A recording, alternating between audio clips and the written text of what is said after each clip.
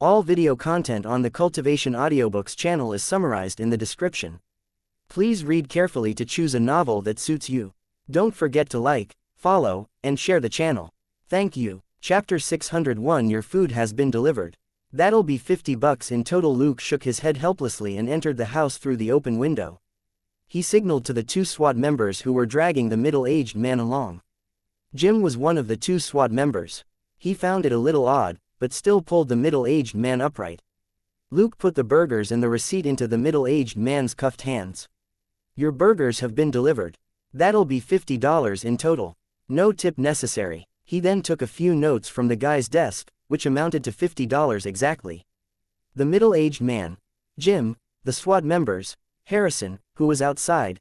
After the middle-aged man was thrown into a police car, Luke gave the cash and the SWAT helmet to Jim. See, you don't need to submit a work expense now. Harrison's expression was strange, but he nodded in the end. That's right, it's true that the guy wanted the food himself. Everybody here can bear witness.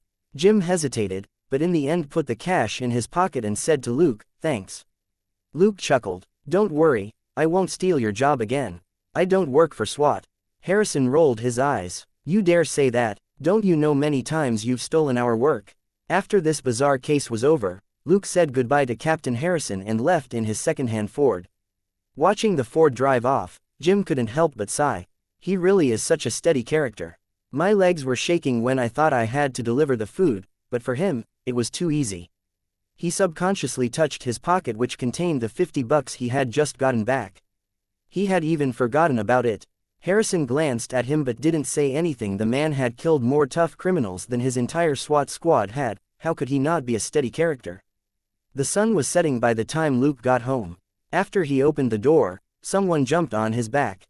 Ha ha ha ha. Surprise. Smiling, Luke kicked the door close and unhurriedly put his keys down. Yes, what a big surprise. Hey, can you at least pretend to be surprised? The person on his back tapped his head gently in dissatisfaction. Luke said helplessly, "But it's too hard." "All right, we'll go out for a big meal tonight. How does that sound?" "Not interested. It's not like I can drink." The person on his back was enthusiastic. "Claire, you're not 18 yet." Luke stretched his hand back to pat her head. "Although everybody drinks alcohol before 18, I can't give you this privilege, all right?" Naturally, the person on Luke's back was his cousin Claire. Hearing that, she said angrily, "I was just saying it casually. Why are you lecturing me like an old man?" Luke carried her on his back to the living room. "Once you go to college, who'll be there to lecture you every day? I'm only reminding you in case you really think that drinking is a good idea."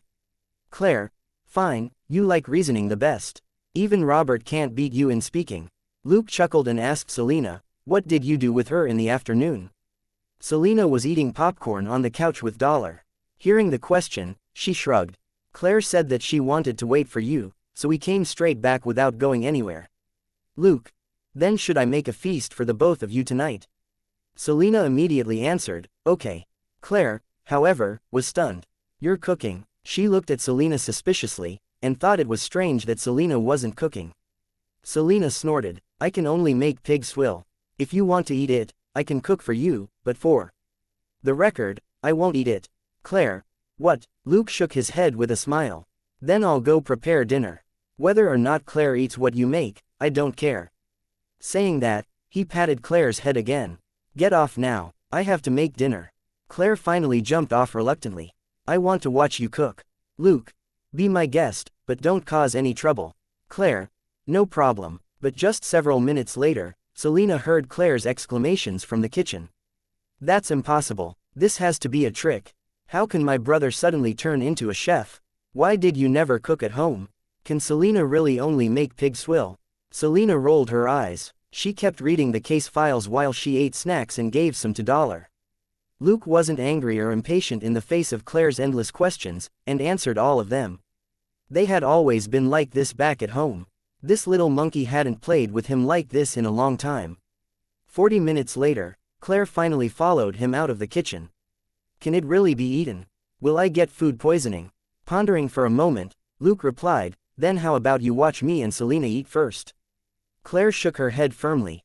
Luke nodded in resignation. "Do you want something to drink? Dinner will only be ready in half an hour." Claire, I'll get it myself. Luke shrugged and sat down to enjoy his tea. Claire came back with a drive. Pepper. She opened it and had a mouthful, before she burped in satisfaction. She sat down on the couch and smelled Luke's green tea curiously. It smells fragrant. Can I have some? Luke. Go grab a cup and pour some for yourself. Hugely interested, Claire fetched a cup and poured tea into it.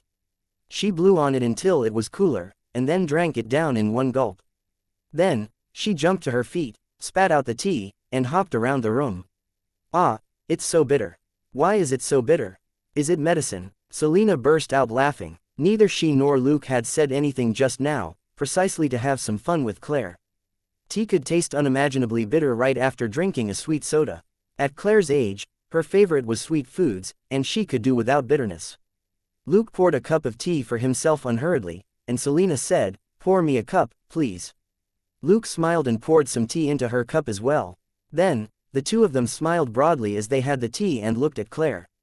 Claire couldn't understand their behavior at all. She picked up the teapot and looked at it for a long time. Are there 2 layers in the pot? Why else can you enjoy such bitter stuff? Selena laughed out loud. You shouldn't have drunk this after drinking soda. It'll be so bitter it makes you cry. Of course, she wouldn't tell Claire that she did the same stupid thing before Selena suddenly felt a sense of superiority finally. She was no longer the only person to have done that. After fooling around for a bit, the 3 of them moved to the backyard. Selena and Claire switched into their bathrobes and ran to the spa. Chapter 602 Selena will train you. Claire missed the big bathtub, but she wanted to give a Luke surprise so she hadn't taken a soak earlier. Now that Luke had come home, she decisively chose to enjoy life. Luke sat next to the pool and handed them drinks every now and then. He also asked Claire about her itinerary for this trip. Claire was about to be an adult now and would be going to college, so naturally, Luke shouldn't arrange everything for her. Claire also wasn't someone who couldn't take care of herself. She was very independent. Luke wouldn't help arrange everything for her. Letting her handle things herself would be the best option. Claire then nattered on. In short, there were 2 points. Firstly, she would stay in the college dorm in her first academic year to better adapt to college life. Secondly, she would go out on her own in a couple of days to check out the study and living environment. In other words, Luke and Selena weren't part of her plan. Luke wasn't really surprised. Claire would be staying here for the month, so they would be seeing a lot of each other. But this was just the summer vacation. Next year, Claire would rent her own place, and she wouldn't stay at Luke's often during the holidays. Naturally, that was just Claire's plan. Luke might be in New York next year. If she wanted to visit him, she would have to fly to the East Coast. But he didn't have to tell her that yet. Besides, Claire coming to a college in Los Angeles wasn't entirely because of Luke. This was Los Angeles, the city of angels where all the stars of America were gathered. One of Claire's dreams was to be a star, but she hadn't thought about whether she wanted to become a singer or an actress yet. So, just let her take her time to think about it. Truth be told, there were some English songs from Luke's previous life which did leave a very deep impression on him. Of course, he didn't listen to that many English songs in his last life. What he did remember were the popular English songs that were global hits, like My Heart Will Go On, and Diamonds. If Claire wanted to become a singer, that really would spare Luke worry. After all, most of the time, it was the song that made the singer popular, not the other way around. There was a very simple reason why Luke didn't rely on these songs to make a fortune. He had no talent in singing or dancing. Not going out of tune or dancing embarrassingly was already his limit. Also, after Daddy's system showed up, he didn't need to take this path. The 3 of them spent the night chatting in the backyard. At 9 the next morning, Claire suddenly sat up when she smelled food through the door, which was slightly ajar. What's that smell? It smells so good. She put on a random loose t-shirt and walked out. She saw that Luke was on his computer in the living room, and Selena and Dollar were having breakfast. She jumped onto the couch next to Luke. Why aren't you having breakfast? Luke. I already ate. Selena and Dollar will still be eating for a while. Aren't you hungry? Claire touched her belly. A little bit. Luke. Then why don't you go and clean up? Claire snorted. Nagging so early in the morning, you're just like Mom.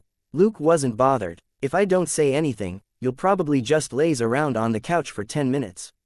Can you blame me? Claire sniffed and jumped up.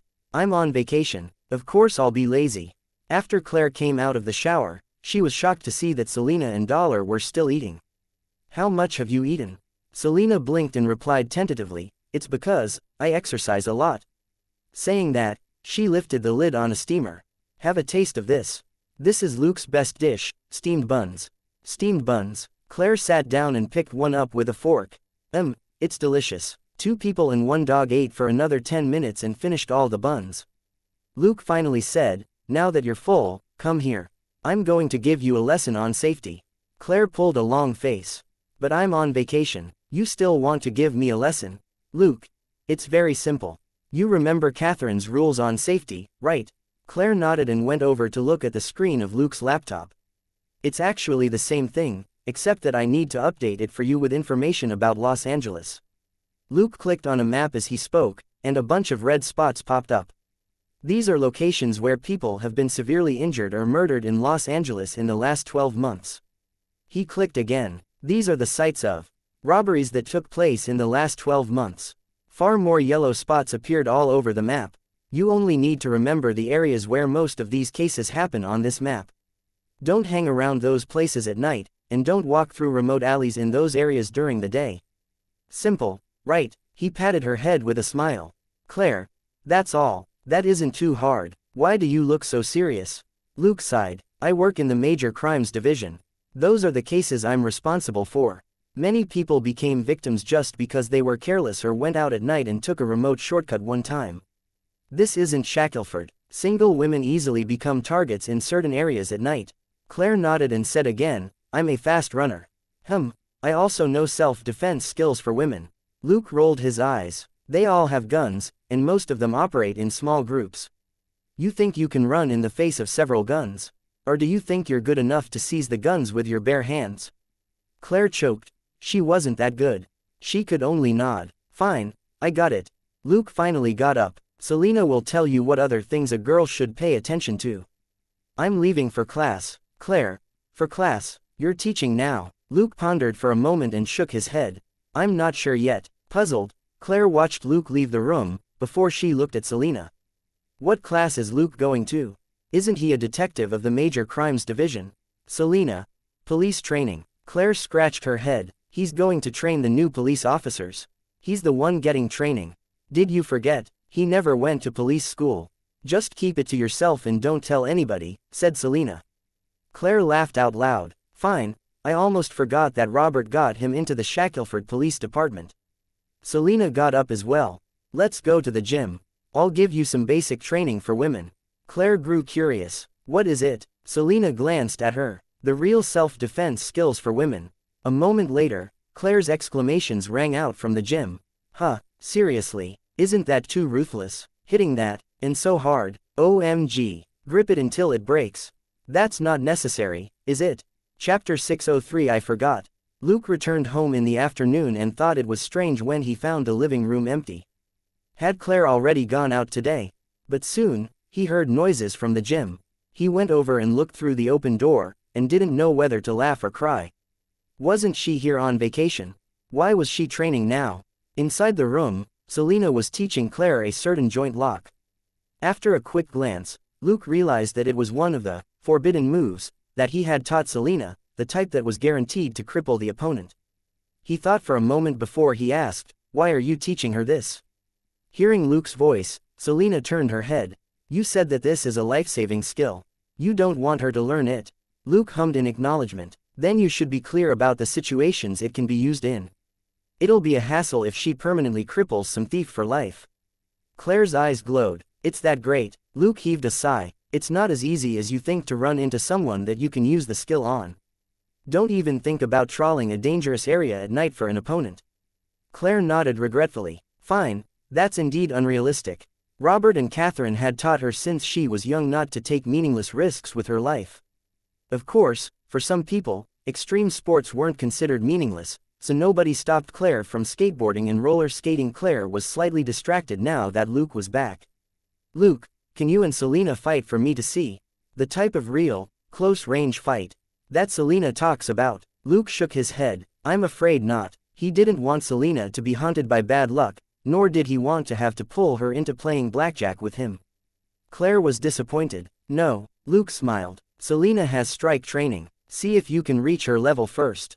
Claire grew interested again. Really? I want to see. Kids were really gullible. Luke chuckled inwardly. He took off his shirt, the holsters under his arms and the gadget belt around his waist. He then picked up 2 hand targets. Only then did he smile at Claire. Watch and learn from Selena. He turned around and gestured to Selena. The two of them were practically of one mind, and she knew from his eyes that he wanted her to hold back today. She could only roll her eyes back at him. Start. At Luke's instruction, Selena's fists came at him like a storm. Bang, bang, bang, bang, bang, bang, bang. Claire was shocked. Are you kidding me? As a high school student who loved all sorts of exercise and as cheerleader captain in her last year of high school, Claire had tried out many sports. She had also done some basic Brazilian jiu-jitsu training with Luke, and knew a thing or two about combat. The strength and speed which Selena was demonstrating were far more advanced than what high school players exhibited in competition. This wasn't looking down on Selena, since it wasn't rare for high school boxers to be more than 1.8 meters tall and weigh around 200 pounds. But what Claire didn't know was that if Selena was trying her best, she could crush most professional middleweight boxers. In the end, this fake show which Luke and Selena put on was thrilling enough to make Claire interested in combat training. She declared that she would have basic combat training with Selena every day from now on. Luke was hugely relieved.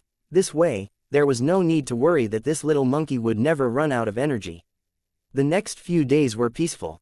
Luke and Selena worked on cases as usual.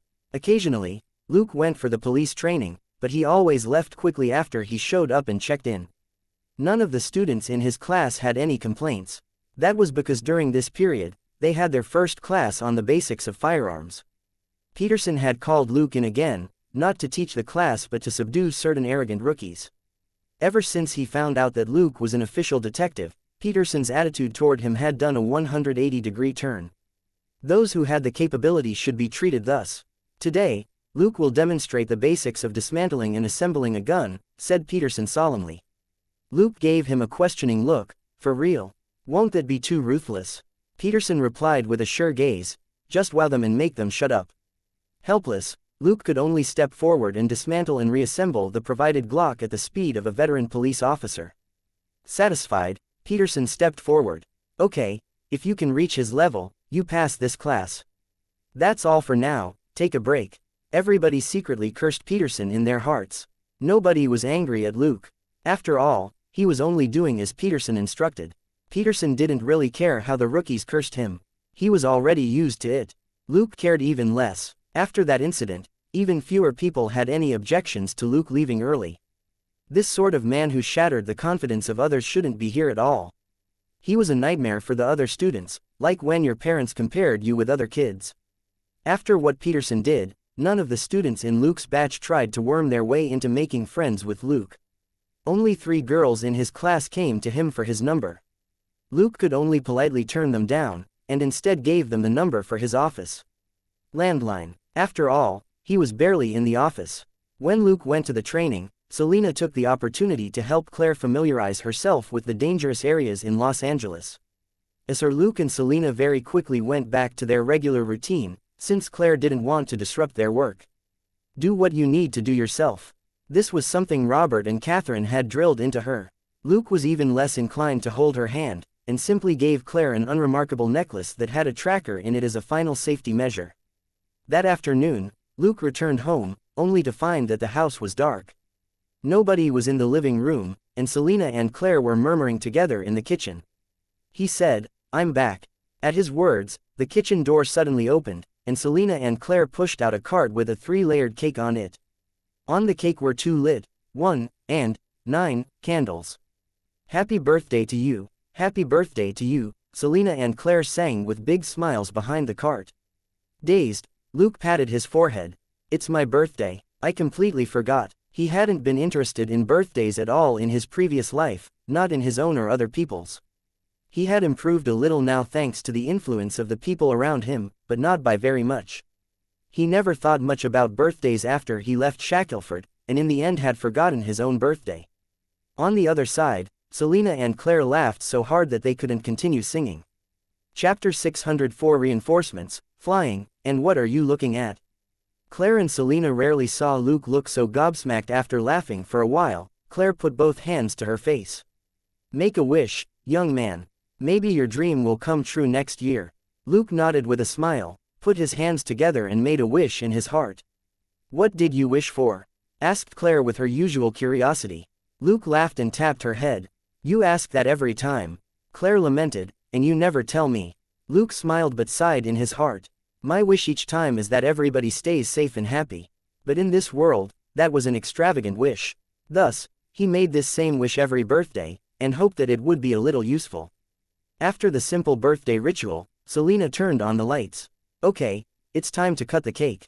A certain dog's drool was already dripping like a waterfall. It loved cream cakes, particularly those with strawberries. There were no fresh strawberries on the cake today, but there was strawberry sauce. The dog was already unbearably hungry. Luke only made one cut before his phone rang. He took it out and said with a smile, "It's Catherine." "Well, I've already cut the cake. You can start now." The two women and one dog enthusiastically started to parcel out the booty. Luke answered the phone on the couch and smiled as he chatted with Catherine. Catherine also wished him happy birthday on the other end, then dragged Robert over to say the same thing. A certain rough man was just this much of a sunere. Actually, from the faint sounds Luke could hear over the phone, he knew that Robert had been listening right next to Catherine the whole time. After the birthday greetings, they began to chat. Luke asked about their romantic trip, and Catherine jokingly said that Robert was too conservative and was still bundled up tightly on the ship. Luke chuckled and didn't say anything. He didn't have the right to say anything. After all, he liked to bundle himself up tightly too. He always wore a loose shirt to hide his guns and equipment. He didn't use the waist holster that most detectives used for work, but continued using the inconvenient arm holster. Robert had similar habits, but also had other concerns, like the scars on his body. Naturally, he wouldn't expose his body so easily. They talked for a while. Catherine was about to hang up, when Luke heard the sounds of a disturbance on the other end. He frowned. "Robert, what's going on?" After a brief silence, Catherine finally said, "He went outside to check the situation. It sounds a little noisy." There was some bewilderment in her tone as well. "Luke, don't hang up, and don't go outside. Wait until Robert gets back." 2 minutes later, there was the sound of Robert's voice. "There's a bit of a problem. Unknown armed assailants have appeared on the ship. I've already seen more than 40 of them. These people are definitely well trained, and this is very likely a premeditated operation." Luke thought quickly. "Don't be reckless. Catherine is there." Robert said impatiently, "Do you think I'm an idiot? If I were alone, I would kill all of them." "Ah, sorry, honey, I was wrong." Clearly, he had been glared at by Catherine. "Luke, try to buy as much time as possible and avoid confronting them. I'll get you reinforcements." Robert scoffed. "We're floating on the D*MN Atlantic right now. The nearest continent is hundreds of kilometers away. Where are you going to find reinforcements?" "Luke, I just made a fortune." Robert was stumped for a moment. "So what, Luke? It's $20 million.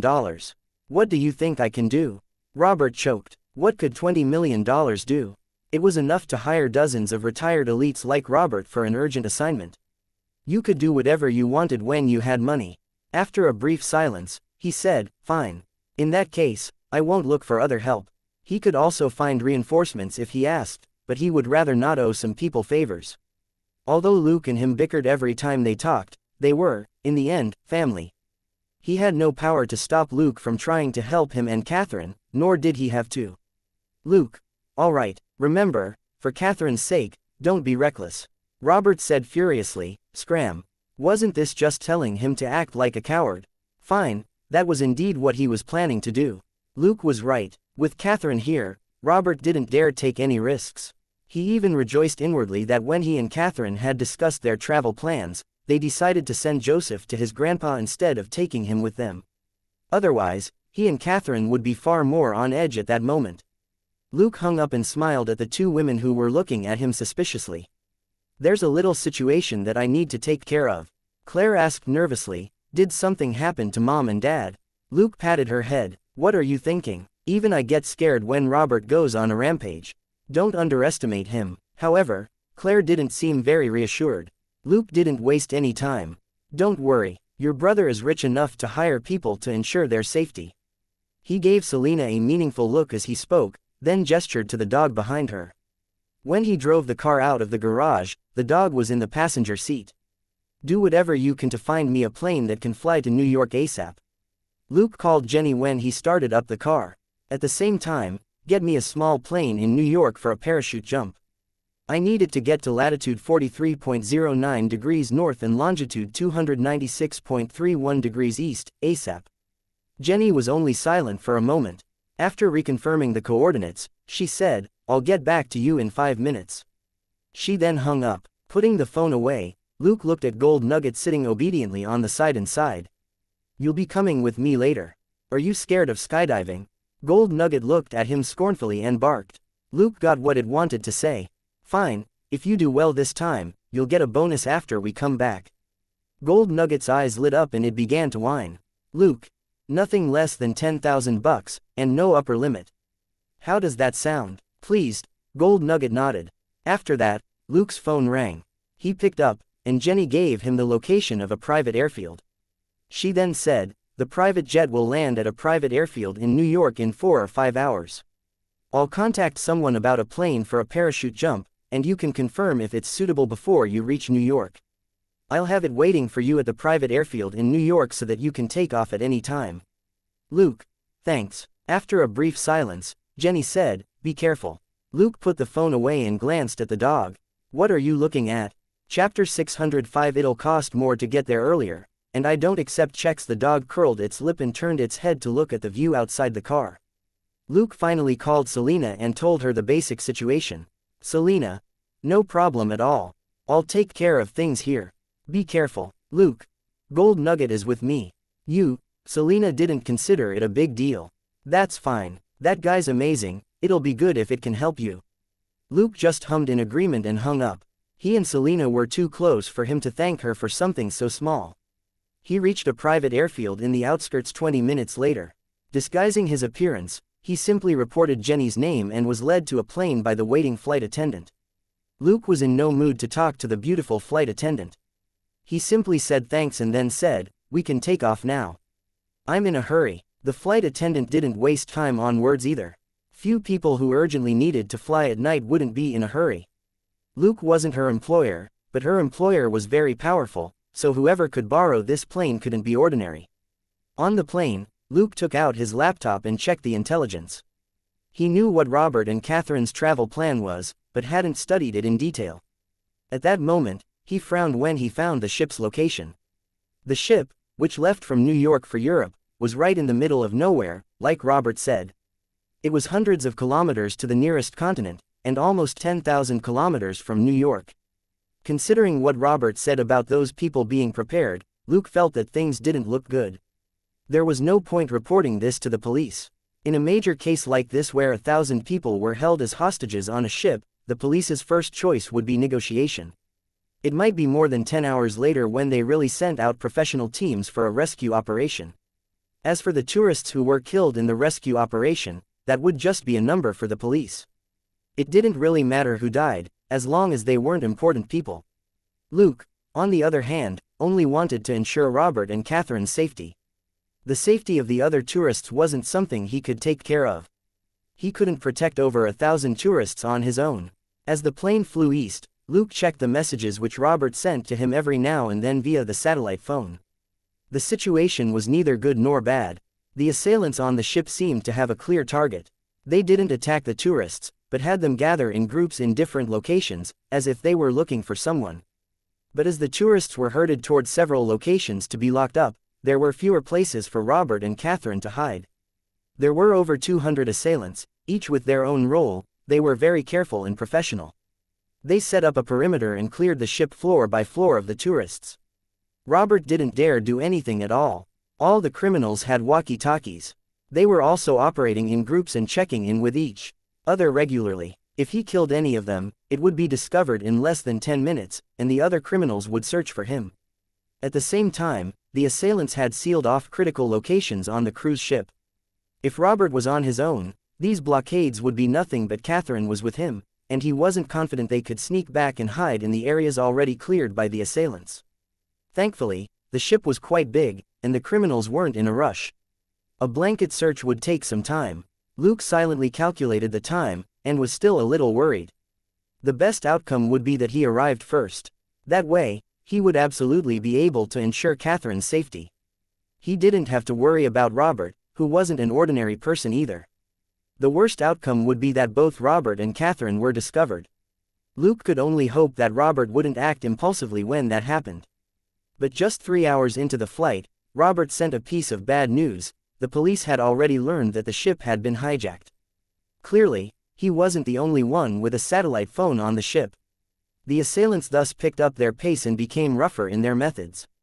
The first unlucky B***** to be shot also appeared. He was a police officer who was traveling with his wife. He got riled up when his wife was shoved by the assailants and he got into a tussle with them. One of the assailants then opened fire. Luke furrowed his brow. This was exactly the situation he was afraid of. On an isolated ship, the assailants would be more relaxed and less wary of the outside world, and wouldn't act too hastily. But the threat of the police was bound to cause a chain reaction. Also, now that the criminals had shot and injured someone, they wouldn't hesitate to shoot the next rebel. Finally, at midnight in New York, Luke quickly got off the plane and boarded another small plane on the private airfield. The pilot was a bearded man. He simply started up the plane and took off after Luke recited the order number and the coordinates of his destination. He didn't really care why this client, who was covered all in black, including even his face, was going to the ocean in the middle of the night. After all, the client had paid 10 times the usual price. For this unexpected fortune, the pilot didn't mind taking some risks. He wasn't exactly a law-abiding citizen. This plane had been personally modified, and it was against the law to use it for business purposes, but it flew faster and further than other planes of its size. A round trip of almost 2,000 kilometers wasn't something a regular small plane could do. Furthermore, this client would be jumping out of the plane halfway, which was quite rare. But so what? In any case, the client had already paid. In the dark, vast night, the plane climbed swiftly, leaving behind metropolitan New York that was ablaze with lights. Looking at the speedometer, Luke asked, "How many hours to our destination?" The bearded man, "Within 3 hours." Luke checked his watch. It was 12:10. Pondering for a moment, he asked, "How much faster can you go without risking our safety?" While he wished the plane could fly like a rocket, it would unfortunately just disintegrate in the air if that happened. After a brief silence, the bearded man said, "It'll cost more to get there earlier." Luke, "I can do that." The bearded man, "I can get you there in 2.5 hours. How much more can you give?" Luke, 200,000. The bearded man glanced back at him. "I don't accept checks." Luke searched his backpack casually and took out a black bag. He tossed it to the bearded man and said, "Start the countdown. If you don't get to our destination by 20 to 3, you won't get any of the money." The bearded man paid him no mind at all. He just swiftly checked the 2 wads of cash with one hand before he stuffed the bag into the space under his seat. "With money, it's possible." Saying that, he pressed several things on the dashboard, and the plane suddenly accelerated. Luke completely understood the bearded pilot's way of doing things. Why would he accept a private job at midnight to fly out to the ocean 1,000 kilometers away if it wasn't all about money? Why would he turn a blind eye to the client jumping out of the plane halfway if he wasn't greedy? Chapter 606 Flight and Gold Nuggets Landing. Luke appreciated people like this who did things for money. After all, he was rich. The entire journey was silent. The bearded pilot focused on flying without saying anything or even looking back. However, he would subconsciously kick the bag of money every now and then cheerfully. He had earned $500,000 from this one flight. There was only one thing he could say: "Please contact me again for work next time." Driven by money, the bearded pilot finally said at 2:22 a.m., "We're only 10 minutes away. Be prepared to jump." Luke hummed in acknowledgement and put on a parachute nearby. 5 minutes later, the bearded pilot reminded him, "We're above the coordinates now." Luke put his fake phone away and said, "The money is yours." With that, he got up and was about to open the cabin door. The bearded pilot, "Wait." The next moment, he held out a card between his fingers.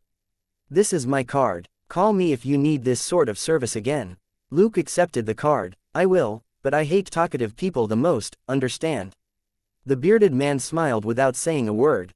He wouldn't even have bothered to talk to Luke if it wasn't about the money. How could he have loose lips? Luke opened the cabin door with one hand, and carrying Dollar, who was wearing goggles, he jumped out. The bearded pilot finally loosened his grip on the gun he had been holding behind his back. He went to the back and closed the door. Quickly turning the plane around, the bearded man set the plane on autopilot and sighed with relief. Damn, I thought he was going to kill me when he said that. Mumbling to himself, he took out the bag of cash from the cockpit and examined it for a moment with a device. He smacked his lips. It's all real, no fakes. This guy is pretty trustworthy. Having been in this business for a long time, he had met many clients who would slip in a couple of hundred in counterfeits when they paid. Who knew whether it was deliberate, or if they couldn't tell that the bills were fake at all? He couldn't demand compensation just for several $100s. Now, there was a client who had paid him $200,000, all of it genuine, which was worth cherishing.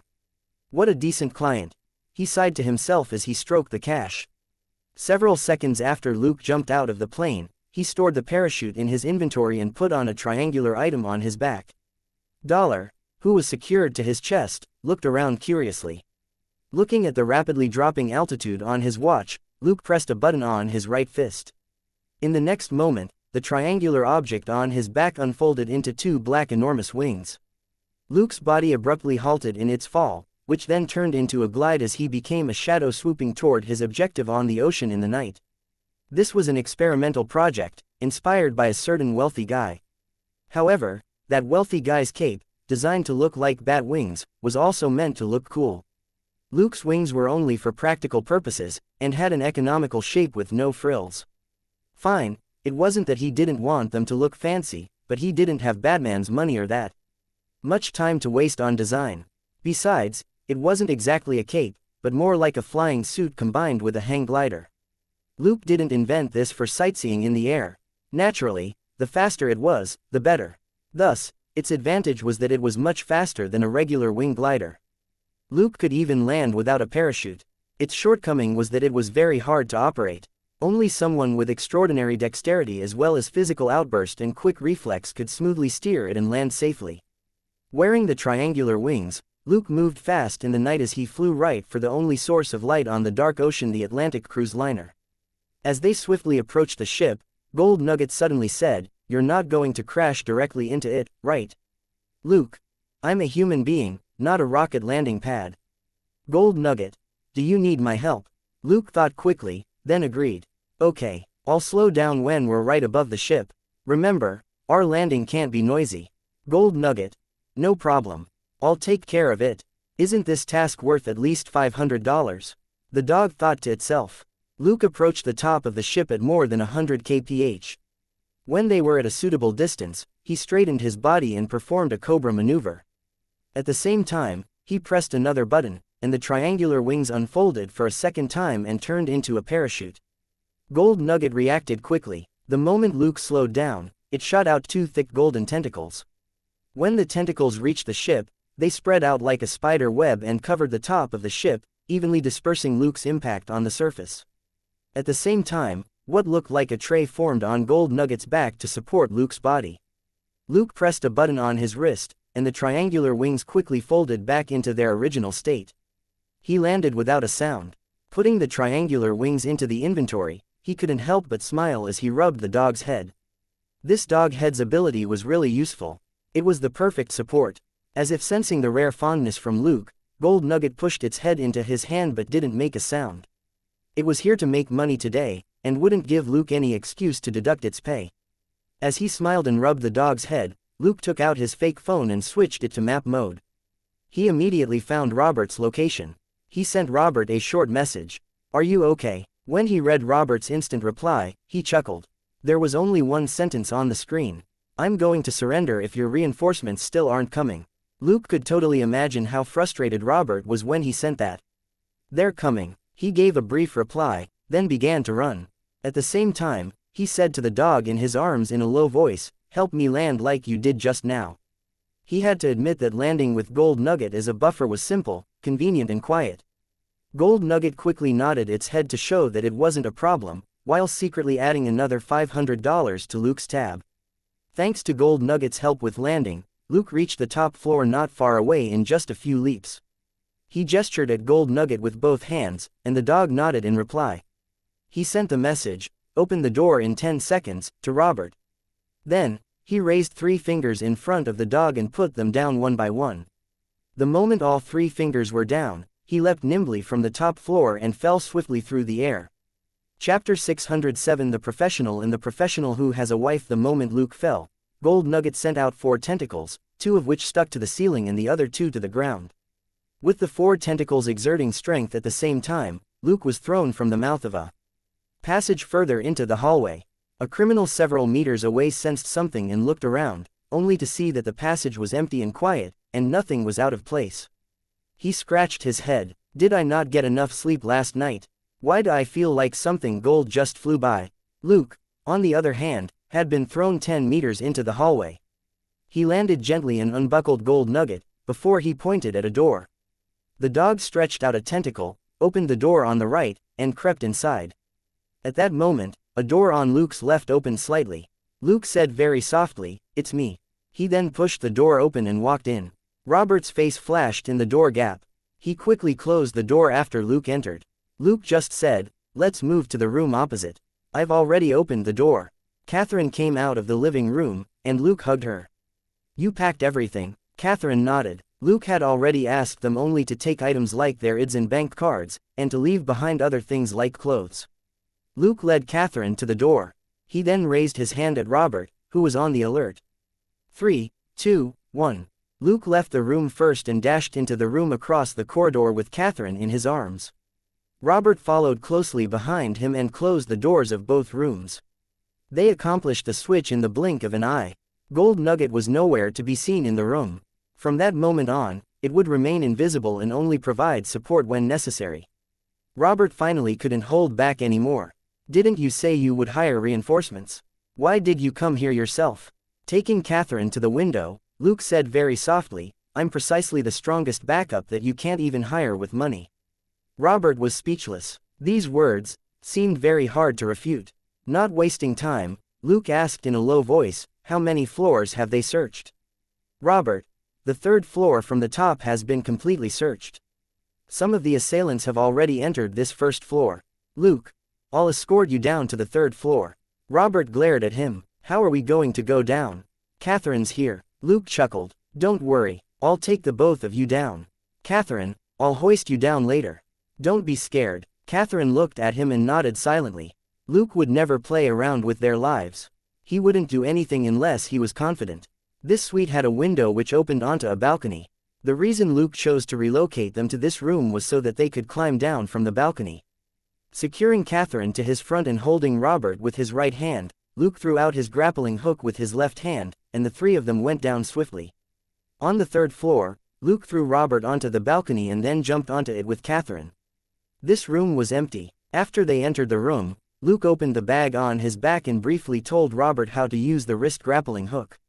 Along with a special, secure buckle, it would allow Robert to relocate quickly with Catherine in an emergency situation without being restricted by the terrain.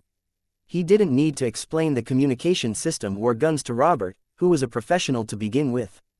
After Luke was done speaking, Robert frowned. "What are you going to do?" "Luke, I'm going to keep an eye on the hostiles' movements. If they plan to do something to the ship, we'll have to escape immediately." "Robert, we're on the ocean. How are we going to escape?" "Luke, I'm rich. I can call for a plane to pick us up in an emergency." Robert was speechless. For Luke to get here so quickly, he definitely spent a lot of money for a plane. It made sense that he would be able to call for a plane to pick them up later. Of course, things weren't that simple. It would be very hard to find a plane willing to fly 1,000 kilometers at night to land in the middle of the ocean to pick someone up. The bearded pilot's small plane couldn't land on or take off from water, and planes that could were generally incapable of flying as far as 2,000 kilometers. Some of the larger seaplanes could, but they were rare and wouldn't be available all the time. Luke could only ensure Robert and Catherine's safety first. If anything did go wrong with the ship, they could at least escape on a lifeboat first. Robert frowned and thought for a moment. Luke waved his hand. "You just keep Catherine safe. Just enjoy your life as a retiree now. Leave this to the professional." Robert was annoyed. "I'm a professional too." Luke blinked. "But I don't have a wife." Robert cursed long and avidly in his heart, but couldn't argue with that. Looking at the two men bickering with each other, Catherine patted Robert on the head, and then Luke. "Okay, let's do as Luke says, but you remember what I told you before, right?" Luke raised his hand and saluted her. "Safety first, and don't be rash." Catherine rubbed his head and sighed. "Just remember that." She could tell how fearless Luke was, just from how he traveled across America in just a few hours and then 1,000 kilometers out into the Atlantic. She didn't think that Luke could really be obedient. The men in the Coulson family might all look docile, but they wanted something more in their hearts. She was only reminding Luke so that he wouldn't be complacent. It seemed like a long exchange, but their discussion took less than 2 minutes. Luke gestured at Robert and Catherine not to worry. He then walked back to the balcony and gave Gold Nugget in the room next door a meaningful look to ensure their safety at all times. There was no way he could leave the two of them alone here. Naturally, Gold Nugget was left behind to protect them. Gold Nugget was ecstatic. It was now in charge of protecting not just one, but two of the Fiend's family members. That should be worth $1,000, right? Luke flung out his grappling hook and returned to the top floor. Relying on his agility, he moved quickly over the side of the cruise liner and soon reached the back of the ship. A bunch of the criminals were transporting something there. Luke took out binoculars to observe them carefully, only to find that they were moving what looked like cans of liquid. Each can could hold around a gallon, and was white and not transparent. Judging from the packaging, it looked like organic cow's milk. These guys were moving the cans very carefully. Obviously, whatever was in them had to be precious. 200 professional criminals hijacked a ship of 1,000 passengers just for a batch of organic milk. Of course not. On the deck, several people were standing together. 2 of them were giving orders to those who were moving the milk cans. Chapter 608 Brutal battle. Above and below the water there were 2 more hostiles, one of whom was holding a well-groomed middle-aged man at gunpoint and the other was interrogating him. The middle-aged man looked dejected, but he answered their questions obediently. Suddenly, Luke frowned at the night sky. 2 helicopters were headed this way from afar. Luke had a bad feeling. These 2 helicopters were making very little noise. Even with his keen hearing, he was only able to pick up faint, unusual sounds on the wind. Furthermore, their strobe lights weren't on, which meant that they definitely weren't ordinary aircraft. Regular aircraft were obligated to turn on their strobe lights during flights. This was a safety measure that absolutely couldn't be omitted. A moment later, Luke saw 2 spots on the surface of the ocean. Were those speedboats? Luke frowned even harder. Had some secret special force been deployed to rescue the hostages? That didn't make sense. Generally speaking, the authorities would first try to negotiate with the hostiles who were holding so many passengers hostage.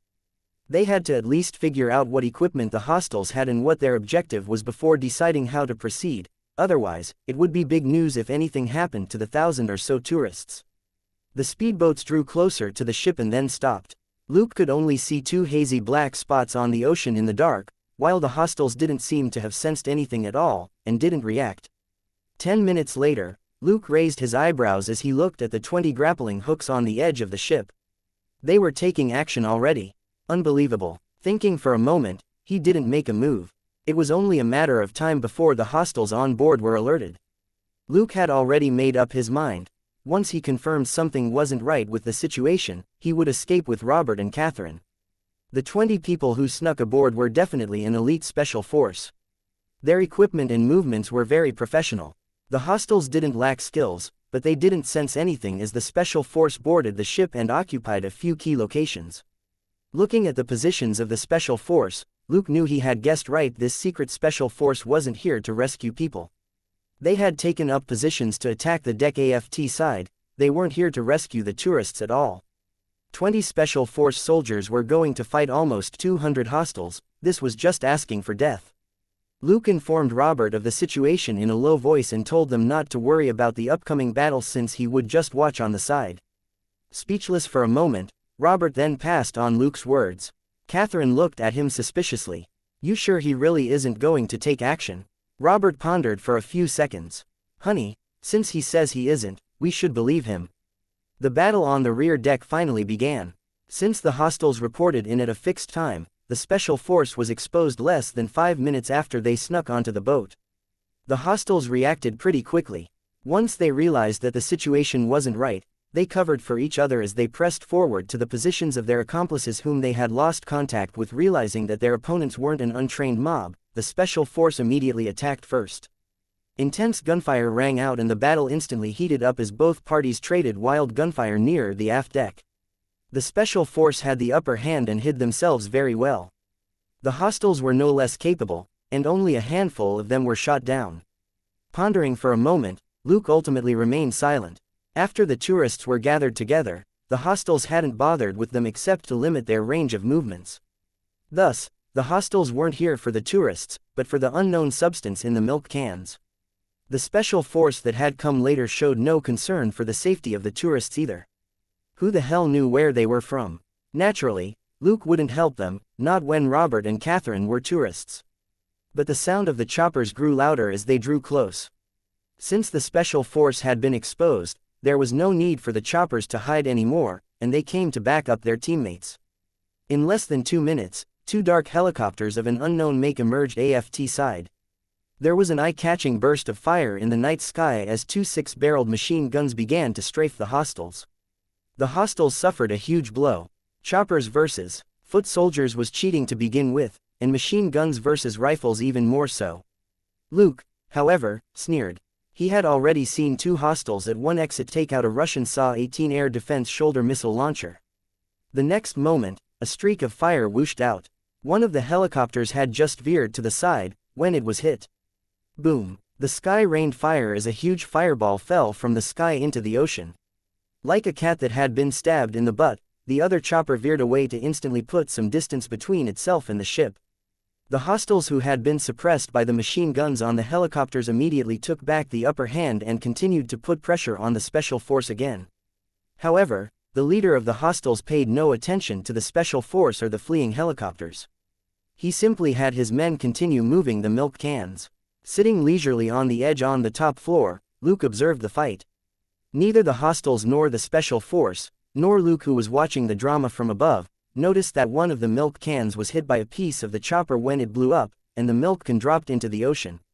A stream of ruby-red fluid trickled into the ocean from the hole in the milk can. A fish that was over 20 centimeters long was leisurely swimming by, when it flicked its tail and abruptly turned its head to dash in one direction. A moment later, it rushed into an area of light red seawater and swallowed the water greedily.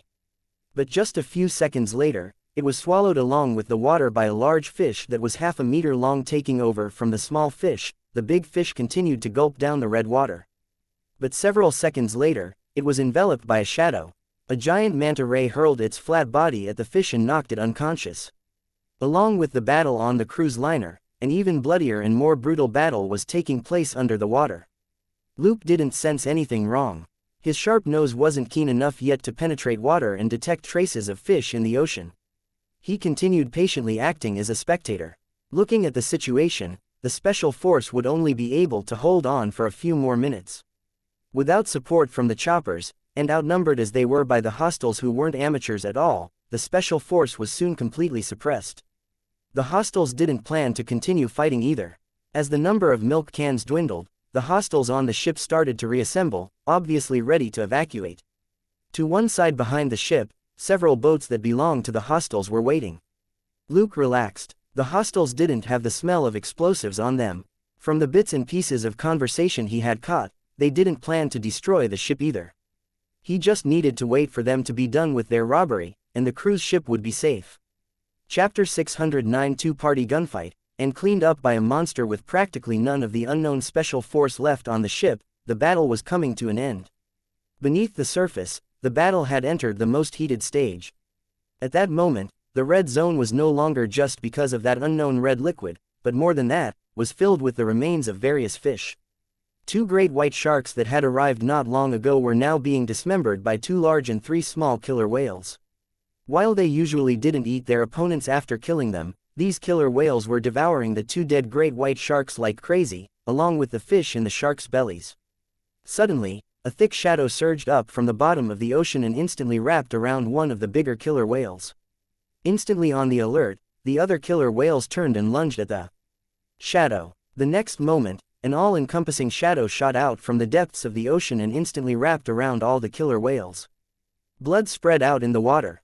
In the bloody water, Two dark blue eyes flickered for a moment, as if searching for something. At that moment on the ship, Luke wrinkled his nose.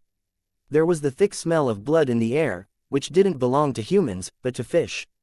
What was going on? He looked in the direction of the smell, which was where the hostiles, evacuation boats were. The battle on the ship was over. The 20 Special Force soldiers were all dead.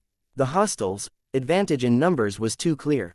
At the price of 40 to 50 casualties, they finally eliminated the troublesome Special Force. At that moment, they were treating their wounded comrades and moving them to their own boats. Suddenly, there was a deafening rumble, followed by yelling from the hostiles' boats. Luke was astounded as he watched a massive shadow wrap around one of the boats and drag it into the ocean. He mumbled to himself, "Are you kidding me? That was a boat more than 20 meters long, but it disappeared from the surface of the ocean in less than 30 seconds. That was unbelievable." However, that was just the beginning. After the first ship sank, the rest of the boats were dragged into the ocean one after another, all in less than 5 minutes. On the cruise ship, only several leaders and about 50 of the hostiles were left. They were also overwhelmed by this sudden mishap. They didn't know what to attack. Down below were their boats. Before the shadow attacked first, they would only hit their teammates if they opened fire. When the shadow attacked, a boat would sink in 10 to 20 seconds, and they hit the boat more often than they hit the shadow. But this attacker didn't give the criminals much time to think. After the boats sank, 5 in total, the surface of the ocean aft side suddenly rippled violently, as if something was moving underneath. A moment later, 7 to 8 shadows, each more than half a meter in diameter, broke through the surface and swiftly climbed up the rear of the ship, reaching the deck a dozen of seconds later. Panicked, the hostiles didn't need to be ordered to run. At the same time, they fired like crazy at the shadows. Disgusting starchy liquid burst out of the shadows, but they just writhed for a moment before simply chasing after the hostiles again. As the shadows started to hunt down the hostiles, Luke sized up the last batch of milk cans on the deck and wondered, "Now what can I do with these cans?" The hostiles were very careful when moving the milk cans, but they weren't afraid. Their leaders were the same. So, the unknown substance probably wasn't dangerous, but was valuable. Luke finally moved. From the shadows on the other side, he stealthily approached the aft deck, then abruptly dashed out. In less than 2 seconds, he reached the last batch of milk cans and bundled them together with a rope he had already prepared. Like a quick snake, the cans of unknown substance were tied together. Heaving them onto his back, he went around 2 sweeping tentacles and slipped away. The whole process took less than 10 seconds. A criminal head who was running away suddenly sensed someone dart past and overtake him to disappear into a passage not far away. He was dazed for a moment. Because it looked like that person was carrying a bunch of milk cans, the important goods that the criminal head had been ordered to take back. At that moment, something tightened around his waist, and his heart instantly jolted. He turned his head despairingly, only to see the sharp tip of an enormous shadow about to envelop him. No, with a short scream, the criminal head disappeared forever. From the ship, in less than 5 minutes, the hostiles, including their leaders, were killed by the 7 to 8 black shadows. The frightening thing was that the black shadows swallowed up most of the hostiles without leaving any bodies behind. Hiding in the passage, Luke instantly stored the cans of unknown substance which he had looted into his inventory. He looked out, only to see that there were barely any hostiles left. What was even more frightening was that the thick black shadows were still getting bigger. Luke's sight and mental strength were far better than a regular person's. After being a detective for so long, he was also especially sensitive about details. These black shadows had only been half a meter in diameter when they first appeared, but they were now more than a meter in diameter. From where he had been watching at the top of the ship the entire time, he could perceive the speed of this change even more. However, it didn't really matter to him whether they were half a meter or 2 meters in diameter. Tangled up in these thick, black shadows, the rear of the ship was slowly sinking. Luke watched indifferently as the black shadows slithered around on the deck and tossed some things aside. It would be best if this fellow just left. That way, he wouldn't need to take action. Thinking that, Luke glanced into the night sky at the helicopter that had just returned. The black shadows searched the deck for a moment and didn't seem to find what they wanted. Finally, they changed course and moved toward the ship's hold. Luke glanced at the helicopter again, which finally moved. The 6-barreled machine gun opened fire again and strafed the enormous black shadows. Starchy liquid burst out of the black shadows as they waved about frenetically. Unmoved, the helicopter kept firing. It seemed that the black shadows were unable to withstand the attack, and they quickly retreated from the deck back into the ocean. The helicopter went around the ship and turned the searchlights on the water to look for the black shadows. At that moment, it started to drizzle, and soon turned into a downpour. Standing silently next to the rail on the top floor, Luke stared at the surging ocean. A storm was coming. In the middle of the rain, the helicopter descended after making 2 rounds. Several ropes were dropped from the chopper, and 4 Special Force soldiers began to rappel down. Luke was a little intrigued. This Special Force had just lost a huge number of men. They weren't even sure if that monster was gone yet, but they were already coming down to check the situation on the ship. Clearly, the hostiles in the Special Force were all here for the unknown substance and weren't willing to give it up, despite how extremely dangerous it was. Chapter 610 Big Seafood Looks Delicious. Luke suddenly turned his head and looked at one side of the boat as a black shadow broke the surface of the water and lashed out with astonishing strength at the helicopter in the air. The pilot reacted fast enough and promptly veered to the side. The black shadow swept past 10 meters under the helicopter, far from hitting it, but both the pilot and the Special Force soldiers rappelling down were already yelling, "Crap." While the sudden attack didn't hit the chopper, the 4 dangling ropes couldn't avoid it. The black shadow struck 2 of the ropes, the enormous force immediately stopping the helicopter from moving forward as it was swung in a half-circle before it was whacked into the ocean. Luke didn't need to take a closer look to know that the helicopter and the soldiers were doomed. Those black shadows would definitely eat them alive. A moment later, a shadow that looked like a small mountain slowly rose out of the ocean, and several thick black shadows stuck to the ship as it climbed up to the aft deck. At that moment, Luke could hear the ship creak sharply as the entire hull slowly leaned backward. The Atlantic cruise liner was a behemoth which weighed almost 90,000 tons when empty, but it now shuddered under the pressure of this massive shadow. "Damn, this is really one hell of a monster," Luke mumbled to himself. In the face of such a terrifying colossus, the one thing Luke had always worried about had now become a reality. What should he do in the face of a far, far bigger opponent?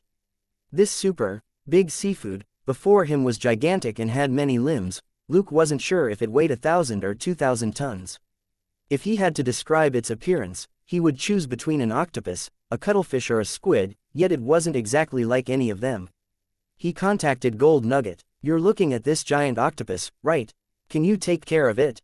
Gold Nugget, who was watching the battle from a distance, instantly replied, "I think it'll take me a whole year to finish eating it." "Luke, I'm talking about symbiotic control, not asking you to eat it. But it looks very delicious, and a lot like that roast squid you made for me." Gold Nugget couldn't help drooling as it spoke.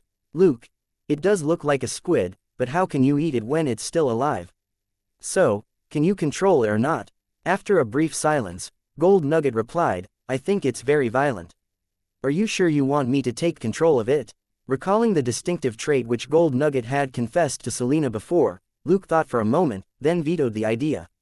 "Forget it. Help me keep an eye on Robert and Catherine. You must make sure they're safe. Don't worry about me." "Gold Nugget, are you sure? You're not even the size of the smallest sucker on the tip of its tentacle." "Luke, I'll kill it if it dares kick up a fuss." "Do you believe me?" "Gold Nugget, I do." "Not." The dog head silently added in its heart. Luke ended the communication and kept watching the big guy. The giant octopus-like creature moved over the deck, swallowing up the scattered bodies of the Special Force soldiers.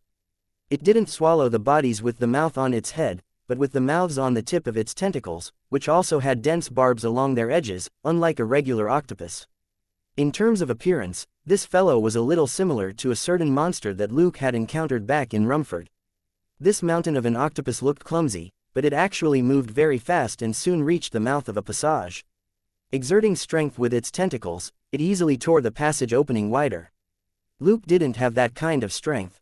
The deck, which was made from all kinds of metal welded together, couldn't withstand the terrifying brute force of this huge seafood. Luke quietly backed away, his mind whirling with all kinds of thoughts. Finally, the monster forced its way into the narrow hole in the deck, and then made its way to the main hall on the bottom level. Was this guy going after the tourists in the main hall? Luke murmured to himself. He had never stopped moving, and already detoured around to the back of the giant octopus after picking up 2 M4A1s and a HK-416 dropped by the Special Force soldiers. He then aimed at the back of the octopus's head and fired. That was, if that oval that was 10 meters tall really was its head. The giant octopus roared in pain but didn't turn around. It continued heading downward, its tentacles sweeping out like giant snakes. Luke didn't stop firing. Whenever he emptied a clip, he would promptly switch to another gun so that there was no break in the gunfire. Unlike the hostiles earlier, his shots were on point as he hit the mouths of the tentacles, causing them to writhe frenetically. Once he used up the bullets, he reloaded with the backup clips in his inventory. That was the advantage of the M4A1, its clips could be used in HK-416s and most AR rifles. It was the most common firearm in American combat units. Using 3 rifles in turn and firing in a swift rhythm, Luke very quickly reduced the sharp tips of the tentacles to pulp. Even if the octopus was a mutant of some sort, it couldn't take this. While a consensus had been reached over whether or not invertebrates could feel pain, Luke now wasn't sure. From what he had seen, he noticed that this giant octopus probably felt pain. Or should he say, being shot at made it uncomfortable. As for whether or not the sensation was pain, nobody could tell. To this mutant giant octopus, the rifle bullets were probably nothing more than needle pricks, but if a person's finger was jabbed hundreds of times with a needle, it certainly wouldn't feel great. The giant octopus, however, simply recalled its tentacles and covered its back end with its thickest tentacle before it continued downward. Luke frowned. Was this guy that determined to eat up those tourists? Mulling over this, he suddenly took out a can of the unknown substance from his inventory and threw it onto the aft deck. When it was several dozen meters away, Luke raised his hand and fired. Bang! The bullet pierced the milk can, which sprayed white milk over the deck. The giant octopus didn't react and continued forward. Luke frowned and quickly took out the other milk cans. Analyzing them for a moment with sharp nose, he threw one of them onto the aft deck again and blasted it apart. Bright ruby red liquid splattered from the milk can. Several seconds later, the mutant giant octopus suddenly paused, then abruptly changed direction and charged madly toward the back of the ship.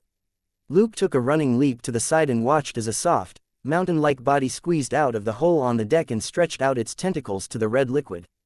When the tentacles touched the liquid, they shuddered slightly. Luke even saw the pulpy tip of one of the tentacles start to swiftly regenerate. Chapter 611 Big Seafood cuts off its leg to save its life, and I'll have a chat with Robert. The tentacle which touched the red liquid regenerated quickly, like a movie's special effect. New flesh grew out of the wound in dozens of seconds. Mind whirling with thoughts, Luke looked at that oval head which swayed with excitement, and suddenly took out a glass bottle from his inventory and chuckled to himself. I've got stronger stuff here. He gave the glass bottle a light toss so that it was above that big head. The moment he threw out the bottle, he raised his gun, swiftly adjusted his mindset, and shot the glass bottle when it was about to fall onto that big head. Bang, bang, greenish-yellow fluid and broken glass sprayed all over the big head. The big head, which had been swaying with delight, suddenly paused, and then started to shake like crazy. Faint vapor wafted up from the greenish-yellow fluid on its head. As if it was being devoured like crazy by invisible ants, that part of its body caved in at a visible rate. Looking at the giant monster, Luke smiled. You're not the only giant monster I've seen. The big seafood was in such agony that it slapped its own head with its tentacle. Unfortunately, it was useless. The aliens' corrosive fluid couldn't be fixed with a slap to the head. Luke opened fire once more, this time at the hole in the big seafood's head. The big seafood screamed even more miserably. The acidic fluid, which had only been corroding its skin at first, flowed into the new channels created by the bullets and entered deeper into its body. Confident now, Luke quickly took out his special M500 revolver from his inventory. Bang, bang, bang, bang, bang. 5 armor-penetrating bullets created even deeper channels in the big head. Bang, bang, bang, bang, bang. 5 highly explosive bullets blew up and widened these new channels even more. The giant octopus couldn't take it anymore and started to curl up, its dozen or so tentacles whipping the deck randomly. Luke put the revolver away and moved forward 10 meters. Glass bottles filled with the alien's acidic fluid appeared in his hands one after another, and he threw them into the wound on the big head whenever he had the chance. Avoiding the giant tentacles that were lashing about like crazy, Luke was like a cat nimbly avoiding a giant's hands.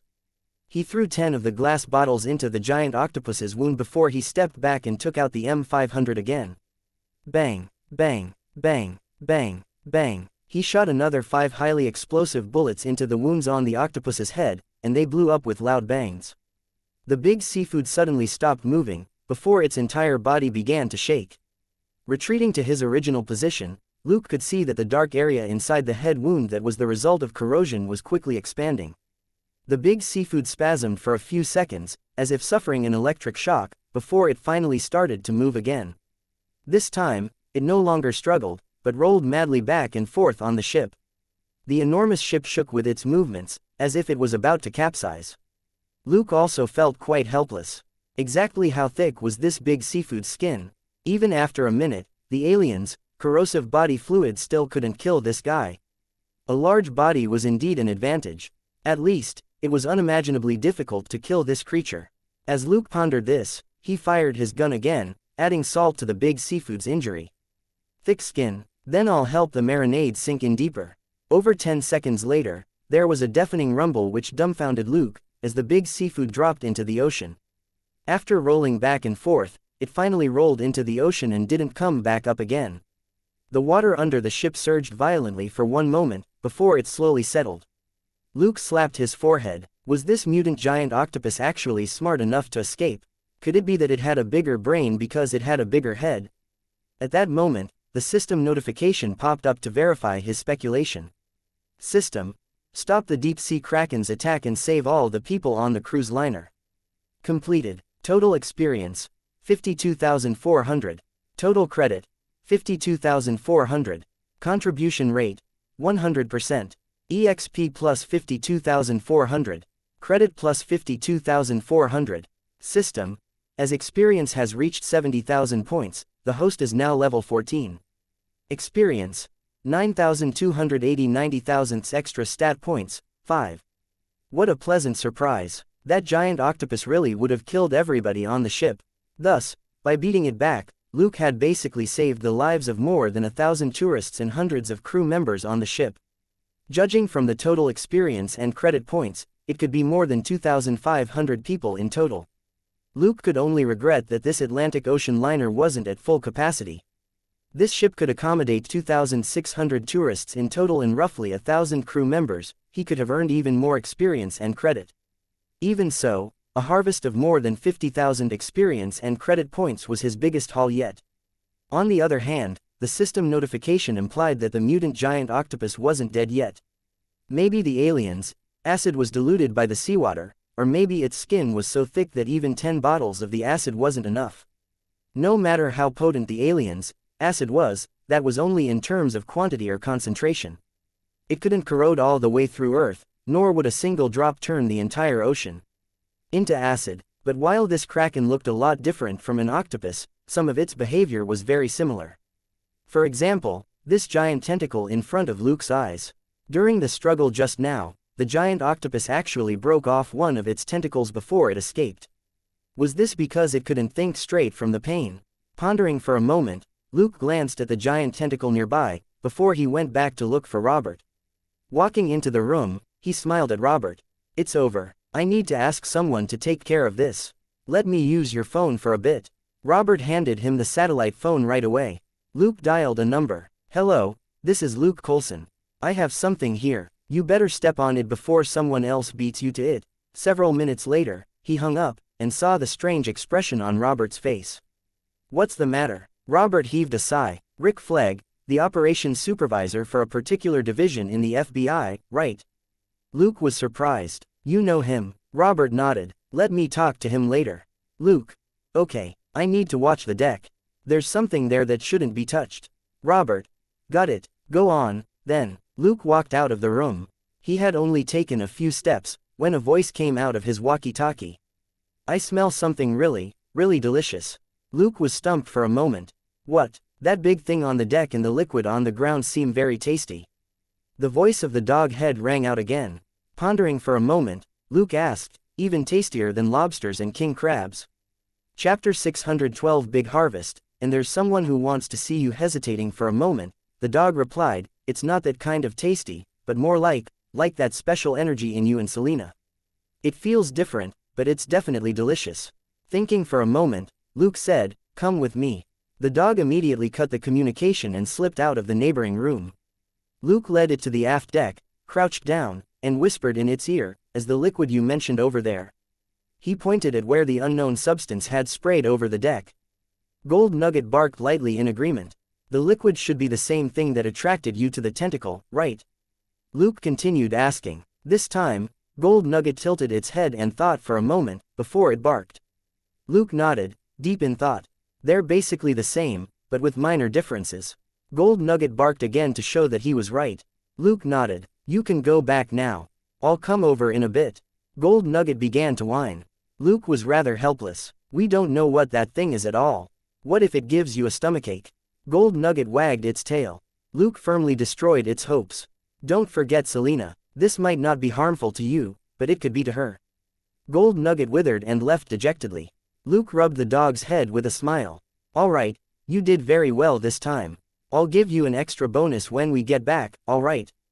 Gold Nugget perked up, bumping into Luke's hand. It then slipped away. The dog head was elated. Hee hee, with a little more money, I'll be able to buy a top-quality laptop and go online. Wasn't there that saying nobody knows you're a dog on the internet? That way, it would be able to play to its heart's content. After the dog disappeared, Luke considered what it just said and looked at his credit points in the system, 109,880. For the first time, his credit balance was above 100,000. That thing which he tried a long time ago popped into his head again. After hesitating for only a brief moment, he made a decision, and his credit points instantly became 9,880. Two notifications immediately popped up in the system. System, 100,000 is required to upgrade the inventory function. Upgrade, system, the inventory function has been upgraded. Luke then added a stat point to mental strength. Mental strength 26. He couldn't be any more satisfied as he looked at the panel. After he was done adding these 5 stat points, his mental strength would reach 30, but he still had a long way to go to 40. He needed 90,000 experience points to reach level 15, and probably 100,000 to reach level 16. Luke didn't think that he would get 4 more chances to save an entire ship of people. He still had to keep grinding, and do his best to open new raid areas. That way, he might be able to reach the threshold before he went to New York. As he thought that, he walked over to the giant tentacle and started working on it. Wow, this meat is really tough, the fishy smell is a little strong. Do I have to roast it for Gold Nugget? These spikes are a little interesting. After toiling for a good long while, Luke finally went back, pleased. He was elated when he sensed the empty space in his inventory. How many life-saving things could he store inside? If he put food and water in it, there would be enough to feed Selena for decades. As he was thinking that, he changed out of his outerwear and shoes. After cutting up the octopus tentacle, it felt like his entire body reeked of a fishy smell. After everything was done, he leaned against the wall inside a passage and kept an eye on the aft deck while he munched on chocolate beans which he took out of his waist pack. He didn't bother with the tourists and crew downstairs. The hostels hadn't locked them up, and simply gathered them together in the entertainment venues. Those places didn't lack anything. Now that the hostels were all dead, those people could do whatever they wanted, as long as they left the octopus tentacle alone. How many people would come running over to look at the octopus tentacle wasn't something he could control. He was alone, and he was a police officer. It was impossible for him to control the movements of 2,000 people. An hour went by just like that. Many of the crew members had already started to appear on the deck as they examined the surroundings from high vantage points. Luke heaved a sigh. Look, if you want. At most, it'll just become another American legend and horror story. Looking at how the situation was unfolding, it would be the tourists after this. In an hour at most, the deck would be packed with spectators. Bored, Luke fished out a chocolate bar and took a big bite. Fleg, don't screw this up, or in the future, I won't believe you can get things done. Just as he said that, he heard some activity, and saw a few red lights in the night sky to the west. Luke narrowed his eyes and deduced that it was a large plane. In a short while, the plane approached the ocean surface and landed with a loud rumble, leaving long white trails behind it on the water. Luke raised an eyebrow. This vehicle could actually land on water. Also, its model was unfamiliar. There weren't many types of large seaplanes, and even fewer of them were military aircraft. This large plane looked like none of them. Was this a special plane created by a certain secret department? As Luke pondered this, he saw a few hovercrafts leave the plane and carry fully armed people over to the ship. Luke shifted to face the passage as he leaned against the wall, and he took out a lollipop. After almost 70 fully armed soldiers boarded, Luke straightened and greeted his old acquaintance. Agent Flegg. Flegg, who was in charge, simply waved at the others to proceed as usual, before he went over to Luke with 2 agents. When he approached, a vague smile flashed across his face and was gone in an instant. He stretched out his hand. Luke, just call me Flegg. Can you tell me what happened? Luke gestured to him. Let's talk on the way. There's someone who wants to see you. Flegg was stunned. There was someone he knew here. As he wondered, he followed Luke. Luke briefly described what happened earlier, but left out the part where he put holes in the mutant giant octopus's head and forced it to jump into the ocean. He simply claimed that it returned to the ocean after gobbling up the hostiles and the special force. Flegg listened quietly. After Luke finished, he raised his hand and walked away, before he spoke into his walkie-talkie. Lock down the right side of the aft deck. There's a suspicious unknown substance in the form of a bright red liquid. Collect any residues you find at once. After giving the order, he took out a phone and spoke shortly into it before he hung up. Then, the 4 of them continued toward the room which Robert was in. Luke knocked on the door. It's me, Agent Flegg's here, too. Chapter 613 Retired. Dead, on a trip. Flegg, come in alone. Luke, go to the room opposite. Catherine's there. The door quickly opened, and Robert's voice came out. Hearing that voice, Flegg was stunned, disbelief in his eyes. You, the 2 agents behind Flegg looked at their boss with puzzled expressions. Doing his best to calm down, Flegg ordered, the 2 of you wait outside. The 2 agents noticed Flegg's hand signal and relaxed. That gesture meant that the situation was safe and there were no abnormalities. The door shut. In the corridor, Luke shrugged. Do what you like. He then opened the door opposite. The 2 agents looked at each other with bitter smiles. This was the hard lot of working under someone else. Inside, Robert and Flegg stood in the living room. Flegg slowly tidied up his clothes, stood straight, and saluted. Greetings, sir. Member of the B-34 squad, Rick Flegg, reporting for duty. After a brief silence, Robert also straightened and saluted him in return. Done with etiquette, Flegg finally continued, it's so good to see you again. I always thought that you. Robert gestured for him to take a seat and said, you're no fool, you know what our department's usual practice is, right? Flegg smiled bitterly. How am I supposed to know if you really retired or the codename on paper died? In their department, there were few who knew who was dead or still alive. As for those who were already dead, few knew how they died. It was also the reason why he was so surprised to see Robert. He had always thought that Robert had probably been killed by some big shot at the prime of his life, or at worst had been sent on some suicide mission. There was no way he could have retired so early. But Robert was actually alive and kicking, and was even on holiday on a cruise ship. Flegg didn't know what to say about this low-key living. Robert had never been one to beat around the bush. Staring at Flegg, he said directly, I want you to cover up Luke's role in this. Can you do that? After a brief silence, Flegg finally nodded. No problem, but you and him, Robert, he's my son. Flegg smiled wryly. That explains a lot. Looking at his face, Robert asked, what else has he done? Flegg looked conflicted, and didn't say anything. Robert scoffed. All right, I know you're always the most obedient, which is why you're still alive. Go do your thing. Flegg stood up with a bitter smile. Thank you for your understanding, sir. Robert also stood up, a little impatient. All right, after you leave this room, don't say you know me. I'm already retired. While Flegg stayed silent, he mumbled inwardly, that's right, your redacted files are probably collecting dust in some supposedly non-existent RED archive. After Flegg left, Luke and Catherine returned to the room. Looking at Robert, Luke asked, an old colleague. Robert snorted. What are you thinking? I've been retired for over 10 years already. He was still drinking milk back then. Luke. No matter how you look at it, Flegg's only in his 30s, right? Robert. He looks older. Anything wrong with that? Luke shrugged. Fine, fine. He could see that Robert didn't want to talk about Flegg. He turned around and looked at Catherine. The FBI guys are here. Do you want to continue with your trip? Catherine thought for a moment and shook her head. Forget it. Once the ship docks, let's just continue with our holiday on dry land. Robert. Luke. Suddenly, there was a knock on the door. Luke answered it, and an agent said to him in a low voice, Captain Flegg needs to talk to you about something. Luke turned around and looked at Robert. After getting a nod in reply, Luke walked out of the room. He quickly reached the aft deck. Seeing that he had arrived, Flegg simply greeted him before he asked, "I need to ask you what happened in detail, you understand?" Luke nodded. Just now, he had been the one talking while Flegg listened. It was now time for Flegg to ask the questions and for Luke to answer. That was how investigations were usually carried out. However, Flegg's questions were mostly focused on the hostiles, the middle-aged man kidnapped by the criminals, and the secret special force that arrived later. Unfortunately, they were now all in that giant octopus's stomach, which made it very hard for Flegg to confirm their identities.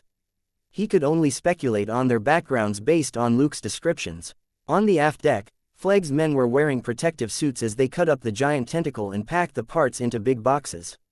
The tentacle was very big. 30 of Flegg's men bustled around while the other half stood guard. The tourists and crew on the ship were all told that there was something dangerous on the deck that needed to be processed. They were all asked to remain in the main hall. Except for a few overly curious guys who were stopped by several soldiers, everything was under control. Of course, this also had to do with the reputation of the soldiers. They weren't the people's guardians, and instead were usually deployed to suppress a situation. For example, during a hurricane in Luke's previous life, the soldiers rode armored trucks into the disaster zones. Their responsibility was to maintain order, not to rescue the victims. By the same logic, they only needed to maintain order on the ship, and didn't have to be responsible for the safety of the tourists. Since the day they became soldiers, that had never been their obligation. The men in protective suits were crouched on the deck as they carefully collected something. Luke knew what they were looking for, the unknown red liquid. This thing had drawn the hostiles into hijacking the ship and the special force in an all-out attack, and had even drawn a mutant giant octopus in the end. It was the key to the whole thing. As a professional, Flegg had noticed this key point right away. The men in protective suits were being very careful as they searched for the red liquid scattered over the deck. They divided the area into grids and slowly searched from the outside in, and didn't miss anything suspicious at all. As a result, they couldn't move quickly. Even after the giant tentacle had been cut up, packed and loaded onto the seaplane, they were still scouring the deck. Suddenly, there was a voice from Flegg's walkie-talkie. "Captain, 2 planes are coming." Since the agents were letting Flegg know, that meant that the 2 planes were already low in the sky. Luke could already hear the noise. 2 massive planes rumbled as they slowed down on their approach to the ship. The rear sections were already down, and several shadows that weren't small in size were dropped. Luke glanced at Flegg. "It looks like you're outnumbered." Flegg was silent. Those were C5 Galaxy carriers, air behemoths that could carry 300 soldiers at a time. Chapter 614 Safe Return. And Catherine's previous hope. The 2 Galaxy carriers slowly swept past the ship and spat out a few marine vessels from their big bellies. Because of these boats, the soldiers on the carriers weren't at full complement, but the planes could still accommodate 200 people. In less than 10 minutes, 4 hovercrafts arrived. A searchlight on one of the hovercrafts then turned on, and there was the sound of a loudspeaker. "This is the U.S. Marines. Personnel on the ship, identify yourselves, or we will treat this as a hijacking and a terrorist attack." Luke glanced at Flegg, who said to an agent next to him, "Take a few men and delay them in talks. Buy us as much time as possible." He then said to another man, "Tell the collection squad to work faster and stop dawdling. The thieves are already here." After the 2 agents left, Luke said with a smile, "That's the U.S. Marines. Aren't you scared?" Flegg grinned. "It's because they claim to be the Marines that they definitely aren't." Luke was surprised. Flegg explained casually, "On missions, Marines will usually say that they're the Navy or even the SAS, which makes wrangling easier." Luke immediately got it. FBI agents Flegg in Wales, for example, were as fake as the Marines in front of him. When it came to fake identities, it could be said that the various departments had complicated relationships. As long as they weren't caught with evidence, the agencies often used another party's identity to shift the blame. The people on the deck clearly redoubled their efforts. Flegg turned his head and looked at Luke. "Shall I send you back?" Luke quickly nodded. "I'd really appreciate that. Can I take those 2 family members of mine with me?"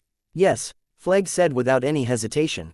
"It would be best to leave right now, or you won't be able to get away once those guys come on board. I'll be back in 5 minutes." Hearing that, Luke instantly walked into the ship. A moment later, the 3 of them took Flegg's hovercraft to the seaplane. After the plane took off, Luke looked down at the ship and asked, you're letting them take over. Flegg hummed in response. They have official approval. Naturally, we have to let them take over. In case, we got what we wanted. Anyone who wants it can go argue with the boss. I was only responsible for snapping it up, he murmured to himself as someone on the front line. He only handled the operation side of things. It was none of his business how the big shots squabbled with each other, that was what their mouths and faces were for. He had also taken this into consideration when he brought Luke and his family away with him. From what Luke said, he was the only person who personally saw the mutant giant octopus on the ship. By taking Luke away with him, those newcomers wouldn't know what on earth Flegg had picked up. They wouldn't make a move outright either. Flegg was acting under the FBI's flag. The newcomers didn't have enough guts to clash with the FBI, even if they couldn't be sure of Flegg's identity. Even if they cursed floridly in their hearts, there was nothing they could do since they had come late. If the big shots backing them up had the ability, they could nab some of the spoils from Flegg's superiors. If they didn't, they should just go home and sulk. As the sun rose, the plane landed at a base, and Flegg called for a car for Luke and his family. He didn't have time to see them off, and wanted even less for Robert to draw any attention. He simply nodded at them from a distance in farewell. Luke and his family took the early morning bus, which wasn't crowded, and unhurriedly made their way home. When they opened the door and went in, Claire, who was pacing back and forth in the living room, turned around and saw Catherine. She jumped at her and shouted, "Mom, you're back." Catherine hugged the little monkey and kissed her cheek. "Luke brought us back." Claire couldn't be any happier. Although Robert had already called to tell her that they were all safe, she hadn't been completely reassured. Only when she saw the three of them walk in did the weight roll off her shoulders. Luke looked at the scene with a smile and signaled to Selena that everything was fine. Selena also relaxed. Luke had left in a hurry earlier. Though he had called twice after that, seeing how Claire couldn't sit still from her anxiety had also made Selena worried. Now that everybody was safe and sound, she could also relax. After everybody sat down on the couch, she remembered something and asked in a low voice, "Where's Dollar?" Luke said with a smile, "It should be here soon." It did well this time. I'll have to give it a huge bonus." Selena laughed when she heard that. "It only knows how to eat. What else can you give it?" Luke chuckled but didn't say anything. He couldn't skimp on gold nuggets reward this time, or it wouldn't be as enthusiastic in the future. He couldn't be petty about this. As everybody was chatting, Gold Nugget scurried out of a hallway on the side. When Luke went to get Robert and Catherine, this fellow had snuck onto the seaplane and found a corner to hide in. Covered by Luke, it successfully disembarked from the plane, slipped out of the base, and followed the bus as it ran home. When Luke and the others were talking, the dog had come in through the garage door which Luke had left open. Rubbing the dog's head, Luke gave it an approving look to indicate that he wouldn't forget its reward. Pleased, the dog then lay down next to Selena and started to snore quietly. Gold Nugget wasn't tired, but Dollar was a little sleepy. They talked for a while. Then, Luke went to freshen up. He had to go to work later. Robert, Catherine and Claire had been up all night. They needed to rest as well. They went their separate ways, and the house soon fell quiet. Listening to the distant sound of cars outside the window, Catherine sighed. Robert reached out to hug her. "What's wrong?" Catherine said with a wry smile. "I had always hoped he could stay safe and ordinary, which is why I asked you to get him a job as an officer in Shackelford. But in the end, he still..." Robert was silent for a moment before he tightened his embrace. "It's fine. He's quite capable. I'll be there to help him too if he's really in trouble." Catherine hummed a response, and an image of a person appeared in her mind. She wondered if she should talk to the person. But the idea disappeared as quickly as it arrived. Catherine very quickly dismissed the thought and slowly fell asleep. Luke and Selena went to work. Neither of them were sleepy despite being up all night. Both Luke and Selena no longer needed as much sleep, and were full of energy. At an intersection, Luke realized that the person also waiting at the red light diagonally opposite him was an old acquaintance. He couldn't help but smile. "SWAT seems very free today. Harrison even has time to roam the streets." Selena raised her head and looked at him. "All police officers in Los Angeles right now have already been told not to send more people to the DA. Of course he's free." Chapter 615 Idle Harrison and Not So Idle Morning. At that moment, the light turned green, and Luke started the car again. Harrison's car was a little slower, and Luke drove past. He didn't plan on calling out to Harrison, there was no need. He simply gave Harrison a glance on the left side of his car. The light had turned red on the other street at the intersection, and out of the corner of his eye, Luke saw a large prisoner van slowly pull over. Not far behind the prisoner van, two officers got out of a police car and walked toward the van. A police car stopping a prisoner van. Luke was slightly amused. Was it unusual? A little bit. Was this something that would never happen? Not at all. Even SWAT and precinct departments would almost get into fights sometimes, although not very frequently. Turning back to look at the road in front of him, Luke frowned. With 26 mental strength, his brain was quicker than ever, and thanks to a boost from strength and dexterity, his eyesight and dynamic vision were also amazing. From his fleeting glance, he had sensed that something wasn't right, and he paid slightly more attention to the police car that stopped the prisoner van. Upon closer scrutiny, the anomalies in the two officers instantly became clear. There was also a black SUV behind the police car. 4 men got out, and something was very wrong with the way they were moving. Why? Because they looked like criminals who were about to take out their guns. After being a police officer in LA for so long, it was impossible for Luke to not become sensitive to that posture. At that moment, Luke had already driven dozens of meters past the intersection. He suddenly turned the wheel. As he pulled over, he said, "There's a situation. The 2 officers and the 4 men from the black SUV over at the prisoner van may be criminals." Selena understood in a flash and promptly opened the weapons compartment in the middle, taking out the huge bag that was inside. Luke's car had stopped on the side of the road by then, and they opened the car doors at the same time and got out. Selena threw a bulletproof vest at Luke while she quickly put one on herself. She didn't toss him a rifle. For a handful of criminals, a rifle would be pure overkill. After putting on the bulletproof vest, she fell back slightly behind Luke. By staggering their positions, they had more chances to adjust their actions as necessary. Luke ran quickly. Selena picked up AM4A1 and hung her badge around her neck before she followed him. Cars were driving past through the green light, so she was delayed by several seconds. Finally, she got impatient and slid across the hood of a moving car to cross the road. The astonished driver watched Selena run off and remarked in a daze, "Wow, that officer is hot." "Ow, what are you doing?" In the passenger seat, his girlfriend roared furiously, "Why are you looking at her ass?" "I have one too." The man subconsciously averted his gaze. "I'm not. I was looking at her gun. I'm a fan of guns." His girlfriend said disdainfully, "Cut it out. Is her gun on her ass?" At that moment, a burst of noise disrupted the couple's quarrel. Stunned, they turned to look at the intersection up ahead. The gun enthusiast mumbled, "Are those gunshots? Let's get out of here." The moment Luke sensed something was wrong at the intersection, the 2 criminals in the guise of officers reached the prisoner van. When he stopped the car and put on his bulletproof vest, the 2 criminals in police uniforms took out their guns and shot the driver and the escorts in the prisoner van. By the time Luke ran back to the intersection, the 2 criminals had already opened the doors and were escorting a man in an orange prison jumpsuit out. Luke didn't say anything. Putting on his badge, he took out his Glock as he quickly approached them. The prisoner van was more than 30 meters away from the intersection with many distracting cars and pedestrians in the middle. That was also why Luke didn't sense anything wrong sooner. But even at that moment, he was still only running at the speed of an ordinary person. At the same time, 2 men on his left were approaching the criminals as well. They were Harrison and his subordinate. Luke knew the subordinate too. It was Jim, the SWAT member whose burger delivery task Luke had stolen. At that moment, Luke was still behind them. He had driven past the intersection, but their car just happened to be in the middle of the intersection when they heard the gunshots. As SWAT members, they were just as sensitive to gunshots. They immediately stopped the car and beat Luke to the criminals.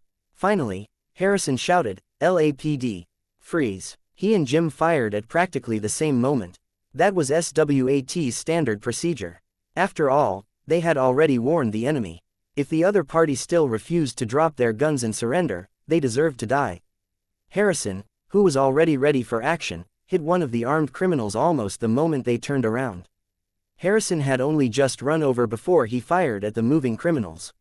He also had to take the pedestrians into consideration, and the target was more than 10 meters away. For him to take one person down instantly, his marksmanship was extraordinary. Most police officers would need time to adjust an aim at a criminal 10 meters away. Stopping abruptly to shoot at a target was like stopping to do a jump shot in basketball. It was a specific skill. Luke also saw clearly that while Jim had missed his own target, it was only because the criminal happened to move to the side just as the shot was fired, and he was lucky enough to avoid it. After they opened fire, the criminals in front of them also stopped pretending. The 4 criminals from the black SUV took out 2 Uzis and 2 megapixels 5s from under their loose black shirts. Both Harrison and Jim took cover behind the cars on the side of the road. Those were all fully automatic weapons with fierce firepower. Pa, pa, pa, bam, bam, bam, bam. Gunshots rang out, but they weren't as intense as Harrison and Jim had expected. Also, why was there gunfire coming from their right up ahead and behind them? Backs sweating, one looked to the right and the other behind them. Harrison just happened to meet Luke's eyes as the latter turned his head, and Luke gestured in front of him. Jim looked behind him, only to see Selena lowering her M4A1 after firing it. As she bent forward, the police badge hanging over her chest was very obvious. What the hell? The words popped into Harrison and Jim's heads. Luke had signaled to Harrison that everything was over and that they should go forward and check the situation. Indeed, the 5 criminals had all been killed without managing to fire off a single bullet. Luke took down the person who escaped Jim's bullet as well as 2 criminals in black on his side. The 2 on the left side of the road happened to pass by a pickup when Luke opened fire, and so escaped his line of sight. Acting in concert with Luke, Selena had directly moved to the left side of the intersection to cover all blind spots. When Luke opened fire and distracted them, she fired decisively and took down the 2 men on the left. Recognizing Luke and Selena, Harrison was reassured. He craned his neck for a look before he got to his feet and swiftly pressed forward with his gun. Chapter 616 Don't follow up on new cases, take it easy on old cases. By the time Harrison and Jim arrived, Luke was holding the fugitive in the orange prison jumpsuit at gunpoint. He said, "What a coincidence, Harrison, Jim." Jim nodded and gave a forced smile. Hey, Luke, he was known to be an outstanding shooter on his team, but he hadn't even secured 1 kill in this case. Harrison didn't know whether to laugh or cry. All right, cuff him first before we chat. Okay. Luke shrugged and gestured for them to do as they pleased. He put the Glock back into his holster and narrowed his eyes at the fugitive who had his hands raised. If you still want to run, I'll fire. The fugitive was a slim young man. He was rather handsome but had a grim look. Hearing that, his eyes flashed, and he smiled coldly. Okay, I won't run. Can I ask, what's your name? Luke raised an eyebrow. You can think about that question in prison. In that brief exchange, the 2 of them looked at each other and had the same thought. I have to look into this guy and get rid of him when there's a chance. The young man thought that way because he had always been ruthless in his methods, while Luke could tell that the other party would seek revenge later. He had absolutely no problems getting rid of this sort of petty and vengeful guy. After cuffing the man, Jim went to his car and radioed in about the situation. Harrison looked at Luke and asked, "Working a case?" Luke shrugged. "On the way to work. What about you? You're so free recently, you're still hanging around the streets at 9. Harrison. Like you, I'm on my way to check in with the team first. No way am I free, it's not like you don't know that I keep getting dragged over to train the rookies." Luke chuckled but didn't say anything. Since Luke's classic lecture on cowardice, Director Remick at the police school no longer had him teach and misguide the kids. In contrast, while Harrison's words could be very acidic, he was really serious when he instructed the rookies. Luke glanced at the fugitive who was standing obediently on the side. There might be a problem with his identity. Harrison nodded. Do you want to follow up on this case? Luke shook his head and said, I don't have that much free time, and I still have to attend class. Since you got here first, you should follow up on it. Harrison. As if you need those classes. Luke sneered inwardly. You want me to follow up? This guy might show up dead eventually, what will there be to investigate then? The patrol cars quickly showed up, along with an ambulance which took one of the criminals to the hospital. Of the 6 criminals, only the one hit by Harrison was still breathing. The other 5 were already cold and didn't need saving. After handing the man over to the backup unit, Luke and Selena said goodbye and drove to the police department. When they went to look for Elsa, they simply mentioned the attempted escape in passing, and she didn't think too much of it either. It was just 5 criminals attempting to break someone out, it was a small matter. She wouldn't be surprised even if Luke and Selena told her that they killed 50 criminals on their way to work. She gestured for Selena to close the door and then placed a case file in front of her. She looked at them and said solemnly, "You don't have to work too hard on this case, got it?" Luke chuckled and nodded. He skimmed through the case file and said, "The case from the East Side. They threw it to us. Won't our East Side comrades complain that we're stepping on their toes?" Elsa said mockingly, "The big boss at the East Side Police Department is under a lot of pressure. After all, a DA, a judge and an FBI agent are dead, and a detective of the Major Crimes Division involved in the case is missing. He's too stressed to care about pride. That's the only reason why he didn't object to HQ stepping in." Looking at Luke's face, she stressed again, "But you're only helping out, okay?" Luke, "Okay, we'll go inspect the quality of their female staff and their coffee machine." He whispered inwardly, "If I don't slack off, I'll have to turn myself in or catch blood mint." As satisfied, Elsa nodded. On a joint investigation like this, the other party would claim most of the credit when the case was cracked, but if Luke overreached, most of the blame would fall on his head. Even if he did crack the case, the Eastside Police Department might be grateful to him on the surface but might secretly hate him for exposing their incompetence.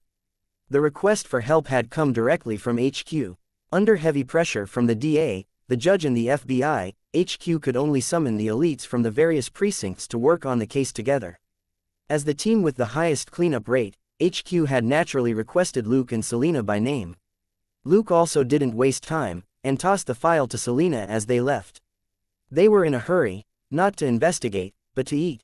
They hadn't had time to buy breakfast because of the fugitive case in the morning, and they were both starving. They went to their regular cake shop and bought in bulk before driving off to the East Side. After checking in at the East Side Police Department, they tactfully beat it and didn't stay a second longer than necessary. They didn't have time to inspect the female staff, let alone see the coffee machine. That was because the head of the East Side Major Crimes Division didn't seem grateful for the help. They drove to the crime scene. Pulling over to the side of the road, they leaned against the hood with the open food box full of all sorts of cakes between them. This was the street where Luke had caught Diego Garcia and killed Stan McCall as well as 30 members of the Garcia family. 200 meters from here was where the female FBI agent had been killed, so they came here first for a look. Since the idea was to take it easy, they naturally didn't really look around, and simply leaned on the hood to eat breakfast. Eating a slice of Napoleon cake, Luke looked at the art on the giant billboard opposite him with an extremely strange feeling. Selena had noticed the board too. She examined it with great interest. "This graffiti is pretty interesting. Is that the symbol of the new gang here?" Pondering for a moment, Luke shook his head. "I don't think so. Gang graffiti usually isn't that good." Chewing on her food, Selena said carelessly, "The lower half really doesn't seem like it. It's a little sci-fi. But what about the top? Is that a demon or a ghost?" Luke's face didn't change, but he sighed inwardly. "How would I know what the artist was thinking? Am I that ugly?" The lower half of the art on the giant billboard was basically unchanged. It was still a woman with a gun, wings, and a hood over her head. Even the red expanse above her head was still there. But the blank space above that was now pitch black. Chapter 617 New Legend and New Reward. The blackness looked vaguely like the shadow of a person, but the delicate strokes also made it look like an enormous black cloud above the angel's head.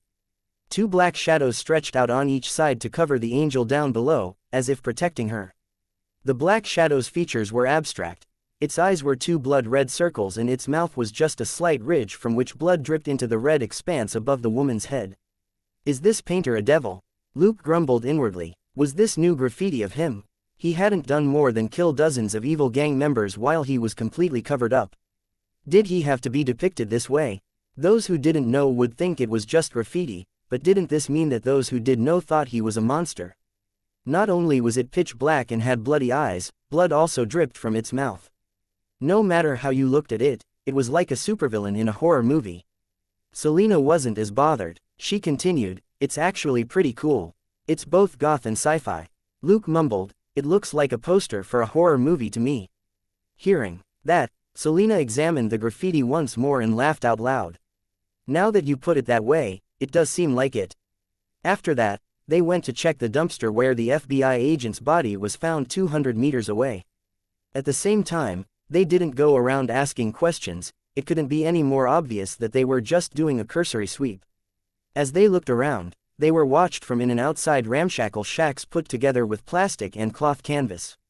But nobody spoke to Luke or Selena. They simply remained vigilant and indifferent. For one moment, Luke paused to look at a particular shack.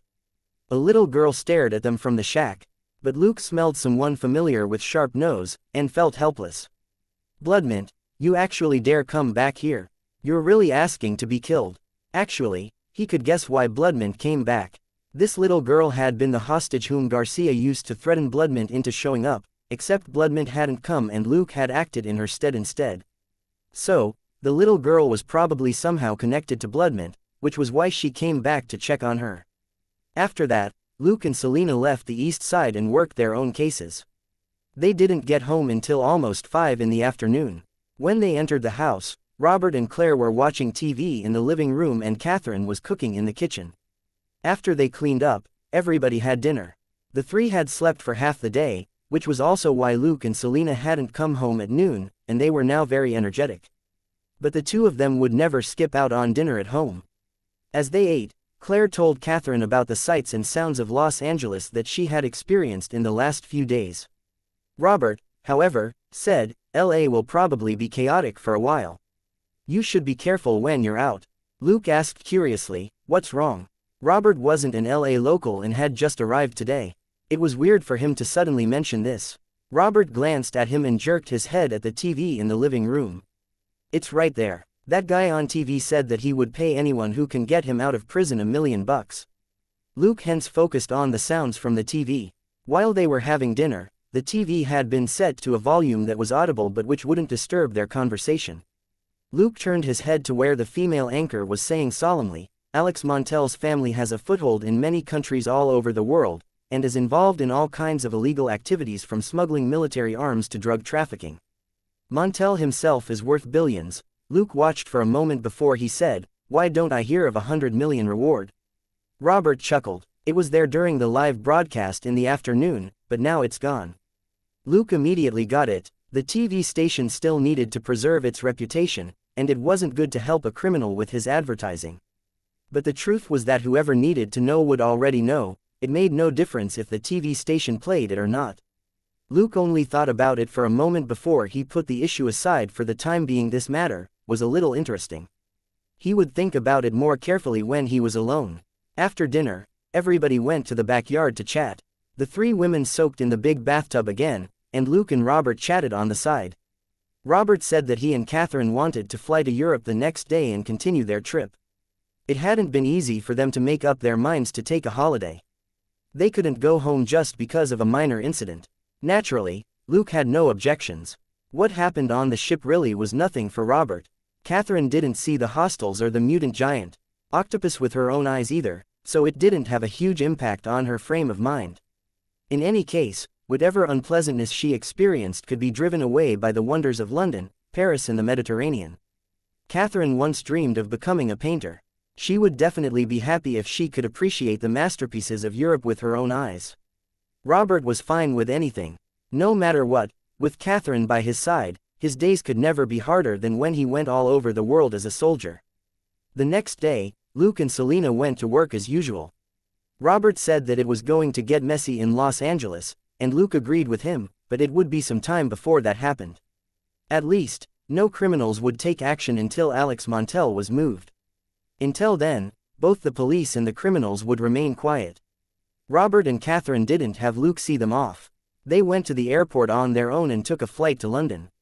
Claire went out again that day, but Luke specifically told her not to go to less populated places. In the car, Selena said, I didn't know the guy we caught is so rich.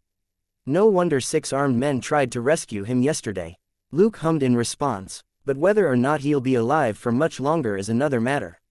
Selena, what do you mean? Luke sneered, whether or not someone successfully rescues him, he's already on the American police's blacklist. If LAPD suffered too many losses, there might be a stray bullet during the prison break that would just so happen to hit this troublemaker. It was one thing to secretly pay someone to rescue him, but to brazenly offer a reward on TV, did he think that the police had good tempers? Alex Montel was naturally the young fugitive whom Luke and Selena caught the other day. The guy had even asked for Luke's name in a threatening tone after he was nabbed. He was an arrogant tyrant who held grudges, and a lot of people had probably died at his hands. When they got to the police department, Elsa stared at them speechlessly for a moment before she sighed. "You're really good at catching people." It was clear she had also learned about Alex's $100 million reward. Unbothered, Luke said with a smile, "Boss, is it really our fault? You should blame the officers who arrested him at the very beginning." Chapter 618 Crash at LAPD HQ. "Right, how was this guy arrested?" asked Luke casually. Elsa's expression turned strange at the question. "I heard that his car was stopped by the motorbike patrol because one of his tail lights wasn't on, and he was then arrested." Selena was dumbfounded. "How is it possible, Elsa?" "That's exactly what happened. He couldn't take out the car registration and prove that it was his. Actually, the car didn't belong to him," Luke said with a smile. "Then it's not really our fault. It was all the hard work of the street patrol." Selena still thought it was strange. But why was he moved in a regular prisoner van? "Elsa, the police had been dealing with him as a regular car thief and didn't realize who he was." Luke shrugged. "God must have meant for him to be arrested in Los Angeles. Otherwise, he wouldn't be sent to prison just for stealing a car, would he?" Elsa was lost for words too. Recently, the number of criminals who were prosecuted and sent to prison in LA had gone down. For this guy to be sent to prison for suspected auto theft, he had to be drunk. Done chatting, Luke and Selena continued with their investigation. The DA and the judge only wanted fewer minor cases, but they couldn't slack off on homicides. When it was almost noon, Luke and Selena looked for a place to have lunch downtown. At that moment, a helicopter with the huge LAPD word on it flew past to a building not far away. Luke didn't really pay it any mind. LAPD had dozens of helicopters. In terms of joint air and ground efforts to catch criminals, LAPD was definitely among the top 3 departments in America that were pros at it. As Luke drove, he could see the helicopter slowly descend on the top of the building that was LAPD's headquarters. As the helicopter approached the rooftop, it suddenly started to sway. Luke frowned. The pilot of a police chopper couldn't be this bad, right? But the next moment, faint smoke rose from the helicopter as it started to spin and fall. Luke knew this was bad. Something had happened to the helicopter. Hitting the gas pedal, Luke said, "Selena, notify PD that something's happened to the chopper." Selena had also seen the smoke and falling helicopter, and of course understood. While the police department would quickly learn about the accident, it was also better to respond ASAP. With their lights and siren on, the police car sped toward HQ. In fact, right after Selena called it in, the police radio exploded with activity. "A helicopter was attacked by unknown assailants at HQ and has crashed. Officers in the area, please head over to control the situation at once. Officers near HQ, be on guard against another possible attack. Clear the nearby streets of vehicles at once to prevent congestion." Luke and Selena weren't far away, but because of the traffic congestion, it took them a few minutes to reach HQ. Many officers had already arrived. At the same time, more of them were coming out of the building to maintain order. The helicopter had crashed, and 7 to 8 officers were bustling about at the scene. Luke pulled over and said to Selena, "You help maintain order and look out for anyone suspicious." Putting on his badge, Luke then quickly headed to the helicopter. The officers on the scene were trying to rescue the pilot. But they didn't have any professional tools, and there was limited space in which they could exert force, so it wasn't working. Luke could already smell oil. While it rarely happened like in the movies, when vehicles exploded the moment oil started leaking, it was still possible for them to catch fire. As Luke drew close, he saw a couple of officers who were trying to open the twisted door. The door creaked but couldn't be fully opened, so it was impossible to get the heavily wounded pilot out. The pilot was lucky that the helicopter hadn't fallen nose down but had fallen as it spun around. He was heavily wounded, but still alive. Luke shouted, "Get out of the way." The officers subconsciously looked at him and moved aside when they saw his badge. But as soon as they did, they became a little suspicious. After all, Luke looked too young. It was an emergency, however, and they didn't have better options. Luke walked over and said quickly, "When I pull later, work with me." With that, he grabbed the slightly open door with both hands. Bracing a foot on the helicopter, he roared, "Open." He pulled, and the helicopter door creaked open in a shriek of metal. All the officers were stunned. Luke, however, roared, "What are you looking at? Give me a hand." The nearest police officers finally came back to their senses, and whoever could pitch in helped to pull at the door. Thanks to everyone's efforts, the door finally opened. Luke mumbled inwardly, "Without all of you pulling, it would be too eye-catching if I opened it on my own." He could have torn the door off with one hand, but there was no way he would do that in public. With the surrounding officers covering for him, the door opening would be a result of everybody's efforts. After the twisted door was open, Luke took out a knife and swiftly cut the belt that the pilot was entangled in as he kept asking the pilot questions. This happened a lot in the movies, and it wasn't meaningless. First of all, if the injured could reply, that meant that their airway wasn't blocked. Secondly, the answers the injured gave could help determine if their mind was still clear. If they were confused, that might mean they had a hemorrhage. Finally, the questions could help determine the extent of the injured's wounds, to prevent them from being injured again when they were moved. As he worked and asked questions, Luke secretly sighed. The chances were slim that this pilot would survive, and even if he did, he would be a cripple. But as long as he was alive, there was hope. Holding the pilot's head and neck in place, Luke gently moved the pilot out of the helicopter. Walking at a steady pace, he then placed him on the ground on the side of the road. "One of you has to stay here to look after him. He has a spinal injury, and there might be something wrong with his neck as well. He also has several broken ribs. I don't know about internal bleeding." He quickly told the officers nearby, "Call an ambulance for him ASAP. He's in grave danger. Relay what I said to the paramedics. That will save them some time." The officers nodded quickly. Although this detective was young, he had been very professional when he examined the wounds and rescued the pilot just now. Well, he looked professional, at least. After rescuing the pilot, Luke joined Selena, and together they evacuated the surrounding people. There really were too many people in the city center. A lot of people actually didn't know that something had happened until several minutes later. Some idiots then inexplicably said that it was a terrorist bomb attack, instantly creating even more panic. Chapter 619 Looking for reinforcements or scapegoats. Not only did they run wildly all over the place, some were even confused and ran toward HQ, as if they couldn't see the remains of the helicopter that was still leaking oil on the road. All of a sudden, flames rose up from the remains of the helicopter, and it was soon on fire. Finally, nobody ran in HQ's direction. Boom! There was an explosion, which wasn't too big. It wasn't as destructive as in the movies, and only wrecked the helicopter a little more. The broken pieces didn't even fly 10 meters. This time, fewer people were running around in a panic. The unperturbed bystanders who weren't afraid of death started to watch the show. Some even took photos with their phones. 2 news vans had reached the perimeter. The female reporters and cameramen pros who were experts at courting death in the movies instantly got to work. Luke felt that they might even lament that the explosion was too small and didn't have a big enough impact. Police officers started to arrive in droves, and Luke and Selena finally withdrew. The street patrol were professionals when it came to keeping order. Besides, there were far more of them, and would have a bigger effect than Luke and Selena. At that moment, Luke's phone rang. He glanced at the number and picked up the call. "Harrison, what's up?" On the other end of the line, Harrison said, "Come to HQ with all your gear." "Luke, I'm right next to HQ. I just wrapped things up." Harrison was stumped for a moment. "You're here, that's good, I'll have someone go get you." "Luke." "Okay." Hanging up, he told Selena what was going on and fetched the big bag from the weapons compartment in their police car. Looking at the helicopter that was still burning on the street, he knew that the criminals had slapped LAPD's face swollen this time. For the sake of their dignity, HQ couldn't let the criminals break Montel out, at least not when he was still in custody inside HQ.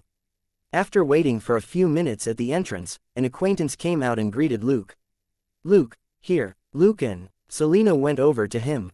"Jim, you're here too." Jim gestured that they should be quick. He said quickly in a low voice, "We were going to escort a suspect onto the helicopter when this happened." He looked gloomily at the remains of the helicopter outside the building. "Luke, were there any casualties?" Jim slightly shook his head. "No, but I was almost beheaded by the chopper's propellers." Luke and Selena, "That was really damn close." Luke simply patted his shoulder. "This means that you're a lucky man. Ordinarily, Jim would have ended up in a hospital like the pilot, and if he were a little less lucky, everybody would be attending his funeral."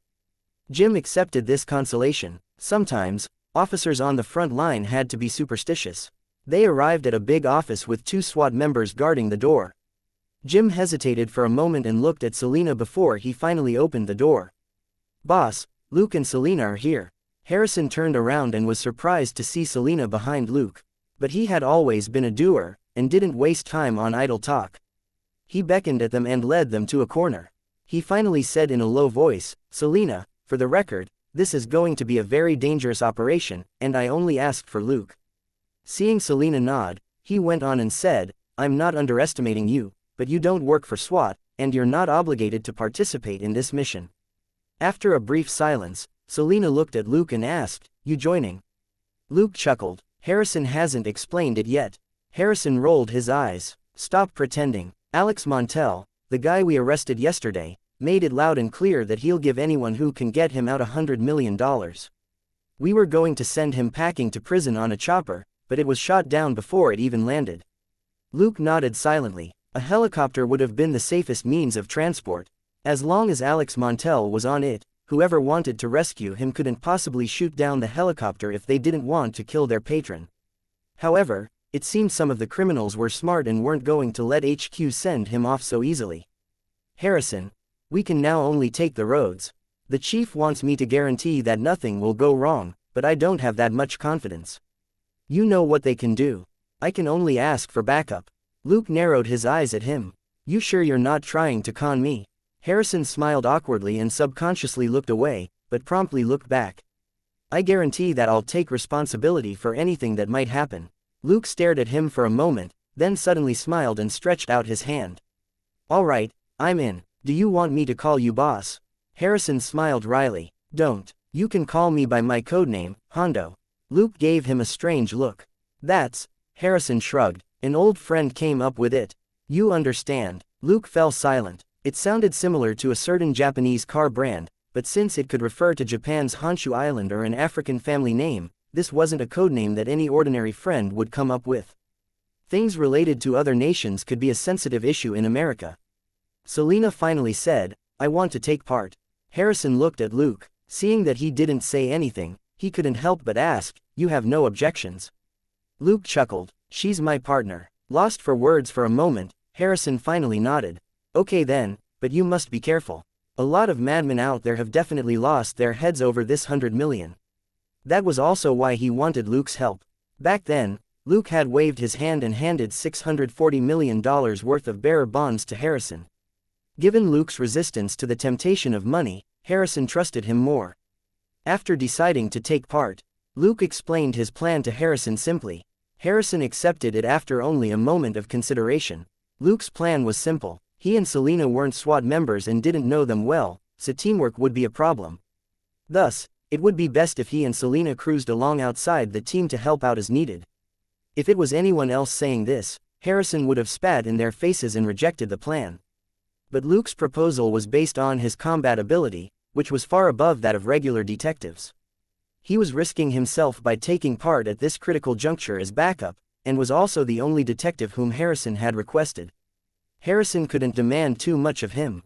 A few minutes later, Harrison had everybody involved in the operation hand in their communication devices, which were replaced with new wireless communication devices. Luke simply slipped Selena's fake phone into an inner pocket and handed over their regular work phones. After that, all the personnel sorted out their gear and went to the bathroom. Half an hour later, they gathered for the pre-op briefing. Chapter 620 Advance Guard. Taking it easy in rapid exposure. Harrison was a sly old fox.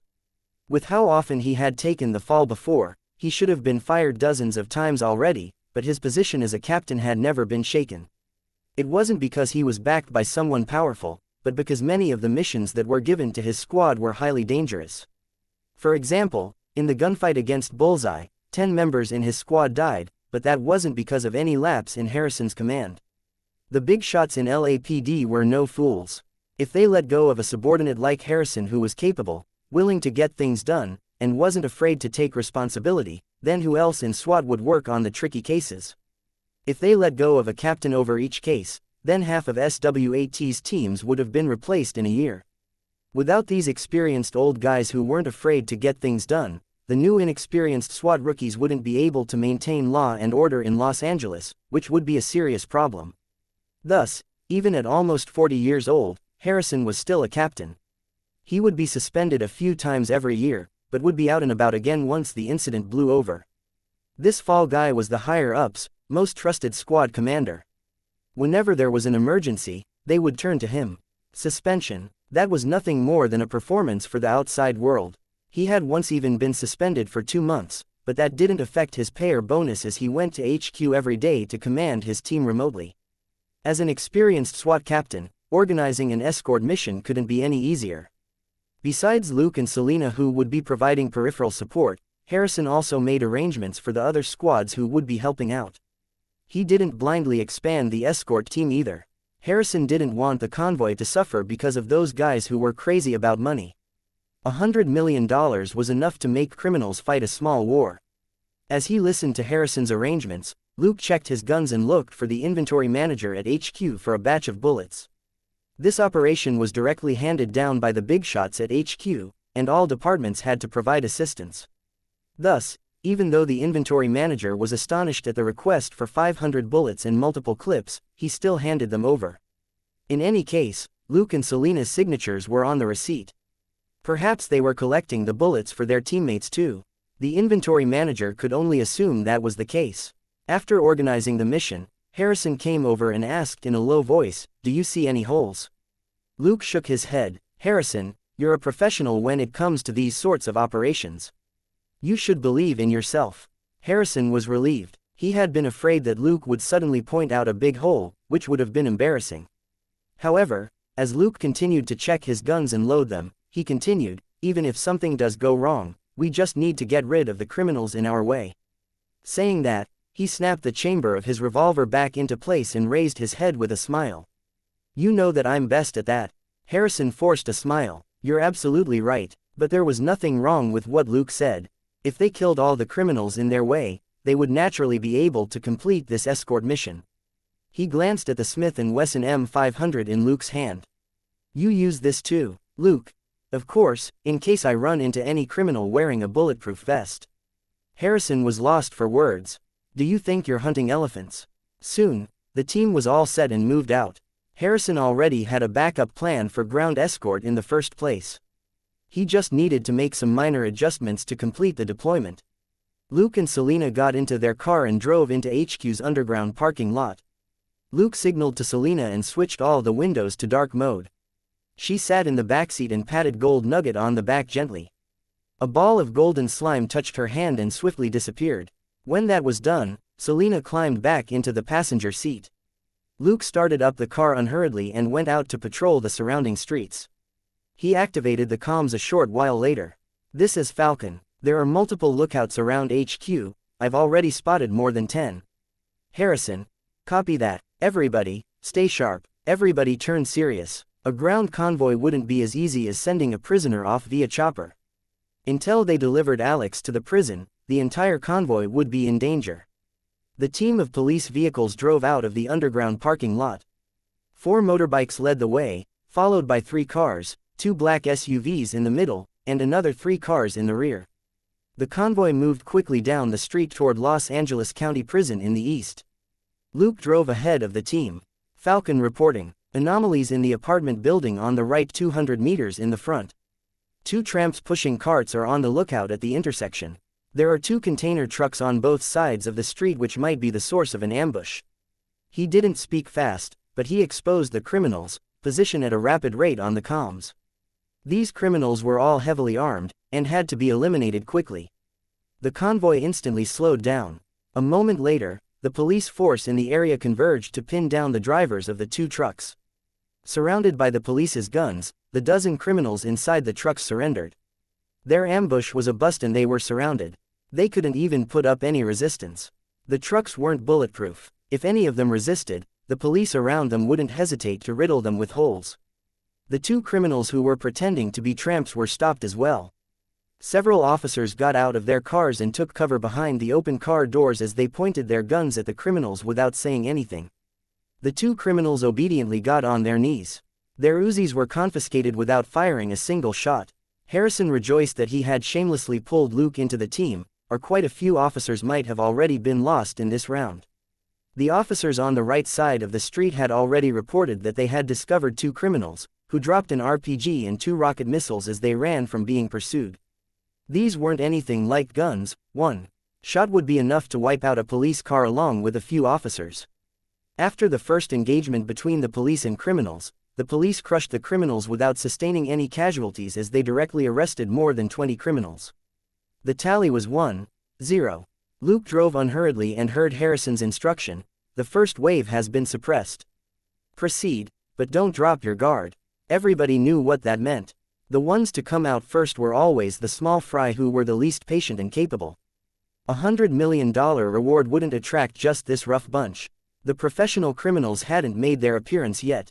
Falcon reporting: "Send someone to check the garbage truck on the right side of the street 100 meters in the front. Practice caution, they may have guns." Luke drove past the garbage truck at a regular speed and radioed in after just a quick glance at the 2 garbage workers. He turned his head and looked at the other side. "Have someone check the workers doing sewer maintenance at the intersection 350 meters away. Don't let them reach for their toolboxes. 2 of them are underground. The best would be to use tear gas grenades or something." Chapter 621. A warm and friendly greeting from LAPD. Suddenly, Selena handed him the tablet and pointed quickly at a few locations. Looking at the red spots marked on several tall buildings in the image, Luke heaved a sigh. There may be snipers in this area. The 3rd window from the left on the 12th floor of Bodley Plaza, the 5th window from the right in apartment building number 52 on East 27th Street, and, as he reported 5 locations in a row, Harrison inwardly cursed that these people were all nutjobs.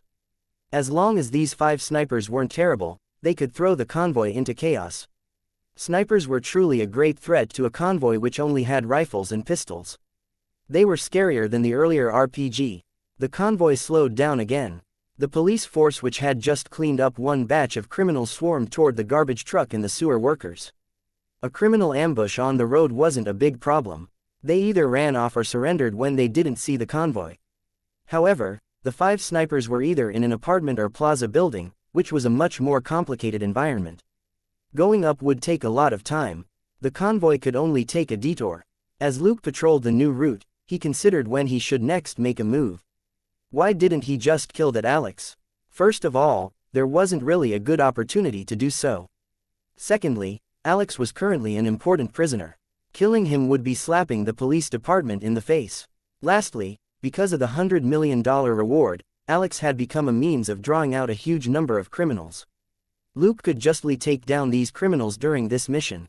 Blame, of course, that would fall on Alex, this heir to a criminal gang. It was Alex who was offering the $100 million reward, not Luke.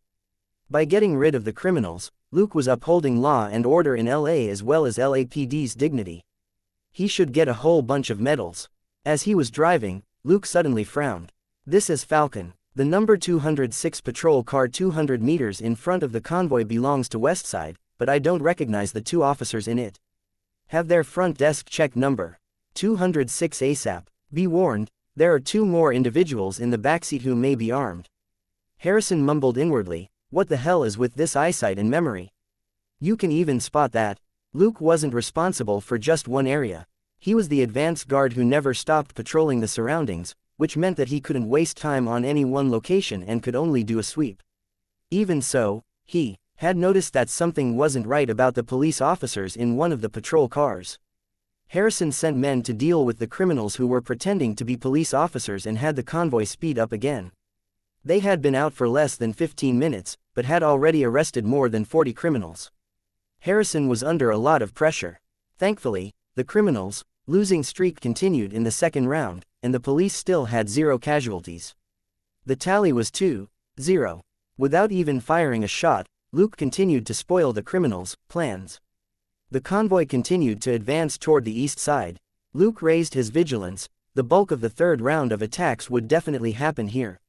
There were fewer people in this area, and it was easier to play tricks. Soon after they entered the east side, Luke saw a line of vehicles rumble over from not far away. He immediately spoke into his walkie-talkie. Falcon reporting, "There are 5 large trucks approaching the convoy from the south. There may be more than 50 armed criminals on them. Be prepared to fight." As he spoke, he turned the wheel and chased after the 5 trucks. The criminals whom they had just cleaned up had been on standby as they lay in ambush, which gave the police enough time to surround them. But these 5 trucks had chosen the perfect time and location. They were already charging right for the envoy before Luke noticed them, giving him little time to sound a warning. Considering their speed, they would cover hundreds of meters under a minute, so the situation was unavoidable. Thankfully, there weren't any tall buildings around them, only low houses or factories. The convoy didn't need to worry about attacks from above. Luke was right on the heels of the 5 trucks. After the criminals from the first truck opened fire at the convoy, Luke and Selena also opened fire without hesitation. There was no need to give criminals attacking the police a warning. Bang, bang, bang, bang, bang. The length of the trucks was a small hitch in the criminals' plan. By the time the criminals in the first truck got out and opened fire, those in the third truck were only just starting to get out. Luke drove parallel to the trucks. As their car passed by, Luke and Selena aimed their M4A1s at the open trucks and fired. The criminals who had yet to get out were immediately on the receiving end of a warm and friendly greeting from LAPD. Screams burst out from 3 trucks. The criminals who were pouring out fell at the doors, some screamed, some rolled about, and some dropped without making a sound. Luke and Selena didn't get out of their car.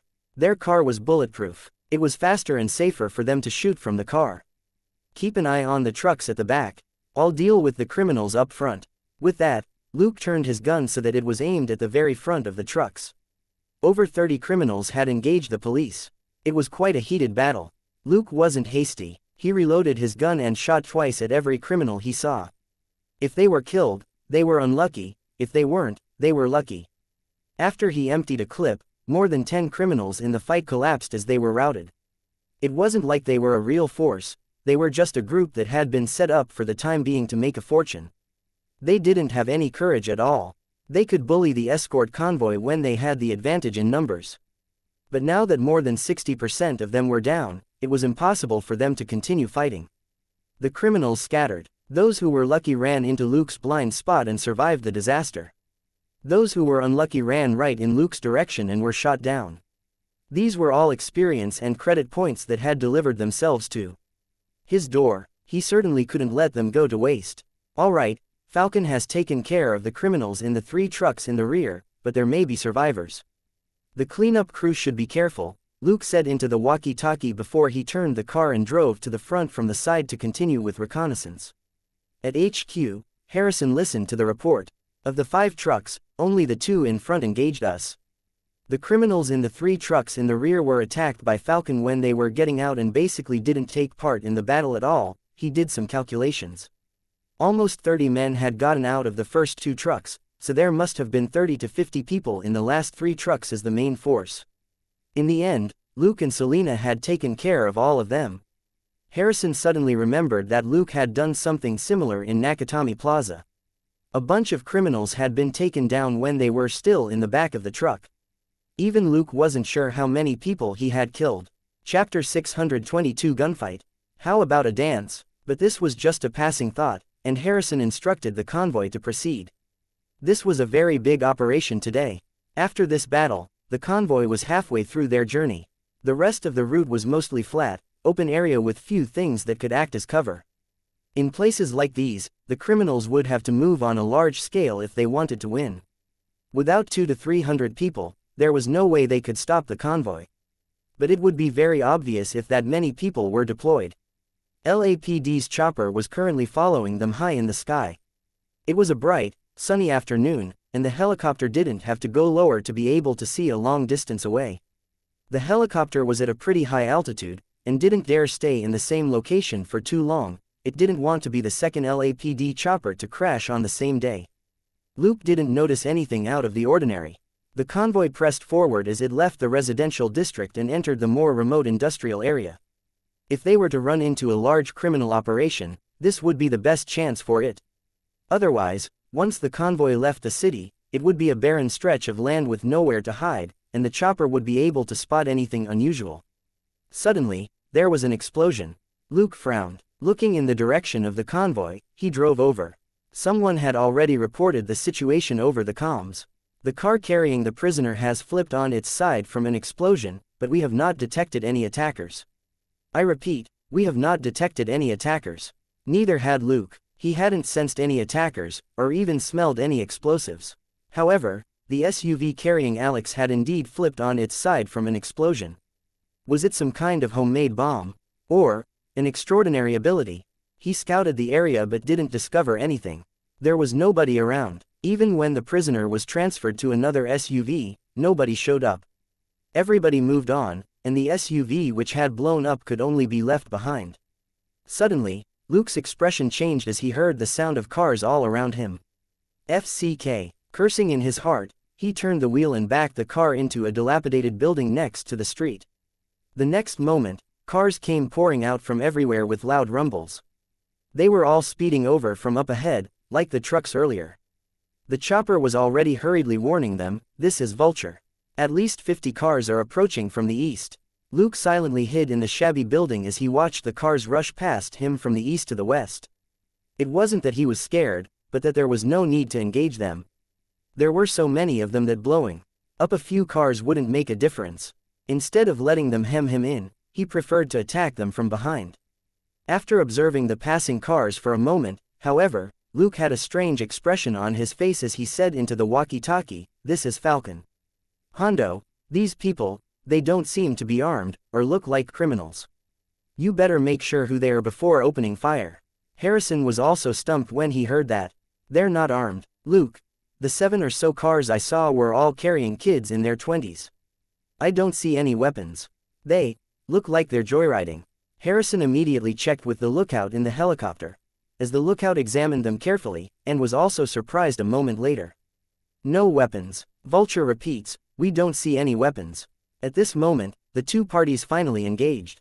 More precisely, the cars surrounded the convoy, which had no choice but to slow down and stop, and these people laughed as they got out. They surrounded the police cars, and then loud music rang out. These youngsters bustled into formation, and began dancing. What the FCK? Everybody in the convoy cursed at practically the same time. "Is there something wrong with you people? You should be firing your weapons now. Why are you dancing? How dare you dance?" This wasn't a Bollywood movie. The convoy was in a difficult position. They would be crazy to open fire. In front of them were completely defenseless young people. Many of them were even 15 and 16-year-old high school students. Was dancing against the law? Of course not. While this scale was a little shocking, no one said that 200 people couldn't get together to dance. Looking at the situation from his end, Harrison was silent for a moment before he said, "Patrol officers, ask them what they're doing and tell them not to get in the way of official business." The 4 motorbike officers were the most unlucky. Their colleagues were still in the cars, but they were drowning in an ocean of people. Completely surrounded, they didn't dare attack or move. Some of the kids even performed extremely challenging dance moves on the police motorbikes. Selena was a little stupefied. "That's possible. What kind of move is that?" Luke frowned. He didn't know what these kids were up to. Were they really here just to dance? A moment later, the 4 patrol officers had bitter smiles on their faces. One of them spoke into his walkie-talkie. "Hondo, they said that they were hired to shoot an MV for a new song by that famous singer Shira." Luke and Selena looked at each other in bewilderment. That was nonsense, right? He took out his fake phone and sent a text message to Shira. A moment later, Shira texted back. Luke sighed in relief. It has nothing to do with Shira. She's busy preparing for her tour. She's not planning to release any new songs. Selena looked at the kids who were still dancing spiritedly and said, "So, someone deliberately set this up." Luke nodded, but most of his attention was on the surroundings. These kids didn't have the smell of weapons or dangerous items on them. They were just a distraction. What Luke was most worried about was that the criminals would seize this moment to attack when there were so many kids next to the convoy. Fortunately, no such insane attack happened. After a lot of effort, the music was finally turned off and the patrol officers convinced them that they were real police and not actors for the MV. Exchanging looks of dismay, the kids started to get out of the way. Harrison had the patrol officers ask them who had organized this operation, but when the kids looked around, they said they couldn't find a girl called Paige. Paige was the organizer. She was a cheerleader at a particular high school who had let everybody know of this gig the day before. Also, every teenager who took part in this gig was paid $50 in advance. Since they could have fun and get paid for it, the kids had very quickly come together in one large group. From what they said, they were told to surround a bunch of fake police cars and then dance for the MV. Chapter 623. Here come the armored trucks. Some of the chatty kids didn't forget to add that this MV had an anti-violence message. The patrol officers didn't know what to say. So, we're the violent villains in the MV. Isn't your opinion of LAPD a little too negative? This farce delayed the convoy for more than 10 minutes, before it finally squeezed out of the group of youngsters. While not a single shot had been fired, this had been even more nerve-wracking than a battle. Some of the officers who had almost opened fire just now had sweat on their backs. If they had been just a little more hasty, several youngsters would have been injured or killed, which would probably have made the headlines and earned them the condemnation of all LA citizens. Nothing happened to the convoy after that. When they reached the edge of the industrial zone, the attack they were waiting for finally happened. Luke's expression suddenly changed and he gave another warning. There might be criminals lying in ambush up ahead. Everybody, stay sharp. The convoy immediately became more vigilant. A series of vehicles suddenly emerged from two factories in the distance and charged toward the convoy. When the officers saw the two vehicles in the lead, they cursed right away. Damn it, armored trucks. Machine guns. They have machine guns. Open fire. Open fire. Gunshots rang out, but the two customized armored trucks were well prepared. Their thick steel armor wasn't scared of ordinary rifle bullets at all.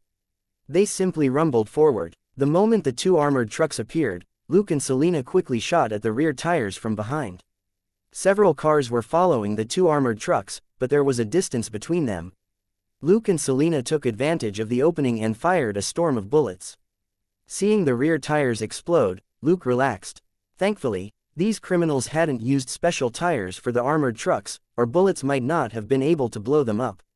Feeling relieved, he pressed the walkie-talkie. This is Falcon. We've blown up the rear tires of the armored trucks. Switch directions, convoy, switch directions. Keep your distance, keep your distance. Hearing that, Harrison immediately gave the order. It would be a joke to have the police cars confront armored trucks with machine guns. The enemy had completely turned this hijacking into a war. The convoy, however, didn't switch directions immediately since the machine guns on the armored trucks were already firing despite the flat tires. Tong, tong, tong, tong, tong, tong. Even though Luke had given advance warning, one of the four motorbikes in the lead was barraged with a storm of bullets. The officer on it instantly toppled over, and the motorbike exploded in a fireball. The other three motorbikes swerved and dodged frantically, two directly falling to slide over the ground. The two patrol officers were thrown from the motorbikes, but had no time to worry about the pain as they desperately crawled away. Only one motorbike was able to swing around and hide in a nearby street. The motorbike patrol only had pistols. They certainly didn't dare fight the machine guns on the armored trucks. The convoy was in a mess too. The patrol cars weren't as well trained. Their reactions were slow despite Luke's warning. Or rather, the armored trucks had shocked them. Slow to get out of the way, they were instantly warmly welcomed by two M240s. A row of bullet holes appeared in the windshields of three patrol police cars as they veered off the road. There was no telling if the officers were still alive. Frowning, Luke said, "Selena, kill the machine gun shooter." Selena had already been aiming since early on, and instantly responded, "I don't have an angle." Their car was lower than the armored trucks. The shields around the machine gun shooter blocked almost all firing lines. "Luke, I'm going to go between them. Shoot through the gap in the shields."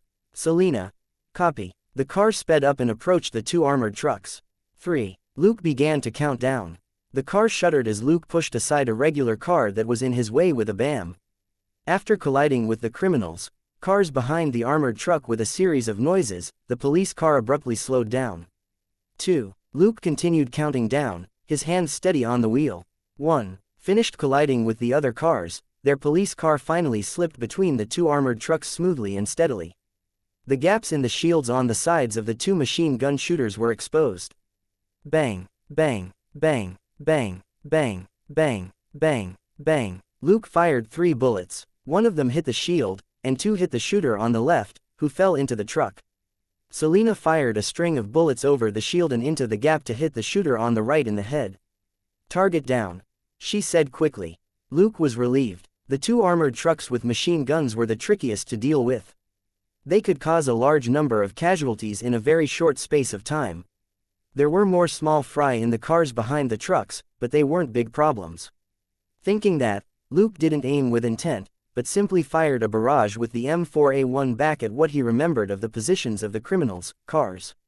Bang, bang, bang, bang, ah! Screams rang out as 3 unlucky criminals were hit by random bullets. Luke tossed the empty gun to Selena and swung the car around. Driving the car in reverse, he took out his M500.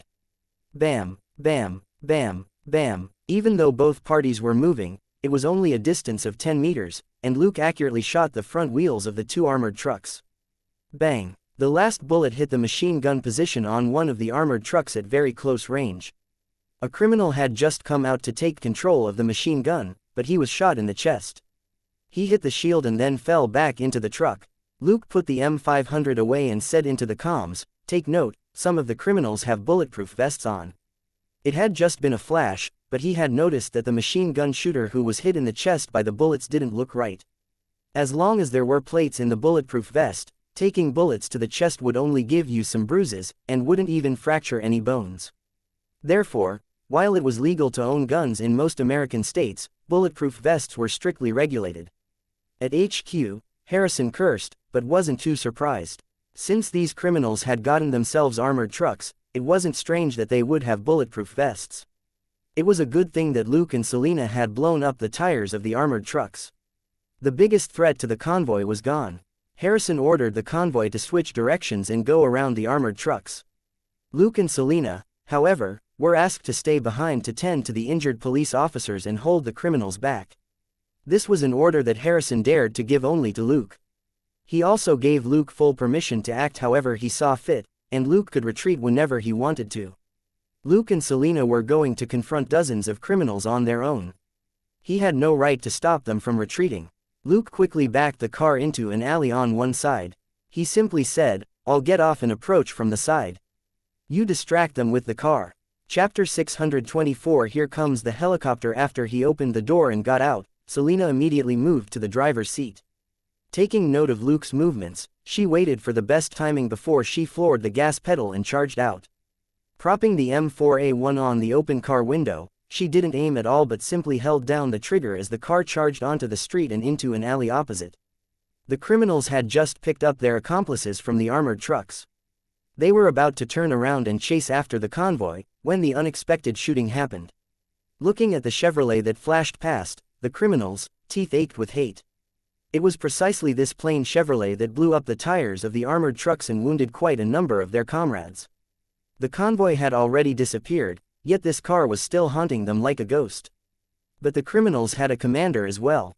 After a burst of scolding from the walkie-talkie, the criminals who had planned to chase the car turned to go after the convoy instead. The $100 million reward was more important than avenging their partners.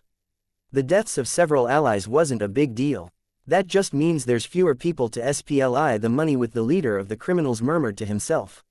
Suddenly, there was a series of gunshots, and the SUV the commander was in veered off the road before coming to a stop. The driver, "Boss, our tires were blown up too."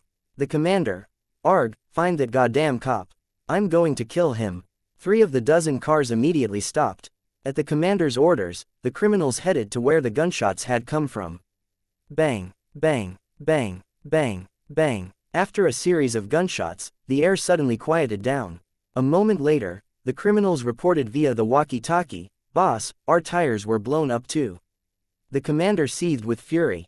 All 3 cars, all their tires were blown up. **T. How can that be? Boss, what do we do? We'll be surrounded by the police if we run." The commander thought for a moment and said, "Get out and grab the wounded cops as hostages.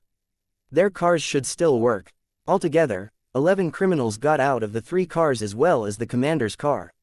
They were quite professional. They stayed low and took cover behind corners and various things on the side of the road as they advanced.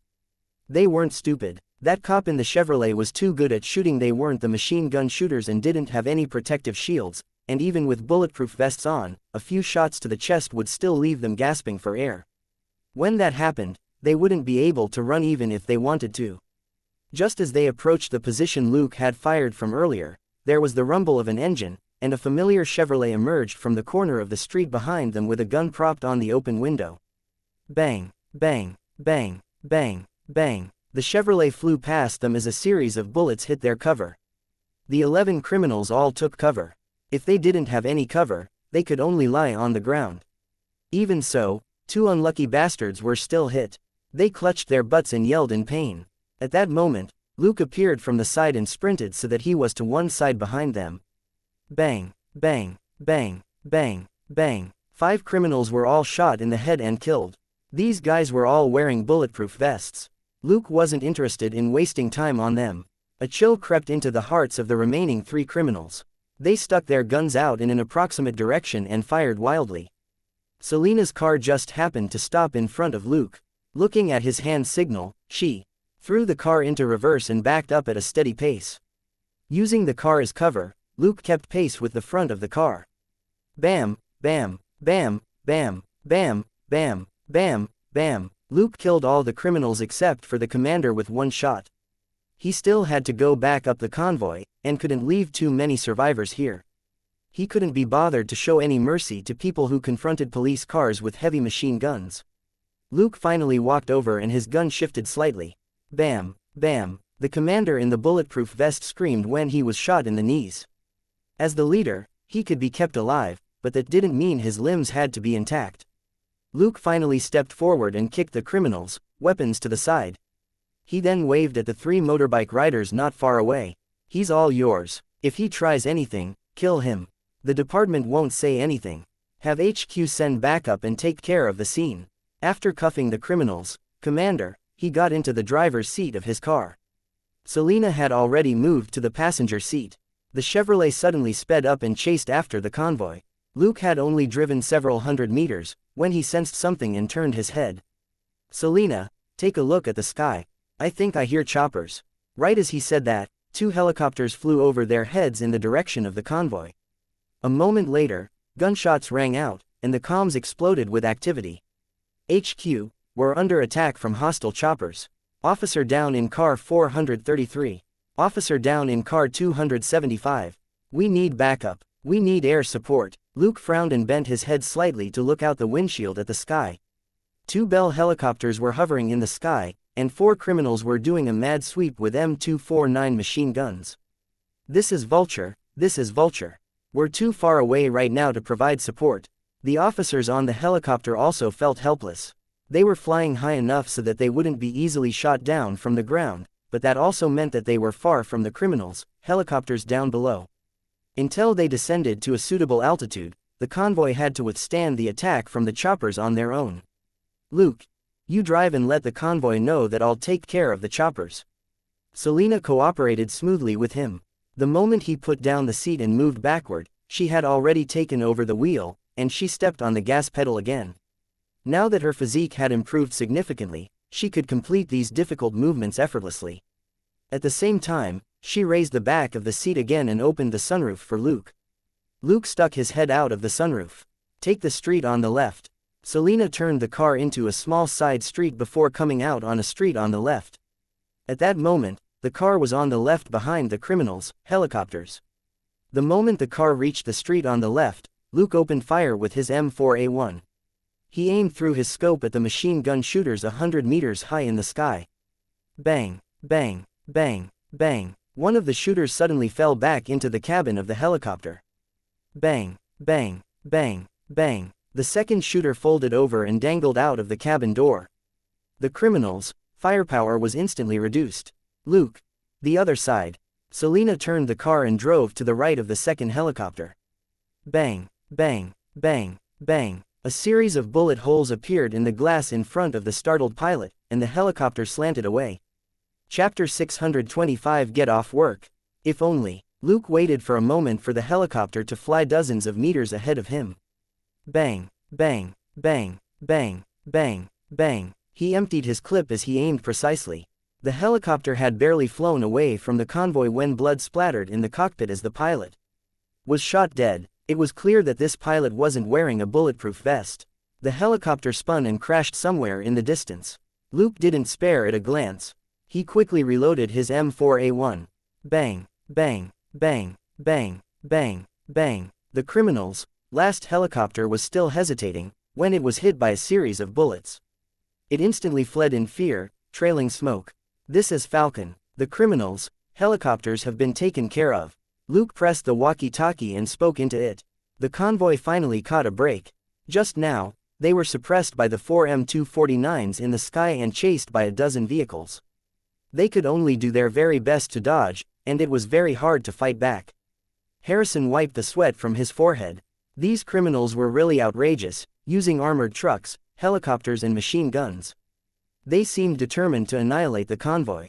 If it wasn't for Luke, it would be hard to say how many people in the convoy would have survived. Luke didn't slow down after taking care of the helicopters. Selena had already sped up and caught up with the convoy that was fighting the criminals. Naturally, the convoy wouldn't stop, or they would be surrounded. Unwilling to see $100 million slip away, the criminals persisted in chasing the convoy despite their heavy casualties. It was in this situation that Luke and Selena caught up from behind. Luke shot at the tires and the drivers with his M4A1 so that the cars went out of control. Selena coordinated with him by driving at the smaller vehicles and slamming them into the buildings next to the road. After multiple modifications, their car was much heavier and sturdier than regular cars. It was too easy to knock the other cars aside. The two of them were ruthless. Several minutes later, the 7 or so cars belonging to the criminals ground to a halt, either because of flat tires or because the drivers were dead. The convoy finally completely got rid of the criminals and sped toward the prison. 20 minutes later, as the SUV carrying the prisoner entered the prison, everybody breathed sighs of relief. They had weathered hails of bullets, and even a public dance, to arrive at this place. This had been a major test of their nerves.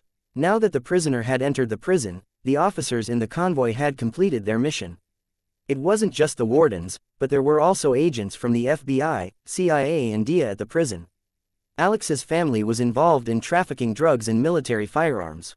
These agencies were all interested in him. No way would they let anyone break him out of prison. After some deliberation on the part of the big shots at HQ, these agencies hadn't been involved in the escort mission. Even if the police department had the advantage in numbers, it wasn't enough to deter the criminals who were crazy about money, and intelligence could leak from many different sources. If that happened, it could turn into a gunfight between hundreds of people in downtown Los Angeles, which could lead to citywide mayhem and compound the problem. Los Angeles had experienced wide-scale mayhem before. The tens of thousands of gangsters in the city weren't obedient babies, and it was inevitable they would come out and fight if given the chance. LAPD didn't want to give them that chance. Therefore, LAPD simply deployed a small but capable team to swiftly escort Alex to prison. Luke and Selena didn't enter the prison. They simply waited outside in their car.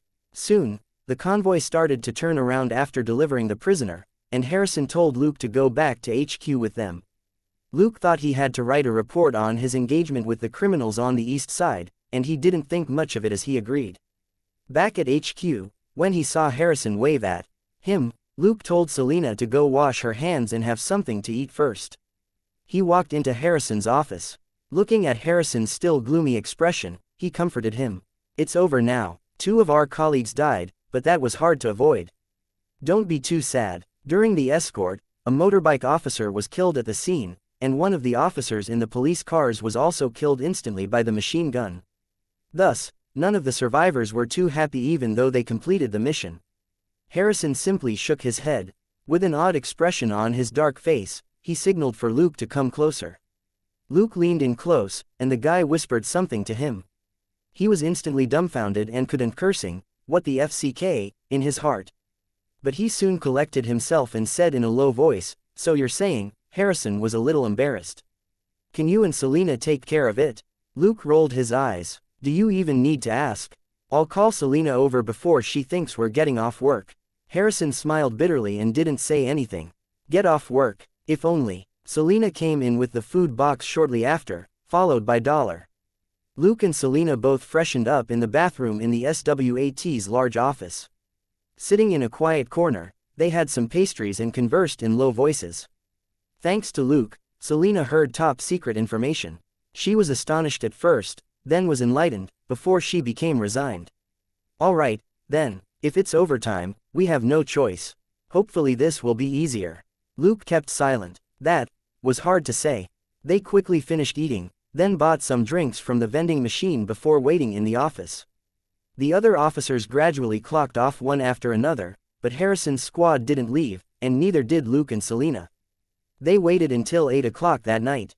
During the wait, Luke asked Harrison for a pair of binoculars and went up to the top of HQ to observe their surroundings for a good while. Pulling Harrison aside, he said in a low voice, "The top of the building is being monitored from at least 5 locations, and that's only the ones I discovered. Realistically speaking, there may be more." Harrison couldn't help but curse in a low voice. "Damn it, don't they watch TV at all?" Luke said helplessly, "They aren't idiots." Alex's face wasn't revealed at the prison, was it? Harrison nodded in resignation. "Then we'll have to take the roads again." "Right, your car's too conspicuous. I don't think you can use it anymore." Luke thought for a moment before he said, "I'll take one of your cars. Selena will drive our car and scout out the situation in front. I can change the car's color." Harrison frowned. "Is that necessary?" Luke chuckled. "My car has been modified. Why else do you think I was able to spot the criminals so quickly?" Harrison was enlightened. Pondering for a moment, he nodded. "All right, then. But you have to be quick. We're leaving in half an hour." "Luke, 10 minutes will be enough." At 8:30, Los Angeles finally welcomed the dark as the bright sun officially sank into the night.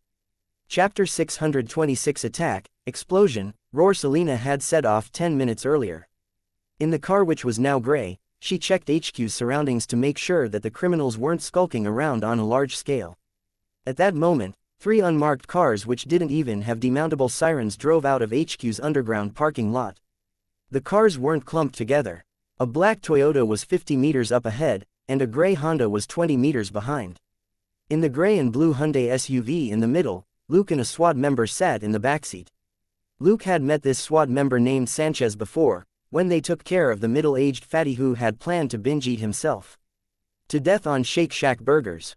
Noticing Luke's curious gaze, she turned her head. "What's wrong?" Luke shrugged. "I'm just a little bit curious. After all, this is a rather dangerous mission." That was right. This SWAT member, whose full name was Chris Sanchez, was a Latino woman. Unlike Selena, she had more angular features and her lips were thick and sexy. Her breasts, on the other hand, were as magnificent as Selena's. Generally speaking, she was a gorgeous woman. Her lips, in particular, were always pursed in a pout, which gave her a carefree and teasing expression. Hearing Luke's words, she rolled her eyes. Are there any SWAT missions that aren't dangerous? Together with her teasing appearance, her eye roll was surprisingly erotic. Luke chuckled. There were armored trucks, choppers and machine guns in the afternoon. Those. Sanchez choked. Fine, I really haven't run into those. Most of the time, it was SWAT who used 2 of the 3 to deal with criminals, not the other way round. Secondly, SWAT was city police, not an army. Fighting criminals with machine guns in the city would simply be too excessive. SWAT's armored trucks were mainly used to break through obstacles and to protect their teammates. The choppers were also sent out as their eyes in the air. The choppers didn't have machine guns. At best, they could only accommodate several in the passenger seat. Harrison's expression was tense. Listening to the conversation, he couldn't help but mutter inwardly, "Do you have a thing for Latino women? Are you hitting on my teammate?" Furthermore, Sanchez had encountered many tough criminals, some of whom carried machine guns, although not on armored trucks or helicopters. Was she interested in Luke too? But it was only a passing thought. SWAT and the Major Crimes Division weren't the same division. Also, it was their own private affair if they wanted to mess around. Harrison had no right, nor was he interested in meddling. In between Luke and Sanchez was a man in regular clothes whose head was covered in a black hood. Listening to the conversation, he suddenly remarked, "You Americans are the greediest. You'll do anything for money." Luke's expression remained unchanged, but Sanchez growled impatiently, "Shut up. You got 2 of our colleagues killed." The man sneered. "All police officers should die." Harrison said impatiently, "Skywalker, give him a greeting." Luke smiled. "No problem, Hondo." With that, he jabbed an elbow into the hooded man's belly. The hooded man instantly stopped speaking as he gasped for breath. Luke hadn't hit very hard, but it was enough to make the man's stomach cramp with pain. He couldn't even catch his breath. Sanchez looked at Luke's wide smile and immediately gave him a higher danger rating. If Luke had worn a furious look on his face, she wouldn't have thought much of it. However, Luke didn't look like he had lost his temper at all when he hit the hooded man without hesitation, which made her uneasy. Luke drew back his elbow unhurriedly, as if he hadn't been the one to hit the man. He was wearing two earpieces at this moment, one to receive updates from Harrison's side and the other to receive Selena's real-time reports. They had already driven quite a distance, but were still in the busiest part of the city, which was also the most dangerous.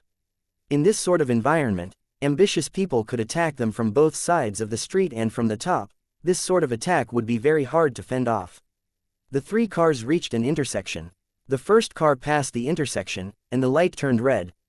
The car that Luke was in was 2 cars behind and had to stop. Soon after the first car passed through the intersection, it pulled over next to the street and waited for the 2 cars behind. Luke glanced around unhurriedly. This was an unruly area, with all sorts of mobsters and tramps wandering the streets at night. Some of them were peddling weed and drugs, some were begging, and some were simply smoking or silently eating food which they had scavenged from the dustbins. They were the scars on the bright and glamorous skin of Los Angeles. They were invisible in the sunlight but especially eye-catching at night, unable to be erased or healed. Harrison reminded them via the walkie-talkie, "Be extra vigilant, a lot of robberies have happened." Boom. There was an explosion. Luke's gaze hardened. He looked back, only to see that the third car 20 meters behind had flipped over in the explosion. Harrison was stunned, but immediately said, "Skywalker, go take a look at the third car." Everybody in the convoy was wearing jeans, or sports or casual pants with loose shirts to cover their bulletproof vests and guns. Even then, Luke was still the one who looked the most harmless and least suspicious. Luke agreed. Be careful. While this seemed like a dumb thing to do, they didn't have a choice. Their reputation would be ruined if they abandoned their colleagues who could still be alive and ran off. Luke didn't dare do that, and nor did Harrison, who was a captain. It wasn't rare for a leader, especially one on the front line, who lost the support of his subordinates to be stabbed in the back someday. Luke headed swiftly for the third car, but most of his attention was focused on the second car that Harrison was in. When he reached the third car and began to check on the SWAT members inside, something finally happened. There was the sound of a drawn-out roar. Cracks suddenly appeared in the windows of the second car before the glass exploded a split second later. Luke suddenly turned around and raised his head. He looked in a particular direction on the side of the road, but didn't see anyone. He didn't stop moving and was already rushing toward the second car. His head felt like it was swelling up. The incredibly loud roar flooded his head as if a nightclub stereo had suddenly been stuffed into it. His ears were ringing and he was dizzy. The earpieces he was wearing could automatically filter out loud noises, but somehow weren't working now. Puzzled, Luke took a step back. At that moment, a short person suddenly dashed out from one side of the street, opened the back door of the car, and dragged Sanchez and the hooded man out of the backseat. The stranger simply ignored Sanchez and pulled at the hooded man to run away.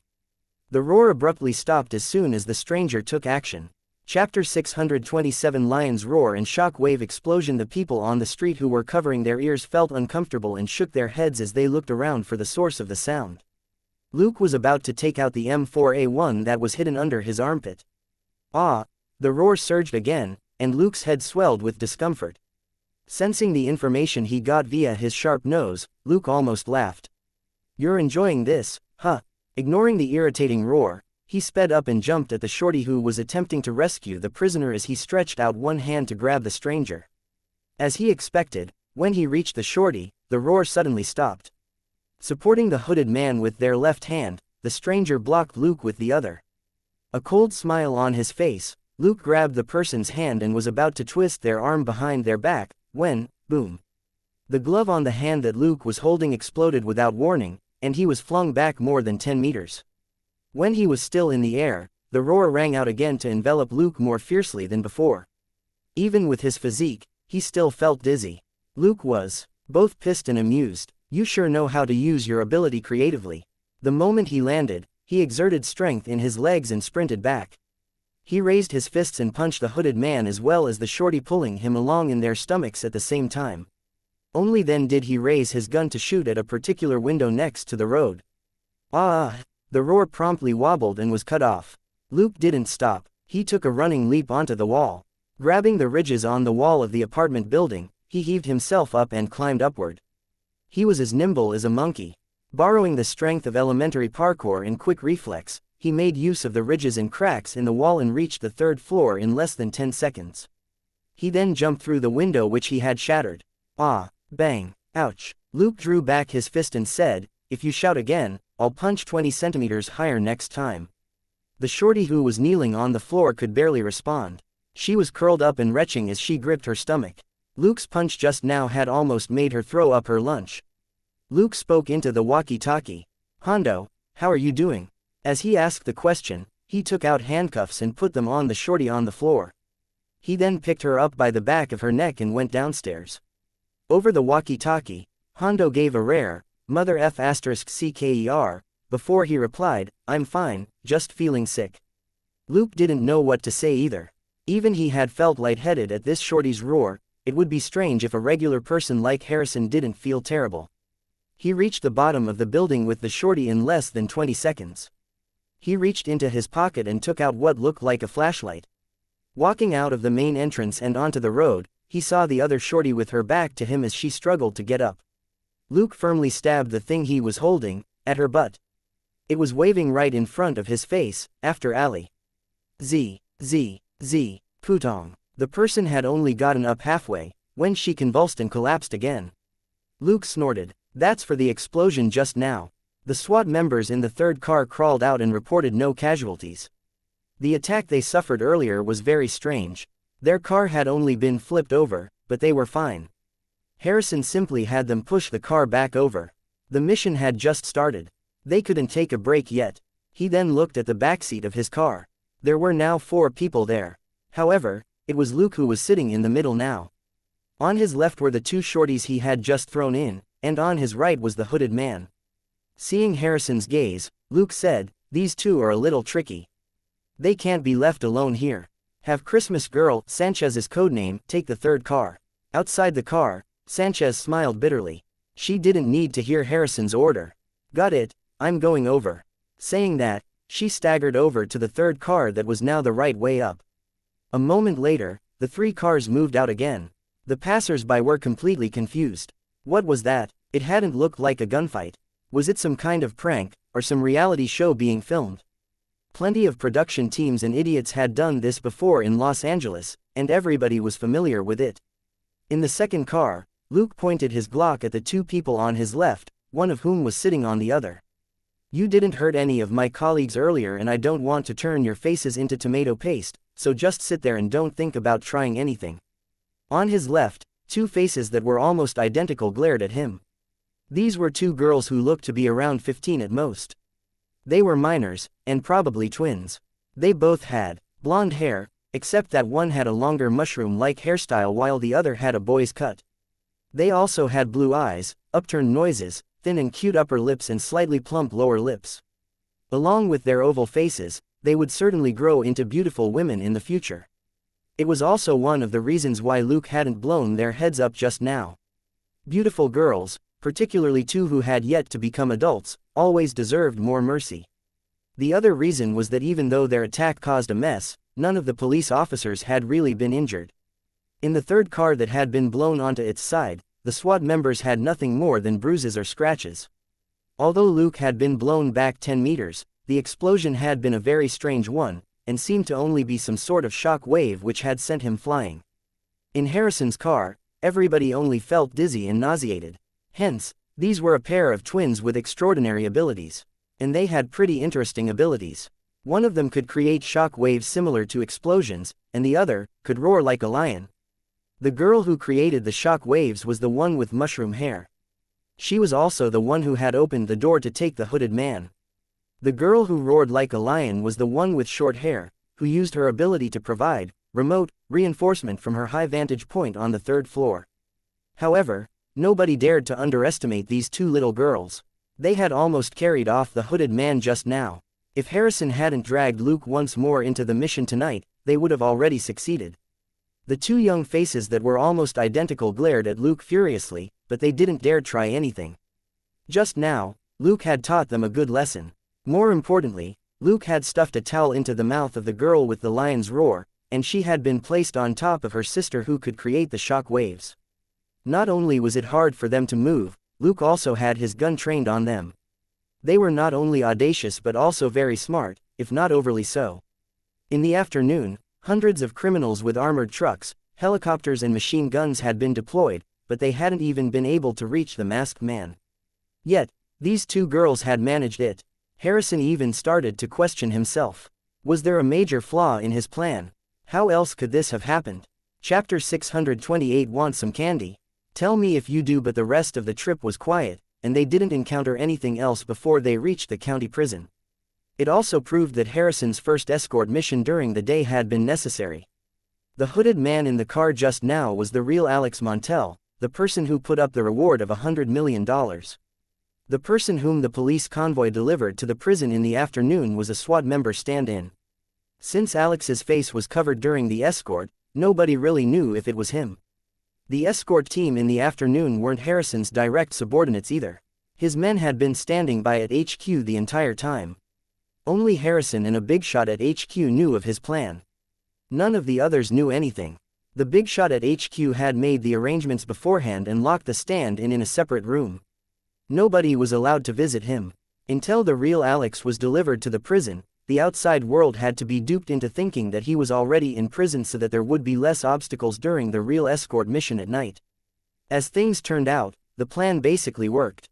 First of all, even though some criminals were still suspicious, they would only think that they were too late as time went by, and HQ went back to normal. The massive fight between the police and the criminals was already on TV.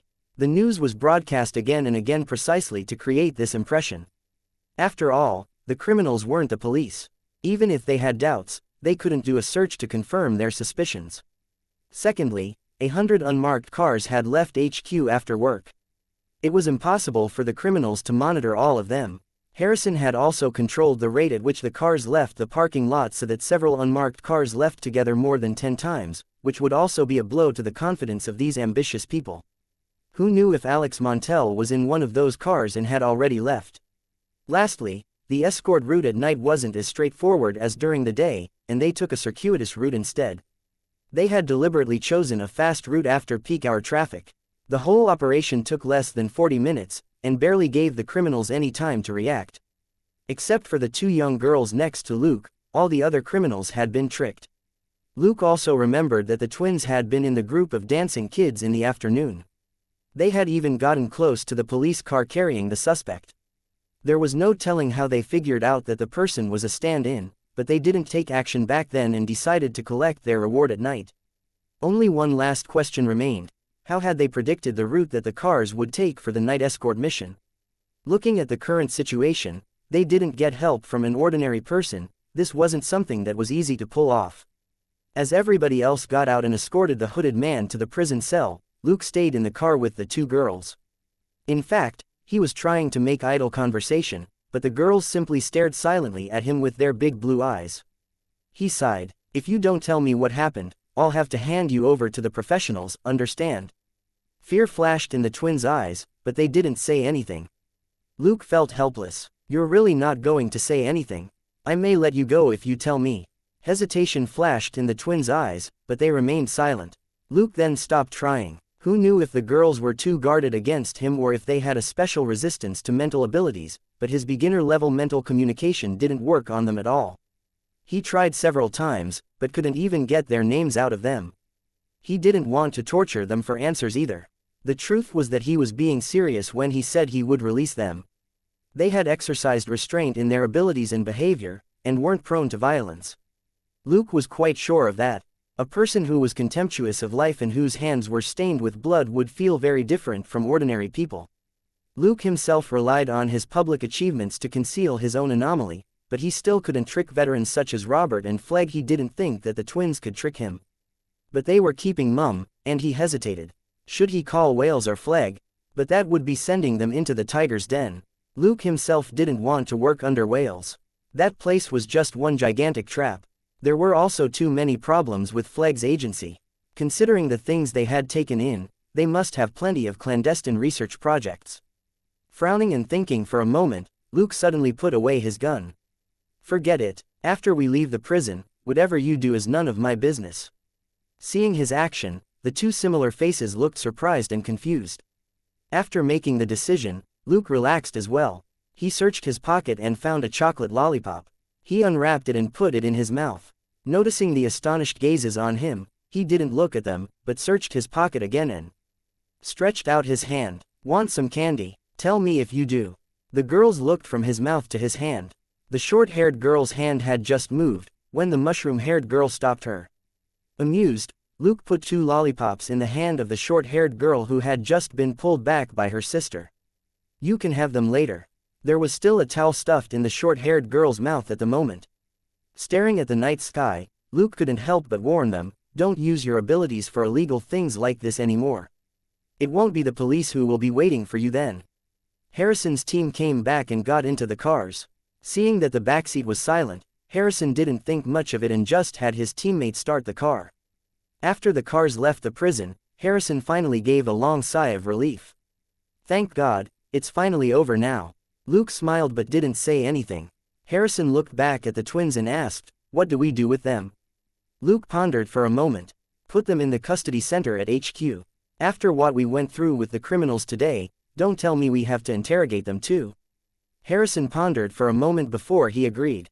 As long as they got an order from the higher-ups, SWAT would carry it out without question.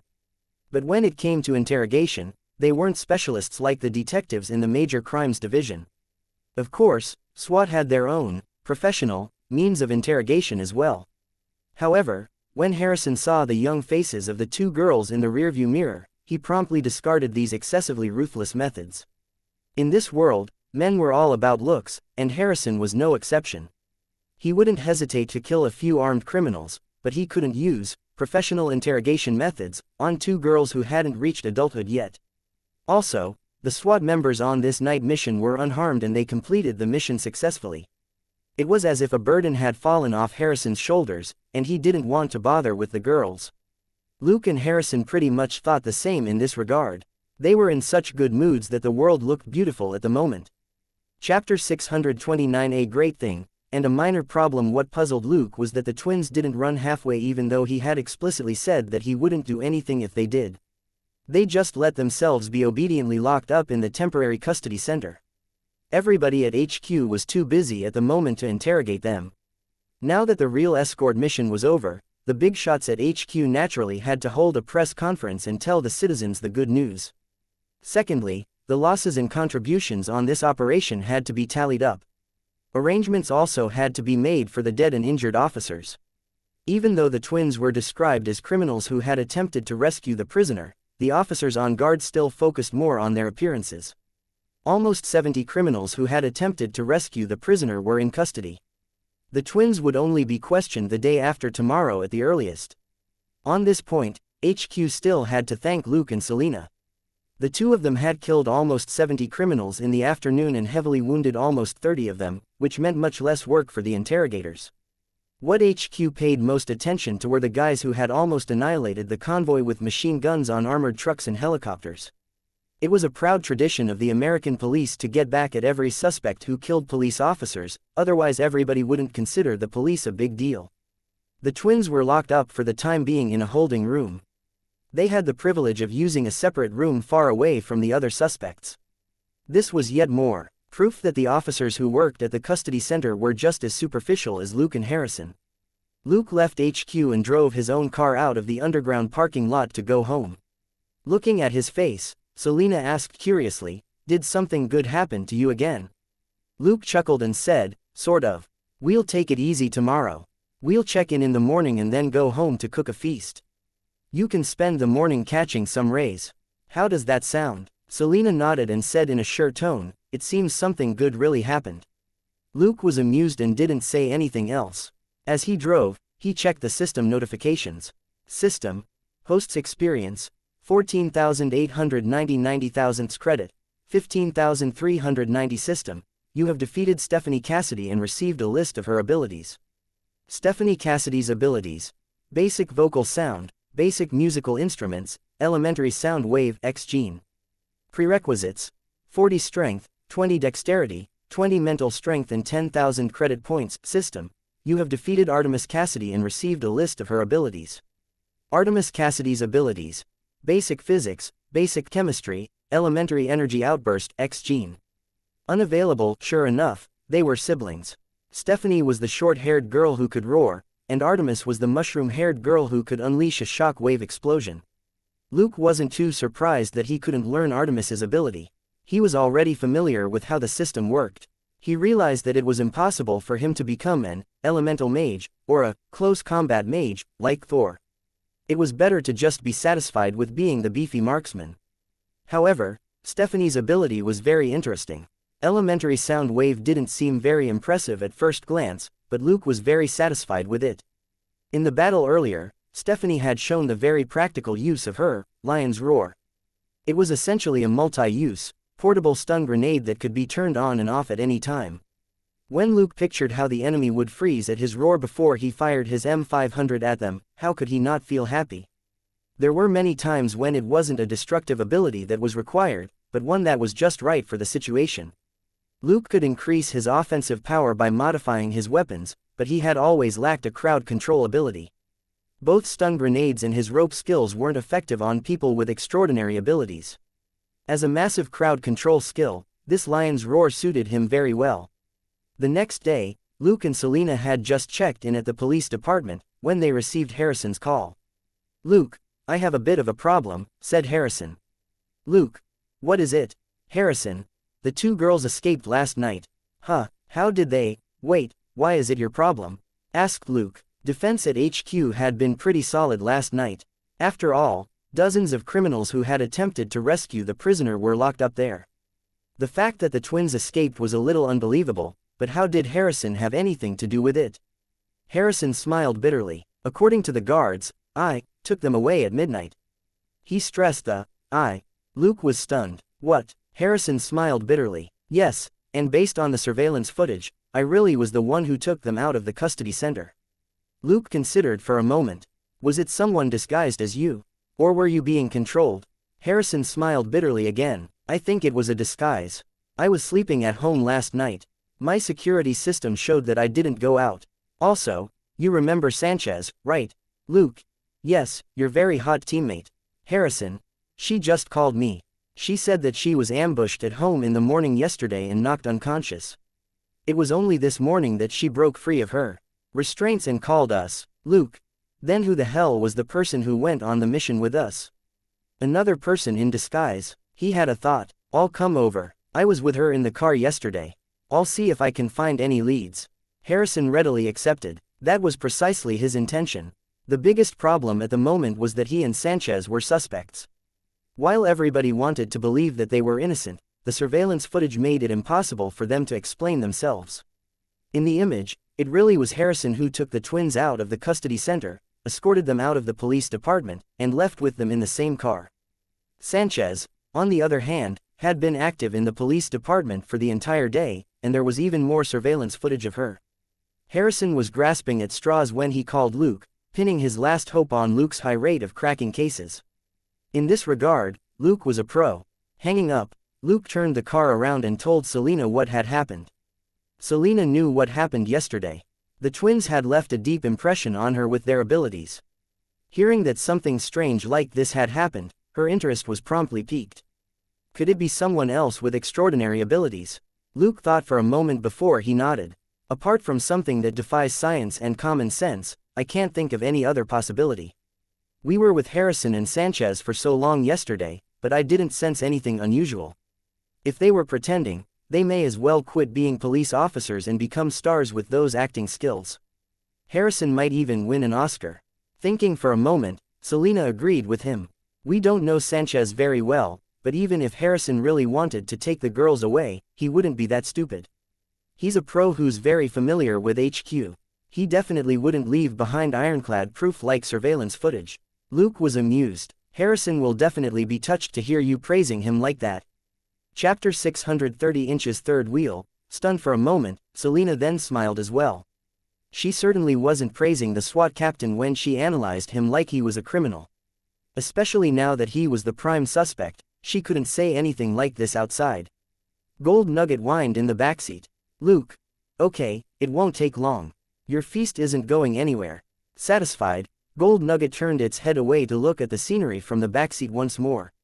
The car soon reached HQ, and Luke went to look for Harrison right away. The guy's situation wasn't bad. He hadn't been handcuffed, and before things were cleared up, he wasn't willing to leave HQ. He and Sanchez were sitting in one corner of the office, both frowning and thinking hard. Luke greeted them and comforted them. "Okay, I'll try my best to help." Harrison nodded his head and forced a smile. "Thanks in advance." Luke didn't waste any time and turned his head to say to Sanchez, "Tell me what happened to you from yesterday to today, and give me as accurate a time frame as possible." Sanchez looked at Harrison, who nodded. "Trust Luke, if he can't do it, we'll have to wait for the internal affairs investigation." Sanchez snorted. "What's the big deal? I've been investigated plenty of times." Harrison, "Stop playing the tough guy." Seeing everybody's strange looks, he hurriedly amended, "You're a woman, but this isn't just a minor case of hitting some suspects.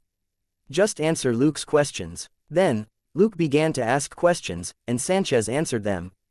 Different from when he was interrogating criminals, Luke was very quick and only asked each question once before he moved on, only repeating a question now and then to confirm the time frame.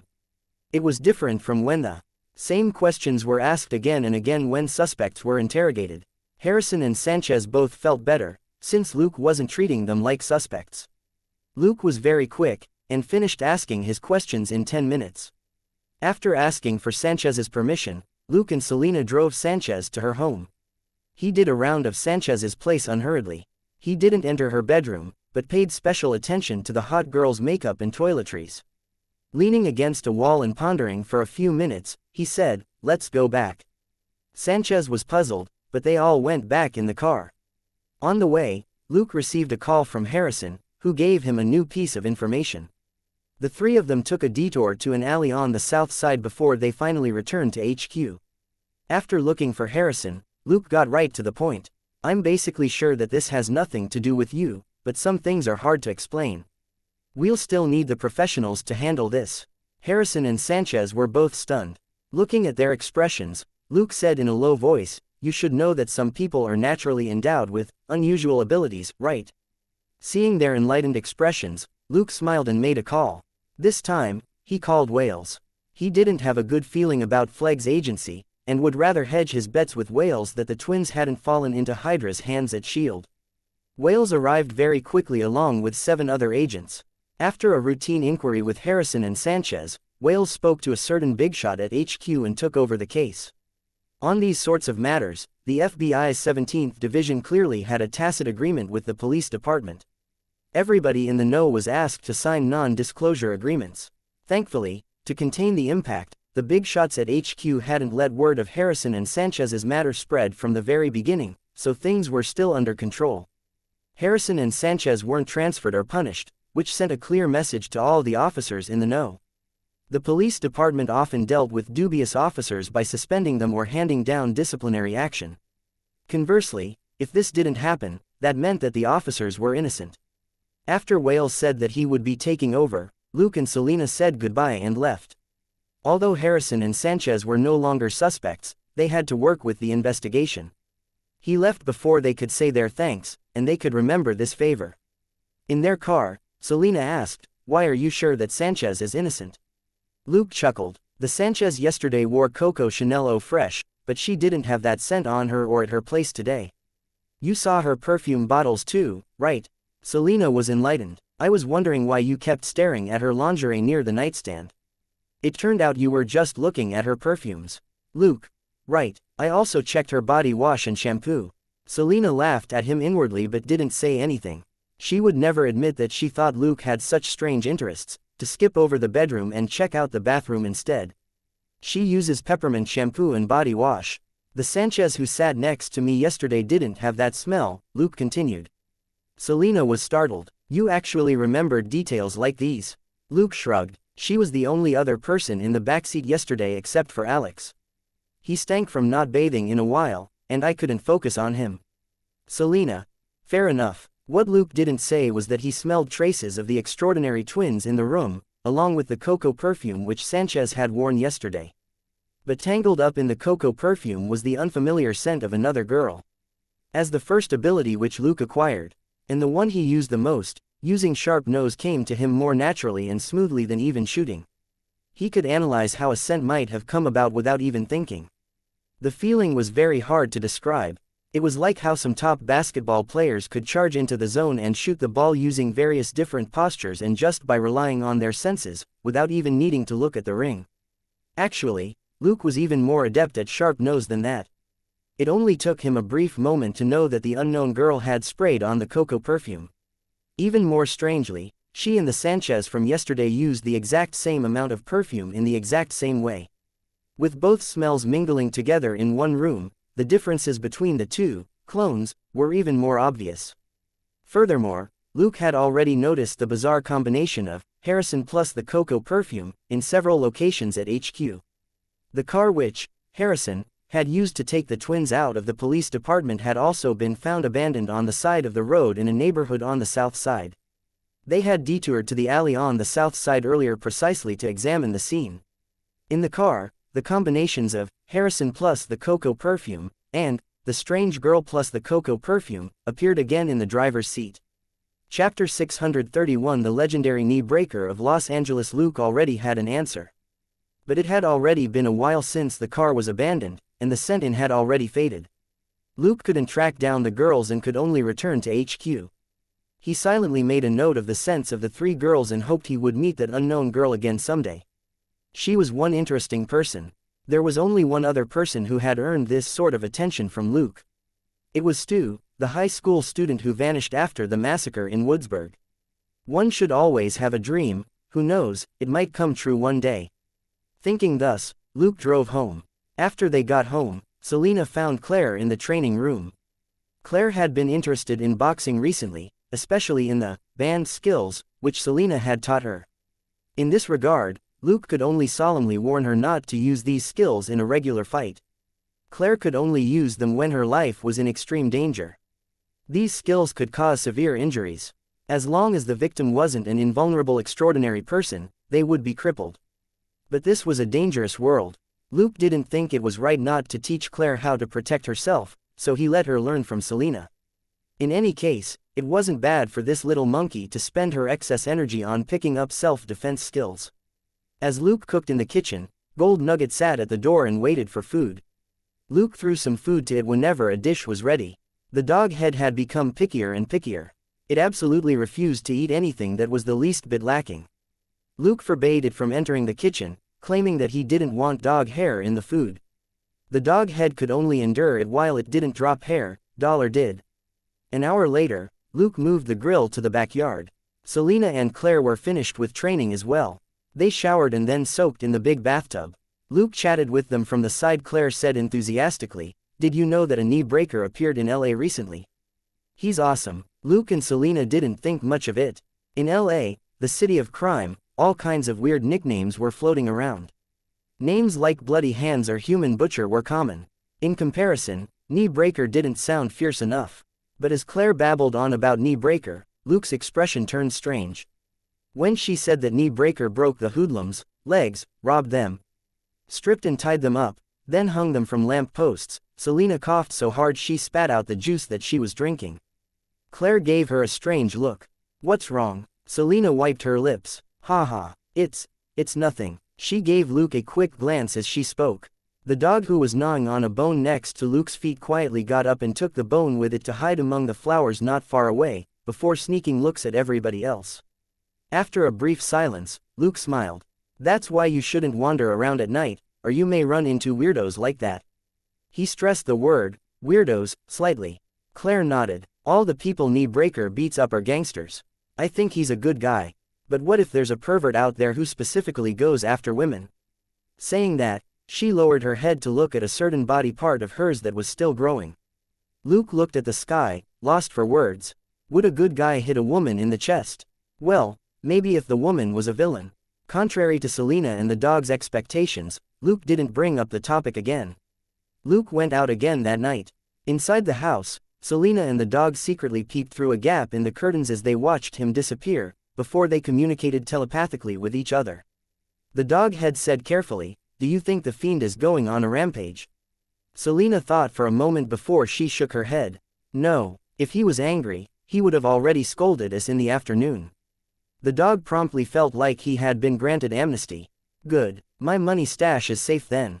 Selena glared at it in dissatisfaction. "That's what you're scared of." The dog looked at her aggrievedly. What can I do? I can't go to work, and Luke has only taken me on one mission so far. Selena was lost for words. That made sense. She had started earning money since she was 18. Naturally, she didn't understand the pain of unemployment. Thinking for a moment, she lay back on her bed. Don't worry, Luke didn't say anything, which means he's fine with it. He won't punish you as long as we abide by the safety rules and we don't expose ourselves. The dog head was relieved, but suddenly sensed something wrong. What? In any case, he'll only punish me. You'll be fine. Apologize to me for that thought. Selena rolled over lazily. I'm telling the truth. Why should I apologize? After thinking for a few seconds, the dog head finally realized that she wasn't wrong at all, and could only yell in despair. This isn't fair. I want to watch HBO. Selena yawned. Go watch then. Remember to close the curtains and use your earphones. The dog head resentfully returned to the new dog house next to the bed. This was something it had bought with its own money. Not only was it much bigger, it also had a cover which made it look like a small tent. According to the dog head, it was an adult too, and needed its own privacy. Taking out the tablet which Luke had modified for it, it pressed the pause button with its paw and continued to watch the rest of episode 5, season 2 of This is Sparta. Dollar had closed its eyes. The tablet was placed behind its butt, so it wouldn't affect its sleep. The earphones from the tablet were stuck to its back, which wouldn't affect its sleep. Except for the flickering light in the dog house, it was all quiet in the room. Elsewhere, Luke put on a set of new clothes in a new safe house as usual. He then left in a second-hand Chevrolet. He would abandon the safe houses after using them once or twice. In any case, he wasn't short of money. It wasn't hard for him to take advantage of the loopholes on online rental sites and use fake identities to rent houses as well as buy cars. He didn't pay a cent less and would abandon these locations and cars after a month at most. So his safety wasn't an issue. He paid with the dirty money that was in his inventory, which was no skin off his nose. He still didn't know how to use up the $200 million from Hernan. Under these circumstances, although the cars he bought were secondhand, he specially inspected them to make sure that they were all still in good shape. He would never forget how Alex, that unlucky B****, ended up in jail. He used that lesson to remind himself, safety first. Driving east, Luke stopped at the end of a street and got out. Taking a few twists and turns, he entered an old alley where an old van was parked. Luke went to the van and opened the door. He grabbed a hand that was holding a gun and played his voice recorder with the other. It's me, Puncher. The hand immediately stopped struggling. Luke got into the van and closed the door. Chapter 632 Foul Language and Late Puberty. Why are you still in LA? And you were still out and about in the last 2 days. Luke smelled blood from her waist injury.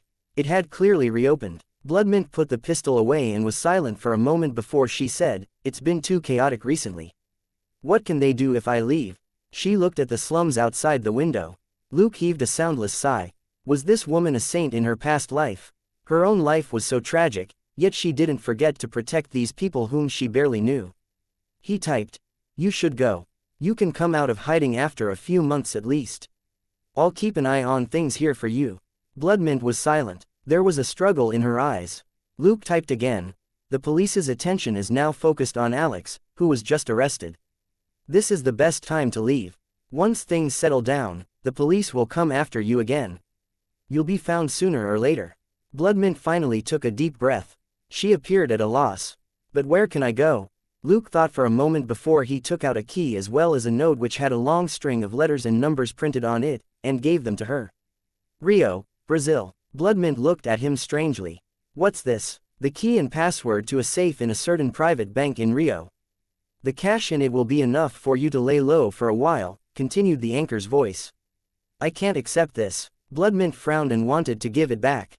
Luke raised his hand. It isn't hard for you to make money with your skills, but to avoid the police and the fraternity, it would be best for you not to do anything. Take this money and live quietly for the time being. Bloodmint shook her head again. I'll go, but I don't need this. Luke chuckled soundlessly, before he typed and played, just consider it a loan. You can pay it back with interest after this period, but you'll have more options if you have enough money, so don't turn this down.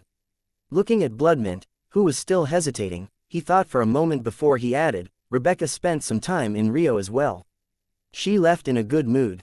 Maybe you will, too. Bloodmint was tempted. After hesitating for a long while, she finally nodded. Then consider this as me borrowing the money from you. Luke nodded in satisfaction. If possible, don't give up on working out, otherwise you won't be able to defend your turf when you return. Bloodmint was lost for words. The little girl had told her how 30 of Garcia's men were killed. This puncher was even stronger than she had imagined. No wonder he said he and Rebecca were close. The weak wouldn't win Rebecca's respect. Luke, remember, leave Los Angeles in a day or two. Bloodmint. Why the rush? Luke, I'll clean up this area. There'll definitely be a lot of people who'll be coming around here to look for leads. Bloodmint. Got it, I'll leave latest the day after tomorrow. Luke. You promise? Bloodmint smiled bitterly. I promise. Luke nodded in satisfaction. You can still follow LA news when you're abroad. I guarantee you won't be disappointed. Bloodmint. Huh. Luke didn't say anything after that, and simply slipped out of the van. He was only giving Bloodmint a hand in passing. The key and password which he gave her came from Pedro, that minor boss in Rio. Luke hadn't thought much of the 2 million in cash back then, and had only taken the key and the password. Letting Bloodmint use that trash now wasn't a bad idea. As a semi-official fraternity assassin, she was somewhat of an extraordinary person herself. She was ruthless toward criminals but had compassion for people she didn't know in the slums, which matched Luke's own worldview. Also, considering Bloodmint's personality, she would definitely pay back this favor. It was for this reason that Luke had called on her before his cleanup, so that she wouldn't become collateral damage. Bloodmint was fierce, but her imagination was limited by her capabilities. Relying purely on passive defense to protect an area was impossible. Thinking this, a cold light flashed in Luke's eyes. The east side of Los Angeles was basically uneventful that night. Selena yawned and got up. Smelling the aroma of food through the slightly open door, she complained, "Can't you close the door when you go out?"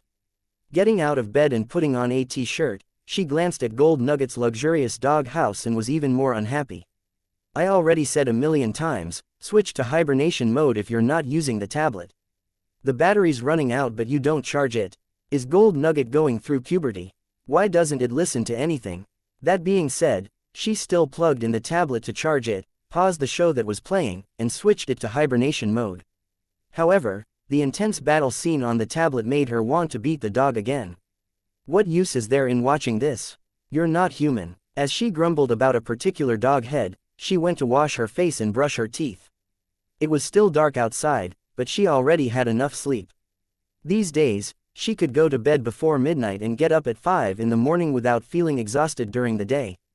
The benefit of rising early was that there was more time for breakfast. She would read the news and files for an hour, train for an hour, and then go to work with Luke. There was plenty of time for breakfast. Coming out of the bathroom, she went to the kitchen. Gold Nugget was sitting at the kitchen door as usual and accepting food samples from Luke every now and then. When Luke asked if it tasted good, it nodded its head. Hearing the noise, Dollar looked back and immediately went over to greet its young master obediently. This was Dollar's natural instinct, so Gold Nugget never stopped it. The dog would feel depressed if it was stopped, and Gold Nugget would suffer from that emotion as well. Besides, Selena's arrival meant that breakfast would start soon, and it wouldn't need to rely on small snacks to sat its hunger. Everybody wolfed down the food at the dinner table. When they were done eating, Gold Nugget looked at Luke pitifully again. Luke ruthlessly squashed its delusions. The food on the stove is for Claire. That's not nearly enough for you. If you want to eat more, you can have some raw beef and seafood. Gold Nugget quickly gave up. Actually, it wasn't that hungry, it was just a glutton. Claire had a much smaller appetite than the three of them. The 2 steamers of buns on the stove indeed weren't enough for Gold Nugget. Luke petted the dog with a smile. We'll go to the cake store and buy you a Napoleon cake. Will that do? Pleased, Gold Nugget nodded. Selena, however, mumbled, this guy's going through puberty. It doesn't listen to anything I say. We should cut down on its snacks for 2 days. Gold Nugget immediately bristled and barked.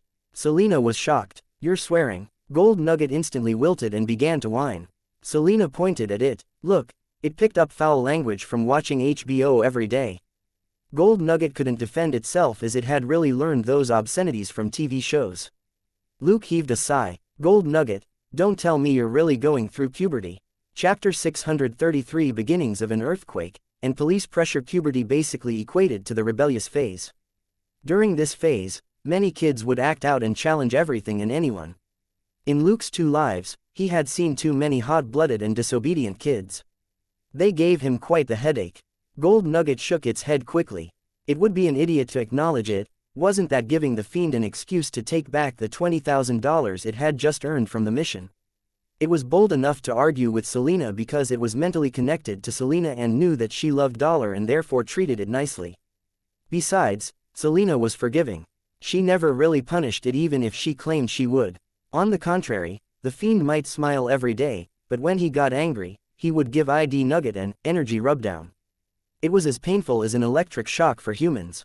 That wasn't something it wanted to experience at all. Luke glanced at it and nodded. All right, it seems you're not getting cocky. Turning his head, he said to Selena, you should let it watch more soap operas when it has nothing to do. The kind about old friends, the trials of adolescence, I love my home, that sort of thing. Selena was enlightened. That's right, that should teach it more about life. Gold Nugget couldn't be any more despairing. It knew that the fiend was always biased toward Selena. Gold Nugget, who had been about to go through late puberty, was scared back into obedience. Its mood didn't improve until they left home and it had today's cake. When it came to food, the fiend was quite nice to it, at least. He was also generous enough with money. After the ocean liner mission last time, Luke asked Gold Nugget how much of a bonus it wanted, and it had asked for $20,000. Luke had handed the money over in full right away. As to why the pilot could get $200,000, Selena had also explained it to the dog head. That man's special plane could be considered an early investment, and most of the money for the ticket covered the plane's depreciation cost. In comparison, the dog head was only doing hard labor, so it naturally couldn't be paid as much. Just as its mood was starting to recover, the ground suddenly shook, and Gold Nugget dropped the Napoleon cake that was in its mouth. Although it reacted fast enough to save it, a bit of the cream still fell onto the backseat. The dog frowned and quickly swallowed the cake in a few bites, before it licked the cushion with its big tongue. Unfortunately, the cream had already slid into the gap between the cushions. It's over. I'm going to be taught another lesson. The dog couldn't be any more despairing. It furtively raised its head and looked at the front seat, only to see that Luke hadn't noticed at all, but was looking outside with his brow furrowed. At that moment, the ground hadn't stopped shaking. Luke pulled over and said, "It's an earthquake. Selena, turn on the cameras and see if there's been any disasters nearby." As far as he could tell, this wasn't a small earthquake. An earthquake that could shake a moving car had to be a magnitude 5 at least, and the source couldn't be far away. Luke got out and stood on the road. The tremors were even more obvious and lasted more than 30 seconds. He started to wonder, don't tell him it was a major earthquake. Luckily, the tremors settled in less than a minute and didn't go higher than a magnitude 5. It wasn't too bad. Inside the car, Selena alerted him, "There's activity on our internal channel. A huge number of emergency calls are flooding in regarding accidents caused by the earthquake." Frowning, Luke quickly got in and started the car. "Okay, Gold Nugget, stop licking. It wasn't your fault." Gold Nugget's scrunched up face immediately relaxed. It barked, "Luke, however, you have to be more careful when you eat. You're the only one who sits there." Gold Nugget began to whine. Selena snorted, "You have the nerve to say you'll wash it. I'm the one who washes it for you every time. Your new dog house is even more complicated. How can it be washed in the future?" Gold Nugget barked in dissatisfaction. Luke said with a smile, "It's fine, the dog house can be vacuumed. It doesn't smell, anyway." Gold Nugget was conflicted. "It's true that I don't smell, but why does it feel weird, the way you say it?" When they arrived at the police department, all the detectives of the Major Crimes Division were waiting in the hall. After they arrived, Dustin nodded. "Okay, basically everybody's here now. Let me now explain what we'll be facing today." Nobody in the Major Crimes Division was really surprised. They knew that Dustin had been waiting for Selena and Luke. Dustin coughed lightly and said, "The epicenter of the earthquake this morning is about 60 kilometers to the north of the city center, and we clearly felt the tremors here. A lot of emergency calls are now coming in. If it's a regular case that isn't directly related to the earthquake, ignore it." "Got it. Got it," replied everybody at the same time. Law and order has been shaky in LA recently. After this earthquake, there's bound to be many people who'll take advantage of the disaster. Dustin continued, "So, I want you to warn the gangs under your jurisdiction not to cause trouble for us during this time, or we'll settle the score with them later." Everybody nodded silently. They were being asked to notify the gangs that they were familiar with. Of course, that didn't mean that they were colluding with the gangs. Once this was over, LAPD would come down even harder on whoever added to their woes during this time. HQ had a division which specialized in gang affairs, but the major crimes division detectives in each precinct couldn't idle by either. There were tens of thousands of gang members in Los Angeles. Relying on just HQ's gang intelligence unit to put pressure on the gangs wouldn't scare the gangs at all. Conversely, the unit would just be run ragged, and wouldn't be intimidating enough. The major crimes division was different. Each major crimes division was a tiger which clashed daily with the gangs in their precinct, and knew them very well. If they really wanted to give the gangs a hard time, all they needed to do was set up a perimeter at a few critical locations. This time, the detectives weren't acting on their own, but with the collective will of the police department. The police had no problem killing a few small fry who were acting up to intimidate their fellows. Seeing everybody nod, Dustin lowered his voice and added, "Remember, HQ and the precinct are right behind you. Don't worry too much. If any of them dares to try anything with you, don't bother with it and just report back. SWAT has cancelled all their leave and is standing by." Luke was amused. Wasn't this just telling them to use the simplest and crudest way to get things done? Whoever dared to provoke them would receive a warm visit from the professional goons that were SWAT. Dustin's briefing lasted no more than 5 minutes before he dismissed everybody. He just needed to let everybody know the official stance on this issue so that his subordinates would know what to do in the next few days. During these few minutes, the phones rang non-stop in the major crimes division, which suggested a super busy day for everybody. Luke and Selena didn't leave in a hurry. Instead, they went to Elsa's office. As a small squad, they had to communicate with Elsa first before what looked like imminent chaos took place. Chapter 634 No major problems, minor problems everywhere. Luke's meaning was, call me if you need anything. I'm a pro at beating up people, at your service. Elsa accepted without a qualm. She wasn't exactly an outstanding fighter, and neither was her new partner, Simmons. Luke's combat ability had always been the foundation of her confidence. Elsa had always been sure that her former partner and current subordinate was definitely the most capable fighter in LA. 10 minutes after arriving at the police department, Luke and Selena drove out again. The police intercom had practically crashed. The operators were already trying to work on the signal jam, but many police officers still wanted to throw their walkie-talkies away. Luke's solution was much simpler. He gave Elsa a satellite phone since cell phones could barely get through either, with everybody calling each other to confirm that they were okay. There was nothing Elsa could say about her subordinate's extravagance. Not only would he beat people up for her, he even gave her a special means for calling him. How considerate of him. Once they left, Luke and Selena were constantly busy on the streets. They caught some small hoodlums. If they were obedient, then fine.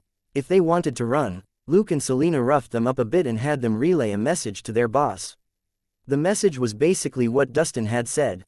The police department's intention had to be spread far and wide. It was just that this sort of threat couldn't be directly said on TV by the police bigshots.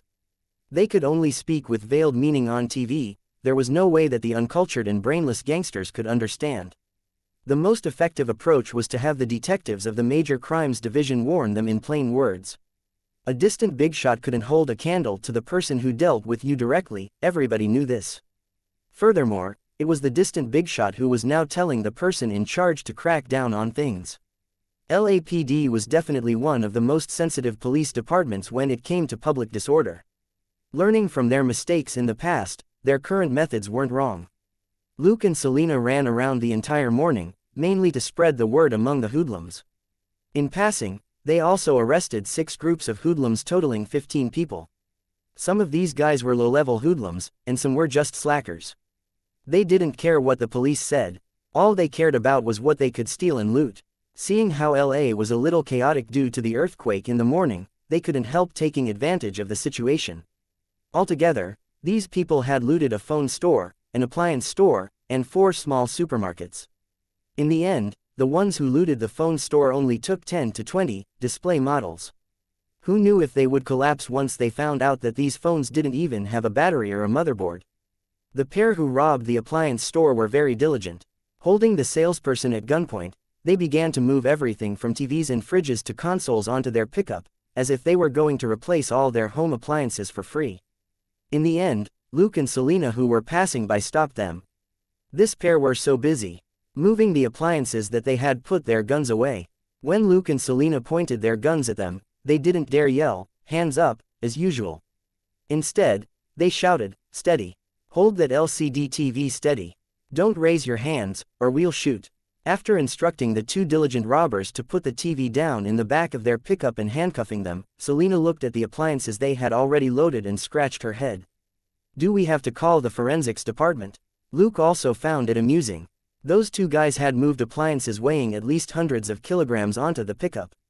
The forensics department would definitely curse if they had to transport the appliances back to the police department as evidence. He shook his head. "Let the street patrol take over. They can call whoever they want. We're only responsible for catching them." They decisively tossed the responsibility over to the street patrol. The salesperson at the appliance store looked at them and asked, "Can we move the appliances back for sale again?" Luke and Selena quickly shook their heads. If the appliances were moved back, that would be troublesome for the street patrol. It would be best to hand over all aspects of the follow-up to them from the start, including the diligent pair. These two groups of robbers were quite ambitious, but the other four groups proved how low the bar was for thieves. These four groups all looted convenience stores, mostly for snacks. They didn't even take the money. That was right, all they looted was snacks. The snacks each group stole were worth less than $200. It was all junk food. Two of the groups had slightly better taste. One looted 2 bottles of whiskey, and the other stole 2 beers. But that was all. It was also why Luke wasn't heavy-handed with thieves who didn't hurt anyone. It would be like shooting someone in China for stealing a bag of vegetables, which was too ruthless. The two thieves who stole the whiskey, for example, they committed the robbery after getting drunk.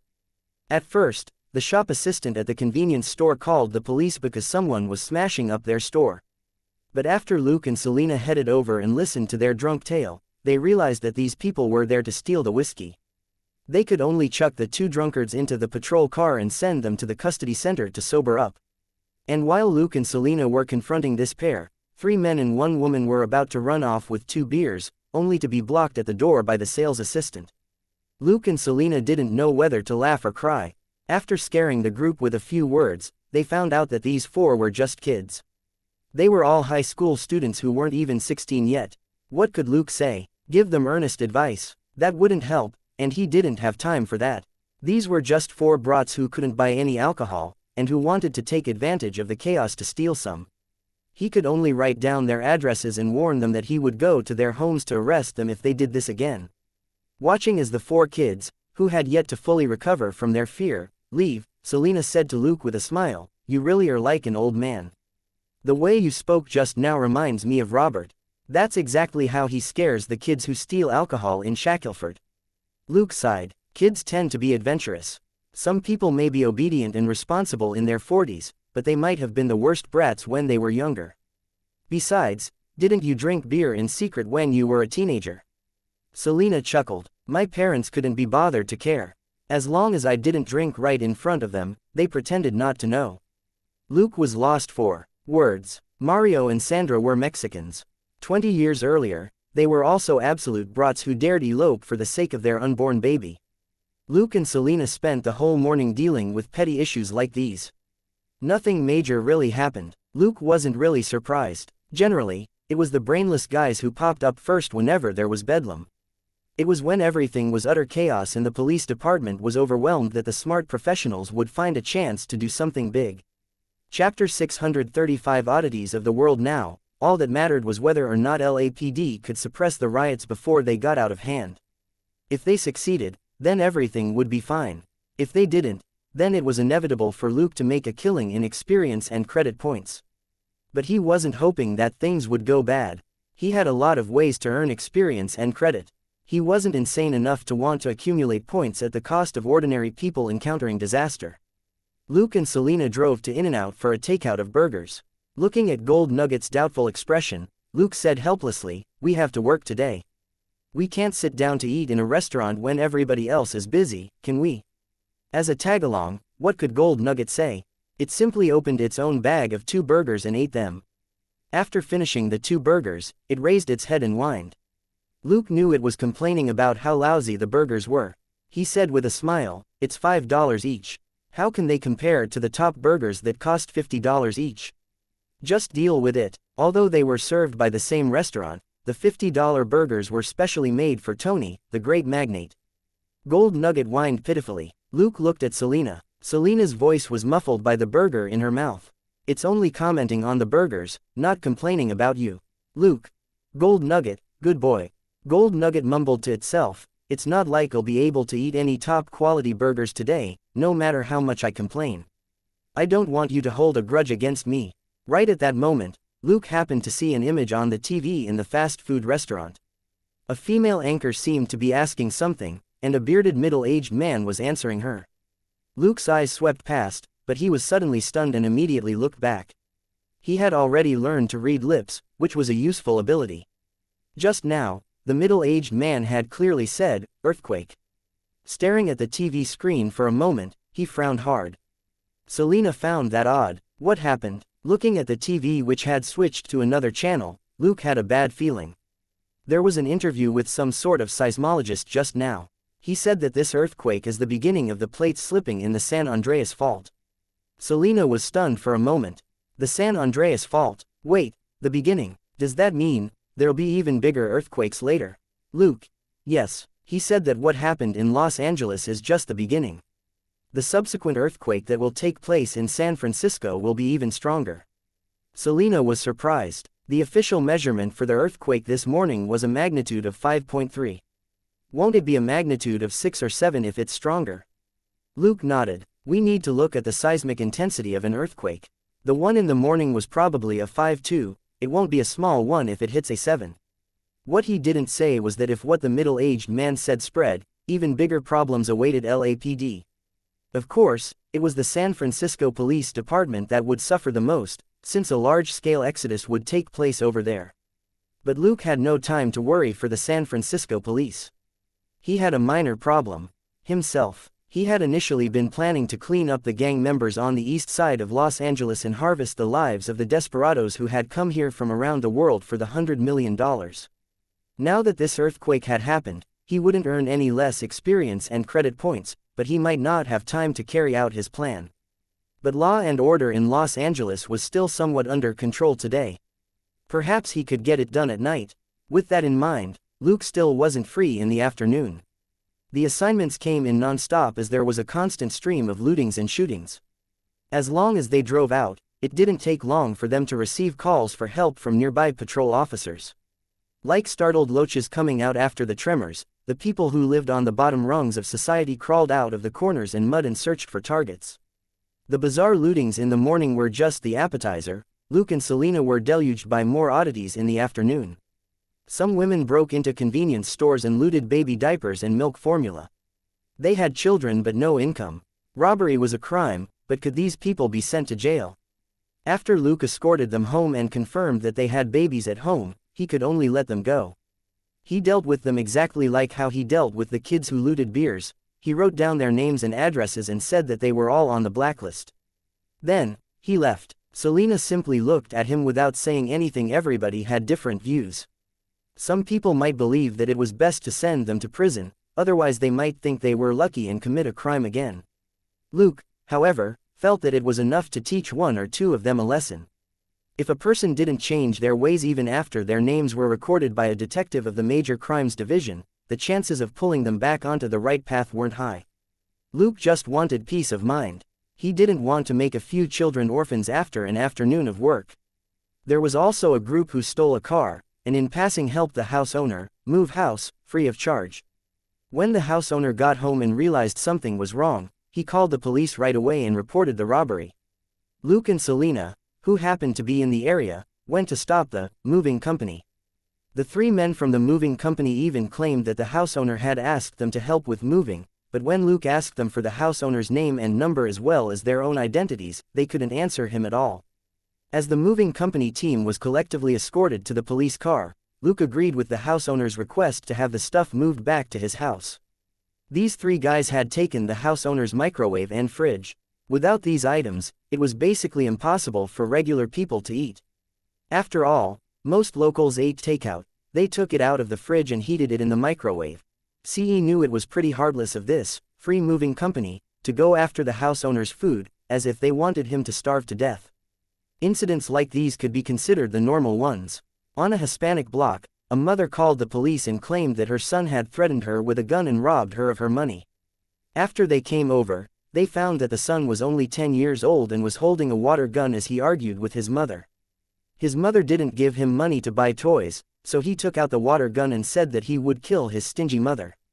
Then what? Then nothing. Luke confiscated the murder weapon and told the mother that he could send her son to the custody center and the juvenile detention center after that for him to be re-educated. However, he wasn't clear on the terms of bail and the fees at these places, so she could wait to be notified later. The mother and son immediately stopped fighting. Chapter 636. Your friend's mom is really awesome. This wasn't a joke. When the police caught anyone, they could indeed let them go over a small matter with a warning. It was like the criticism a person got from spitting on the streets. But if they were annoyed and decided to be strict, there was nothing wrong with sending the culprits to the custody center. Leaving the Hispanic neighborhood, Luke and Selena sighed almost at the same time as they looked at the mess around them. Luke asked first, "What are you sighing about?" "Selena, I'm thinking it's a good thing my parents chose Shackelford and found decent jobs on the ranch. It's very hard to move forward here, right? What about you, Luke? Coming out of this environment and making something of yourself really is a struggle. What I wanted to say, though, is that if a riot happens, this is probably where it'll start." Selena shook her head. "There's nothing we can do about that. It's all up to God." Luke nodded in agreement. If no more earthquakes happened, these minor disturbances would gradually settle, like the silt stirred up at the bottom of a pond. Therefore, everything was up to God. When he got home that night, Luke looked at the experience and credit points he had earned and smiled bitterly. This had to be a joke. How did he earn almost 1,000 experience and credit points for catching petty robbers and thieves? Were there so many hidden criminals in Los Angeles? He felt helpless. Back at home, Luke was in no mood to cook too much. He simply stuffed the marinated ingredients into the oven before he stretched out on the couch. He was still full of energy physically, but the weirdos had mentally exhausted him. Fortunately, Claire had already come home, and she pulled him into a conversation. Luke simply told her about the ridiculous things he had run into during the day. Claire burst out laughing as she listened, which lifted Luke's mood. Sometimes, running into weird situations was nothing if it could bring joy to family and friends. Luke also told her about the news he saw today, but Claire found that odd. "No, why didn't I see anything like that?" Luke was stumped. "You didn't?" Claire quickly shook her head. She thought for a moment and said, "Right, I made a friend during the National High School cheerleading competition. She said she would be going to San Francisco. I'll ask her." "Luke, if she's from a regular family, I don't think she'll know anything." Claire took out her phone and searched for the number while she said, "Her mother's boyfriend is the rich CEO of a major San Fran corporation." "Luke, your friend's mother is really amazing." After speaking to her friend, Claire hung up. She said she hasn't heard anything of the sort. Her mother's boyfriend is going to San Francisco tomorrow. She'll fly with them and spend the holidays there. Too bad I have to stay in LA and get used to the environment here. Luke could only crush her fantasy. If there weren't any earthquakes, it would be fine if you wanted to visit for a few days, but don't go now. Claire turned solemn. She knew Luke very well. She knew that he never joked about serious matters. Even during April Fools, all the tricks he pulled were nothing serious. Should I tell her and her future stepfather not to go to San Francisco? Claire hesitated. It wasn't right to stick your nose into someone else's personal itinerary. However, if an earthquake was going to happen in San Francisco, how could she watch her friend enter a danger zone and not do anything? Luke raised his hand to pick up the tablet. "I'll look into the man who was on TV at noon first." Saying that, he quickly typed, "Lawrence Hayes from Caltech," on the tablet. Reading for a moment, he turned grim. The man who was on TV is a professor from Caltech who specializes in earthquake research. Apparently they've made some progress on predicting earthquakes. They can predict when earthquakes will happen to some extent. Claire thought for a moment. Then, is his prediction accurate? Luke, it definitely wouldn't be that accurate, or he would be an internationally renowned specialist and I wouldn't have needed to look him up, but there should be some truth in it. Claire hesitated. Then should I call Blake or not? Luke frowned and raised his hand again. Let me talk to the professor first. This time, he got up and went to the backyard, where he spoke for a long while before he returned. Claire, how did it go? Luke, you should stop your friend from going to San Francisco, and also tell her not to stay in tall buildings in Los Angeles. The same goes for you. If possible, avoid the city center and high rises for the next few days. Claire, is what the professor said true? Luke shook his head. I just asked him how confident he was in his speculation. He said that there was a 90% chance of a bigger earthquake happening. Claire found that strange. And you just bought what he said? Luke glanced at her. I said that as long as his prediction was accurate, I would donate to his research program, whether the earthquake happens or not. Claire, fine, money really does solve a lot of problems. There weren't many people Luke had to inform. He just called Jenny and told her about the possible earthquake, telling her to stay in low buildings for now. Surprised, Jenny asked him a few questions, and learned that Luke's source wasn't certain, so the news couldn't be spread so recklessly. If this news went out, it was hard to say if it was a malicious rumor to create chaos or a kindly warning. On many occasions, the consequences of a disaster weren't as bad as knowing beforehand that it would happen. If the rumor spread, the severity of the situation might be exaggerated 100 or even 10,000 times, and a minor event might cause utter chaos. In his last life, some of Luke's relatives had once bought 10 years' worth of iodized salt because of the rumor that the salt could fend off nuclear radiation. His own family wasn't that bad, they only needed to go out and buy salt again after 2 years. Information that couldn't be verified, hence truly couldn't be shared recklessly. Claire eventually called her friend Blake, but judging from her expression, the outcome wasn't very good. Luke hugged and comforted her. It's unverified information. You've tried your best. Depressed, Claire nodded and didn't say anything. Luke, however, continued, if an earthquake does happen, make sure you're safe, and try to come home and stay here. His house was a bungalow with no tall trees or electrical poles nearby. It was indeed the safest place during an earthquake. Claire said helplessly, didn't you say that it's just speculation? Luke patted her head. I don't care about other people, but I care about you. After all, you're my sister. Claire couldn't argue with that. That night, Luke roamed around outside again and returned before 3 in the morning. He didn't have much to show for this trip. The bugs that he planted in the rooms of a few well-informed gang members didn't catch anything important. Everybody was discussing the chaos caused by the earthquake. There was very little information on what Luke was most concerned about, the desperados from outside town. Chapter 637 He's a hero. Man proposed, but God disposed. Luke sighed inwardly. Currently, whoever wanted to rescue Alex would have to break into the county prison. Any gangs who got this idea into their heads would have to be insane and extremely paranoid. Without precise intelligence, it would be hard for him to get rid of them in a quick operation. If he was slow in wiping them out, some of the more suspicious criminals might flee. And that would be a drop in his net profit. A little depressed, Luke and Selena went to work as usual the next day. They got to the police department earlier than the day before, but when they entered the Major Crimes Division at 8, they were still the last to arrive. Dustin gave another briefing. He first praised everybody for their hard work the previous day. He then revised their assignments for today. The results of the detectives going out yesterday to pass the word around at the grassroots level were pretty good. Today, it was time to refocus on public order and help the patrol officers nab the restless fellows. Dustin assigned everybody to different areas, but told Luke and Selena in passing to go to wherever they were needed in order to stamp out unrest. Gunfights didn't break out very often when detectives worked cases. It wasn't uncommon for detectives to not have to shoot at a suspect for many years. But the situation wouldn't be very stable in the days to come. Dustin reminded everybody to be prepared, and to not forget to wear bulletproof vests while on assignment in troubled environments. The briefing once again wrapped up in less than 10 minutes, and dozens of detectives of the Major Crimes Division poured out. It was another busy and noisy day. Luke once again earned a lot of experience and credit points. They dealt with plenty of trivial and minor cases such as looting, theft, brawls and vandalism for the entire day. Luke's earnings of more than 1,500 experience and credit points amply demonstrated how the simple and honest folk of Los Angeles relied on their diligence to sustain themselves. That night, Luke went out again. He was going to wipe out a gang tonight, and in passing, obtain all the information that the boss had on those desperados from out of town.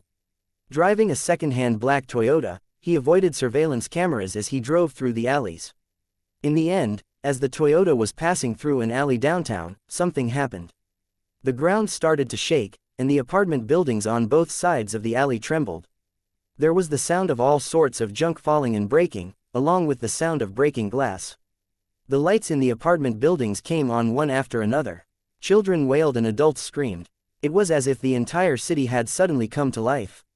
Unfortunately, this wasn't just a figure of speech, and came with dire consequences. Up ahead, a tall, partly lit building wobbled like it was dancing. Thoughts flashed through his mind, and a plan that Luke had been pondering for a long time popped into his head. Was now the best time for it? Quickly making up his mind, he put on a set of equipment from his inventory. He also sent a message to Selena to confirm that she was safe. Selena instantly replied that both she and Claire were fine. Luke simply told her to tell Claire and Dollar to stay at home, while Selena could do as she liked. They would definitely get a call from the police department soon to go out and maintain order. Selena could help buy him some time to get more experience and credit points. If he showed up with his real identity and couldn't use his full strength, his rescue efficiency would drop more than tenfold. Luke put on all his equipment in less than a minute. Ensuring that he hadn't left anything in his car, he got out, flung out his grappling hook, and went up to the rooftop of the apartment building. The rooftop of the 6-story building shook even more intensely, but Luke was steady as he stood on the edge. He looked around, then quickly jumped off. 2 cars had collided on the street. Because of the earthquake, the female driver in one car had swerved into the opposite lane and hit another car. Both drivers were protected by airbags and safety belts, but the female driver's car was leaking oil. Luke quickly jumped off. The cape he was wearing turned rigid before he landed, allowing him to glide the last few meters down. The cape then turned soft again as he landed right next to the cars. The window of the front door was broken. He grabbed the door and tore it off, before he got the dizzy female driver out. Holding her with his left hand, he opened the back door open with his right hand and grabbed hold of a girl who was about 7. He took the mother and daughter to the other car, one in each hand. The man in the driver's seat was crying out, "Help me. My leg's stuck." The unlucky man's left leg was pinned under his crushed car. After examining the situation for a moment, Luke tore off the door. Pushing up and stepping down on the door frame at the same time, he created a big enough gap to drag the man out of the car. While the man yelled in pain, he looked at Luke gratefully. He had smelled oil. Who knew if his car was leaking? Luke didn't forget to pick up a phone from the footwell on the driver's side, and gave it to the man. Then, with the man in one hand and the mother and the daughter in the other, he took them inside an apartment building on the side of the road. The earthquake had already stopped at that moment. Despite the minor cracks in the apartment building, it was generally intact and much safer than staying outside. Paying no attention to the astonished expression of the old lady who was the building manager, Luke turned around and left. Lives were at stake in the emergency, and saving them meant experience and credit. He had no time to talk at all. After Luke left, the old manager finally asked carefully, "Did he rob all of you? Do you want me to call the police?" Both the man and the woman didn't know whether to laugh or cry. The man was more tenacious despite his broken leg, and said, "No, he saved us. He's a hero." The old manager was surprised. "Then why is he dressed like that?" "He's like a..." She couldn't find a suitable word to describe him. The girl, however, suddenly said, "He's a superhero. He definitely is. That's why he's dressed like that."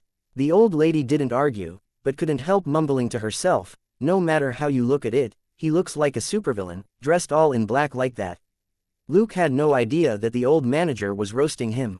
He was busy running toward his next batch of experience and credit points. After running dozens of meters, he flung out his grappling hook and climbed up to the 3rd floor, then climbed into a window. Inside, a woman who was bustling about shrieked in fear, and the 2 kids behind her did the same.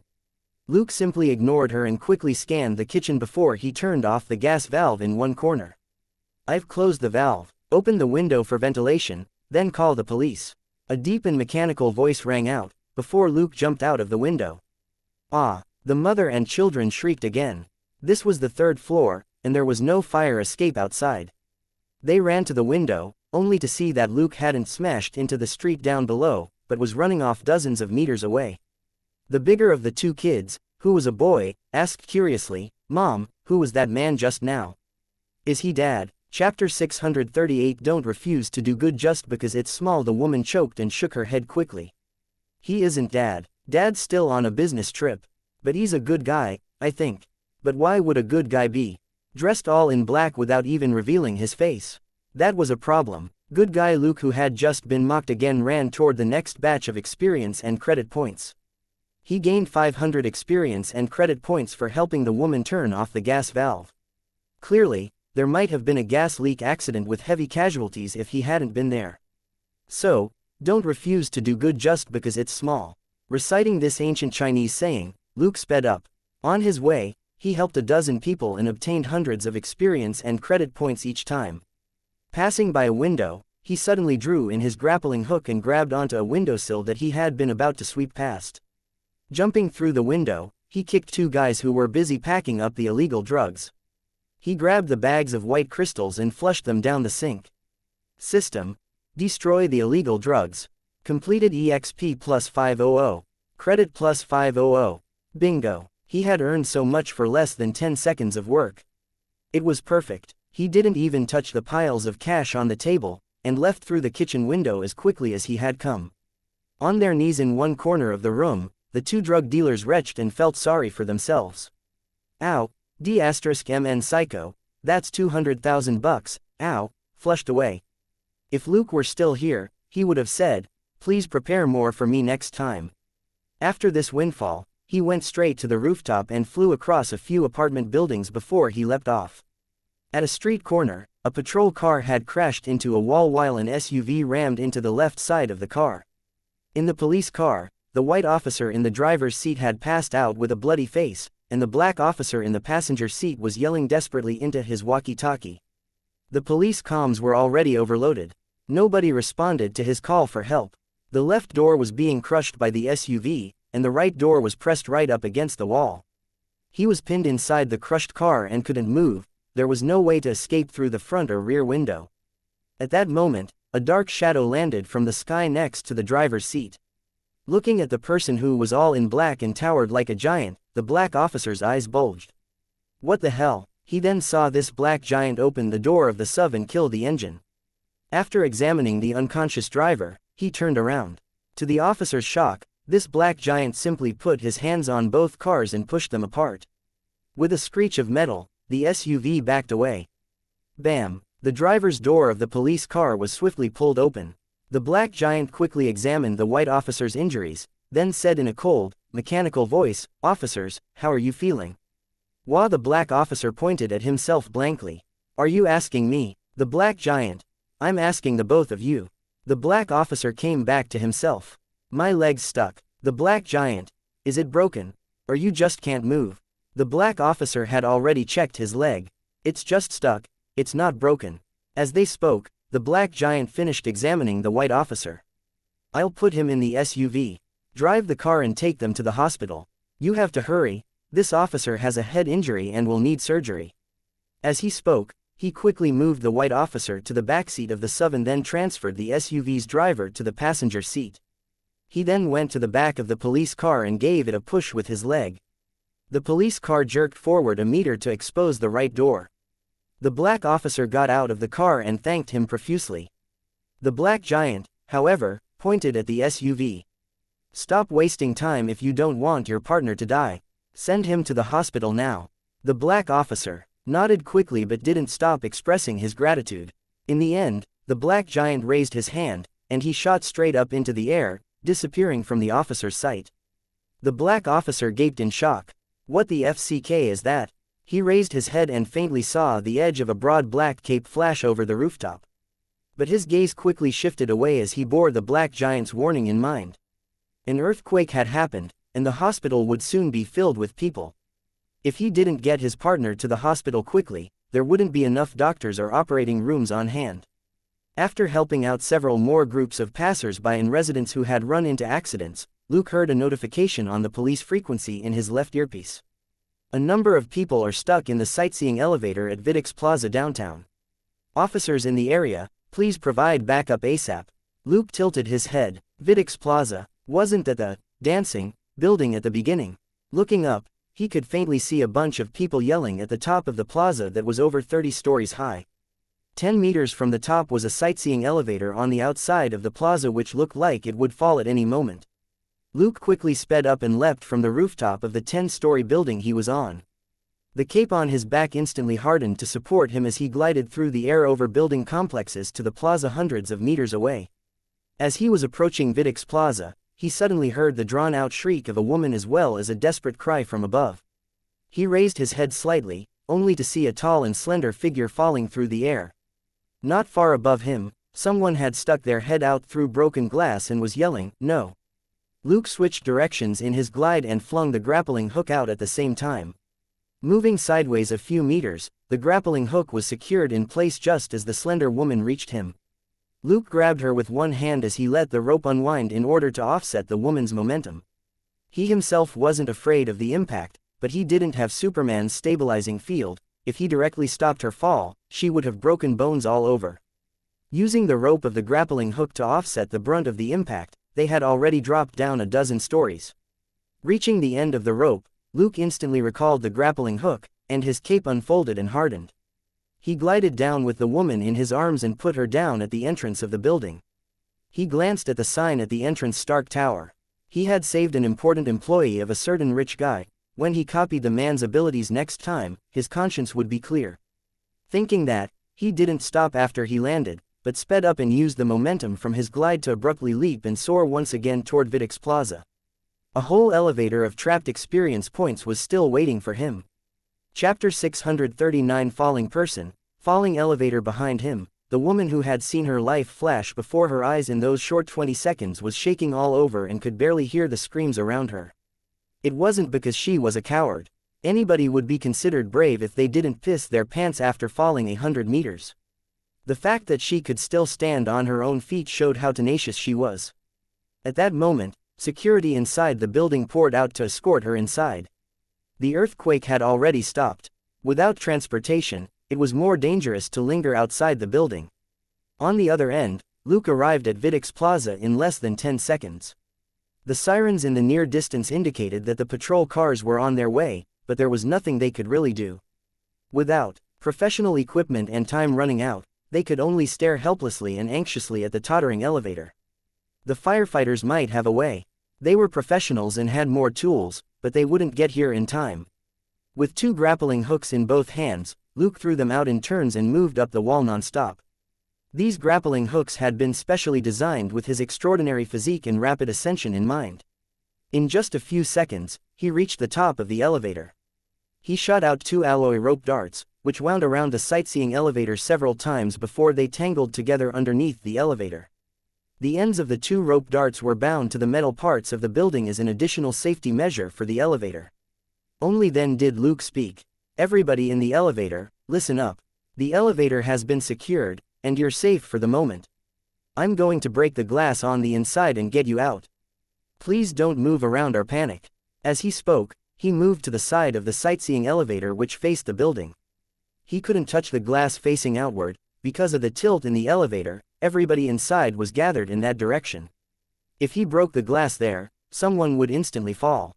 The dozen people in the elevator were trembling as some yelled, "WTFs," and "OMGs," while some were about to piss themselves. Luke ignored them. The elevator was in bad shape.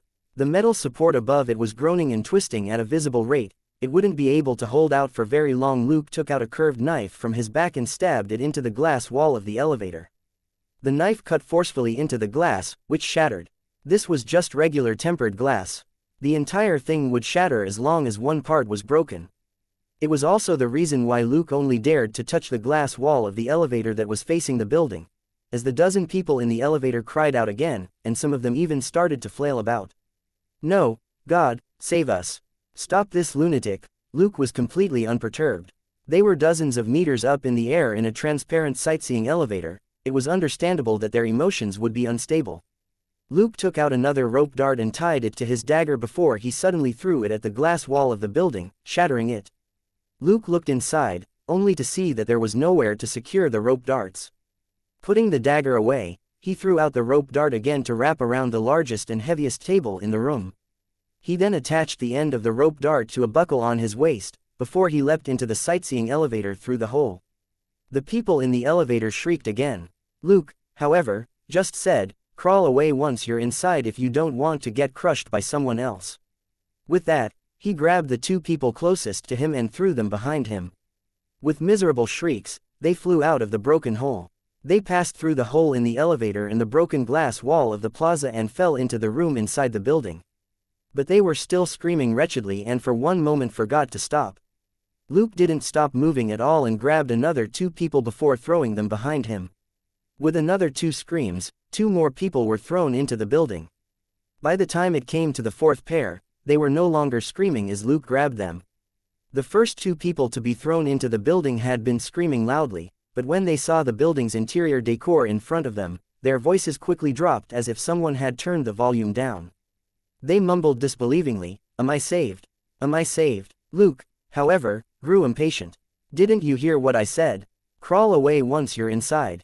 If you can't, have someone help you." The people inside were too elated to hear what he said. Luke didn't repeat himself, and just threw two more people in. Bam, bam. The first two people were hit by the incoming people from the elevator.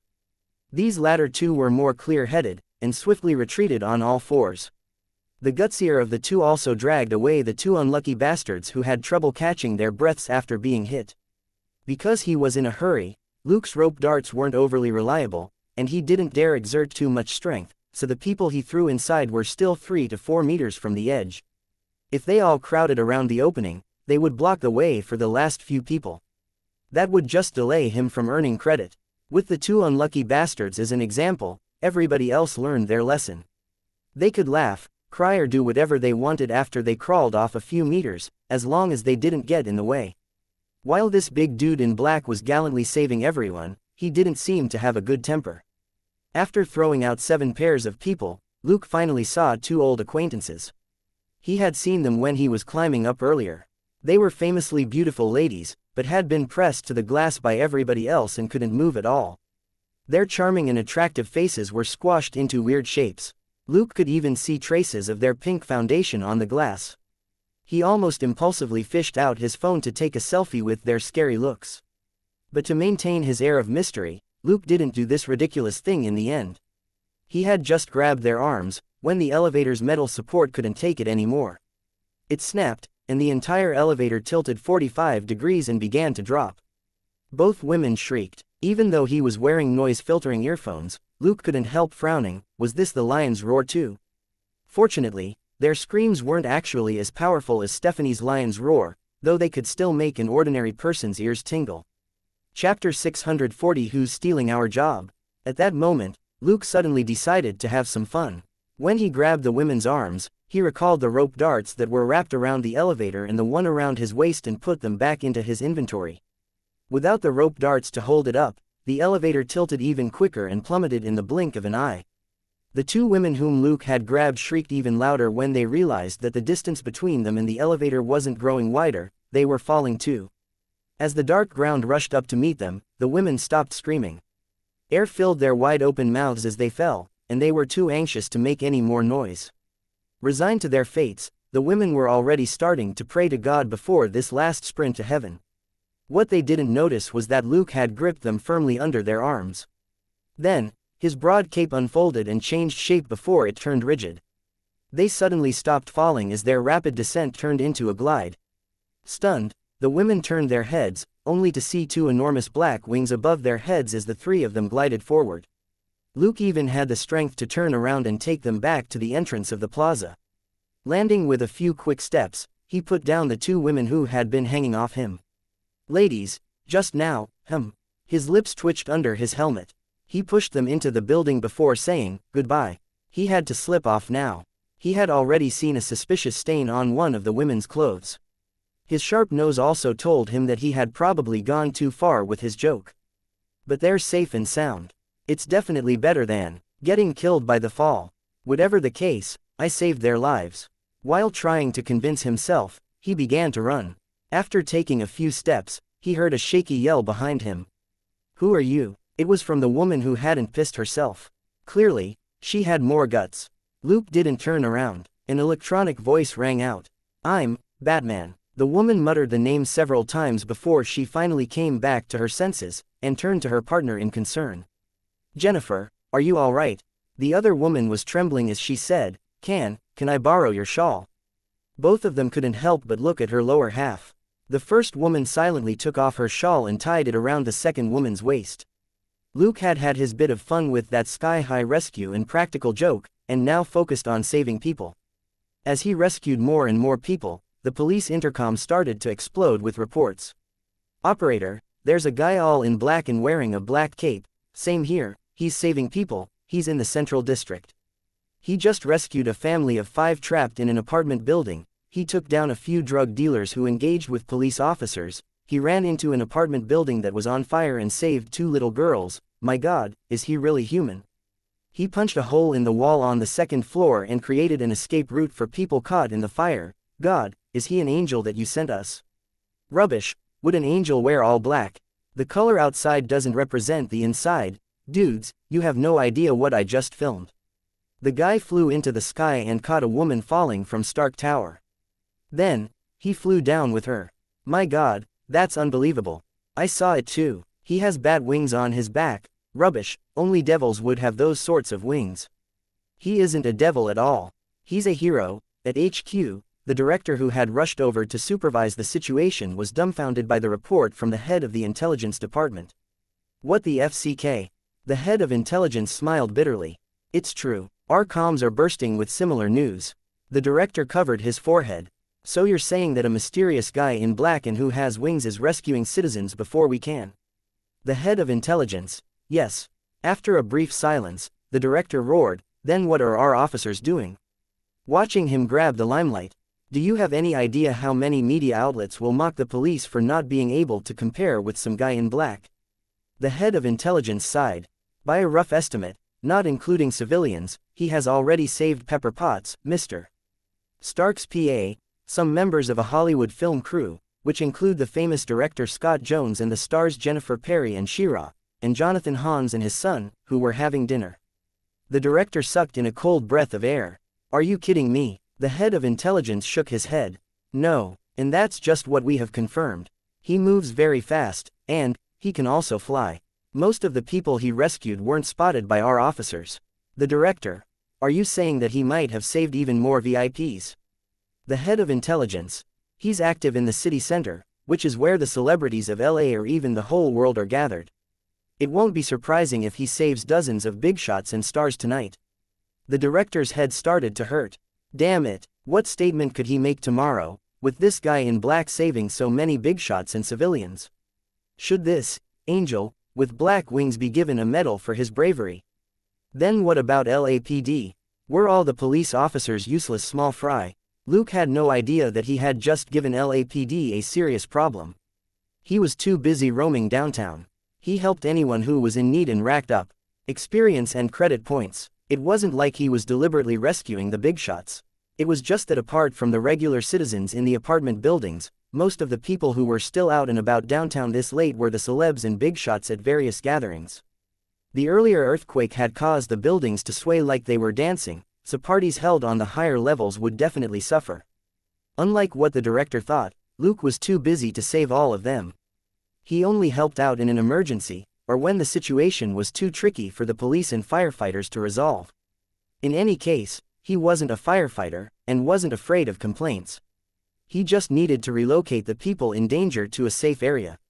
Whether or not they pissed their pants in the process was none of his concern. Initially, he could have rescued more people, but 4 to 5 helicopters soon flew swiftly through the night sky to surround and film Luke even as he was jumping down from a building on fire with a couple. It was still late at night. To film him clearly, the helicopters' lights lit up Luke's position. It was nothing for Luke. His helmet completely covered his head and his lenses automatically filtered the strong light. But the couple he was holding were scared witless. Chapter 641 Switching Identities, and Claire calls for help in the light of the helicopters' lamps. A black giant was holding a couple in both hands. Both of them felt like they were in a scene from TV, where a criminal held innocent people hostage when they were cornered. The young man stammered, "Dude, I can give you as much money as you want as long as you let me go. Luke, your place just burned to the ground. The young man, I have my card with me. There's still some money on it. Wait, didn't you say you have no money, which is why you've been using my card? The girl couldn't help but interject. Luke could see the veins throbbing on the girl's head. He turned his head to look at the young man. You should give your money to your girlfriend. Serves you right for calling me a kidnapper. Luke murmured to himself as he ran off into the alley next to the building. The couple were dazed for a moment. Remembering what Luke said before he left, the girl interrogated her boyfriend again. Didn't you say that you maxed out your card? Also, what did you say just now? Let me go. Excuse me, you couldn't even say us when we're running for our lives. The young man, it was a lie. Were you tricked, too? The girl sneered. He saved us and didn't extort money from you at all. You were just so scared that you accidentally blabbed the truth, right? The young man blushed, but there was a guilty look in his eyes. Clearly, the girl had hit the nail on the head, but they had barely started fighting when two news vans screeched to a stop near them, and two groups of reporters got out and scrambled to interview them. One of the female reporters was more decisive. I'll take the man and you take the woman. Let's split them up. You don't want the other channels to beat us to it, do you? The male reporter from another TV station quickly accepted the proposal. Early coverage meant higher views. At that moment, a lot of people were paying attention to the black-winged angel. Huh, what kind of nickname is black-winged angel? Which dumbass came up with this? It sounds awful. Grumbling in his heart, the male reporter pulled the girl aside and offered her $200 for an interview. Naturally, the girl accepted his offer. Even if she didn't, her shameless boyfriend would agree to that old lady reporter. In the end, her boyfriend really agreed to be interviewed, and only for $100. Of course, the female reporter wasn't really an old woman. She was just the typical mature working lady, and was only 29. On the other end, Luke was still being chased by a couple of helicopters.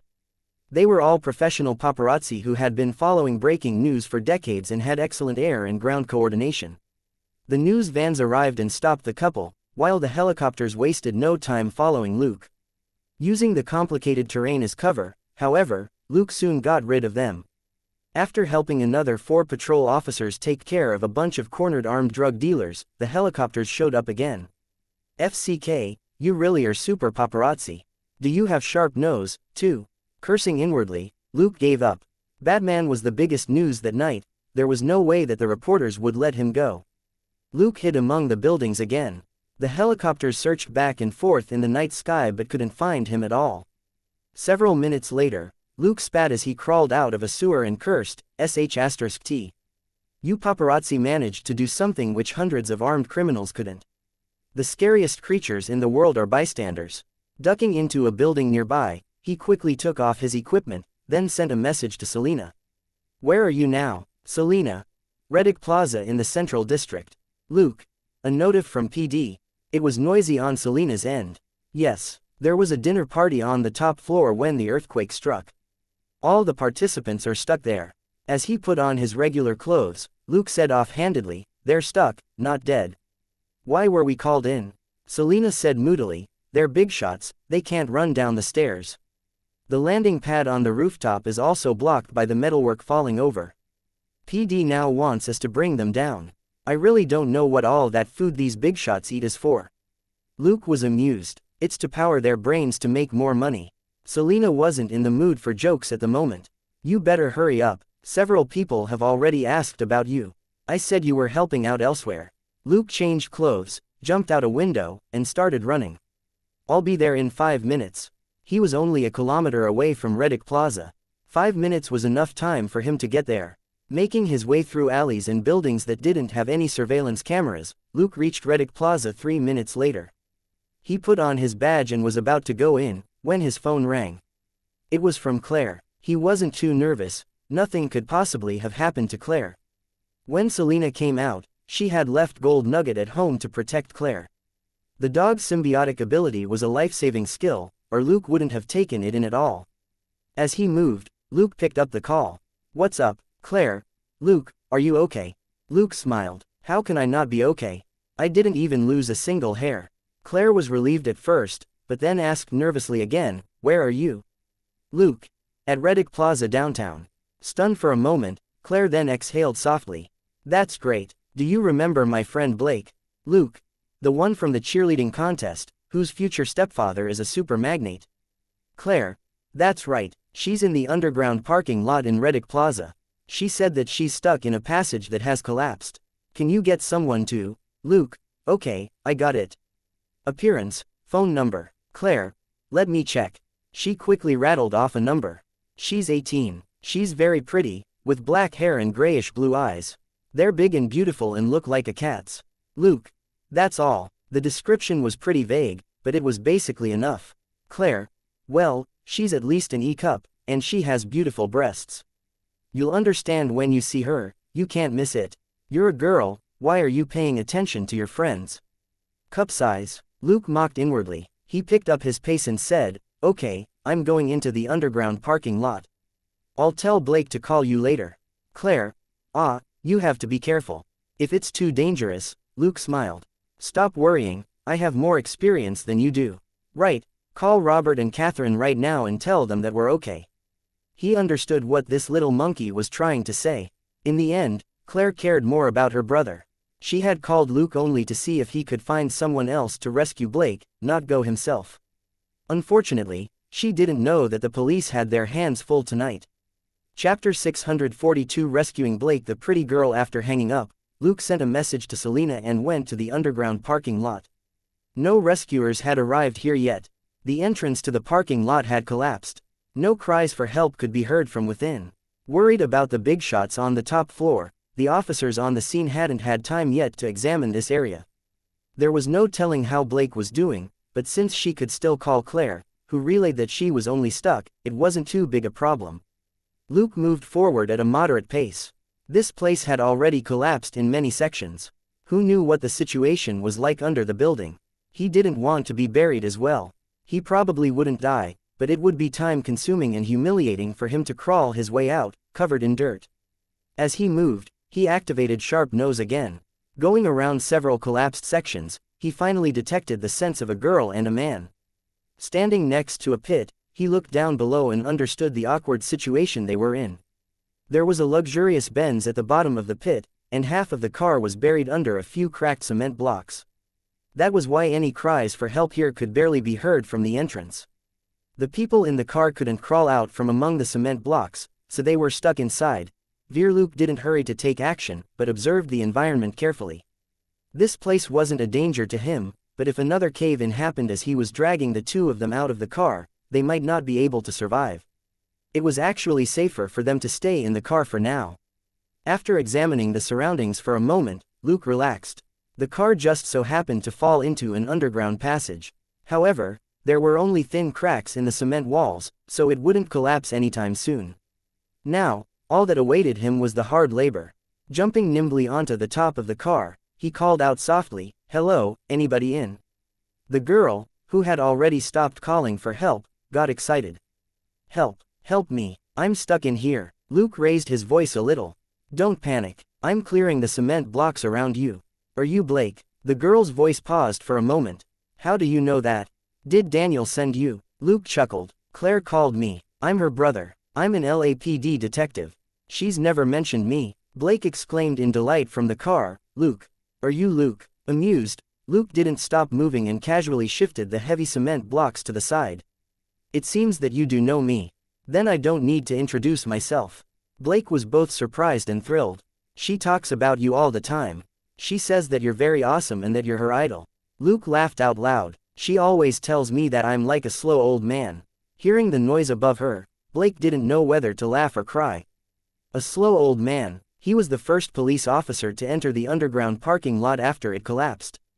He was faster than anybody else. Chatting idly with Blake, Luke was able to calm her down a little. "Blake, tell me your current situation. Are you hurt? Do you feel uncomfortable? Anywhere? Can you move in the car? Also, is there anybody else in the car? How are they?" Answer as briefly and simply as possible. Blake was stunned. This tone totally reminded her of her father. She now knew why Claire said that he was like an old man. But it was just a passing thought. She quickly described the situation in the car. Blake was in the backseat. She didn't think she was hurt, but the driver in front of her was unconscious and probably wasn't doing well. Before the earthquake, she had just gotten downstairs and was about to take the car home. The earthquake struck as soon as she got into the car, and the driver hit a car next to them. Before the driver could reverse the car, the ground collapsed, and the car fell into this underground passage to be buried under the cement blocks. It could only be said that Blake was unlucky and lucky at the same time. Some of the cement blocks weighed hundreds of kilograms. However, they didn't fall directly from the top to smash onto the car, but fell from the sides. Otherwise, the top of the car would have been crushed, no matter how sturdy the luxurious Benz was, and Blake would have either been crushed or suffocated to death. The driver had been unconscious since the collapse. Part of the right side of the car was mangled, squeezing Blake into a narrow space on the left. She could barely budge. As he listened to Blake, Luke moved swiftly. He was on top of the car. Nobody in the car could see him, so there was nothing to worry about. He would have already gotten them out if he wasn't worried that carelessly throwing the cement blocks aside might trigger another cave-in, or another tremor might happen. Even then, Luke had finished cleaning up by the time Blake related the drivers and her situation. "Can you move away from the sunroof? I'm going to remove it and get you out," said Luke. Blake shifted inside. "Okay." She had barely said the words, when Luke punched through the already cracked sunroof, grabbed, and pulled. He took out a flashlight and turned it on, before he gave it to Blake. "Light up the area where you're stuck. I don't want to dislocate your joints when I move you." Blake managed a smile even though she was still scared. "Of course, you're strong." Claire said that before. She didn't really take it seriously. In a situation like this where it was hard to use force, there was no way a regular person would be able to dislocate her limbs just by pulling. But Luke mumbled inwardly, "It won't just be a dislocated limb. If I really use my strength, you may be missing an arm or leg when you get out of here." He didn't want to tear apart such a beautiful girl. That was right. After he turned on the flashlight, Luke confirmed Blake's identity, and she was indeed a beautiful girl. Just like what Claire said, her eyes were big and a deep grayish blue. They were particularly deep set, and looked like those of a cat. Secondly, she had a magnificent bosom, and it was natural, God-given E-cups. For a girl who just graduated high school, this was absolutely world-class development. Not many girls layered up in June in LA. Looking down from the sunroof, Luke had a very clear view. Claire was quite right. It was impossible for him to mistake Blake for anybody else. Beautiful girls might not have beautiful E-cups, and girls with E-cups might not have big, beautiful, grayish-blue eyes. These thoughts flashed through Luke's head in less than half a second before he refocused on her pinned body. After instructing her to shine the flashlight on her surroundings, he knew what to do. Stepping onto the back of the driver's seat through the sunroof, he said, "Give me your hands and let's see if we can get you up. Tell me if you feel any pain." Blake stretched out her hands, and felt them. Grasped by two big hands. She was then gradually pulled up by a stable and enormous strength. Chapter 643 Rescuing the Stupid Big Shots. "Wait, it hurts." Blake cried out just as her head reached the sunroof.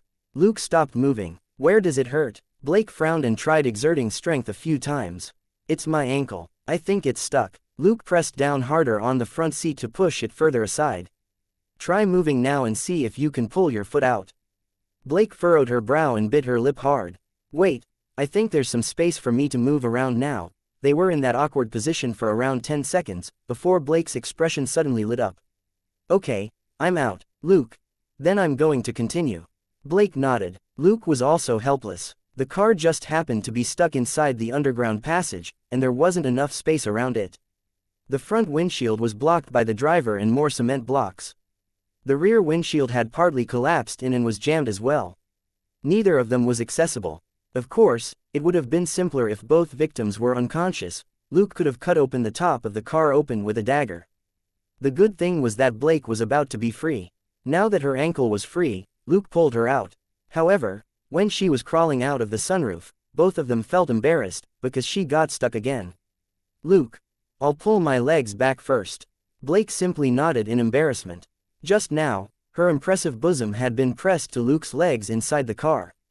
If Luke used more force, he could pull her out, but she would probably be stripped of the low-cut dress that she was wearing.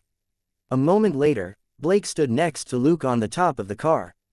Luke leaned down and reached for a cell phone in the backseat. He then gave it to Blake.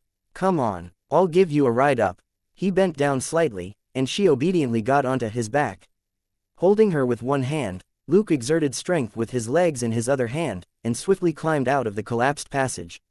It wasn't safe down here. There were still faint aftershocks every now and then. Luke didn't want to see her crushed to death under a piece of falling concrete. "Wait here and don't go anywhere. I'll rescue the driver and get the both of you out together," he said as he put Blake down. Blake nodded again and didn't say anything. Luke jumped back into the underground passage again and crawled into the car through the sunroof. 2 minutes later, he carried the unconscious driver up. "Come on, follow me, keep your footing and don't rush." Supporting the driver on his back with one hand and Blake with the other, Luke chatted with her to distract her from the driver covered in blood. "Why are you here alone?" "Blake. One of my mother's friends had a party upstairs, so I came with him." "Luke. Why didn't he leave with you?" Blake's expression wasn't very good. After hesitating for a moment, she said, "He had something else on, and left first." Luke looked at the girl's face and found it strange that the girl called Claire instead of her mother's friend for help when the man was probably still in the plaza. But something had probably happened which she didn't want to talk about, so Luke didn't ask further. Just like that, the three of them carefully made their way out of the underground parking lot. Luke stopped a patrol officer, told him about the driver's injuries, and had him call for an ambulance. He then turned around and said to Blake, "Okay, follow the ambulance later, and get yourself checked at the hospital if you feel unwell. Call me if anything happens." Saying that, he gave her his card. Blake accepted the card and said, "Thanks." Luke nodded and turned around. "All right, I need to get back to work. Sorry that I can't escort you." Blake stepped forward and gave him a big hug and a kiss on the cheek. "Thank you very much, Luke." Luke gave his trademark smile. "You're welcome, it's my job." He then turned around and walked into the plaza. But at that moment, he couldn't help but sigh feelingly that her bosom was the real deal. Blake's expression was complicated as she stood there and wrapped the casual jacket she was wearing around her. It had also collected a lot of dust, but still looked a lot better than her dirty and ragged dress. It was Luke's, but he had given it to her when he saw her sorry state. Thinking about what Luke said earlier, she had complicated feelings. Some people earned a scant wage, but were willing to risk their life to rescue her. Some people worth billions disappeared while she was still trapped underground. She finally made a decision on something she had been pondering. She would stay with her father in Los Angeles instead of going to San Francisco. Luke didn't know that his casual words would change the fate of a certain family in the future. Different from innocent Blake's notion that he was going to save the masses, Luke had gone into the plaza to rescue those stupid big shots. That was the description which Selena sent to him. She clearly wasn't in a good mood. That was because she was climbing the stairs. At a height of 82 floors, Reddick Plaza looked splendid, but when the big shots didn't dare take the elevators and couldn't leave on helicopters, it became a lofty, annoying mountain. And for LAPD, it was even more annoying. That was because LAPD's biggest boss received multiple calls demanding that the big shots on the top floor be rescued even though all the officers were busy.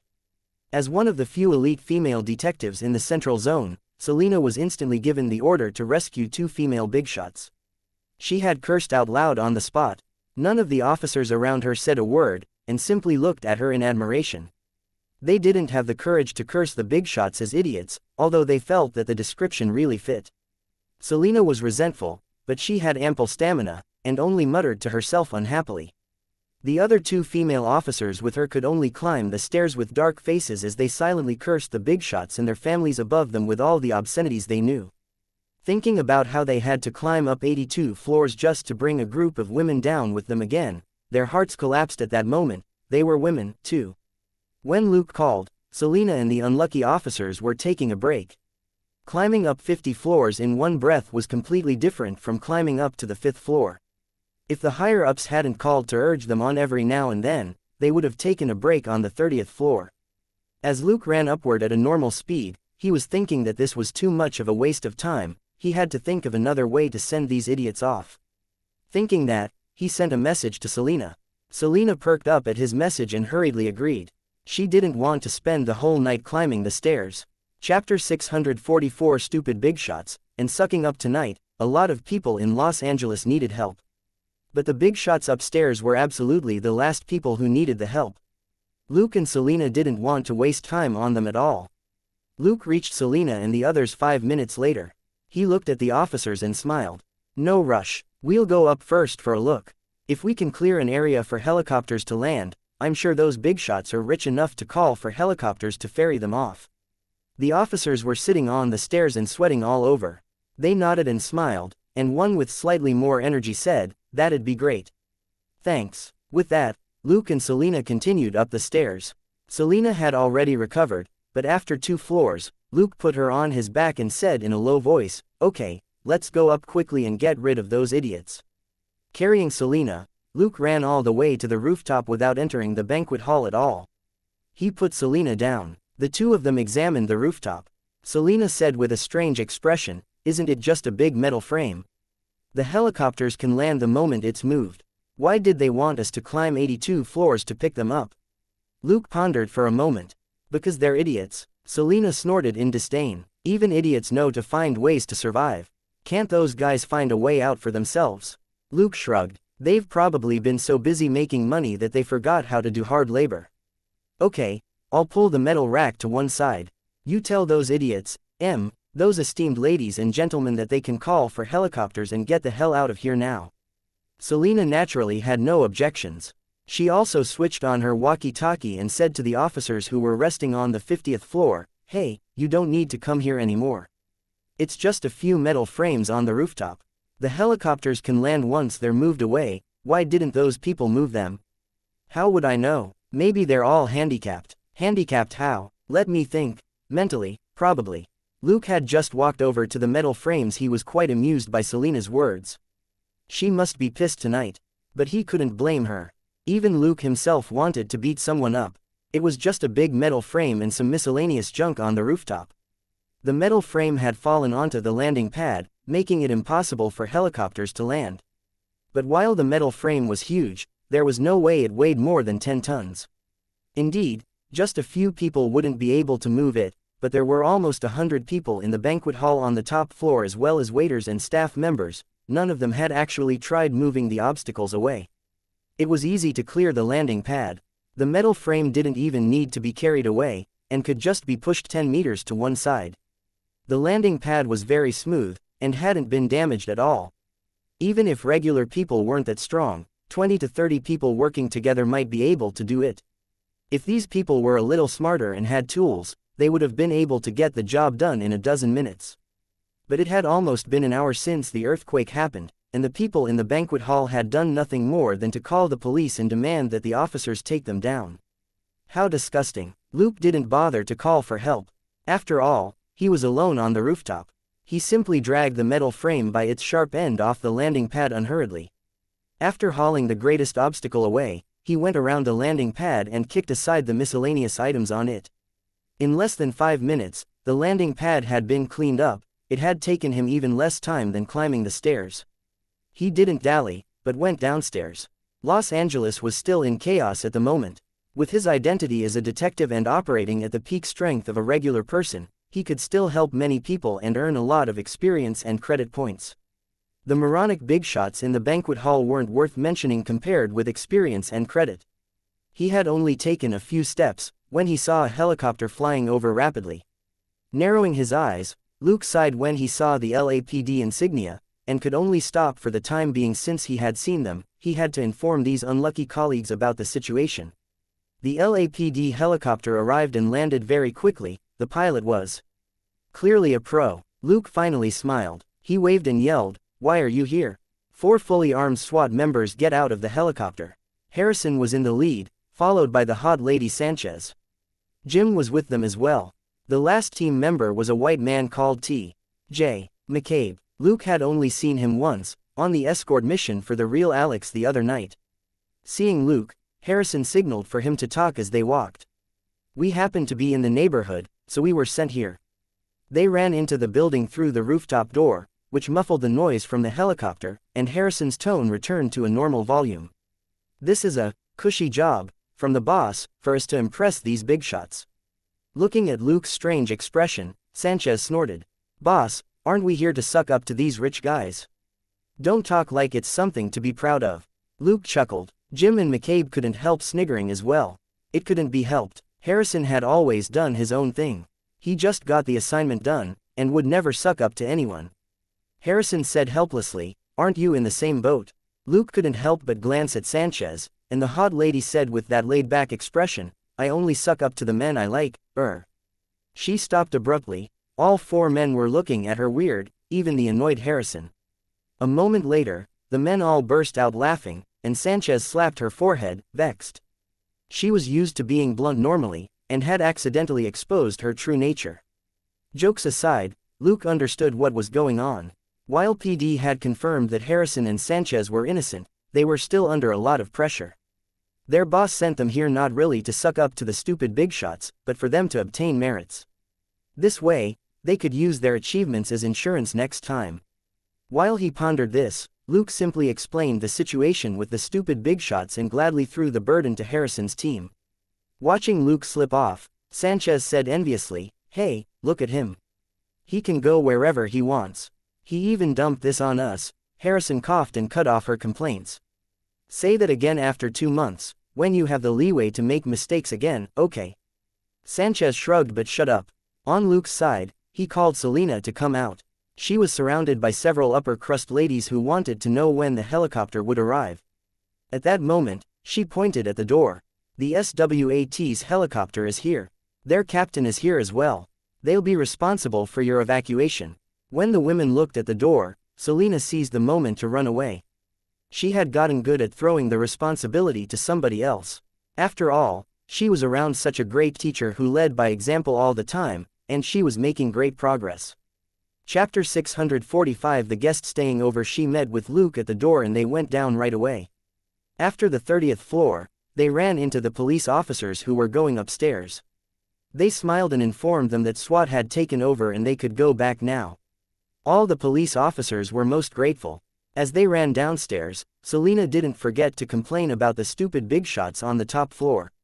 "Do you have any idea how condescending those people are? They asked me why the police weren't there yet. Did they think that climbing 82 floors is the same as walking 100 meters? Luke jumped down to the next floor. "Aren't they scared of dying?" Selena also jumped down the stairs after him. "Some of them are, and some came with bodyguards. They already left by the time we arrived. Those left upstairs aren't at that level." Luke was enlightened. "So they're putting on airs and acting bigger than they actually are." Selena: "Of course. They were bossing around the staff and waiters. They had all kinds of demands and had no time to check the rooftop." Luke found that odd. "Then how did they know that helicopters couldn't land on the roof?" Selena: "The bodyguards of the big shots who ran off first checked it out. Everybody else heard their report and didn't bother to go up again." Luke: "Fine, we can't assume that everybody is proactive. Some people are still lazy even with the threat of death." As they mocked the big shots upstairs, they jumped down the stairs like agile monkeys, and in 2 minutes, left the plaza. They then got into their car, which Selena had driven over. This time, Selena was the driver and Luke was in the passenger seat, which made it easier for him to get down and save people. With Selena collecting information on their surroundings via the drones and cameras on the car, his rescue operations became more focused. They did their best to find emergencies and major accidents to help at. A stream of experience and credit points continued to flow into the system. However, no media paparazzi bothered to interview them. Both the detachable siren flashing on the car and the badges that Luke and Selena were wearing made these professional paparazzi lose interest. Police cars weren't uncommon, and police officers were rescuing people everywhere. Their target wasn't those ordinary police officers, but that extraordinary person, Batman. This superhero who suddenly appeared out of nowhere during this catastrophe was their real target. Thus, as the media helicopters hovered in the sky and the news vans interviewed the people saved by Batman, nobody bothered with a certain minor detective in his police badge and police car who was still diligently saving people. After bustling around all night, Luke and Selena finally left the Central District at dawn. All the public service departments were rushing about, but most of the emergencies had been taken care of, and Luke and Selena just told Elsa that they were taking a break. Returning home, Luke opened the door and glanced at Claire's room. He then made a shush gesture at Selena. Selena looked at him suspiciously. Luke changed into house slippers and then pointed at the shoe cupboard that his body had been blocking. Selena immediately understood. There was a pair of gray high-heeled sandals on it. They didn't belong to Claire. The little monkey was too active and only wore sports shoes. While the high heels looked dirty, the brand suggested that they were expensive. Claire would never buy them for herself. Luke and Selena didn't have to be too careful, as long as they didn't talk and laugh too loud. The house was reasonably soundproof. They each took a shower and got something to eat from the fridge. Gold Nugget slipped out of the room and wagged its tail at Luke. Luke, fine, nothing happened here last night. You did a good job. Gold Nugget's eyes bulged. It wasn't entirely satisfied. That was it. Luke gave it 2 plates of food from the table. I made you something. Gold Nugget frowned, but after thinking for a moment, it still lowered its head and focused on the food. It had planned to ask for a reward, but Selena suddenly warned it via their link not to say anything. Sensing Selena's thought, Gold Nugget shut up, but it was still a little confused. Wasn't it a human rule to get paid for the work you did? Looking at its expression, Selena said telepathically again, the rule doesn't apply to family and friends. I don't charge you rent for sleeping in my room every day, right? Gold Nugget. It's dollar who sleeps in your room. Selena was astonished. You're getting better and better at being shameless. Who have you been learning from? Gold Nugget didn't stop eating as it glanced at a certain someone at the dining table.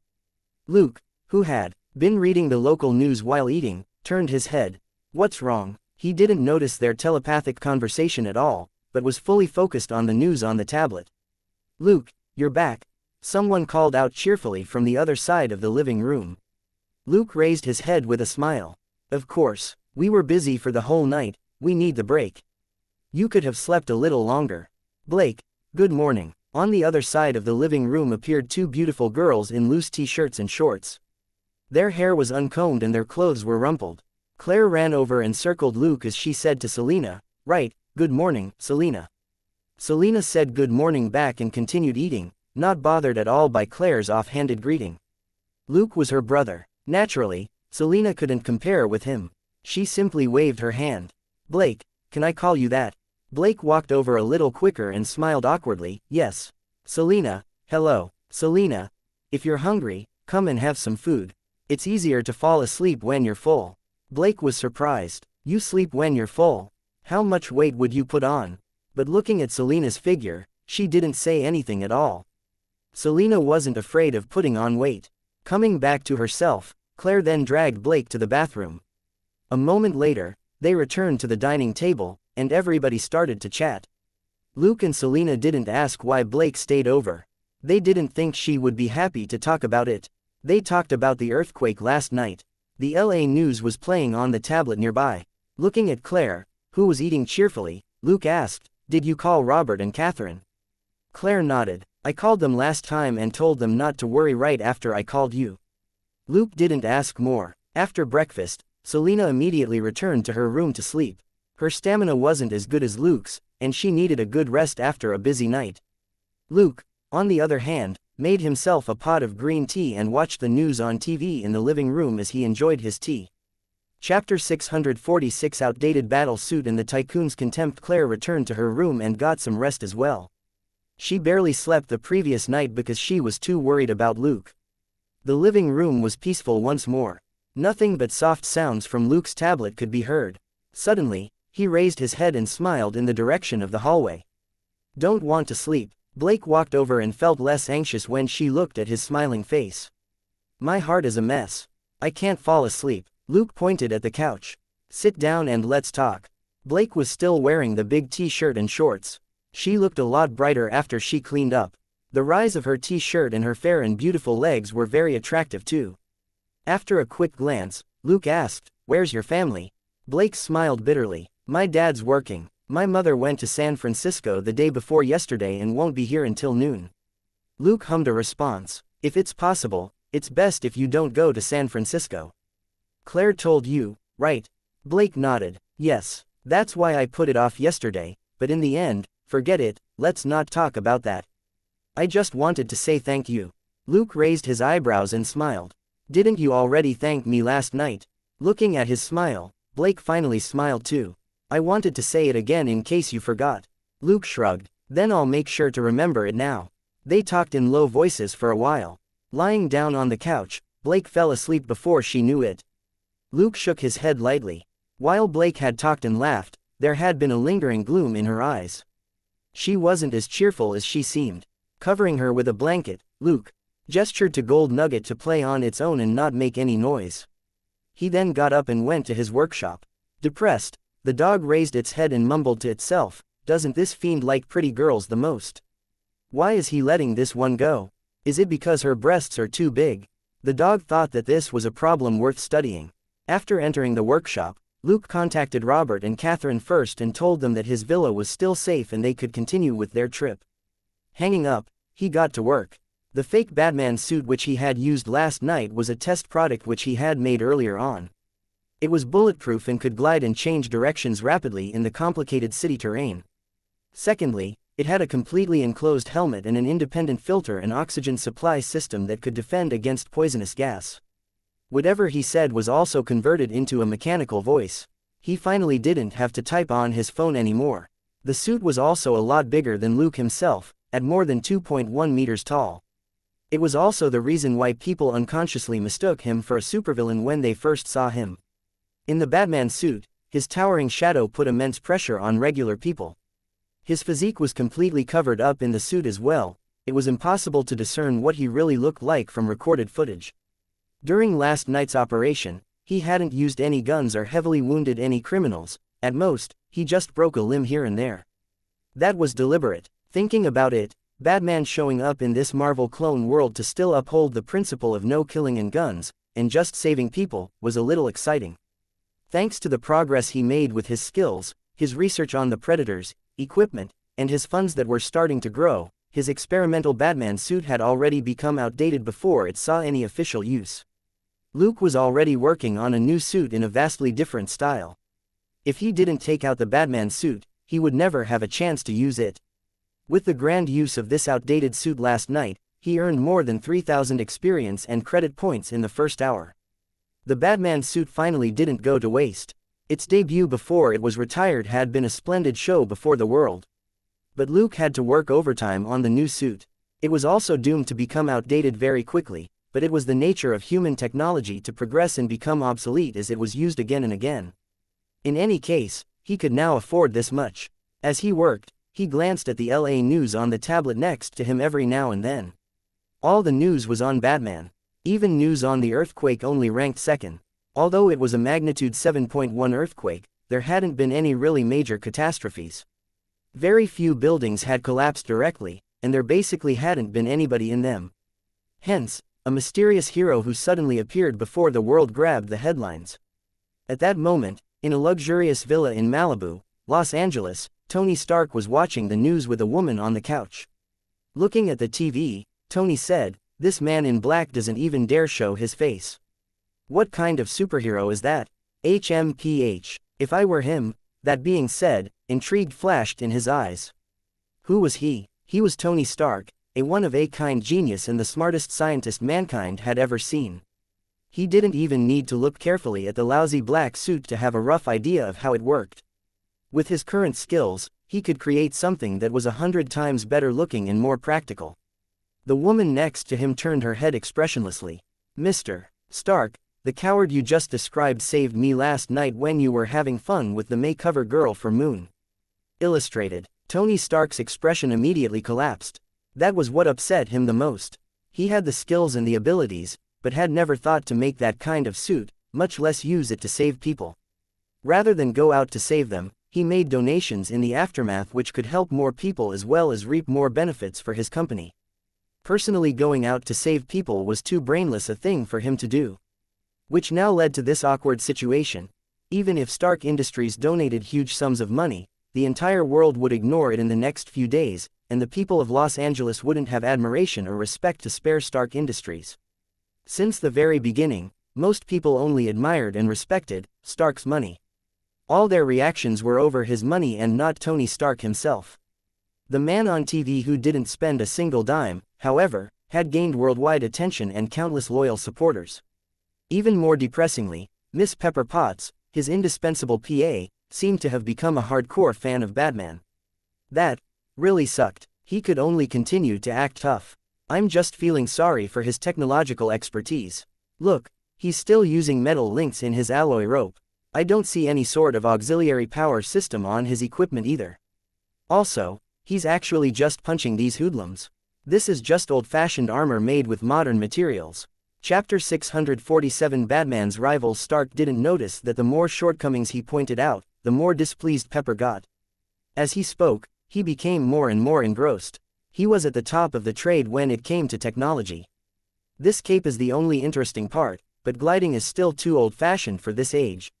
Huh, I could totally use a plasma thruster to make the suit fly instead of glide. Should I make a big toy for myself too?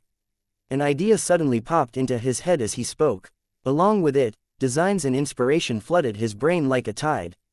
Who was he? He was Tony Stark. He was a super genius who could invent something groundbreaking once he was inspired. He didn't notice the dark expression on his paw face at all. He just said that he was going to come up with a security plan for High Falls and told her to take care of the earthquake donations that the company would make, before he disappeared into the elevator. A helpless expression on her face, Pepper slowly got up. She sighed and turned to look at the TV. On TV, a man in a black suit had just broken through a wall on the 5th floor. Holding a family of 3 in his hands, he glided over the flames before landing on the ground. The whole family couldn't believe what happened. The man hugged his wife and daughter and cried in disbelief. "We're all alive. That's great. That's really great." The man in black, however, ran off into the flames again. "When will you grow up a little and be like him?" Feeling bitter, Pepper finally said, "Turn off the TV." "Very well, Miss Potts. Your mental state is not very good today. You need to get some rest." A gentle male voice rang out. Pepper smiled bitterly. "Thank you, Jarvis. You're much more considerate than Tony is." "Jarvis. Mr. Stark just isn't good at expressing his feelings." Pepper raised her hand. "All right, enough. Goodbye, Jarvis." "Goodbye, Miss Potts." In a wrecked bar, a frustrated bartender was cleaning up the mess. There were broken bottles everywhere. Part of the ceiling had collapsed as well, and dirty water covered the floor. He shouted angrily, "Wade, how about lending me a hand?" Wade was sitting in front of the TV with his legs up on the counter to avoid the filthy water on the floor. He sipped leisurely on his beer. "I'm a customer. I paid for this beer and all the other drinks I had." The bartender gave him the finger. Resigned to cleaning up on his own, he mumbled, "It's useless to watch TV. You can only kill people for money. Want to become Batman in your next life?" Wade snorted. "Don't think you can talk me out of making money. What makes you think Batman's poor? Just look at his equipment. I bet you $100 that it isn't cheaper than $100,000. The bartender, "Do you think I'm an idiot? His equipment is worth $100,000 for the bulletproofing alone, not to mention the fact that it can fly." Wade shrugged regretfully. He had planned to win back the money he had just spent on drinks. On the TV at that moment, a dark shadow flew over to grab a woman who was falling. He then glided around in a half circle and landed. Putting the woman down, he flew off again. Wade was a little envious. This guy was really rich. That cape alone that could glide was more expensive than anyone could imagine. It was much harder to make than the bulletproof armor. But why did this guy cover his face? Nobody would cover their face unless they were hideous. Or maybe this guy's face was disfigured. I would never wear a helmet or mask to cover my handsome face. How demeaning. Wade couldn't have felt any more superior. I may not be as rich as you, but I'm more handsome. At the same time, in a rundown apartment unit somewhere in LA, a bunch of people were also watching TV. Seeing the black giant kick away a criminal who was fighting a police officer, a bald man swallowed and mumbled, "Don't tell me we'll run into this guy during our operation. Idiot, can't you see that he's mainly saving people? Those criminals were beaten up only because they were in his way." A middle-aged Latino man scolded him. The bald man touched his head. "Ah, that does seem to be the case." But the other people in the room weren't as dumb as he was, and thoughtful expressions flashed across their faces. Looking at their expressions, the middle-aged man could only continue, "This Batman never appeared before this. He probably only took action because of the earthquake. Besides, he didn't kill anyone, and only injured them at most. Also, that's LA's Central District. Our target is in the east in LA County dozens of kilometers away." When everybody heard that, they finally stirred as they voiced their approval. The middle-aged man didn't pay any mind to the noise and continued to boost morale. "Don't forget that we're after the $100 million reward.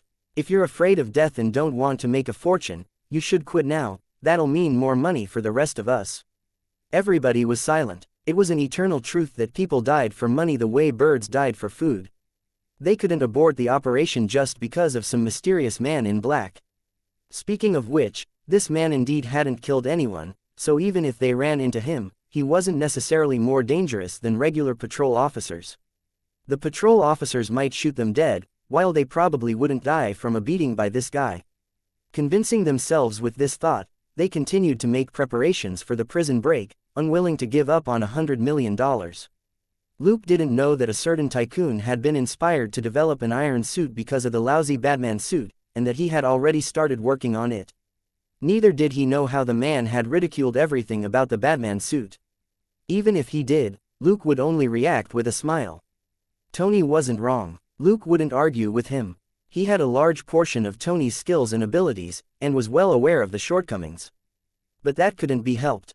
Compared with Tony Stark, who was worth hundreds of billions, Luke hadn't nearly invested enough in equipment and research.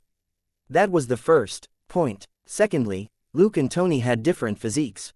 The poor counted on mutations and the rich counted on technology. This American comic saying was utterly true.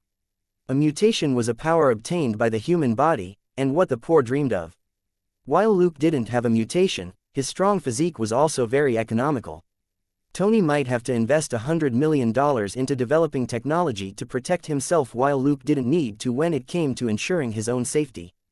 Chapter 648. No discord, no concord. Tony Stark had the support of Stark Industries Research, and had far more convenient access to the necessary technology and raw materials. Palladium, for example, was something that Tony could easily get his hands on. He could use a plasma thruster anytime he wanted as well. Luke didn't have that luxury. Whether it was the radioactive nuclear material or the plasma thruster propulsion, they belonged to the military and were classified. As a huge military firearms business, Stark Industries specialized in these very products. But the moment Luke used these things, he would be hunted down by the various intelligence agencies. Rocket propulsion plus nuclear material equals. Anybody with common sense knew the answer. Unlike Tony Stark, who was only making a suit out of interest, Luke had always done things with a clear purpose in mind. He wouldn't blindly pursue glamour and progress, and would only choose the most suitable route for himself. Thus, to avoid Tony Stark detecting him, or other people sensing the similarities in their technology, Luke deliberately stripped the test suit of most of its abilities. Luke had also long taken Batman's high-profile debut into account. Given that he would be going to New York, it was an inevitable choice. However, if LA's Ghost Butcher were to appear in New York at the same time that Luke was transferred, anyone who paid attention to Luke would be able to discover this astonishing coincidence just by analyzing the data. It was like the old saying, too many coincidences basically were no longer a coincidence. Few people in intelligence were fools. Luke didn't expect them to be idiots. Luke had thus shown up in his guise as Batman in such a high-profile manner last night. He was going to use this new identity to strike at criminals in the coming months and completely put an end to the Ghost Butcher's operations. At the same time, setting up Batman as someone who saved people and didn't kill made him the polar opposite of the cold-blooded Ghost Butcher who killed all his opponents. In any case, crippling criminals was as good as killing them, and could be even more frightening. Broken bones were enough to prevent an ordinary person from working to the best of their abilities in everyday life. They would have a hard time moving about with multiple fractures. It would already be a huge feat if they could take care of themselves. If Luke really ran into the sort of supervillains that couldn't be beaten down, and were up and running after just a dozen days, Luke would deal with them separately. After all, Luke was more than who Batman was. At 2 in the afternoon, the house turned lively once more. Selina had already gone to the training room to exercise. Claire got up a little later and went to the training room as well. The noise she made woke up Blake, who was in the living room. Since she had nothing to do, she went to the training room to watch them. Blake was shocked by what she was seeing. She and Claire met at a high school cheerleading contest in a pretty dramatic way. The two of them were enemies at first. Their cheerleading teams were rivals, and Claire's team lost. Then, someone in Blake's team mocked them, which almost led to a big quarrel between the two teams. As the cheerleading captain for the team from Knox High School, Claire stepped forward and proposed that they solve the conflict with a duel. If the other side was afraid to fight, she also said that they could compete in other ways, like skateboarding, rock climbing or parkour. Eventually, Claire defeated several girls on Blake's side on her own. From skateboarding to a fight in the end, she crushed her opponents. After all, Claire was Luke's biggest fan and had learned the simplest form of practical Brazilian Jiu-Jitsu from him. In less than 5 seconds, she had her opponent in an armlock. In the end, the winning team left, dejected and depressed, while Claire's team was in high spirits even though they lost the competition. On the second day, Blake went to find Claire on her own and had a fight with her. It wasn't a fierce fight, but it had taken Claire some effort to suppress Blake. After the fight, Claire finally asked Blake why she had come to her for a private duel. Blake bluntly said that her father had taught her to use her abilities to help those in need, not to use them in a fight. It was her teammates who had provoked the other team first. She didn't agree with them, but she couldn't stop them.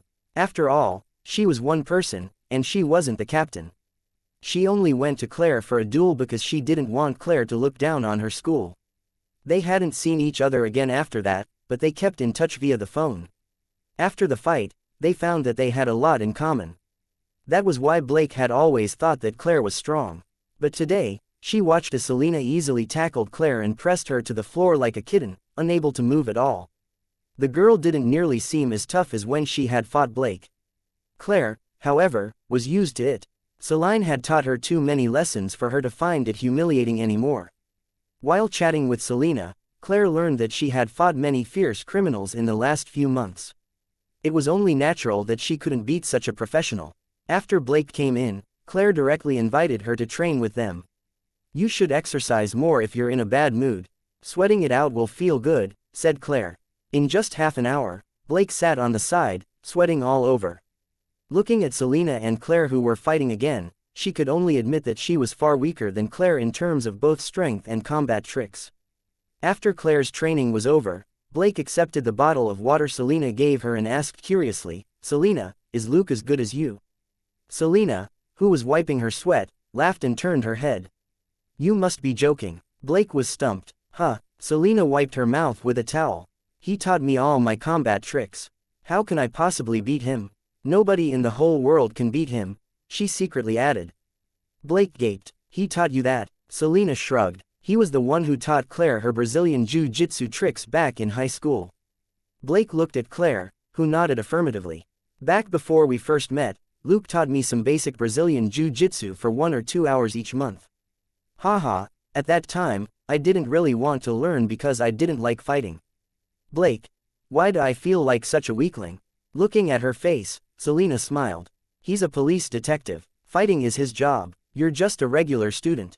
Some self-defense skills will be enough for you. Let's go have lunch." After they all came out and showered, Selena sat down at the dining table.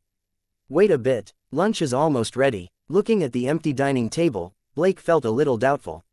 Selena had already noticed her expression. She coughed and said, "Luke loves cooking." "Of course, it's just the cooking. Claire and I wash the dishes." Chapter 649. The man who should be given an honorary medal. Blake gaped. "He cooks." She had thought that Luke was somewhat like her father, particularly after she learned that he was very good at fighting. But he was also good at cooking. It was bizarre for her just picturing her father cooking in the kitchen. So to speak, Luke wasn't like her father at all. Luke came out at that moment and smiled at them. "It'll be ready in a few minutes." A moment later, the 3 girls heard him call out, and they went to fetch lunch from the kitchen. It was the American version of beggar's chicken which Luke had baked earlier, along with grilled steak. Luke had only cooked the steak because he was afraid that Blake might not like the chicken. Tush, as it turned out, Blake fell in love with the beggar's chicken after the first bite, and she devoured it the way Selena had the first time around. While they were enjoying the food, the doorbell rang. Luke got up and answered the door. Of the 4 of them, only he had clean hands since the 3 girls were eating the chicken with their fingers. Opening the door, Luke saw a bald muscular man who was much taller and brawnier than he was. He smiled and stretched out his hand. "Hello, you must be Mr. Ray Gaines, right?" The bald man grinned and shook his hand. "Yes, Detective Luke Colson. Nice to meet you. Just call me Ray." Luke smiled. "Then please call me Luke. And this is..." The woman behind the bald man stepped forward and shook Luke's hand. "Luke, I'm Emma." Luke nodded and opened the door all the way for them. "Come on in. Blake has been waiting for you." After they entered the living room, Ray and Emma were a little taken aback when they saw Blake at the dining table. Blake. Blake turned her head so abruptly that the chicken wing in her mouth swung and slapped her in the face, leaving a huge oily mark. Daddy. Mom. Both Ray and Emma didn't know whether to laugh or cry. They had sensed that Blake wasn't in a good mood over the phone the previous day. When they spoke to Daniel Reddick, Emma's rich boyfriend, the man hesitated before simply saying that Blake had stayed over at a friend's. It didn't feel right that Blake would go over to a friend's instead of following her future stepfather after the earthquake. Ray and Emma were worried about their daughter, so they had returned from San Francisco in a hurry. But looking at their daughter who had grease all over her face, they realized that they might have been overthinking it. If her appetite was any indication, she didn't seem to be in a bad mood. Blake finally came back to her senses. She put down the chicken wing, stood up, hugged them and said quickly, "You're okay. You're both okay. That's great." She was so excited that the grease on her cheeks and her lips rubbed against her parents' faces. Everybody simply smiled. After a disaster, everybody always wanted to confirm their family's safety in person. Ray and Emma had been in San Francisco the previous day, where the earthquake had been a lot more intense. It was said that many old buildings had collapsed. It was understandable that Blake was worried about her parents. Luke was the same. Even though Claire had called, he had to talk to Robert and Catherine in person to assure them that he was fine. Now that Blake's family was reunited, they didn't stay much longer at Luke's place, and said goodbye after some formalities. When Luke walked them to the door, Ray gave him a card and shook his head. "I work for LA's Air Rescue. Call me if you need anything." Luke nodded with a smile. "Will do." Ray was a man who didn't talk much, but he felt very reliable. In saying those words, he was remembering the favor he owed Luke. Also, it was a very big one. He had basically implied that he would help out without question if Luke had a request. Air rescue could be useful. At least, they had helicopters on standby all the time. After seeing the family off, Luke and Selena changed and left home. It was past 1 in the afternoon by the time they arrived at the police department. Luke and Selena went to Elsa's office and saw that she was on the phone. Seeing them, she quickly hung up and opened the bag which Luke gave her to take out the cake that was inside. Luke gestured at Selena, who went to her own desk to fetch milk for Elsa. Finally, Luke said with a smile, "You should grab a bite no matter how busy you are. You're not a politician. Los Angeles won't fall into chaos if you take a break for a few minutes." Elsa's voice was muffled after she took a huge bite of the cake. "You know about Batman." Luke spread his hands. "Who doesn't?" Elsa opened her mouth. "The police department, the city council should give this Batman a medal." Luke chuckled. "He saved so many people. Doesn't he deserve it?" Elsa rolled her eyes. "Come on, you've saved just as many people, right?" Luke smiled silently and quietly checked the system. Host's experience. 24,890 90,000ths credit. 14,590. There wasn't anything to be unhappy about. He had earned slightly more than 6,000 experience and credit points after a night's work. It had been over 20,000 credit points at first, but using his revenue from last night, Luke learned elementary sound wave, which cost 10,000 credit points. That was actually his biggest reward. Elsa didn't pursue the topic. She knew that her old partner never liked to brag about his achievements in case he attracted the paparazzi. She simply said, "Fine. This Batman's achievement in saving people is only the second reason. His real achievement is keeping the LA masses calm, so that no major riots took place after the disaster." Luke was stunned. "Is that true?" Elsa accepted the milk which Selena gave her and thanked her, before she continued, "Of course. A hero can boost the people's morale." Looking at Luke and Selena's bored expressions, she dropped the official rhetoric. "Everybody is talking about the life-saving hero, but there's no information on this guy who has demonstrated extraordinary abilities. Thus, they don't have time to stew in their unhappiness or plot something." Luke nodded with a smile. "Is that so? That's pretty good." The scary thing about bystanders was how they could twist a matter so that it went in a completely different direction and turned into something that even they couldn't control. Like right at that moment, when a bunch of hoodlums were discussing what place to loot. "We can rob the convenience store at the end of the street. We just ran out of alcohol. I want snacks too. Don't forget the chips and popcorn." "Me too. Let's watch TV after we rob the place. That guy in black is so cool." "Ah, you think so too? Especially his cape. TV is nothing." There's already an online forum for Batman's fans with a lot of clips, screenshots and analyses on it. It's awesome. Then let's get this over with and come back soon. Chapter 650 Cosplay in real-life RPG. Just like that, a robbery turned into a misdemeanor that wouldn't trigger subsequent events since most people were too distracted to cause a riot at the moment. Whoever wasn't talking about the super amazing Batman today would be considered out of date. That was something that most ordinary people, including hoodlums, couldn't accept. The TV stations also contributed to the trend by airing Batman's life-saving actions as well as interviews with survivors continuously. Riots. Los Angeles was a city with a tradition of riots. It wasn't anything unfamiliar. A real-life superhero, on the other hand, deserved public attention. Just like that, a strange, relatively peaceful atmosphere permeated Los Angeles. While the city had suffered a bit from the disaster, nobody seemed interested in causing trouble. Even the protesters at City Hall were few and far between. Luke and Selina spoke to Elsa for a bit before they left her office. The Major Crimes Division had dropped all their cases to work in tandem with the patrol officer and help maintain law and order. They wanted to toss the most restless hoodlums into jail first as soon as possible before everybody turned their attention back to making trouble. Luke called Professor Lawrence Hayes of Caltech again, then had Jenny wire the professor some money. Naturally, the money was directed to Lawrence's research on predicting earthquakes. Professor Lawrence was the stereotypical researcher, who accepted the funding offhandedly. He just said that the earthquakes hadn't reached the highest level yet, and he had to keep monitoring the situation. After hearing that, Luke simply asked the professor to notify him once he discovered something, before he hung up.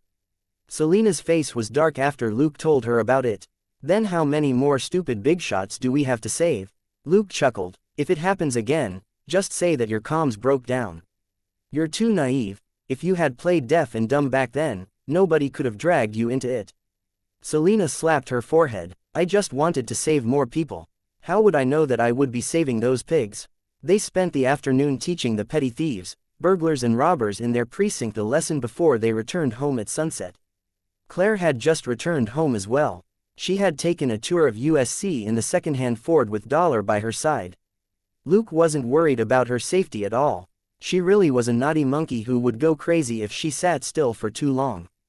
The 3 people and 1 dog had a simple yet sumptuous dinner, and Claire talked about what she had been up to. But the conversation soon turned to the hottest topic on the streets at the moment, Batman. Given how Batman had appeared, Claire was naturally a big fan and had been paying attention to the news. From what she said, while it wasn't very safe outside, it wasn't that bad either. Everywhere she went, she heard people talking about Batman. Some guys in USC were even starting to wear fake Batman suits. Luke was surprised. It's late June in LA. Aren't they afraid of heatstroke? Claire burst out laughing. You can never understand how cosplayers think. Luke shook his head. No, I do. As long as their cosplay demands it, they can wear thick pants in summer and go half naked in winter, right? Claire was astonished. Someone as outdated as you actually knows that. Luke smiled mysteriously. He had never been involved in cosplay in either of his 2 lives, but he could still tell when the cosplayers on his laptop screen were real girls or crossdressers. Of course, Batman couldn't be considered cosplay at all. That was because this place didn't have DC or the Batman comics. Bruce Wayne and his Wayne Corporation didn't exist either. Also, Luke's suit was only similar to Batman's, it wasn't identical.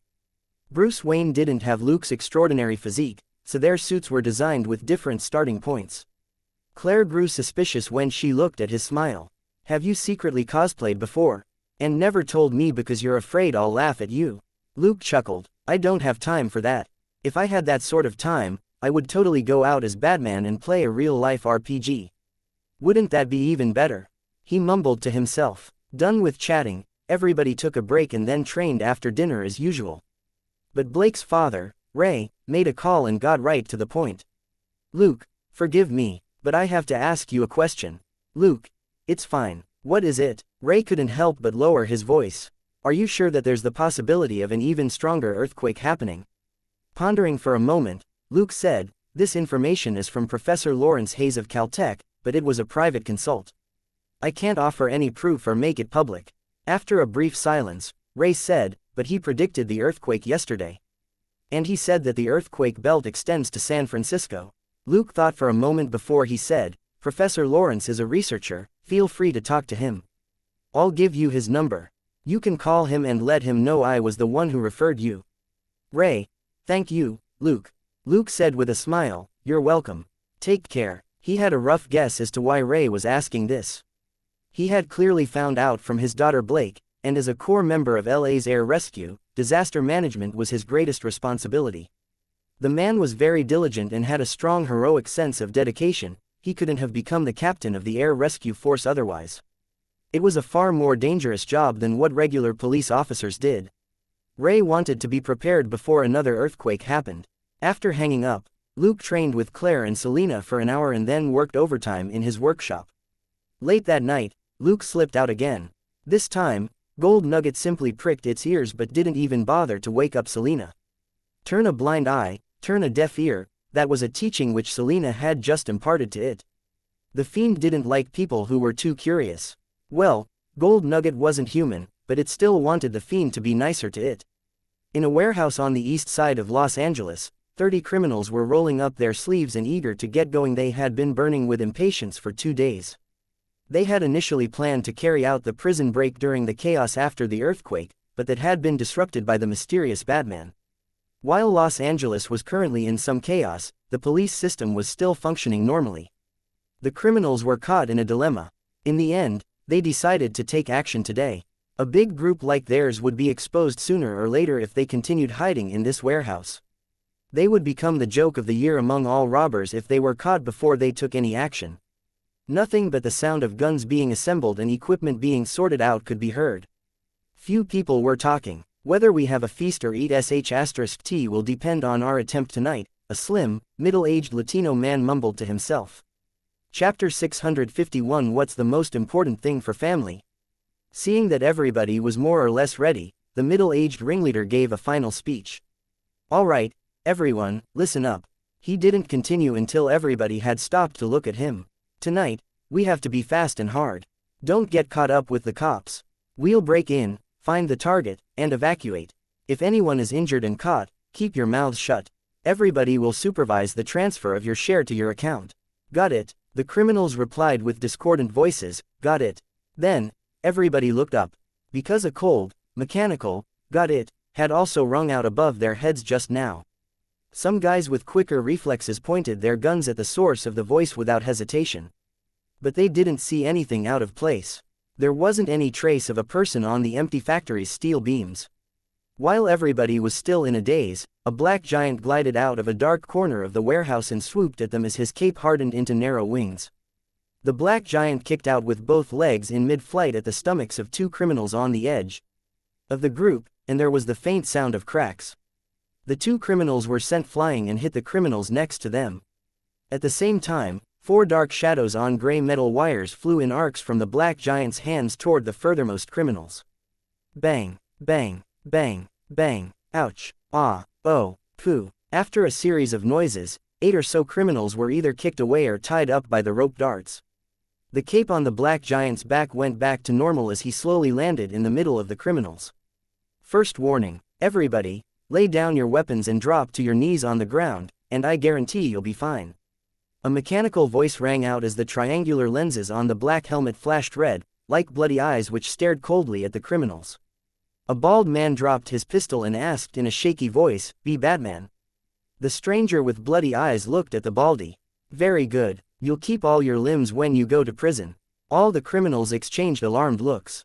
Nobody moved. If anybody had opened fire a moment ago, they might have followed that lead. Yet, the first person to stand out dropped his gun and surrendered. Then, should they surrender too? Even though they were villains, they weren't entirely crazy. They had seen on TV how Batman valiantly saved people in recent days. Naturally, they were a little hesitant to shoot him. Secondly, Batman was very strong, and in a small group of hoodlums, he only needed to deal with every one of them with a single kick or punch. They themselves weren't small fry, but they didn't think they could fend off an attack by Batman. Luke secretly sighed. "Why are you really surrendering?"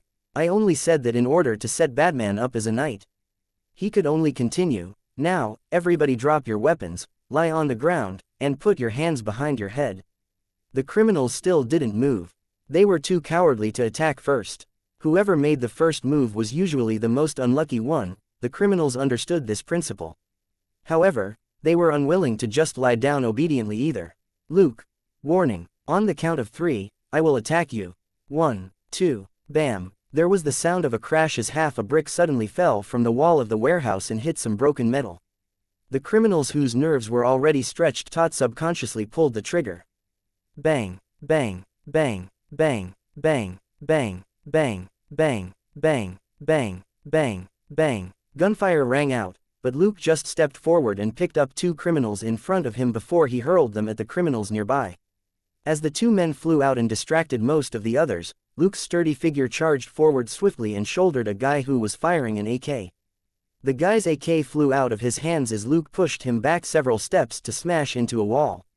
Luke then swept his right leg out to hit a criminal nearby in the face and send him spinning around. After that, he kicked a criminal who was firing wildly on his right. This unfortunate criminal smashed into his companions behind him like a cannonball. At that moment, the criminals' heads had gone blank. All they knew was to pull the trigger and shoot like crazy at the black giant. But to their despair, all their bullets shattered or were deflected when they hit the dark suit, leaving nothing but white marks on it. Pa, bam, clang. With a series of noises, Luke didn't stop moving as he made his way around the factory. Like sandbags, all the criminals were either sent flying by Luke's fists and legs, or knocked aside by the heavy Batman suit. They flew everywhere like cannonballs. In less than 20 seconds, they had all fallen. They yelled and moaned as they lay on the ground in weird positions. Some of the unlucky bastards were even hanging from or had been smashed into various items, including but not limited to tables, benches, beams, cars, and dustbins. 3. Luke finished his countdown unhurriedly. Bang, bang. He abruptly kicked 2 criminals next to him who were tied up with the rope darts. They both screamed, "Ah, ah." Luke had broken their shins. Luke strode to the center and said, "I did say that if you still make a move by the time I count to 3, don't think about going to prison with all your limbs intact." The 2 criminals felt like crying. "Bro, we haven't moved at all since you tied us up." Luke was too lazy to pay attention to the 2 unlucky bastards. What was the most important thing for family? Of course, it was to stick together. He hadn't used much of his strength in the fight, and had crushed the criminals with nothing but the bulletproof suit. The more savage criminals who were clearly bent on killing him had crushed joints at the very least, while those who hesitated and were less fierce only had broken arms or legs. At that moment, Luke focused his attention on the middle-aged ringleader who had just gotten up from the ground. The 2 parts of his body that had been hit just now suddenly warped, and traces of what looked like sand appeared. A moment later, his twisted arm was back to normal. Luke raised his eyebrows. "A super ability." The middle-aged ringleader grinned maliciously. "You actually forced me to reveal my ability. I'm going to kill you." With that, he charged forward. As the middle-aged ringleader rushed forward, fine sand within a 10-meter radius around him started to quiver, and in less than 2 seconds, a sand vortex was formed. Chapter 652 Super Ability vs. Pegasus Meteor Fist. As this unusual phenomenon appeared, the middle-aged ringleader became a vague, demon-like figure in the sand. Arms crossed in front of him, Luke wasn't surprised at all. His blood-red eyes flashed as he observed this ability, which looked like a special effect in a movie. "Ah!" The middle-aged ringleader rushed at Luke with his hands stretched out to grab him. Luke raised his eyebrows and let the man grab his arms. "Die!" The middle-aged ringleader roared with delight. And then, nothing happened. He couldn't believe it. Impossible. Why aren't you turning into sand? Die. But still nothing happened. Except for 2 gray handprints left by the middle-aged ringleader on Luke's battle suit, there was nothing wrong with it. The middle-aged ringleader finally realized that his ability couldn't deal with this battle suit or hurt the person wearing it. His expression changed sharply, and he turned around and tried to run. But a giant hand grabbed the back of his neck the moment he turned around. "What a shame. Your ability is a lot weaker than I imagined." Of course, Luke hadn't been worried at all when the ringleader touched the battle suit. He was only 1.88 meters tall, while the battle suit was 2.1 meters tall. It wasn't hard to imagine how many layers of protection there were in between. Besides, the Batman suit also had an ejection mechanism and some of the plug-in parts could be offloaded. Suddenly, the middle-aged ringleader's nape softened, and Luke felt like he was grabbing quicksand, which slipped away. He was finally a little interested. "So, This ability is actually for life-saving purposes. Check this out. Pegasus Meteor Fist 1. Before the middle-aged ringleader could make sense of this, Pegasus whatever, punches rained down on him. He yelled like crazy and roared inwardly, "You're just throwing blind punches." That was right. Luke had pressed the middle-aged ringleader to the ground and was punching him heavily without any finesse. Anybody who had watched UFC could imagine the situation. The middle-aged ringleader couldn't handle the rain of fists at all. Furthermore, his ability wasn't very strong, and he had to concentrate to use it. In the blink of an eye, Luke's fists had broken most of the bones in his upper torso, except for his head and neck. 5 seconds later, Luke drew back his fists, stood up, and tossed the middle-aged ringleader to the side. He made a round of the warehouse, broke all the criminals' legs, and kicked all their guns to the side. He didn't even spare the few men whom he tied up at the beginning. The only lucky dog was the scared Baldy who dropped his pistol at the start. As the person who dropped his gun first and who trembled the whole time without doing anything, the bald man was unscathed. Many criminals were already staring at the traitor with hate. The lucky Baldy, however, yelled inwardly, "I wasn't surrendering, I was just so scared I dropped the gun." However, watching as all his comrades got their legs broken and his boss got beaten into a pulp, the Baldy rejoiced. "Serve you right for usually laughing at me for being a coward." Suddenly, Luke was standing in front of the Baldy, who began to tremble violently as he was overshadowed by the 2.1-meter-tall stranger. Luke made a few gestures, and the Baldy obediently lay down and put his hands behind his back. Next, he was tied up and thrown to the side. In less than 5 minutes, all the criminals were trussed up. Luke finally walked back to the middle-aged ringleader and took out a coin.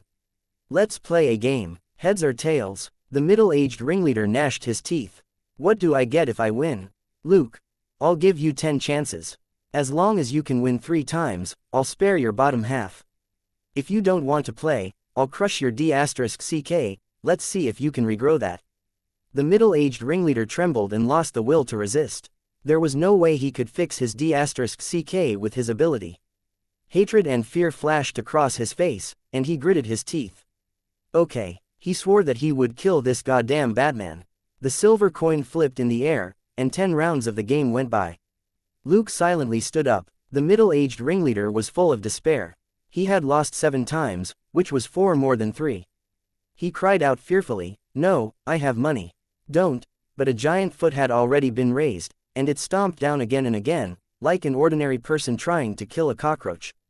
Crack, crack, crack, crack, ah! The middle-aged ringleader screamed, but could only writhe on the floor like a worm. Looking at how wretched the man was, Luke thought for a moment before he finally took out a syringe and gave the man a shot. The middle-aged ringleader's cries quickly stopped, and he passed out. It was a powerful dose of anesthetic.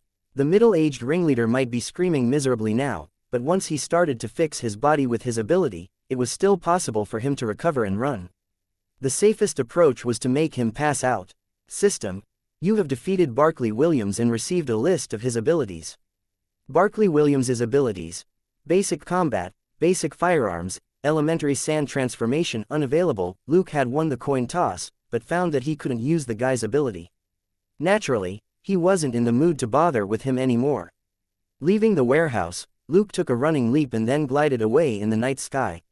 In a black SUV, 2 FBI agents were quietly monitoring the end of a street. The man who was lying in the backseat sat up and yawned. "Okay, you can take a break in 2 minutes." The driver hummed a response as he kept an eye on their surroundings. As he stretched, the agent complained, "When will this be over? My wife and son were frightened by the earthquake, but I still have to work overtime. She'll definitely divorce me if things go on like this." The driver finally sighed since his own situation wasn't any better. "That can't be helped. You have to blame the son of AB***TCH who put out that reward. He consoled his partner, as well as himself. The CIA, the DIA, and our boss all want to catch more fish, but those fish aren't stupid. As long as we catch some of the more reckless ones, there should be fewer people who'll try something, and we won't have to work overtime anymore." Muttering under his breath, his partner crawled into the front passenger seat. Shifting around with a rustle until he found a comfortable position, he took out a cigarette. "Want one?" The driver shook his head. "Your smoke is enough to wake me up. Open the window for some fresh air." This naturally wasn't standard surveillance behavior, but they hadn't sensed anything unusual in the last 2 days. In their fidgety state, they didn't really care about this minor transgression. His partner chuckled and rolled the passenger window 5 centimeters down. Lighting the cigarette, he took a deep puff and said, "If my wife leaves me and takes my son with her, I'll have nobody but you, old friend." The driver scoffed. "Smoke less if you want to live longer. Otherwise, your wife and son will still be someone else's after you die." One from the series Saint Seiya chapter 653 Dart message and professional cleaner. His partner snorted angrily and lay down. He took another puff, raised his right hand, and stared at the burning cigarette. "If I'm unlucky, a bullet will get me before lung cancer does, and my wife and son will become someone else's." Swoosh.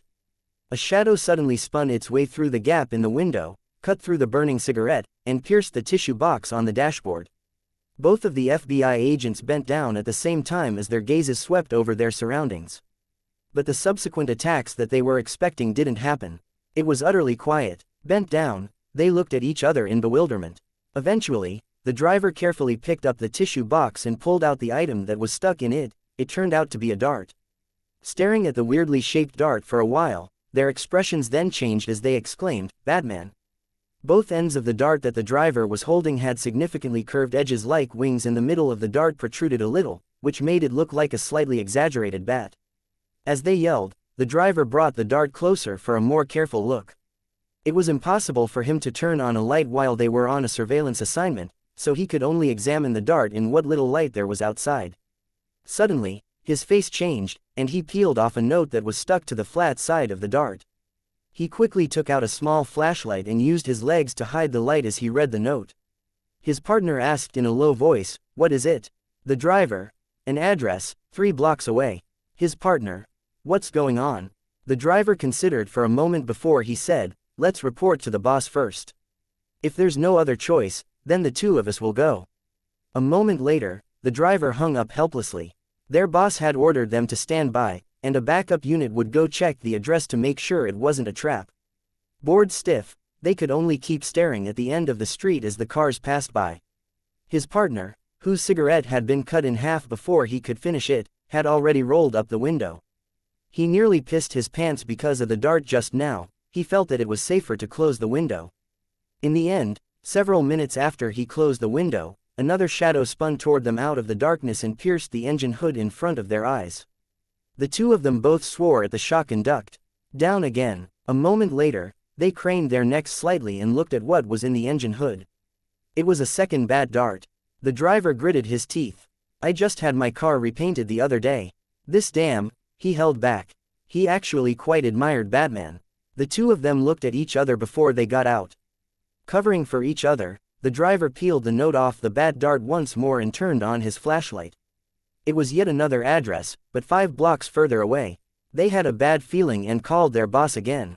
After a brief silence, their boss this time said, "Okay, I'll have the squads nearby check it out. You stay right there. It might be a trick to lure you away. The criminals may be trying to get past you. Don't be careless." After they hung up, the driver's partner cursed. "Bullshit. How can Batman possibly help the criminals deal with us?" The driver, however, shook his head. "We don't know that it was Batman who threw the dart." He looked at the dashboard as he spoke. There were 2 evidence bags on the dashboard that contained the 2 bad darts they had just collected. He suddenly said, "Why don't you open the window on your side 5 centimeters? His partner found that odd. "What's wrong?" The driver, "The car still stinks of your cigarette. It's disgusting." His partner grumbled unhappily but still did as he was told. Suddenly, their boss called them. "Are you still there?" "Yes," replied the driver. "Boss, don't move without my order. Let me know if anything happens again." He then hung up, and the driver's partner was confused. What the hell? Why is he asking us to? Swoosh. A dark shadow flew through the gap in the window on his side. But this time, a certain someone now had experience and better control of his strength. The dark shadow lost most of its momentum after it flew into the car. It hit the dashboard lightly and fell onto the other 2 bad darts. The 3rd bad dart had appeared. This time, the driver simply put on a pair of gloves and peeled the note off the dart, before he relayed the address to his boss.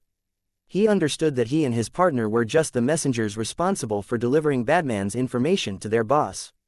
Their boss was clearly excited and didn't have time to say anything else. Very good. Stay there and wait for updates. In his excitement, his boss had in fact revealed some of the truth. The addresses on the notes were indeed sources of information. After the driver hung up, his partner suddenly asked, "Did you ask me to open the window so that it would be easier for Batman to shoot his darts?" Unconcerned, the driver lay back. "Otherwise, should I let him shoot his darts at my engine hood or the door? It's troublesome to get the car repaired. This way is convenient for everyone." Lost for words, his partner could only take out a cigarette. "Then I'm going to have another cigarette." "You don't object, you cheap dog," his partner cursed angrily. "Give me a cup of the coffee that your wife made." The driver replied with the same look, "Sorry, but I made the coffee today, and I was picking my toenails while I was at it." "Still want it? Get lost." His partner gagged and finally admitted defeat. They didn't know that they were the least busy people that night. Their boss, for example, was excitedly making calls and gathering men together. "I don't care. You have to give me another 20 men. I've already arrested more than 50 guys, and at least 3 of them are major wanted criminals. We have yet to identify the rest of them. If you don't want the big fish to escape, you better give me more men." Luke was also very busy. Thanks to his drones, which were on autopilot, the surveillance cameras on the top of some high-rise buildings, and the information he obtained from the gangs, he was able to lock onto several suspicious locations. He simply investigated the locations one by one. As long as there was an illegal gathering of armed unknown men, they became possible targets. After he overturned each criminal nest, he would send a dart message and have the professionals clean up the mess. He visited 16 locations in a row, and 5 of them had allies, including but not limited to the FBI, the DEA, the CIA and Homeland Security. In the other 11 locations were tough criminals who had gathered from all over the world for that $100 million reward. Chapter 654 Same goods, sold 3 times. These 11 locations had more than 200 criminals in total. Most of them were well trained, and only a few were there to make up numbers. Unfortunately, Barkley Williams was the only one with a super ability, and Luke couldn't use. Fortunately, Luke's experience and credit revenue wasn't affected. He earned more than 6,000 experience and credit points in one night, which was proof that most of the criminals were evil B***stards who had killed more than once. Luke wasn't scared of beating up the wrong people. When he confronted the gangs, the system would verify that the host's life was in danger as long as anyone planned to attack Luke. It would then consider the entire gang as enemies, and immediately cancel whatever protection they had in the system. It could be said that Luke was the system's son. The system's rules only prevented him from turning into a bad guy, but wouldn't tie him down in a crisis. But Luke hadn't gathered any information on these criminals this time.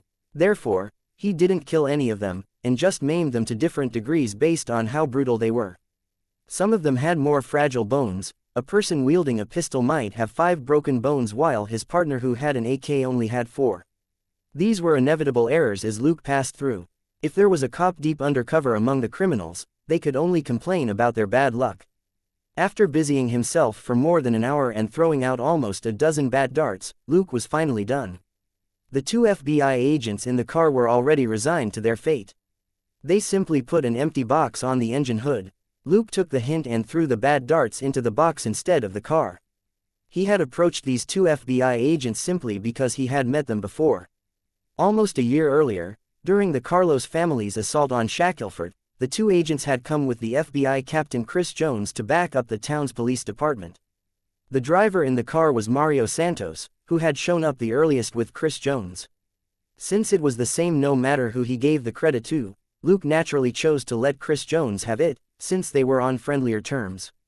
There were in fact some CIA and DEA agents lurking around as well, but Luke didn't know any of them.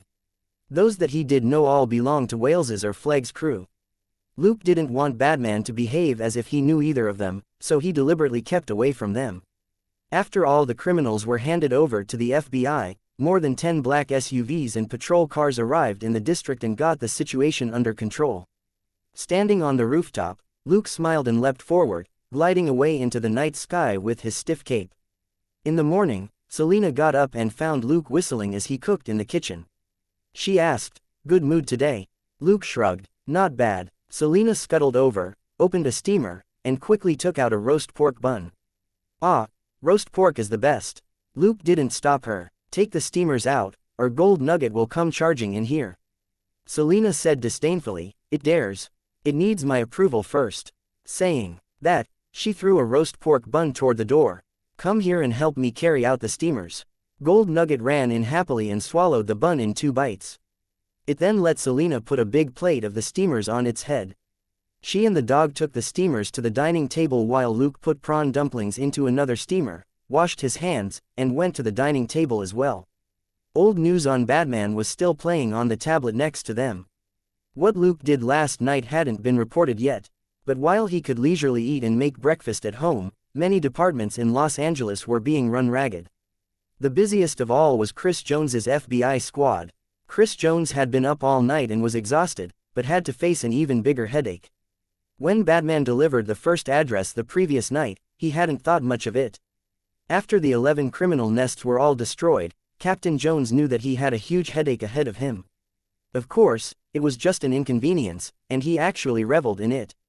His squad inevitably got requests from various parties to take part in joint investigations, some of which were related to the 200 criminals that had been arrested last night. But more of them were requesting that he work with them to investigate a certain someone. Of course, that certain someone was none other than Batman. This new superhero had already caught enough attention during the disaster relief earlier. Captain Jones had nothing to do with that, but it was Batman who had notified Captain Jones's squad of the criminals' locations last night, and Captain Jones had no choice but to deal with the questions. He was just an FBI squad captain, not the director. He couldn't handle the pressure from the various parties at all, but while he couldn't handle the pressure, he knew someone who could. Captain Jones simply called a meeting of all the department representatives who were requesting joint investigations and showed them the 11 bad darts as well as the notes that came with them. One of our surveillance teams received these 11 bad darts yesterday while monitoring the end of a street, and 11 notes were attached to them, which gave us the criminals' locations. Captain Jones picked up an evidence bag and held it out for everyone to see. Thus, we didn't see Batman, all we did was catch those criminals based on the addresses in these notes. Seeing that some people were about to speak, Captain Jones raised his hand. Direct your efforts to the right place. The 200 criminals we caught last night were the ones who really saw him. If you need any help, you can talk to my boss Deputy Director Breezen, or have Director Solsko give the order. I'm afraid there isn't much else I can do. With that, Captain Jones left. His implication was clear: want a piece of the FBI's pie. Then negotiate interests with Deputy Director Breezen. Jones was just the warden, he would hand the prisoners over to whomever his boss told him to. Of course, before that happened, the FBI would squeeze them dry first. That was also why Captain Jones didn't hate Batman at all for the trouble on his plate. Batman had actively delivered a bunch of criminals to Jones, who could sell them 3 times over. It was really generous of him. The first instance had to do with money. 17 wanted criminals had been identified among the 200 men detained.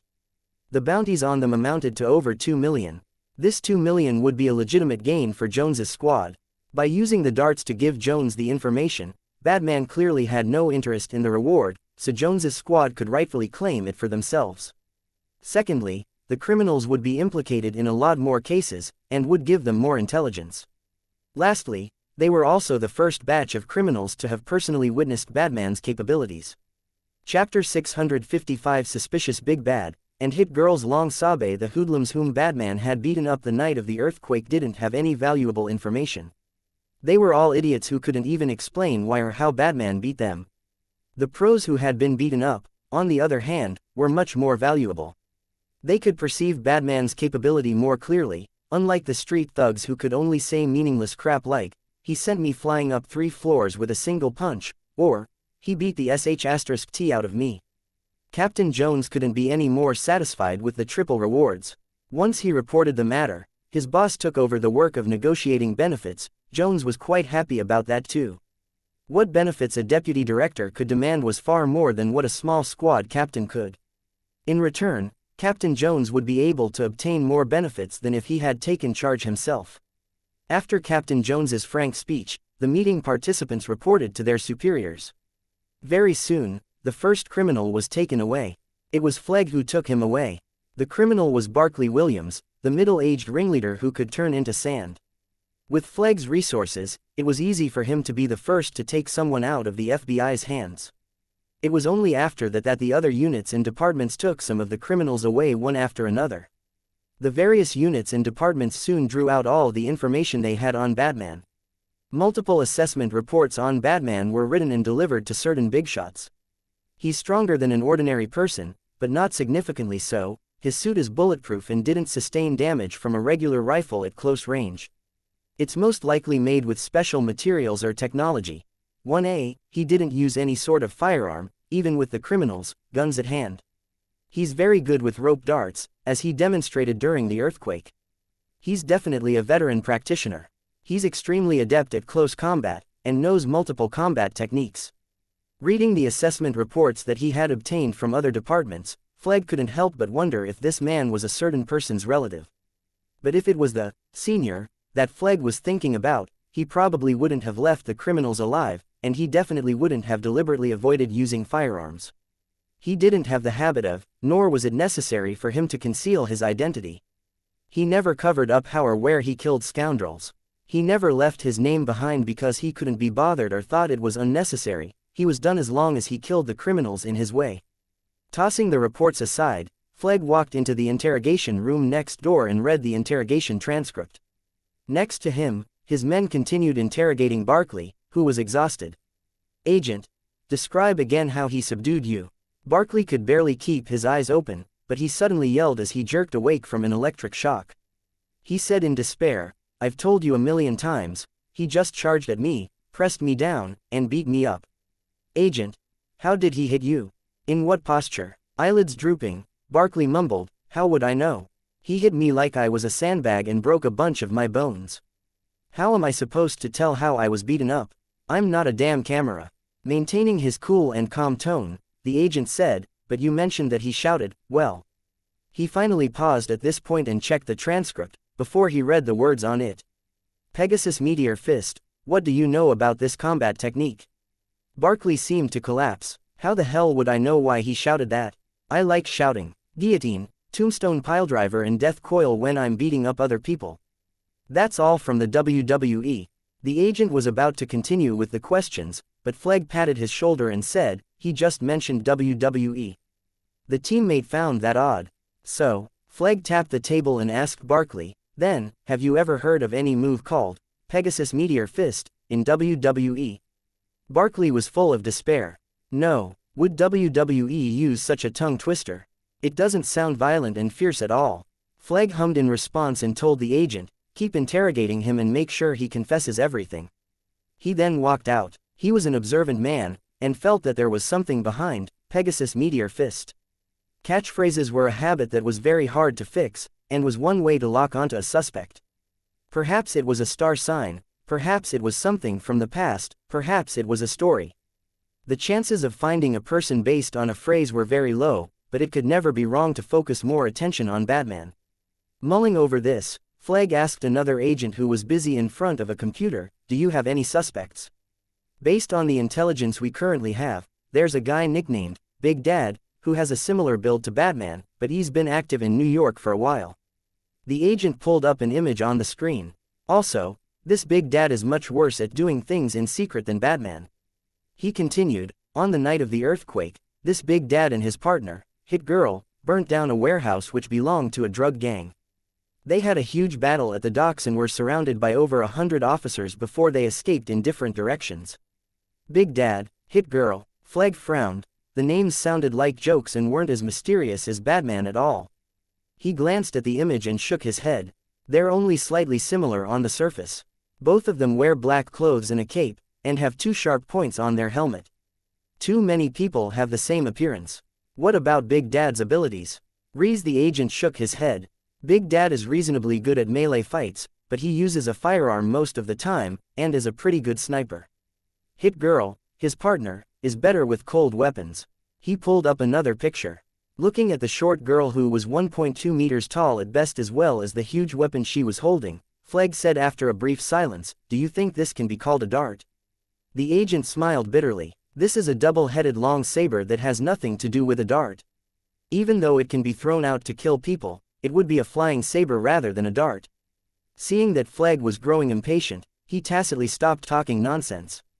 "Also, these two, whom we suspect to be father and daughter, are very straightforward in their methods. Their targets are all drug dealers, and they do their best to kill all of them every time. They're the polar opposite of Batman. Looking at Flegg's face, the agent ventured, perhaps, that's what Batman deliberately wants us to think of him. Maybe he does use firearms to kill people. That possibility can't be ruled out yet. Flegg nodded. Chapter 656 Who's Copying Who?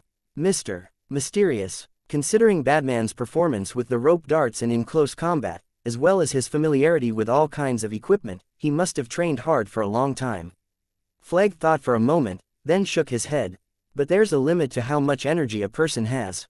It's difficult to be both good at so many professional skills and marksmanship. His teammate agreed. Besides, long-term hand-to-hand combat training affects the flexibility and agility in a person's hands, which will adversely affect their use of firearms. That's a problem too. Flegg heaved a sigh. Fine. Contact our branch in New York and have them reach out to Big Dad and Hit Girl. Ask them what they think about Batman.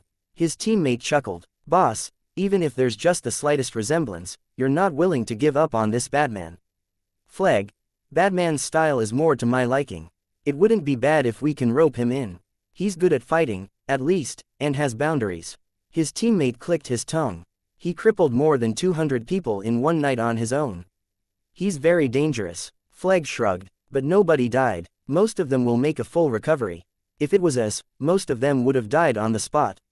Who do you think has more boundaries, us or him? His teammate chuckled. We have a license, but he doesn't. Flegg patted his teammate's shoulder. So, as long as he's willing to join us, I can give him a license so that he can hit them legally. On the distant East Coast, in the basement of a 2-story building in New Jersey, Mindy stopped hitting the sandbag and looked at the TV on the wall where Batman was beating up hoodlums. She took off her gloves and grabbed a cup of water. At that moment, the basement's metal door opened and Damon walked in with a pained expression.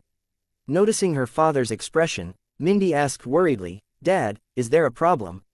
Damon shut the door and nodded at the image on the TV screen with a bitter smile. It's all because of your new idol.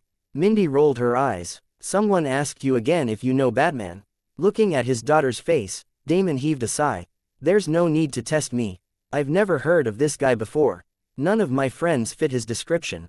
Biting the straw in her pink Snoopy cup, Mindy mumbled, deep in thought, but why does he dress so much like you? Even Damon, who was normally unflustered, couldn't help but scratch his head. How are we similar? Because we're both in black. But looking at his daughter's big sparkling eyes, he admitted defeat. Fine, we're a little alike, but how would I know why he's copying me? In the end, holding the cup in both hands, Mindy's eyes continued to sparkle as she stared at him. Damon suddenly realized what his daughter was implying.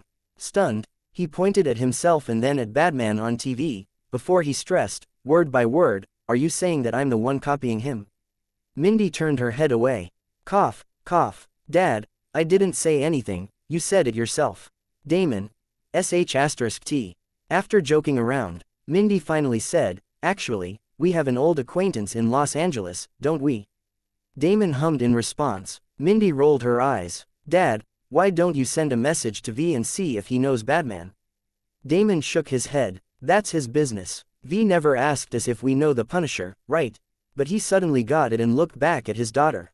Are you implying that V is Batman? Mindy chuckled. Look, V is in Los Angeles, he's very strong, and also wears dark clothes and covers his face with a hood and a mask. They're really similar. Pondering for a moment, Damon shook his head. Have you forgotten V's shooting skills and how vicious he is? Mindy paused for a moment, but argued again, what if it was on purpose? Damon stared at her. Are you serious? Mindy's mind spun with thoughts. She knew that her father asking this meant that there had to be a flaw in her thinking somewhere. But she couldn't figure out what it was. Damon finally reminded her, don't forget that V fought Bullseye and dozens of his men on his own that night. Eventually, Bullseye had to sacrifice all his subordinates for the chance to escape back to New York. Also, V has never been soft with criminals. Why bother covering himself up? Mindy shook her head. Someone as skilled at shooting as V could take on 100 people at his level. Abandoning his skills in battle would be very jarring for him. Forcing a regular person to do everything with just one hand would be very difficult for them given V's expert marksmanship. He must be using his gun like an extension of himself. To suppress the instinct to use a gun would be very hard. If V was using the guise of Batman to take action, there was no reason for him to. In the end, Mindy abandoned this illogical speculation. She had no idea that she was the very first to guess correctly. Of course, it didn't matter even if she guessed right. V was just a shadow to Luke. This person had never really existed. The only people to remember V vividly were Bullseye, whom V had sent packing, and Damon and his daughter. After abandoning her correct guess, Mindy thought of something else. Dad, let's ask V if he can make Batman's suit. I think it's awesome. Damon nodded. Okay, but we have to be clear about the price first. He hadn't forgotten how he had taken $500,000 with him to buy equipment, thinking that it was more than enough, only to discover that it was only half the cost of the top-notch equipment. Damon didn't like putting on airs, but he didn't want to be embarrassed in that way again. In his Malibu Beach villa, Tony dropped the bad dart in his hand, a strange expression on his face. This object is just made of regular steel. There's nothing special about it except for its shape. Judging from the marks on it, this and the other 10 darts are crudely made and can be manufactured in any workshop. It's not difficult at all. Jarvis's voice rang out. Looking at the bad darts that had been thrown onto the workbench, Tony had a bite of his cheeseburger and said cryptically, I was right, this guy is doing it on purpose. Everything that he's revealed is a facade carefully established to conceal his real identity. As he chewed on the burger, he mumbled, that ridiculous, obsolete battle suit, the gliding cape, the rope darts, and these darts were all made for everybody else to see. This guy might be kicking back to watch the show and playing everybody, with no one the wiser about who he really is. He stuffed the rest of the burger into his mouth. Just you wait, you'll never get away once my suit is ready. I'm going to personally unmask you, Batman. No, Mr. Mysterious. Chapter 657. Rowdy police school and picking targets. At that moment, Mr. Mysterious was driving Claire and Selena to the police academy. Originally, after talking to Director Remick, Luke only needed to show his face once every couple of days and pop right back out. His 3 statements of cowardice lecture had also come to nothing. Luke had thought that he could fumble his way through the 3.5 months of police training like this, but yesterday, Director Remick had actually brought up the matter of Luke becoming a military instructor again, and not a temporary one. When he first heard it, Luke thought that Remick was joking, but realized after a while that the man wasn't. Luke's role had nothing to do with the daily administration or training.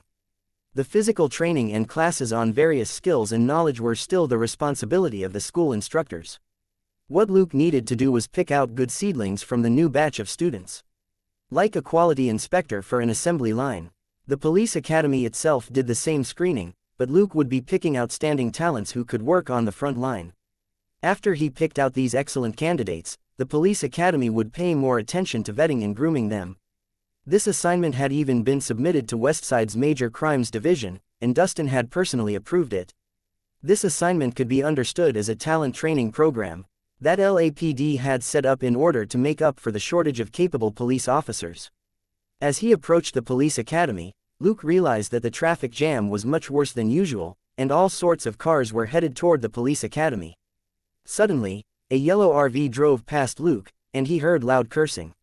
All 3 of them turned their heads, only to see a woman in a nightgown and slippers lying on the engine hood of the RV, pink rolls in her hair. Hanging onto the windshield wipers, she cursed out loud again. If you take one more step, you're dead. Do you hear me, you be *******. Both cars were going at about 80 kilometers per hour, but he could still hear that earth-shaking bellow. What the hell? Luke muttered despite his usual calm. Selena and Claire, on the other hand, clicked their tongues with great interest as they looked at this bizarre scene. After thinking for a moment, Luke decided not to turn on the police light or siren. Otherwise, the RV might speed up as it tried to escape, and the woman in the nightgown might be flung off. In the end, the RV stopped less than 2 minutes later. Luke also stopped, because he had reached their destination. The RV braked abruptly, and the woman on the engine hood was suddenly sent flying in an arc to land with a splash in the fountain in front of the car. A moment later, Luke and his companions looked on as the woman in the nightgown stood up in the fountain, still cursing. After some consideration, they decided to leave her alone. She was yelling things like, divorce, so was the driver of the RV, her husband. Looking at the middle-aged man who walked into the police academy without looking back, Luke felt that he must have decided to become a police officer after he had enough of married life. Luke parked the car in the staff section. Claire and Selena wandered around on their own, and Luke walked toward a large building. He had been here many times before and would always see a lot of students, but they would all be taking part in organized drills. Today, however, this place had turned into a noisy market. People of different genders, races, sizes and ages all poured through the entrance of the police academy. A convertible suddenly pulled up in front of him, and 4 hot girls in scanty clothes kissed a young man in the car goodbye, calling him Sweetpea as well as other nauseating nicknames. After the girls bade him farewell, they gave Luke obviously provocative gazes. Luke didn't bat an eyelid and simply smiled slightly. The young man turned around with a suitcase and saw Luke. He chuckled. "Hello, are you also here to register?" Luke's expression didn't change as he nodded. "Yes, are they all your girlfriends?" Looking at the convertible that was driving off, the young man nodded with a smile. "That's right, don't be too surprised. It's very normal." Luke nodded, deep in thought. "It's indeed normal. Right, what's your name?" "George Martin," replied the young man. "Luke, I hope that you'll have a good time here." As he walked away, he mumbled to himself, "The first candidate. A man who could snag 4 girls at the same time, not because he had money, was definitely gifted in communication. Even if this ability might only be useful with women, it was still helpful in detective work. After all, half of the world's population was women. A few steps away, Luke heard a mother and daughter conversing. "Why do you want to be a policeman?" "Mom, it's a policewoman. And it's because I don't want to live like you, it's too boring." "As a police officer, I'll encounter many exciting things," replied a young and beautiful blonde impatiently. The older woman snorted. "Are you sure it isn't because of the news about Batman that you want to become a police officer?" The girl, "That's why I want to become a law enforcement officer, so I can help the common people above board." Examining their clothes, Luke then went forward with a smile. "Hello, I'm Luke Coulson. And you are?" The mother and the daughter both turned around in surprise. It had been a long while since they had heard such a simple and blunt pickup line. The mother didn't say anything, but the girl stuck out her hand in a straightforward manner. "Karen Thompson, nice to meet you, Luke." Luke shook hands with her with a smile. "I hope you hang on to your beliefs. It's very important." After that, he let go and continued moving. The mother and daughter were left stunned. Wasn't the man trying to hit on them? They actually found the guy quite pleasing to the eye, otherwise they wouldn't have bothered with him in the first place. Who would have thought that after saying a few words, he would walk away, just like that? Luke tagged this girl named Karen as his second candidate. She had a sense of morality and justice, and she was from a rich family. Apart from the inevitable envy, most people actually didn't really hate rich people, they just hated those rich kids who were useless. Luke, for example, might not be a kid from a rich family, but he had connections. But few people at Westside hated him. That was because he never used his connections to steal credit, but always shared the credit with others. Meanwhile, his connections could help crack cases. As long as his companions weren't idiots, nobody would hate people like him. Money and influence were also resources that could be used to crack cases. What other people couldn't do, these people could. They could also bear some responsibilities that might be too heavy for other people. There were 2 sides to everything, and it was the same with rich kids. As Luke headed for the building entrance, 2 people got out of a police car. After a glance, he promptly avoided them and kept his distance. Chapter 658 The Chief is here. Irrelevant people go away. Both men were wearing police uniforms. One was the chief of police, the boss of all LA police officers. If Luke was close by, he would have to stand at attention and salute this big shot. Why bother? 2 guys who were clearly students, however, approached him with bright eyes. "Student Kaylee Bronx, Chad Copeland, reporting for duty, sir." The chief of police was unhappy. "Scram, idiots." "Yes, sir." The 2 guys saluted and slunk away, crestfallen. Luke chuckled in amusement. He made the right decision to keep his distance. One might think that the chief of police wouldn't be so crude, but he had once been a regular police officer too. The chief of police looked like he had just been forced to swallow sh*t. Given his bad mood, it was only natural for him to curse at the 2 students. The 3rd and 4th candidates had appeared. Those 2 students, well, they had better self-awareness. Guys who followed orders were always needed, even if their fellows might not think very well of them. A few minutes later, Luke entered Remek's office. Staring at the old man, Luke said helplessly, "Director Remek, are you trying to swindle me? There were only 233 students in the last batch, which is why I agreed to help screen them, but you didn't tell me that you would be recruiting a second batch this year. Tell me the truth. How many more people are you recruiting?" With a bitter smile, Remek waved his hand at the window. "All of them, Luke. Are you kidding me? How much is going to be spent on training? Will the department agree to that?" The department received a lot of donations recently and was already planning to recruit more officers. Remek explained, "You know how terrible law and order has been in Los Angeles recently, right?" Luke nodded. There was no one else in Los Angeles who was clearer on this than Luke. Remek. The mayor thus has given the commissioner a strict order to improve the situation, or the commissioner will have to beat it. Luke was amused. But we won't see results with this batch of students so soon, right? It seems that the commissioner might be sent packing in half a year. Remek. The usual practice is that students won't start their internships until after 8 to 12 weeks of professional training, but they'll start fieldwork this time after 4 weeks. Luke clicked his tongue. So, creating a favorable situation since the situation doesn't favor you. Remek smiled bitterly. That's right, I have to ask for your help even though I know you're busy. Looking at Luke's face, Remek quickly said, "I'll have your 3 tips included in the materials and issued to the rookies. You won't have to personally teach them anymore." Luke nodded speechlessly. He truly wasn't planning to shirk this responsibility this time. Why did this old man look so cautious? Remek. Luke, you have to give me a shortlist of the best students as soon as possible so that we can focus on training them. Pondering for a moment, Luke nodded. Remek, I'll give you a list as soon as I can, but I can't guarantee that you'll like the students on it. Remek readily agreed. Okay. Luke wasn't the only detective who had been sent here to help with the screening. Many other seasoned detectives had been deployed to cast a wide net. In the end, after comparing the list submitted by the detectives, no good seedling would be overlooked. As they were speaking, another conversation was taking place in an office upstairs. The chief of police was standing by the window and staring at the chaos on the training ground. He muttered, "Look at this trash. They think they can put on a police uniform after just doing 1 round of the police academy." The other 2 men in the office, one standing and the other sitting, didn't say anything. The chief of police continued, "Do you know why I'm here, Principal Lassad?" The white-haired old man asked tentatively, "To give a speech to the new students." The chief of police laughed out loud.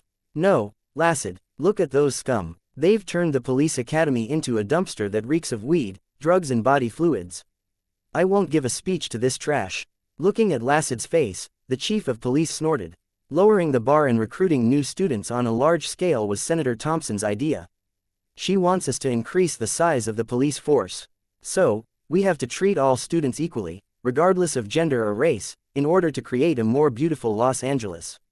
What do you think? After a brief silence, Principal Lassad said, "That B***TCH. Pleased, the chief of police nodded. But she's going to be the mayor soon. The commissioner specifically called me to say that we must accept these students. You know what to do now." Principal Lassad frowned. "Do our best to teach them." The chief of police slapped his hands down on the table and looked down at Principal Lassad. "No, I want you to kick out as many of them as possible. Once these cancers enter the police department, LAPD will be doomed. I don't want our officers to be referred to as dirty cops again, so they must not enter our force, understand?" Lassad smiled broadly and quickly nodded. "Got it, sir." Satisfied, the chief of police nodded and put on his hat. "Keep it up, I have high hopes for you." "Yes, sir." The person standing on the side responded loudly.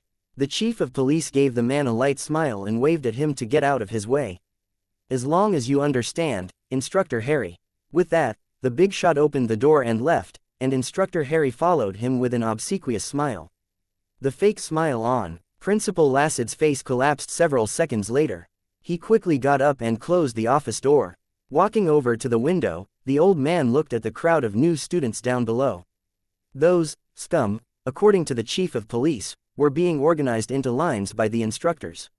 The old man sneered. He murmured softly, "You didn't object to Senator Thompson and the commissioner when they gave the order, yet you came to me asking me to go against them. Do you take me for a fool?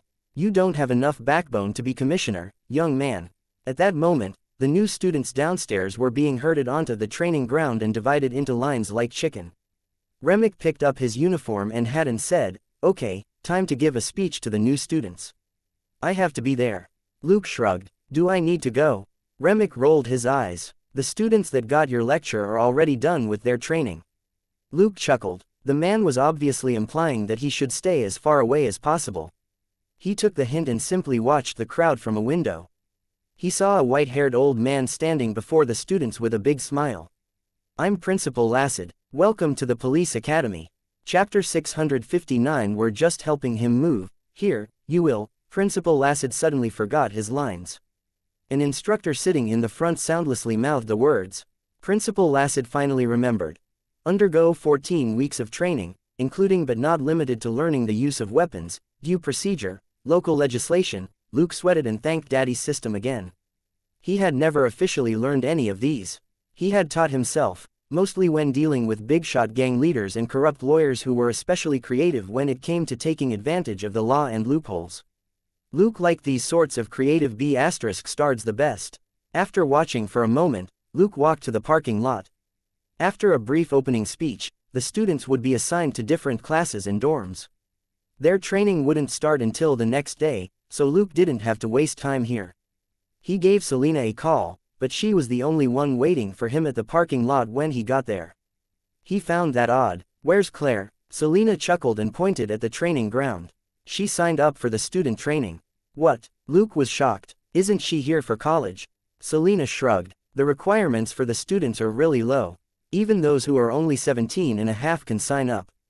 She said she wanted to experience what our lives are like." Luke rolled his eyes.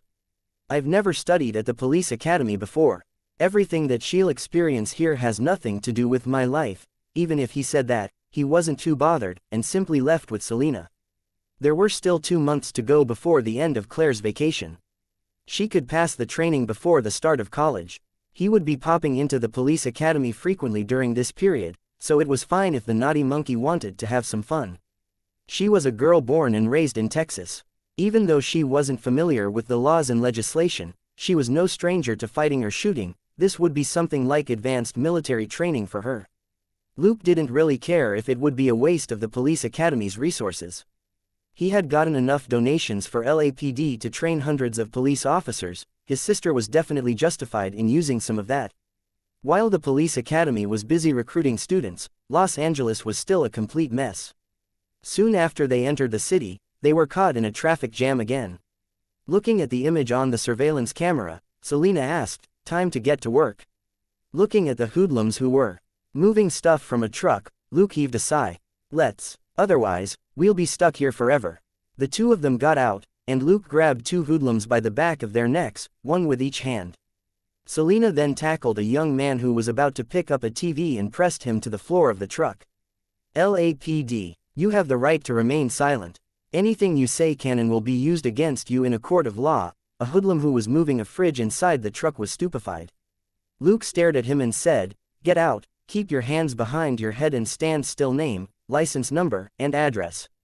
The young man blankly got out of the truck and did as he was told, before he finally said, "Officers, what are you doing?" "Luke, we're working, just like you." The young man was confused. "But we're only helping our friend move. This isn't work." Luke and Selena couldn't help but look at each other. Eventually, Luke asked, "You're moving? Whose place?" The 3 young men all looked at their pitiful friend whose face was stuck to the floor of the truck. "His." Luke cursed inwardly before he coughed lightly. "Then why are you moving stuff in the fast lane? Also, look at what you're wearing. You look just like criminals robbing a truck," Luke secretly scolded.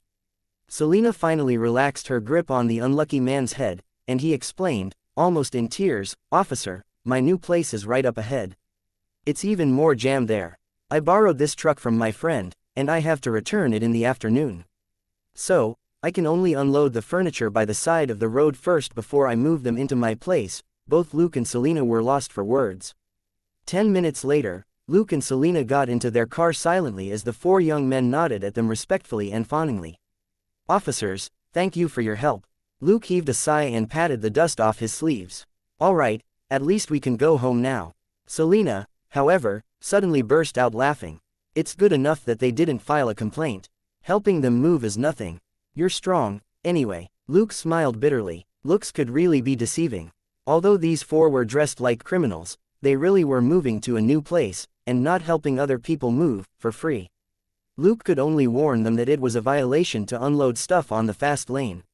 However, considering the traffic jam, their behavior was understandable, and the two detectives were lenient enough to let it go. Luke even gave them a hand and helped them move the stuff from the truck to the side of the road. He also confirmed with sharp nose that the stuff belonged to the young man, who hadn't stolen anything. After that little mishap, Luke and Selena finally returned to the city amidst the traffic congestion. At that moment, a lot of the secret departments and agencies had already come up with a preliminary plan for handling Batman. The overwhelming majority had clandestine intentions. They used different wording, but the meaning was more or less the same. Batman probably had a genetic mutation that boosted his physique, but not by very much. People with this sort of extraordinary ability weren't rare in this world. Batman's strength mostly had to do with his rope darts and combat tricks as well as his special bulletproof suit. Cultivating high combat ability through long-term rigorous training had long been the systematic approach in various agencies. They had no need for Batman's working-class training method. Batman wasn't valuable enough to these departments and agencies in terms of research or propaganda. They basically chose to keep an eye on him and try to catch him if they had a chance, but they weren't in a hurry to make a move against him. On the other hand, several of the departments and agencies that were more interested in Batman wanted to employ this super warrior to fight for them. They had their own men to do that, but a lot went into training them. Batman was a self-taught, finished product, which didn't require further investments.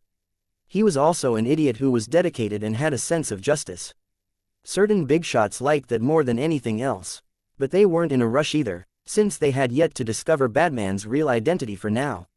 Even if they roped in Batman, he would only be a contractor outside their system. They weren't in a hurry to obtain this free tool and potential scapegoat. They could take their time. No matter how many big shots there were who had thoughts about him, Luke, who was now known as Batman to all the major departments, was going about his daily life as usual. Chapter 660 Friendship Tab, and what is the big shot doing?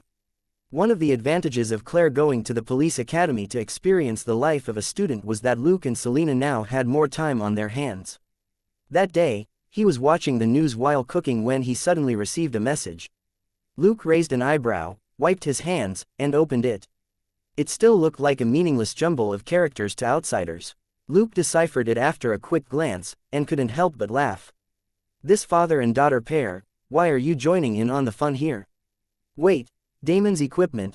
Luke patted his forehead helplessly, only then did he remember that Damon's black armor and cape did look like Batman's.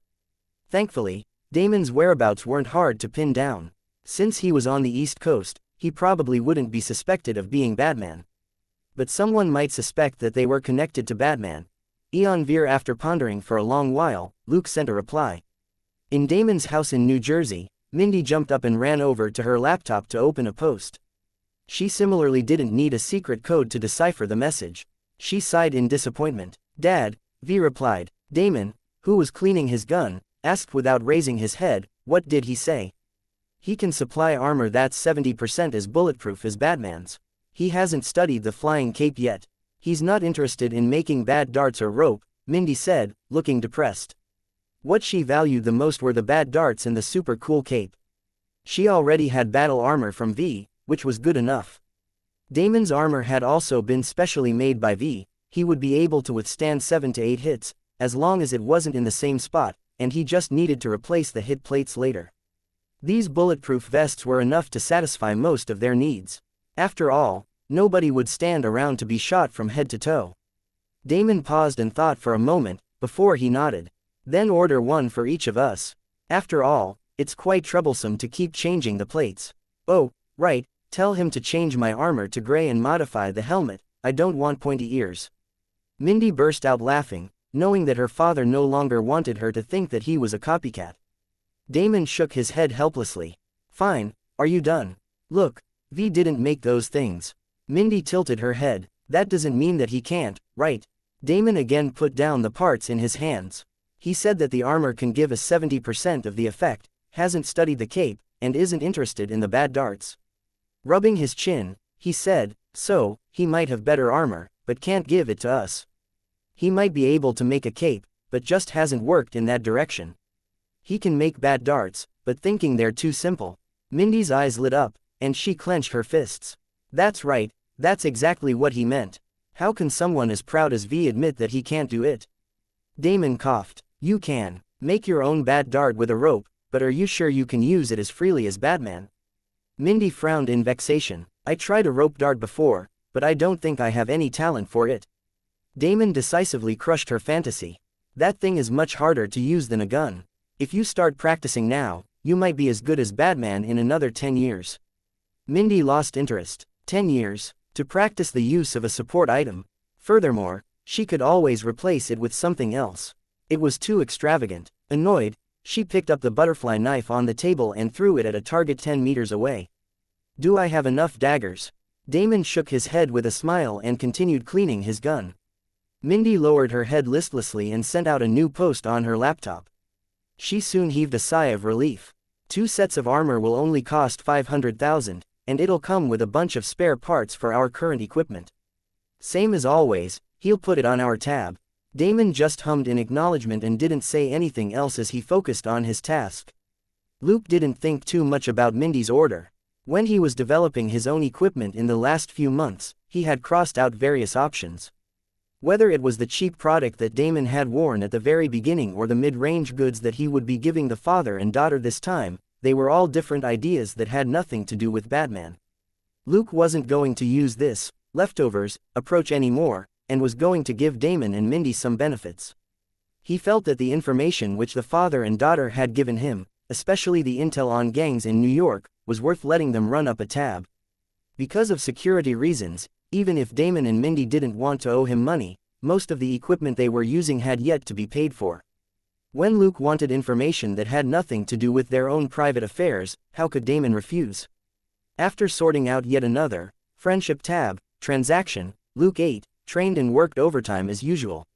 In a Malibu villa, Tony Stark was absent-mindedly brushing someone off in the living room.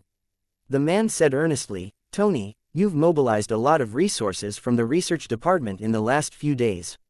I'm not trying to stop your new research project, but suddenly mobilizing these resources without an explanation or a notification will make the shareholders suspicious, and they'll want to investigate the use of the funds." Tony absent-mindedly took a sip of his wine. "Obi, when have they ever not criticized my research? Don't worry, they'll shut up in the end." After a brief silence, the person said, "Can you at least get Pepper to report what you're doing? Didn't you hire her to deal with small things like this?" Tony was at a loss. I didn't tell her." The person said, "Tony, I asked, and Pepper doesn't know what you're doing. You've been holed up in the villa every day recently. I'm worried about you." Tony smiled awkwardly. "All right, I might have been too busy that I forgot. I'll have Pepper put a report together. I haven't had breakfast yet. That's not good for the body. Let's call it a day, Obi." The person nodded helplessly and got up. "Fine, you have to take care of yourself. Don't forget the report. I can't keep making excuses for you every time, right? The shareholders are very concerned about your research. I can't keep them in the dark for long." Tony put his arm around the man's shoulders. "No problem, I'll have Pepper put the project report together." After seeing the man out of the living room, Tony turned around and returned to the basement. He said, "Jarvis, send a message to Pepper. Modify the concept manual from my previous cruise missile proposal and give that to that useless bunch." "Yes, sir, but that manual is only a rough framework. Miss Potts may not be able to hand over a complete proposal." A gentle male voice rang out. The big shot snorted. "It's not that troublesome. The Jericho missile project will be enough to shut those guys up." Chapter 661 Secondhand Apple and Timid Phones. "In any case, I didn't say I would be building it right away. If it was that easy to make missiles, they might as well find a few college kids to do it and save money." "Right, have Happy bring me some cheeseburgers when he comes over," said Tony Stark as he entered his basement lab. Looking at the video of Batman projected on the wall, he said in annoyance, "This guy crippled more than 200 criminals in one night without leaving any footage from the scenes. This cautious behavior is so boring. What's the point of hiding? If it were me, I would have let them see my face on TV and told everybody that I'm Tony Stark." That being said, Tony had mixed feelings when he saw Batman charge outside the building to catch a falling Pepper. It felt like he had been slapped in the face by the pretentious prick. No matter how he disparaged him, however, he had to admit that this Batman's skills weren't bad. What Tony looked down on was his level in resources. Would Tony, who considered himself the smartest genius on Earth, acknowledge that someone else was better than him? Furthermore, Batman hadn't left any clear leads so far, which was enough to prove that his suit was pure DIY. If Tony wanted to make a suit of armor, especially one that included cutting-edge technology, he wouldn't be able to hide his purchases from discerning eyes. Batman's equipment didn't seem very technologically advanced, but its source was completely unknown, which was probably why it was so crude. Tony still believed that Batman was deliberately hiding things about him. He didn't have any proof, but he firmly believed that he had seen through this pretentious prick. "Batman, just you wait," Tony murmured. "When my armor comes out, I'll catch you and take off your mask." Saying that, he looked at the prototype of the silver humanoid armor not far away. There were still a lot of parts that needed to be tested and fitted. Once this suit of armor was completed, he was confident that he could capture Batman easily and even play this pretentious criminal. Thinking that, Tony was inspired again. He opened up a light screen and continued working. In the following days, Luke and Selina's lives returned to normal.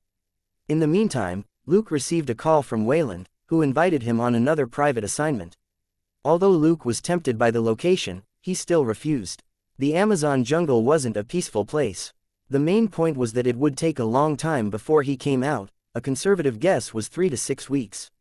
It was the best time to earn points in Los Angeles. Luke planned to turn Batman into a live target to cover up news of the Ghost Butcher. He was saving his strength for his upcoming life as a New York detective, so he didn't take on the job even though Wayland offered a sky-high price of $5 million. However, Luke gave Wayland a number and promised that it would be a good choice.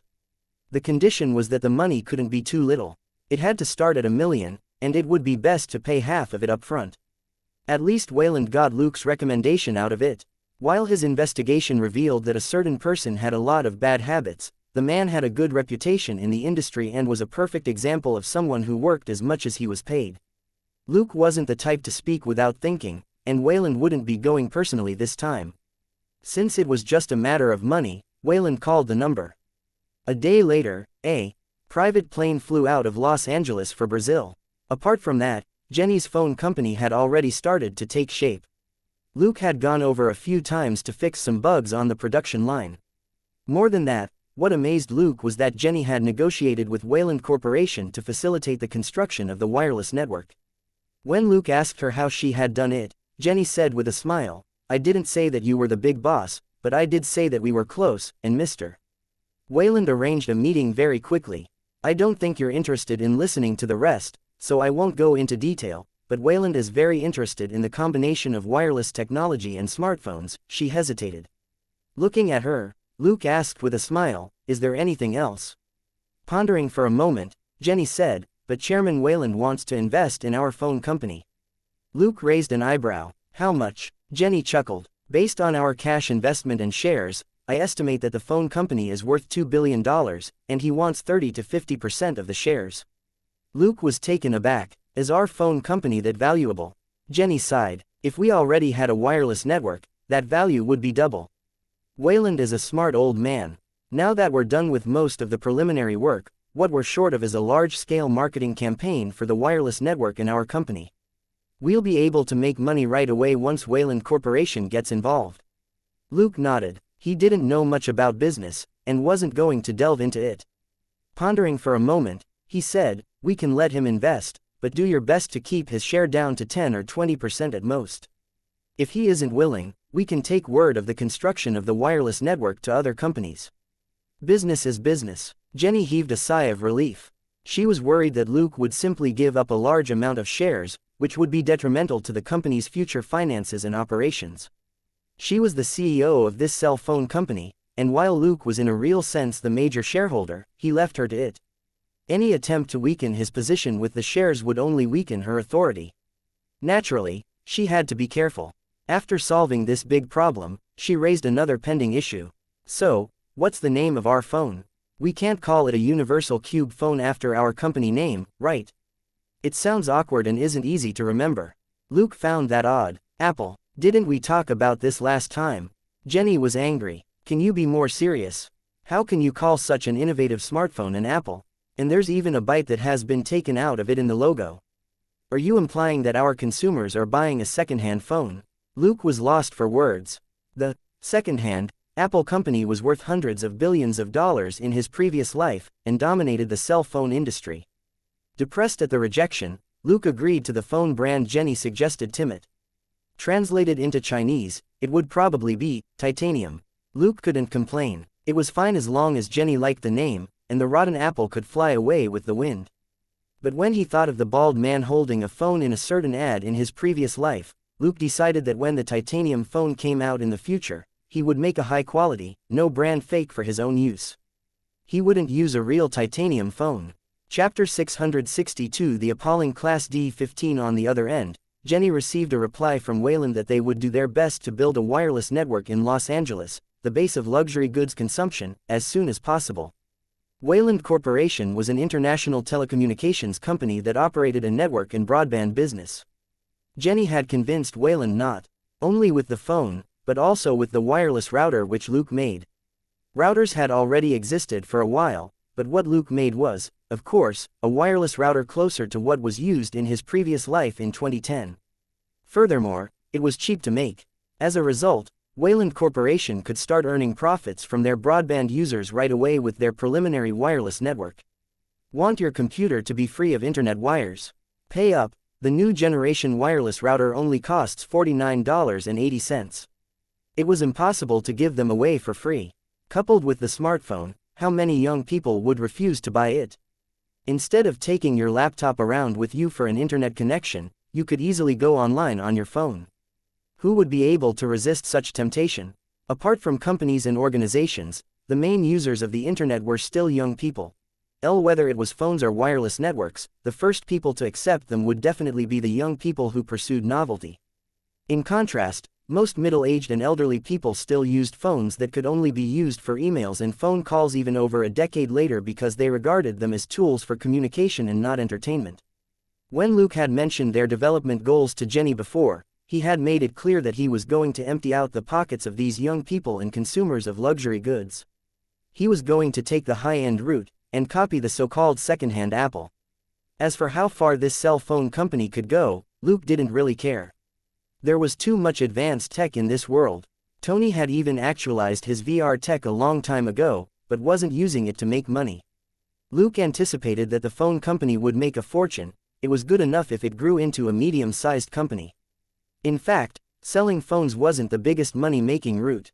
The Apple company had already demonstrated how even more profits could be generated, and Luke would tell Jenny about it when the time came. He didn't say anything now because he didn't want Jenny to get too excited, otherwise, her expectations would be too high. Besides, if he did everything himself, this girl who had inherited her parents' blood for business would probably be very unhappy. People still needed a goal to strive toward. That way, life wouldn't be too boring. Jenny left right away this time. She didn't continue discussing business with Luke and left in a hired car that night.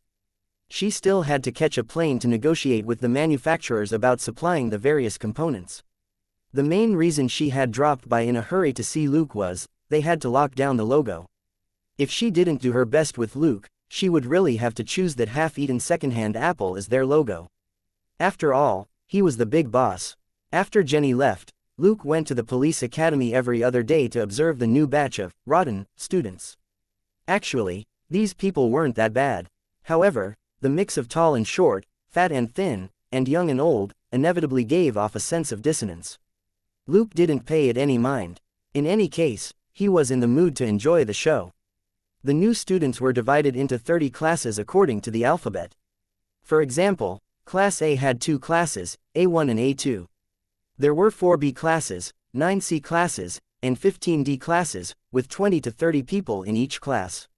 What Luke found strange was that the first 4 candidates that he had chosen, along with Claire, were all assigned to D15. D15 stood for the class with the worst students. At first, Luke didn't understand why Claire had been assigned to this class. His first 4 candidates weren't that bad either. It wasn't until he looked for Remick and skimmed through the information on D15 students that he understood. This was a tacitly acknowledged slacker class. It wasn't that the people here were the worst of the bunch, but after a rough analysis by the police academy, it was very likely that they wouldn't stay behind as police officers, except for those 2 cadets. Harry had accepted these 2 cadets as his right-hand men to help him manage the class. Or rather, they had been chosen by Instructor Harry to be his lackeys. Instructor Harry clearly thought the same as Luke. Enthusiasts like these who proactively approached the leaders were needed everywhere. Because little monkey Claire was in this class, Luke paid more attention to D15. First was running. The little monkey took first place, and the others lagged behind. In the end, there was a fatty who struggled miserably at the very back, and Instructor Harry took a stick to the fatty's butt so that he crossed the finish line. Luke shook his head regretfully and wrote in a notebook, "Does not care about the goal." Of course, that didn't include Claire. Second was the field obstacle course. The little monkey ran through it nimbly and took first place again. The others. Luke shook his head helplessly as he looked at a black girl who hung from a 2-meter-high wall and kicked her legs, but couldn't get up. On the other side, Instructor Harry had no choice but to let her go around and continue with the next section, or she would be stuck on the wall forever. Boom! There was a loud bang, and Luke turned his head. Half of the 2-meter-high wall had collapsed, and a tall black man flipped over it with both hands. Instructor Harry, who was 2 meters away from the cement wall, was sweating. He rejoiced that he hadn't been smashed into the wall. Luke smacked his lips and wrote in his notebook, "Moses Hightower, suspected strength user." Moses might be 2 meters tall, but pushing down a cement wall so easily wasn't something that any ordinary person could do. The little monkey took the lead again and easily reached the top of the rope. Instructor Harry nodded in satisfaction. When he turned his head and saw someone hesitating and not moving, he couldn't help but yell, "Moses Hightower, what are you waiting for? Use more strength." Hearing his bellow, Moses subconsciously pulled the rope in his hand. Boom! Everybody around him quickly dodged, and Instructor Harry fell back to the floor. Bang! The metal anchor attached to the ceiling fell down with a large piece of concrete. Moses looked at him innocently, as if asking, "Do I still climb?" Harry said, "Go to the logistics department and get someone to fix this." Luke chuckled and wrote down in his notebook again, "Moses Hightower, very strong, a little slow." Fourth was unarmed combat. The little monkey was the first to jump up to perform a demonstration with the female instructor, Callahan. 10 seconds later, the female instructor said in despair, "Claire, can you let go of me?" The little monkey excitedly released her from the leglock and jumped up. "Instructor, do I pass?" Chapter 663 Humiliation, and who's next? Callahan, the female instructor, rubbed her chest. It felt like Claire had almost crushed her legs. But in the face of this cheerful and likable little monkey who excelled in everything, she said helplessly, "Claire, this is a lesson, not an exam. I'm only asking you to help with a combat demonstration, this isn't a real fight." Claire nodded and asked awkwardly, "Should we continue? I promise to cooperate this time." Callahan subconsciously covered her chest with her hands and shook his head. "No, you can go back and sit down. Barbara, why don't you come up?" Making a circle around the male students, she picked the fatty whom Instructor Harry had hit to finish running. Barbara stood up, nervously. Me, really?" Barbara's face was already a little red. Callahan said, "Yes, you. Attack me." Barbara took 2 hesitant steps forward. "Hurry up, don't dawdle," Callahan shouted. In a panic, Barbara raised his fist and swung clumsily. Callahan used a shoulder throw to put the fatty on the ground, then mimed kicking him in the head. She then bent her knees and locked Barbara in place. Only then did she turn to the students. "Did you see that? After you take down the enemy, you have to control them with your legs and knees. The neck is a good choice. It can limit ND movements significantly. Now, who's next?" The male students raised their hands in unison. Me. Barbara, who had been humiliated by the hot female instructor, had already stopped breathing. His face was flushed as he lay there like a drunkard. Luke smiled. Callahan was a young woman with blonde hair and big breasts. She was only 26 or 27 years old, and was quite pretty. It was no wonder that the male students were so enthusiastic. The female students, however, looked at the enthusiastic male students with disdain. Fifth was shooting practice. Claire examined the gun proficiently and checked that it was loaded, before she fired quickly. Pa. Bullet holes appeared in the half-sized body targets, and they were all between the 8th and 10th rings. Instructor Harry nodded in satisfaction as he walked past. He admired this girl the most. She had outstanding abilities, a serious attitude, and a likable personality. It was a pity that she was too young to become an official police officer. Otherwise, she would have been assigned to the A1 class. He walked past them one by one, and their shooting skills varied widely. Some of them didn't hit the target, and some were clearly shooting blindly, with the bullet hitting the 9th ring on one try before flying who knew where on the next. Bang! Instructor Harry jerked at the loud crack. It was completely different from the sound of a Glock. He composed himself and looked for the source of the sound, only to see a man proudly holding a revolver. He was clearly very satisfied with the shot. Looking at the target, half of which had already been blown away, Harry asked, "Kid, where did you get this gun?" The student said happily, "It was a birthday gift from my mother." Smiling, Instructor Harry slowly stretched out his hand. Can you let me have a look?" The student said, "No problem, Instructor." Harry carefully picked up the Colt Python and immediately took 2 steps back as he popped out the cylinder. Los Angeles stopped issuing officers with these .45 revolvers 5 years ago. "So, I'll keep this gun for now, and you use your Glock." Luke was amused. Dustin had approved his Smith & Wesson M500 because of his contributions and connections. Thankfully, Dustin believed Luke's claim that he needed it to deal with some tough enemies, or he wouldn't have approved it. A gun with a caliber of more than .45 was too powerful for police officers and wasn't very practical. Thus, even SWAT and all the special forces rarely used such a large caliber pistol, let alone ordinary police officers. Luke took out his notebook and added another line, Eugene Tigerbelly. Proficient with firearms and has excellent arm stability. But during shooting practice 2 days later, Luke saw this Tigerbelly rush into the house with a gun, kick the target out, and fire twice on top of that. Luke had to add one more thing: too impulsive and tends to use too much force. After 2 weeks of observation, Luke looked at his notebook and sighed. There were more than 20 good seedlings, and most of them were in Class A, but there were also a lot of bizarre people with personal strong points. These included physical strength, speaking skills, driving skills, shooting skills, computer intelligence analysis, the ability to pick up girls, money, and so on. To become an LAPD officer, these were just extras and not prerequisites. The crux was that these people leaned heavily toward one particular strength but were weak in other aspects. Conversely, the 20 or so people didn't have any obvious shortcomings, and moreover excelled in several respects. And the most outstanding of them all was Claire.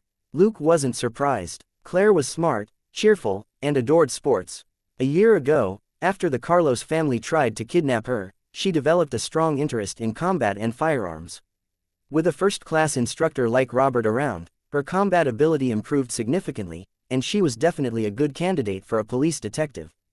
But Luke didn't put her name on his list. She still had to go to college.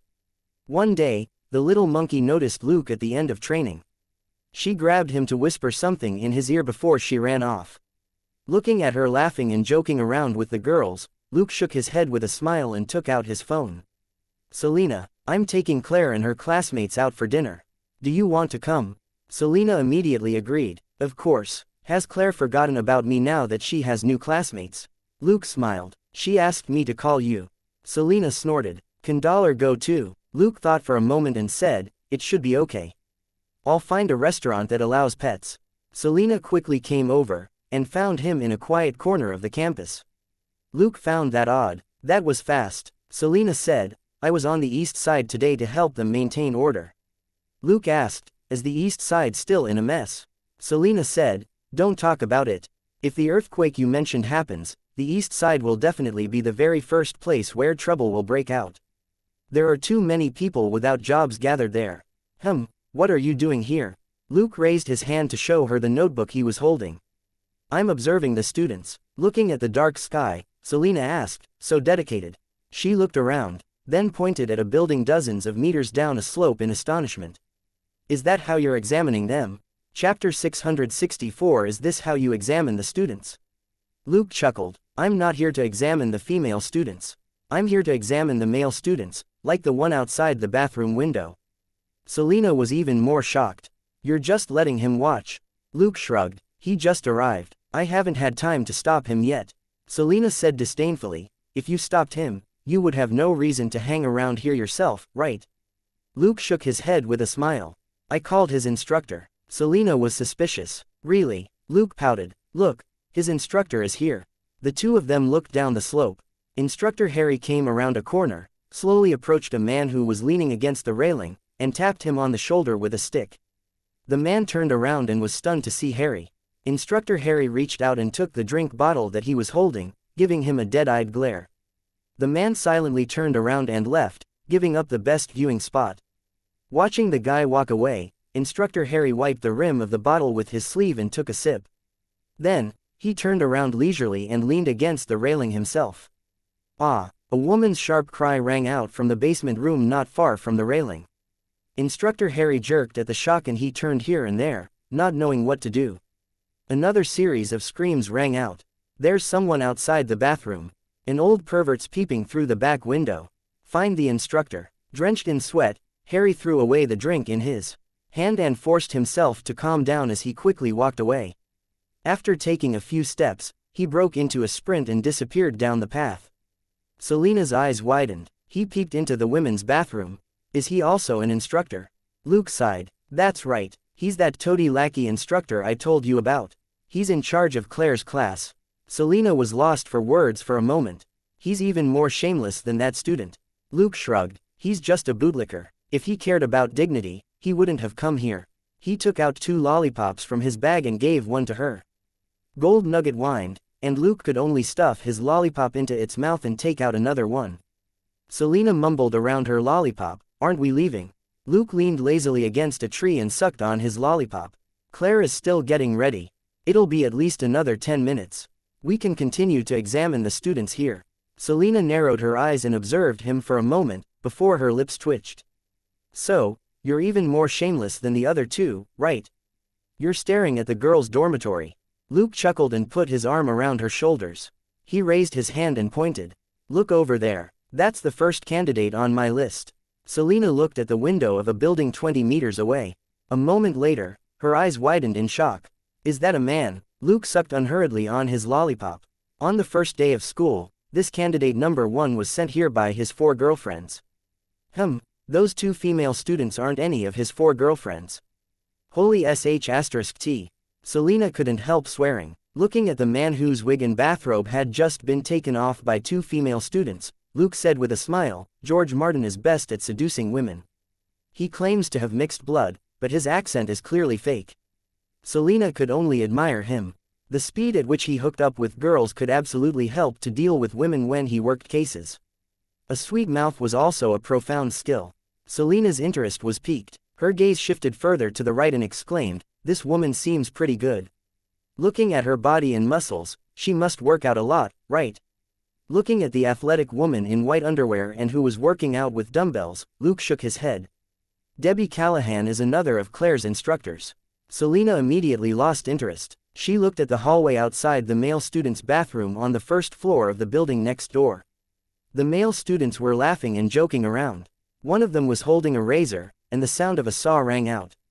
Selena listened for a moment and asked, did that sound come out of his mouth? Luke said, candidate number 8, Lavelle Jones, beatboxer extraordinaire. He can mimic animals, machines, men, and women. Selena clicked her tongue. Then why does he want to be a police officer? Isn't it better to be a talk show host or something? Luke shrugged. It's not like we became pro wrestlers either. Selena laughed when a person with a dejected face walked through the hallway.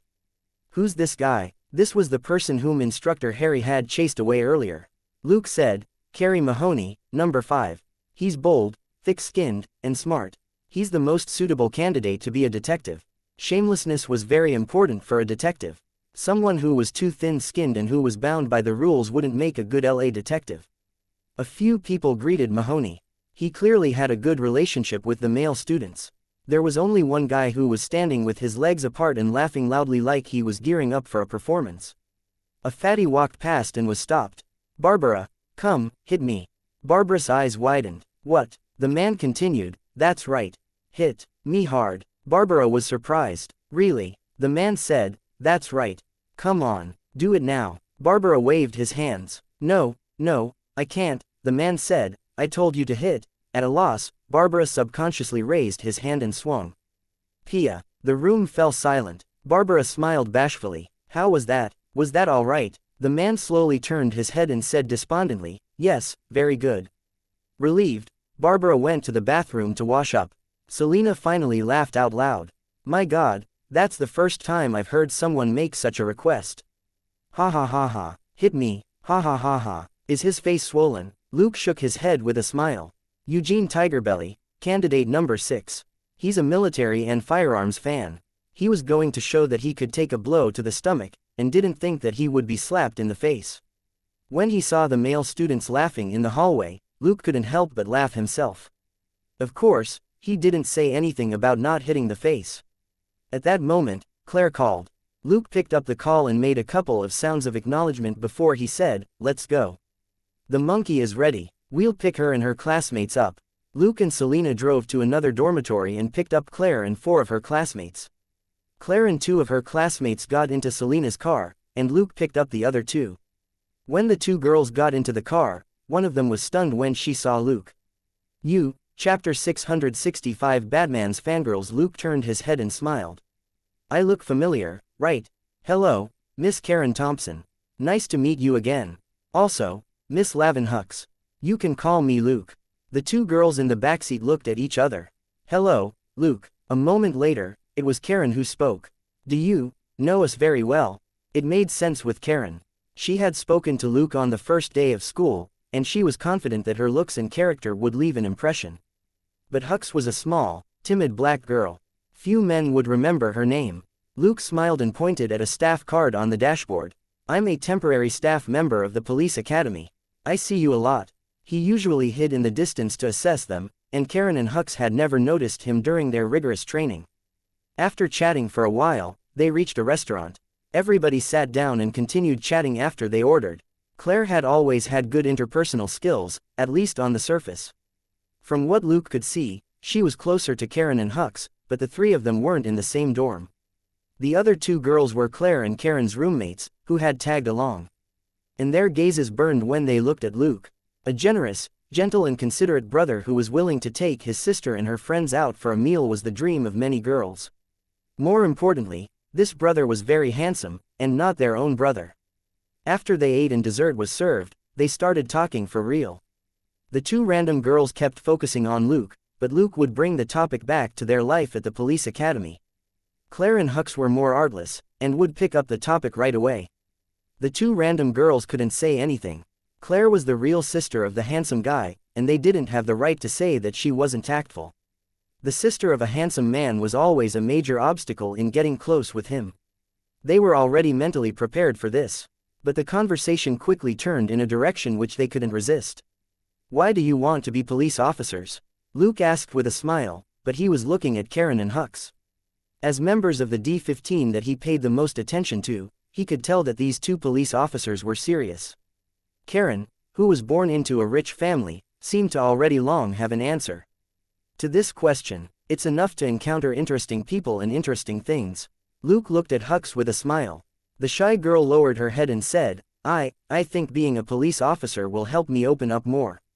Luke nodded. You're doing well. You should be able to accomplish this goal if you work hard. Hux lowered her head even more and whispered, thank you. Luke then said to Karen again, but being a police officer is boring most of the time. You'll encounter a lot of dark things. Are you sure you can take it? Karen's eyes glowed. Isn't there still Batman? Luke was stunned. What does this have to do with Batman?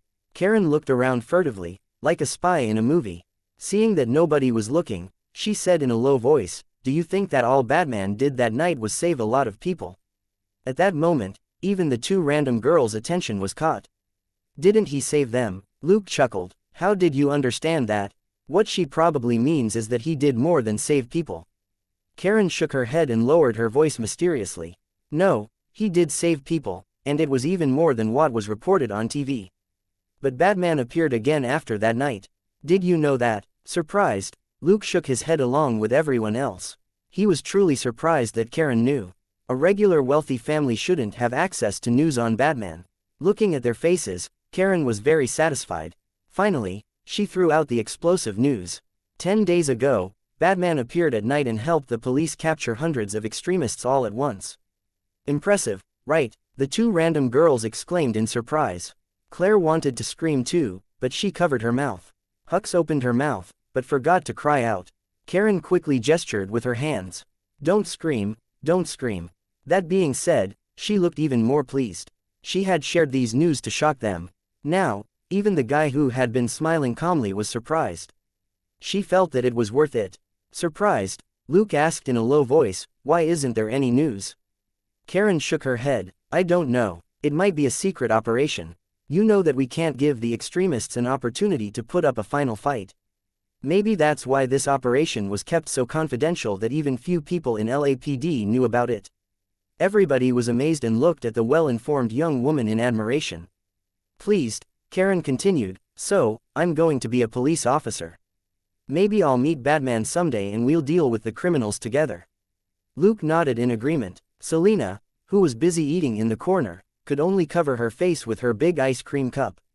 She felt that she knew the kind of person Batman was, better than anyone else in the world. Team up with Batman, don't be ridiculous. Wait a minute, if Karen became a police officer, she might really be able to team up with Batman. Selina suddenly realized the error in her thinking. Claire's eyes glowed as she discussed Batman's magnificent feats with Karen in a low voice. She had also become quite obsessed with Batman recently. However, what she was more a fan of, was the fact that Batman could fly, which was cool. She envied the people whom Batman had flown down the most. That was definitely the most exciting form of extreme sports. For one moment, Luke and Selina became bystanders. The 5 girls of the police academy chatted about Batman. What was even stranger was that the 2 random girls were also loyal Batman fangirls. Once they started discussing Batman, none of them had the energy to hit on Luke anymore. Luke was very pleased. He hadn't wasted his efforts in creating Batman. He had to avoid the advances of these 2 girls and let them down easy at the same time. How difficult was that? It was definitely more difficult than insisting on filming and singing with an extremely high fever and a broken leg. In the end, Luke and Selina had no choice but to interrupt the heated discussion between the 5 Batman fangirls and send them back to the police academy. Chapter 666 Who was your first time? After they got out of the car, Claire simply hugged Luke and said goodbye to Selina before she left with her classmates. The others also said goodbye to Luke and Selina, and the girls giggled as they bounced off to their rooms to talk about Batman. Luke and Selina smiled as they looked at each other before they got into their cars and went home. Just when Luke thought that his leisurely life would continue for a while longer, Jenny suddenly called him. Luke, I need your opinion on something. Luke said, what is it? Jenny asked, do you know Senator Thompson? Luke said, an outstanding member of the Thompson family and a female counselor who's been in the limelight recently. According to the polls, support for her is increasing, and it's very likely she'll be the next mayor of Los Angeles, Patricia Thompson. Jenny said, that's her. Some things happened in her family which we might be able to use. Luke asked, what's up? One of her nieces went on a trip to Europe with classmates, and is now missing, Jenny replied. Luke was stunned. Is her niece rich? Knowing what he meant, Jenny said, this young lady planned the trip herself and left according to her scheduled itinerary yesterday, but no one can reach her now. Luke asked, so, Senator Thompson came to me? Jenny coughed awkwardly and said, no, I only learned about it because this missing lady is a major shareholder in Island Dragon Electronics, which is our phone chip supplier. Luke was lost for words. Are you saying that I have to save her first? Jenny nodded helplessly. Our router technology needs authorization by Island Dragon Electronics, and we need the company to supply the phone chips in advance before we can start manufacturing the phones as soon as possible. Based on Island Dragon's current production plan, it'll only get to our order at the end of the year. Luke understood. The phone company had just started production, but was keeping down the amount of phone parts in its purchase order. Jenny wouldn't be able to fully expand production until after they obtained the initial market response. VU is a large-scale manufacturer of electronic components. Island Dragon would already have in place a production plan that was months or even a year ahead, and would supply its customers with the goods based on that plan. Or since the titanium phones were new, their company didn't have a large order, and naturally could only wait in line with the plan. Luke frowned and thought for a long while, unsure if he should take the job. The main point was that the other party hadn't looked for him. Wouldn't this be delivering himself to their door? Pondering for a long while, he finally said, if possible, it would be best for me to go to this missing lady's house first. Jenny heaved a sigh of relief. I'll contact them and give you a reply as soon as possible. After Luke put the phone away, Selena asked, another business trip? Luke shrugged. Money. Selena asked curiously, didn't you reject Wayland's $5 million offer a few days ago? Luke sighed. It has to do with the phone company. If I don't take care of it, it'll delay the profits that the company can make. Selena shook her head decisively. Don't talk to me about that. I only know how to use a phone. Leave selling the phone to your young lady. Luke was amused. Want to go to Europe together? Selena's heart skipped a beat, but she shook her head when she saw a gold nugget in the rearview mirror. Forget it. You're going to look for someone. Claire is in LA too. Gold nugget and I can take care of her at home. After a brief silence, Luke nodded with a smile. All right. When Selena mentioned gold nugget, she was naturally saying that it could ensure Claire's safety during an emergency. She hadn't forgotten that there might be another earthquake in Los Angeles. Thinking that, Luke didn't really want to go to Europe. The phone company could make money later. If an earthquake happened in Los Angeles, he could go out again in the Batman suit. On the other end, Jenny was very quick. She sent Luke a message that night to say that she could take him to the Thompsons' place in the afternoon tomorrow. Luke didn't refuse. He was still weighing the pros and cons. After half a day, he deliberated the issue again. If an earthquake happened in Los Angeles, he would be able to build up Batman's popularity and earn a lot of experience and credit points. But he had gained a lot from his previous trip to Paris. At that time, he hadn't wanted to stand out too much, so he had spent the rest of that week relaxing with Elena. Otherwise, he could have earned even more experience and credit points. Thinking this way, Luke's hands felt a little itchy. Also, things were different now. He subconsciously scanned his inventory. After the last expansion, it still looked empty no matter how much of his gains that Luke put in. Maybe I can do something more this time around. Luke murmured inwardly. The next afternoon, Luke and Jenny, who had just flown back, took a company car to the Thompson house in San Diego. This was the home of Malachi Thompson, not the home of Senator Patricia Thompson. The Thompson family had branched out all over America, but California was their base. This Malachi Thompson was also an important figure in the Thompson family. Even the all-powerful Thompson woman in Los Angeles was only a little sister to this big shot. Luke had no idea how Jenny had obtained this chance to meet him. Looking at her tired and nervous expression, he knew that she had put in a lot of effort. Patting her back, he said with a smile, "Don't worry. Even if this doesn't work out, our phone company will still make money. Success will be ours eventually." Dazed for a moment, Jenny's tense body then relaxed and she leaned against him. "Fine, you're always so calm, as if the company isn't yours." Luke chuckled. "Do you remember when we first met? At that time, you were still Miss High and Mighty, and you were so anxious and restless because you bought a bit of weed." Jenny hit him angrily. "Don't talk about that," but she couldn't help laughing. Thinking back to how she and Luke met, and how she was working so hard now for their fledgling smartphone company, the difference was like between clouds and mud. "Fine, maybe I'm too nervous. After all, this is my first time," she said. Luke was shocked. "What, wasn't I your first time?" Stunned for a moment, Jenny then punched him several times in anger. "Hey, we're talking business here." Luke put his arm around her with a smile. "Did you forget what I said? Anything discussed between a chairman and a CEO is business." By the time they reached the Thompson house, Jenny was much more settled and most of her nervousness had disappeared. She finally adjusted her mind frame after Luke talked her into taking a nap in the car. Chapter 667 Coffee, Tea or Me? Led by a maid, they entered the main building of the luxurious manor.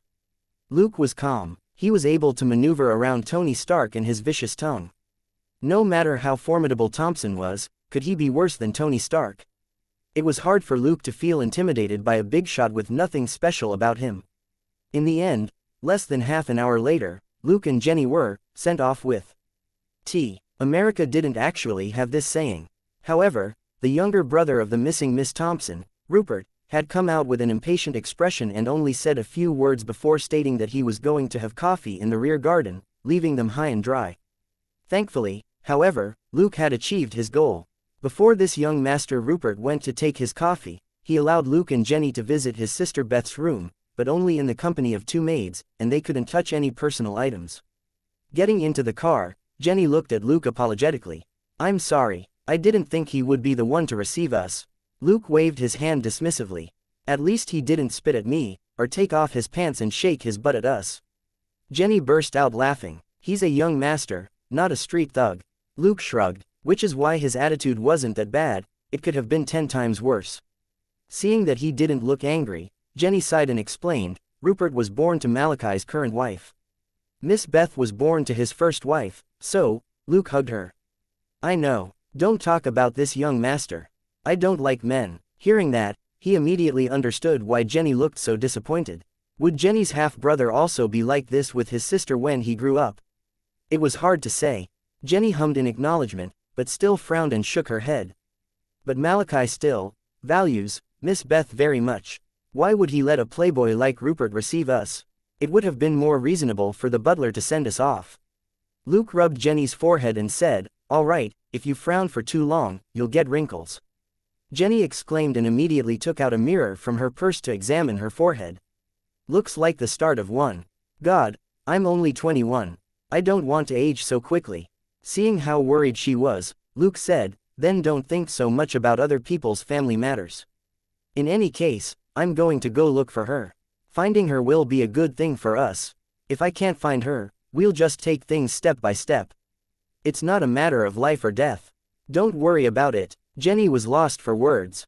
Only someone like you would think nothing of the development of a company worth billions, right? On their way back to Los Angeles, Luke made his decision to take this trip. Rescuing Miss Beth Patrick Thompson was just a side goal. Based on what Jenny knew, the Thompson family had also sent people to look for this young lady.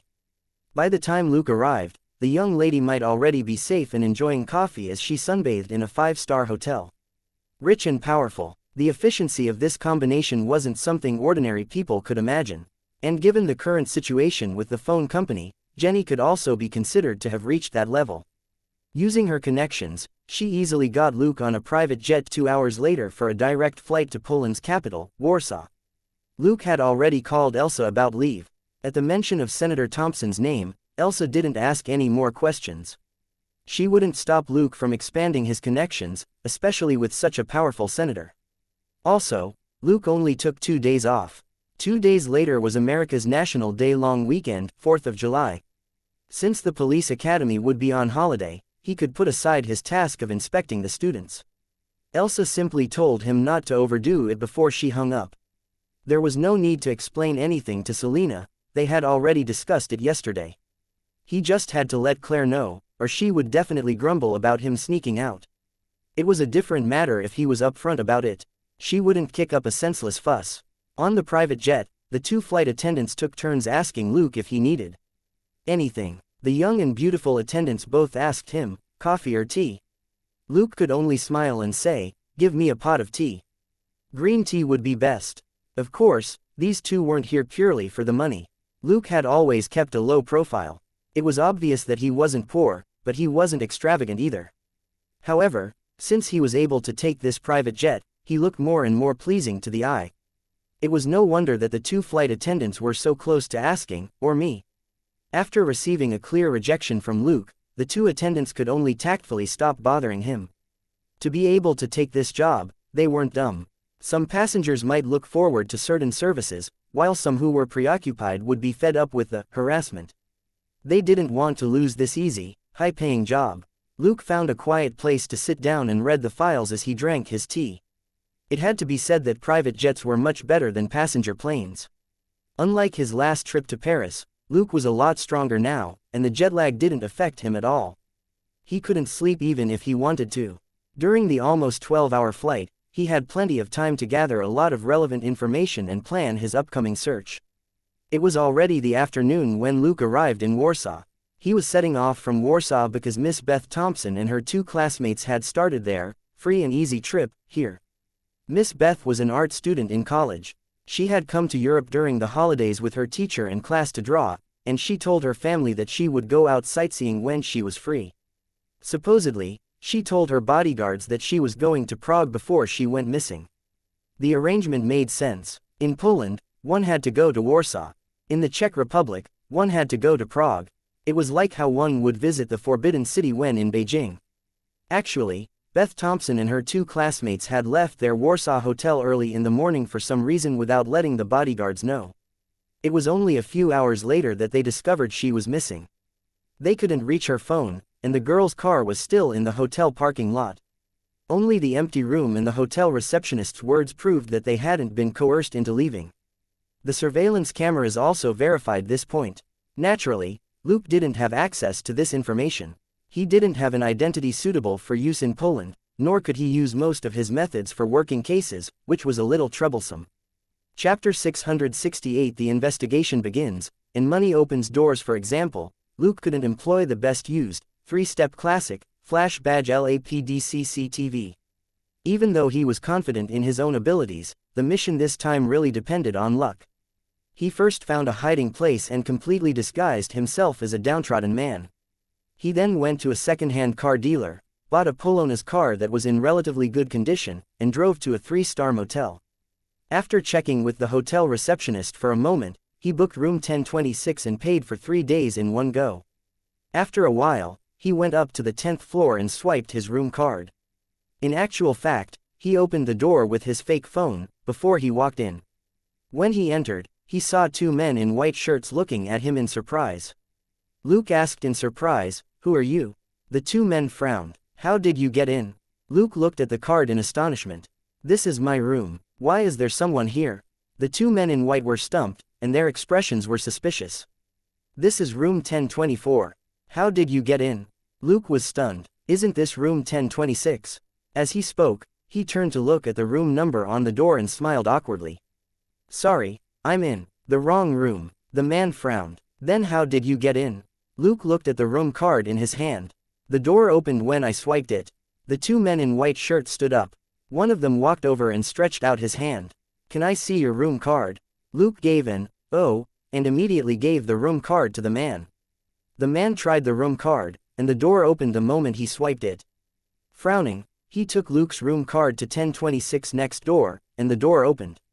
However, it couldn't open the door for 1025 opposite. After he was done, Luke asked, "Can you give me back my room card?" The man hesitated for a moment, but still returned the room card to him. "Take a good look at the room number next time." Luke nodded apologetically. "Okay, I'll be careful. Sorry to bother you." As he spoke, he opened the door to room 1026 and entered. Lying on the big bed in the room, he pulled the blanket aside and rolled over the bed a few times before he got up. The bed isn't bad. He went to the balcony, opened the window, and took out a lollipop. He could vaguely hear the sounds of a conversation between a woman and the man in the white shirt in the hallway. "What's going on with your doors? Why does it open with someone else's card?" The woman said, "Sir, let me check first. I'm sorry, the door card system did malfunction. I'll call the maintenance staff to take care of it." Luke smiled and observed the environment below as he pondered. 1024 was Miss Beth's room. 1025 was her 2 college classmates' room. Perhaps Miss Beth didn't want to reveal the fact that she was super rich in front of her classmates. The 2 men in white shirts weren't bad guys, but Beth's personal bodyguards. They were now occupying Beth's room after she went missing in order to preserve the scene and make it easier for the personnel who would come later to look for possible leads. They had done a good job of keeping intact the scene where Beth was last seen. Luke deliberately went to the wrong room and talked a lot of nonsense in order to verify the sense in 1024. The male sense could be excluded for the time being, which left the sense of 6 women. The most obvious scent was of Miss Beth herself, which meant that she had indeed stayed in room 1024 for a while. 2 of the other 5 women's scents were also in room 1025, they were probably Miss Beth's college classmates. In the mix was the smell of cleaning agents, probably from the cleaning staff. There were also traces of a scent in the room and the hallway which belonged to the woman talking to the man in the white shirt from next door. She was one of the hotel staff. The final scent was interesting. Unexpectedly, the place where this woman's scent lingered the most was in Luke's room, 1026. In addition, this temporary neighbor had been to Beth's room as well as her 2 classmates' room. Though she had stayed for longer in 1025, there were only signs of her briefly entering and exiting Beth's room. Thinking about these clues, Luke narrowed his eyes. After finishing his lollipop, he turned around and left. He also hung the "Do Not Disturb" sign on the door. After leaving the hotel, Luke looked around the entrance and walked toward a homeless man not far away. After talking for a while, he gave the homeless man a few bucks before he drove off. After wandering around several of the rental car companies which the homeless man had directed him to, Luke finally found some leads in one of them. Outside a rental car, a young male employee handed him a stack of documents. As Luke browsed through the files as he listened to the young employee. They were here yesterday morning, but it was this woman listed who rented the car. She rented a blue Mercedes convertible from our company. The license plate is XXXXXX. Luke took the files and handed over a roll of cash as he asked, "Do you remember anything else? For example, did they mention where they were headed or what direction they were going in? Guess if you have too." The young employee frowned and thought for a moment, before he shook his head. No thing. He saw Luke take out another roll of cash, and he suddenly paused. The young employee looked around before he said in a low voice, "That's a high-end Benz. It has a GPS system, and our company can extract the data from the car system." Luke smiled and casually tossed him the cash. The young employee was both nervous and surprised. He caught it, only to see Luke take out another roll of cash. "Can I check the car's location?" The young employee frowned. "You'll need to use the computer in the manager's office. You can't access the system without a password." Luke smiled. "Then take me to your manager. If you can get him to leave for 5 minutes, the money is yours." The young employee gritted his teeth and waved his hand. "Let's go. I'll say that you're looking to rent a luxury car, and I'll get the manager to leave halfway." Luke nodded in satisfaction and followed him. Half an hour later, the manager was beaming as he walked Luke out. The manager even said, "Mr. Sam, have a good trip.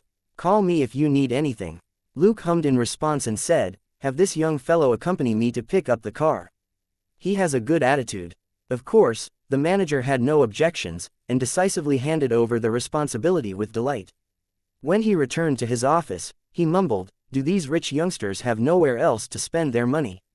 He's renting such a luxurious car when he's only going to be here for a few days. Wouldn't that mean he still needs to hire a driver?" Chapter 669 1-200 becomes 400. Does your heart ache? When Luke and the young employee reached the garage, the young employee said, "Your car is here." Luke pointed at the driver's seat. "Drive. Take me out." The young employee. "Huh." A moment later, a stretch Lincoln limo drove out of the garage. Luke tossed the roll of cash onto the passenger seat and said, "Okay, park the car in that underground parking lot up ahead." He didn't know how to use the car. He had just spent the money to save time and draw the manager away. In the underground parking lot, he chased away the young employee who had obtained one last bonus before he threw the car key into the glove box. In any case, the young employee had said that the car rental company had a tracking system, and they would naturally look for the car when the time came. Thus, Luke didn't have to bother returning the car with his fake identity. Getting into the second-hand Palenas, Luke headed southeast.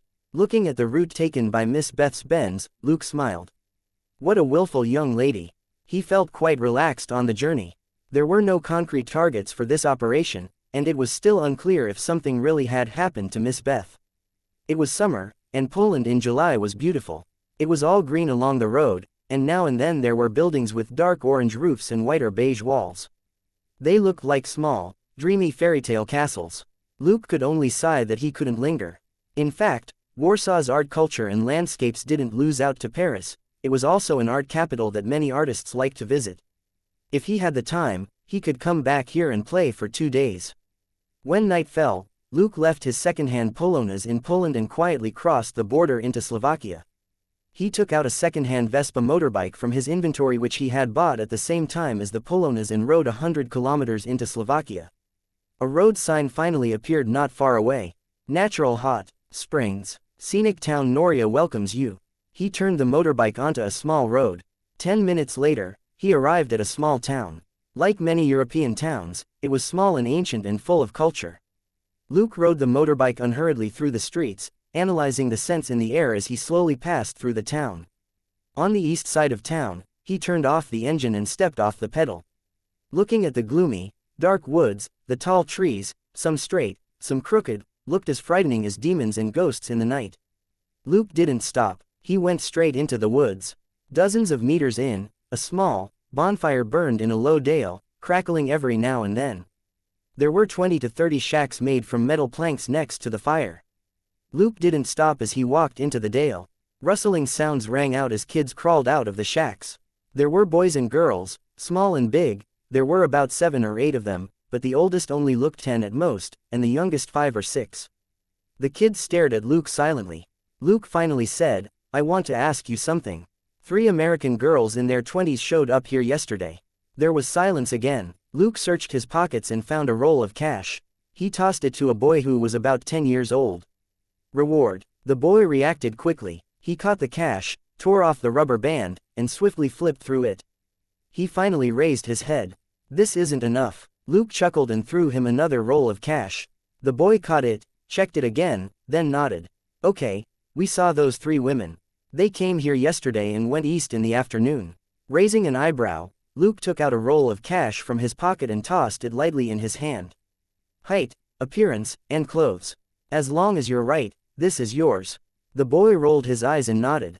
"No problem. One has black hair and a square face, one has blonde hair and a pointy face, and the other is a little old and has a lot of wrinkles on her forehead." So, Luke, however, suddenly stepped back and stuffed the cash into his pocket before he grabbed the necks of the 2 boys behind him. The 2 boys dropped their metal sticks as they flailed in the air in fear. Luke grinned. "Very good. I like people who don't behave the most." Throwing the 2 kids aside, he took out a P226 from under his armpit and aimed it at the kid who had taken the money. "Now, tell me where the 3 girls are, or you'll be the first to die." Saying that, he looked around and nodded in satisfaction. "There are a lot of people here.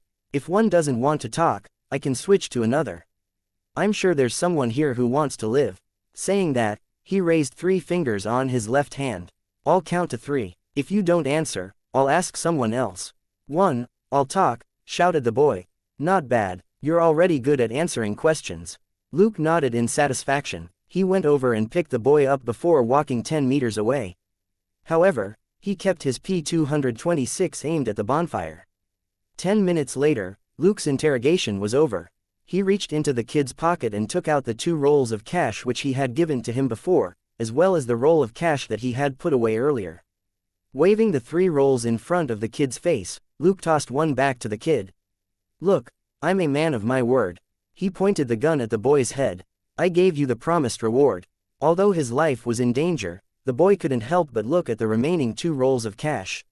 Luke sighed. "This is your punishment. Your original $1,200 is now $400. Does your heart ache?" Looking at the frustration in the child's eyes, Luke was satisfied. Regret was also a type of punishment, and this would be an experience that was hard to forget. He rapped the boy's head with his gun. "Maybe the $400 will go to your friends next time, and you won't have to do it anymore." With that, he turned around and left the woods.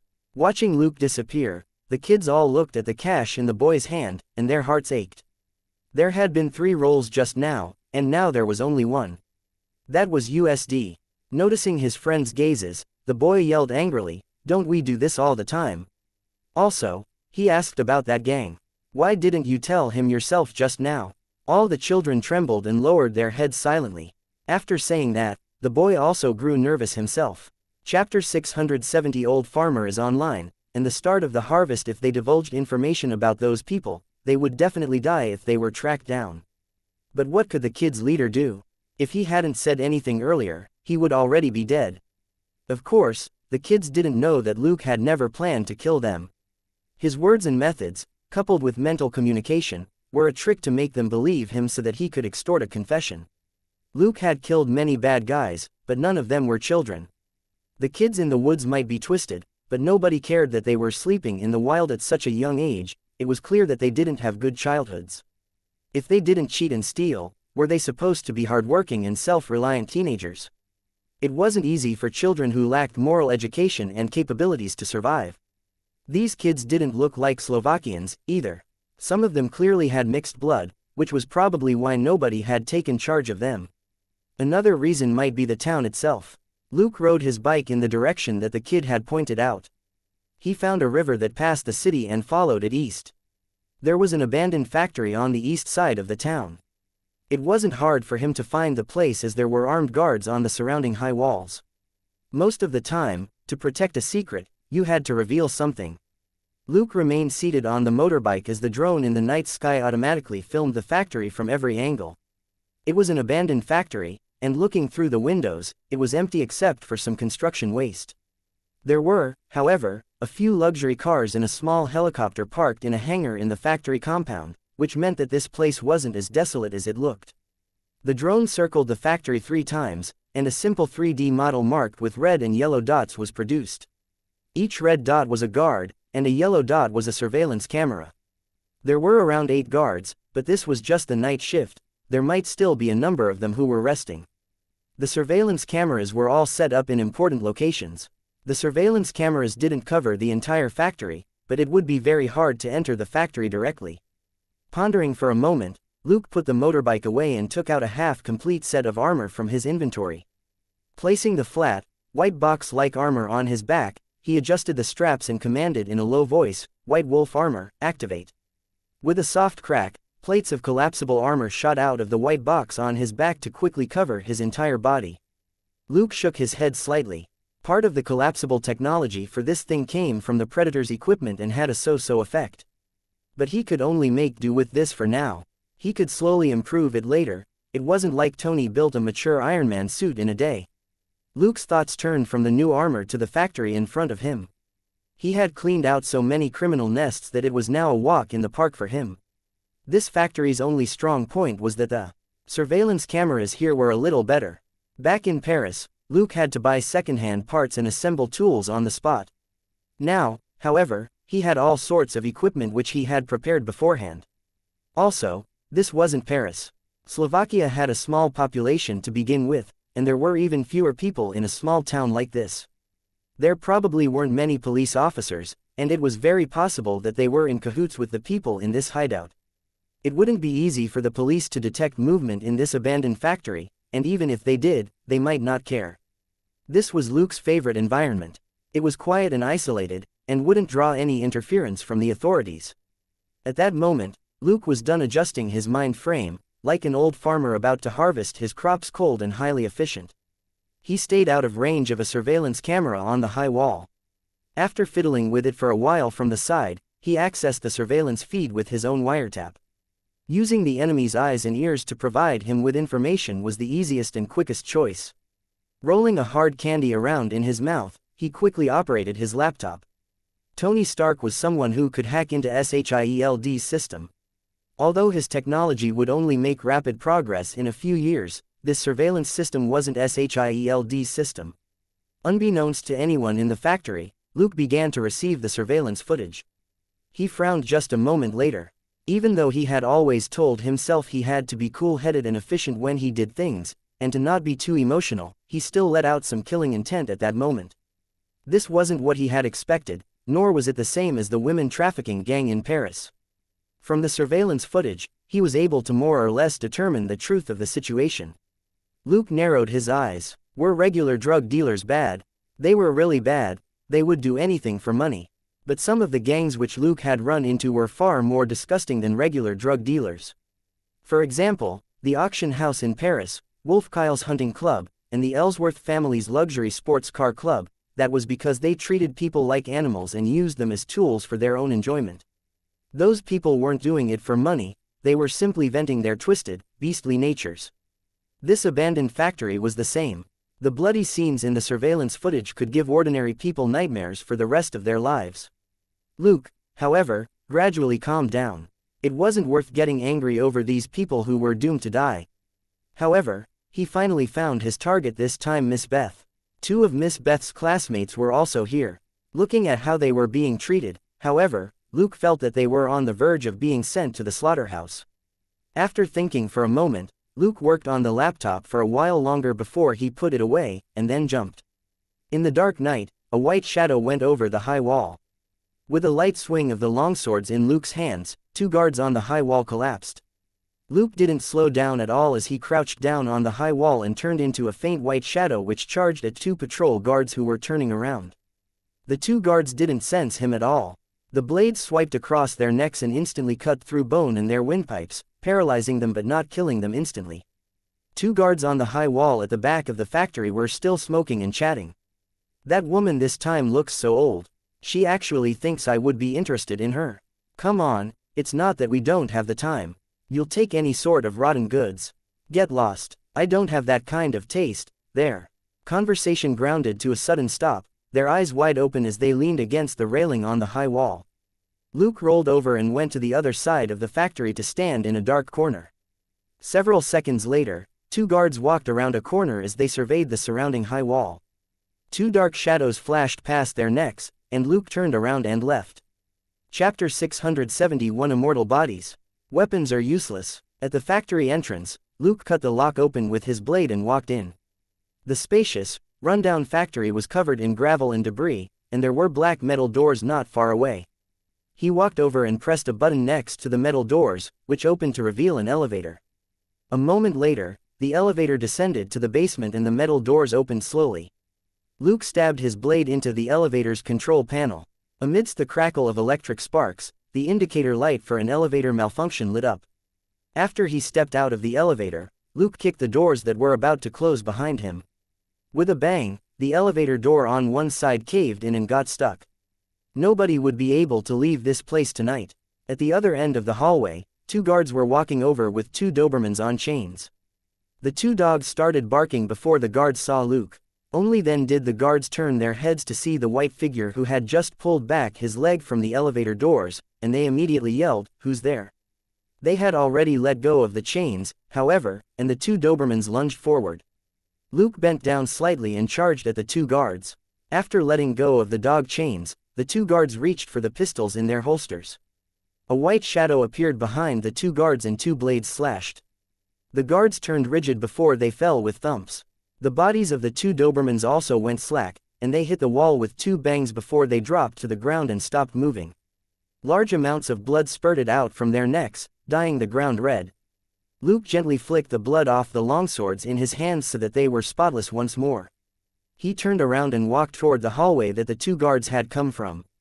After he entered, a door not far away suddenly opened.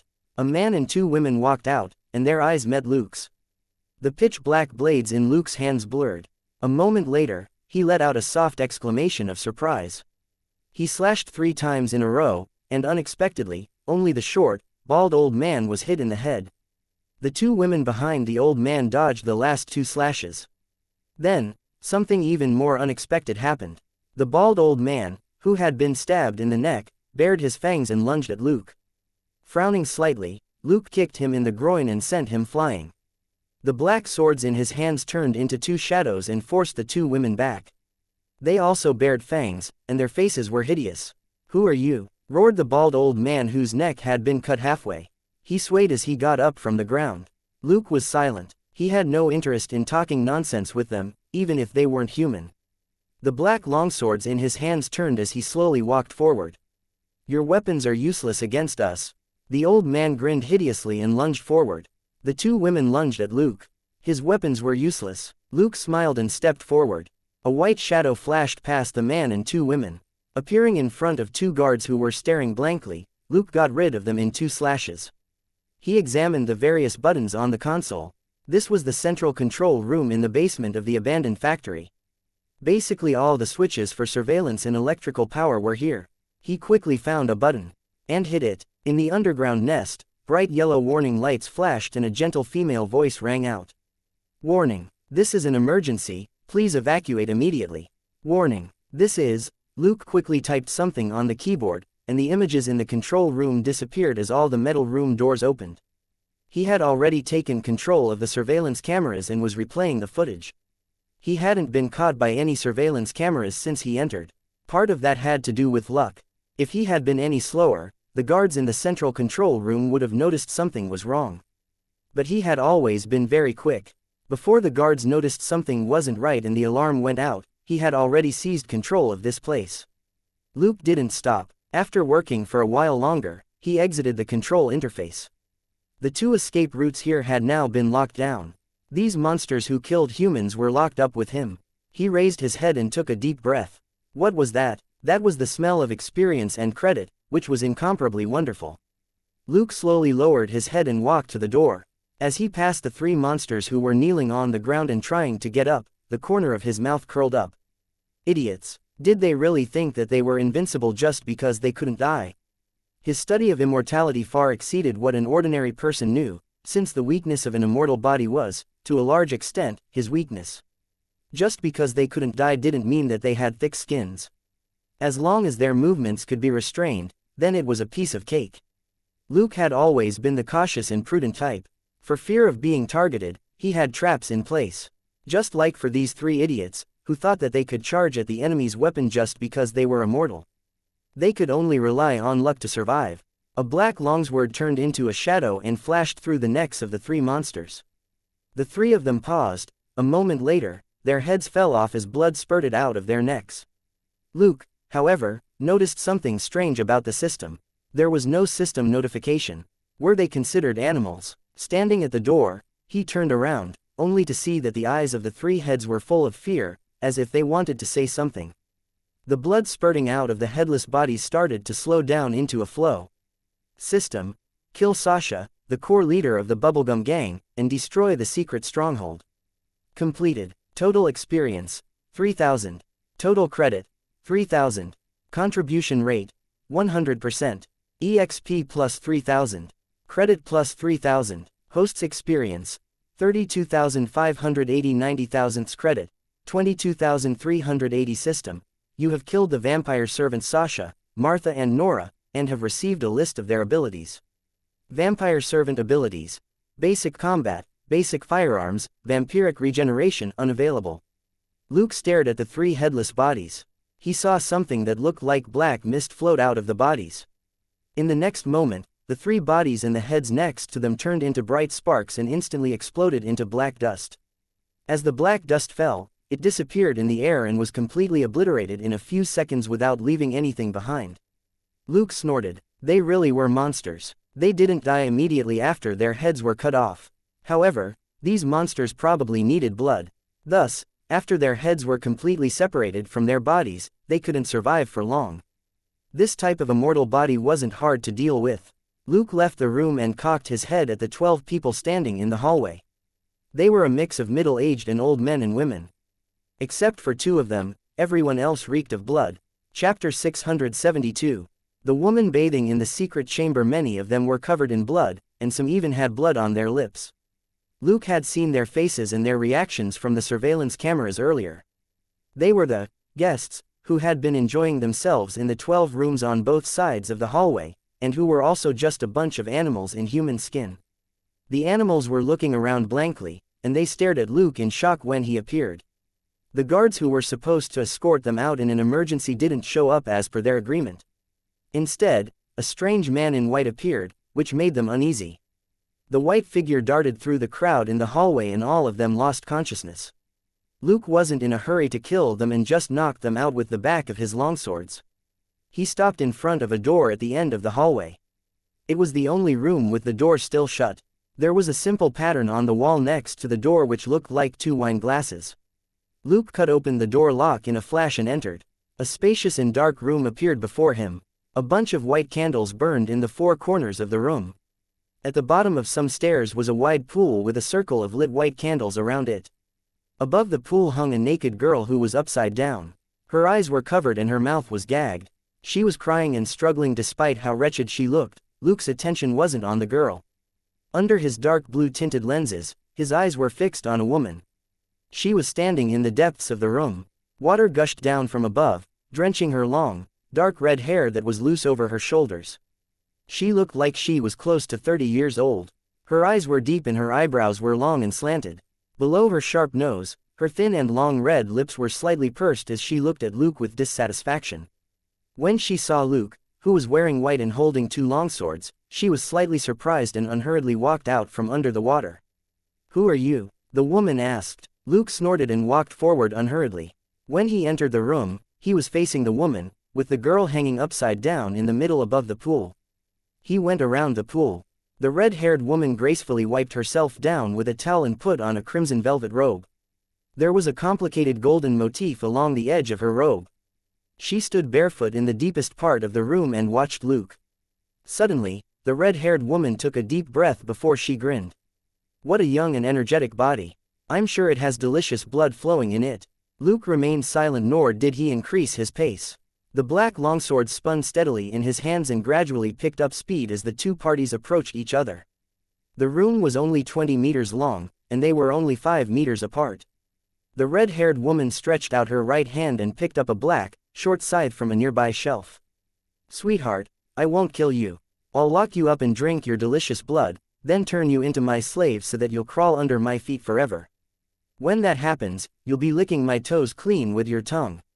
As she spoke, she had a strange smile on her face as she stroked her body from top to bottom with her left hand. She flushed and trembled slightly. In a flash, Luke turned into a white shadow and melted into the shadows of the room. The red-haired woman brandished her black scythe and turned into a blurry shadow as she charged forward. Luke smiled. Physical outburst activated. Quick reflex activated. A white shadow wrapped around the red-haired woman like a tornado. He moved around her at an astonishing speed, and the sound of metal colliding rang out like rain falling in a forest. In less than a second, 4 to 5 thin cuts appeared on the red-haired woman's body, and blood soaked her crimson sleeping robe. Her expression changed as she realized that she had underestimated her enemy. With a roar, she bared her fangs and threw away the black scythe in her hand. Her nails elongated and turned into claws as she waved them.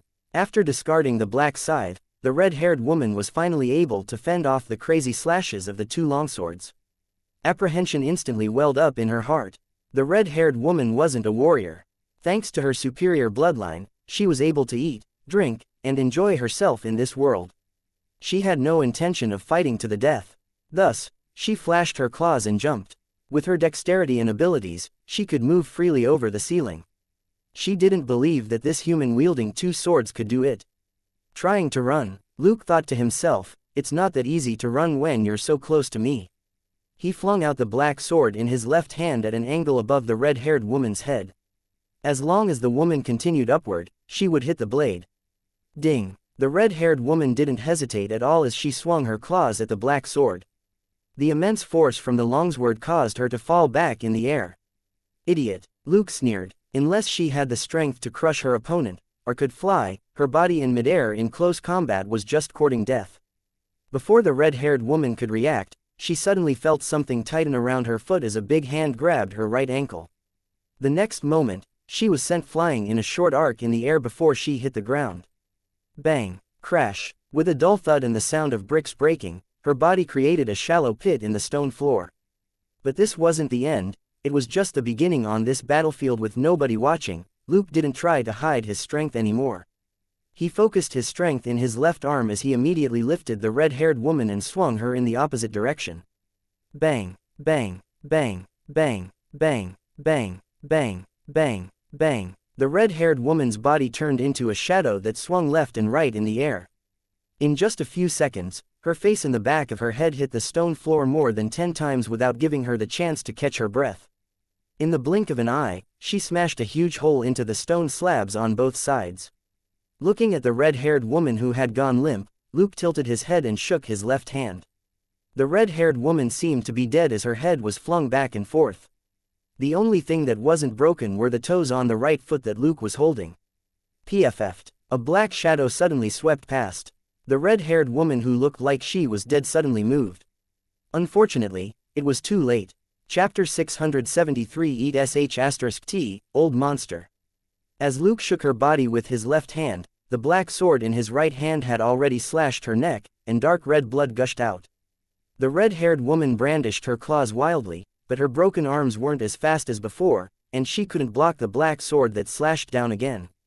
Thud, thud, her head fell off. Luke smiled. Too naive. The system didn't tell me that you're dead.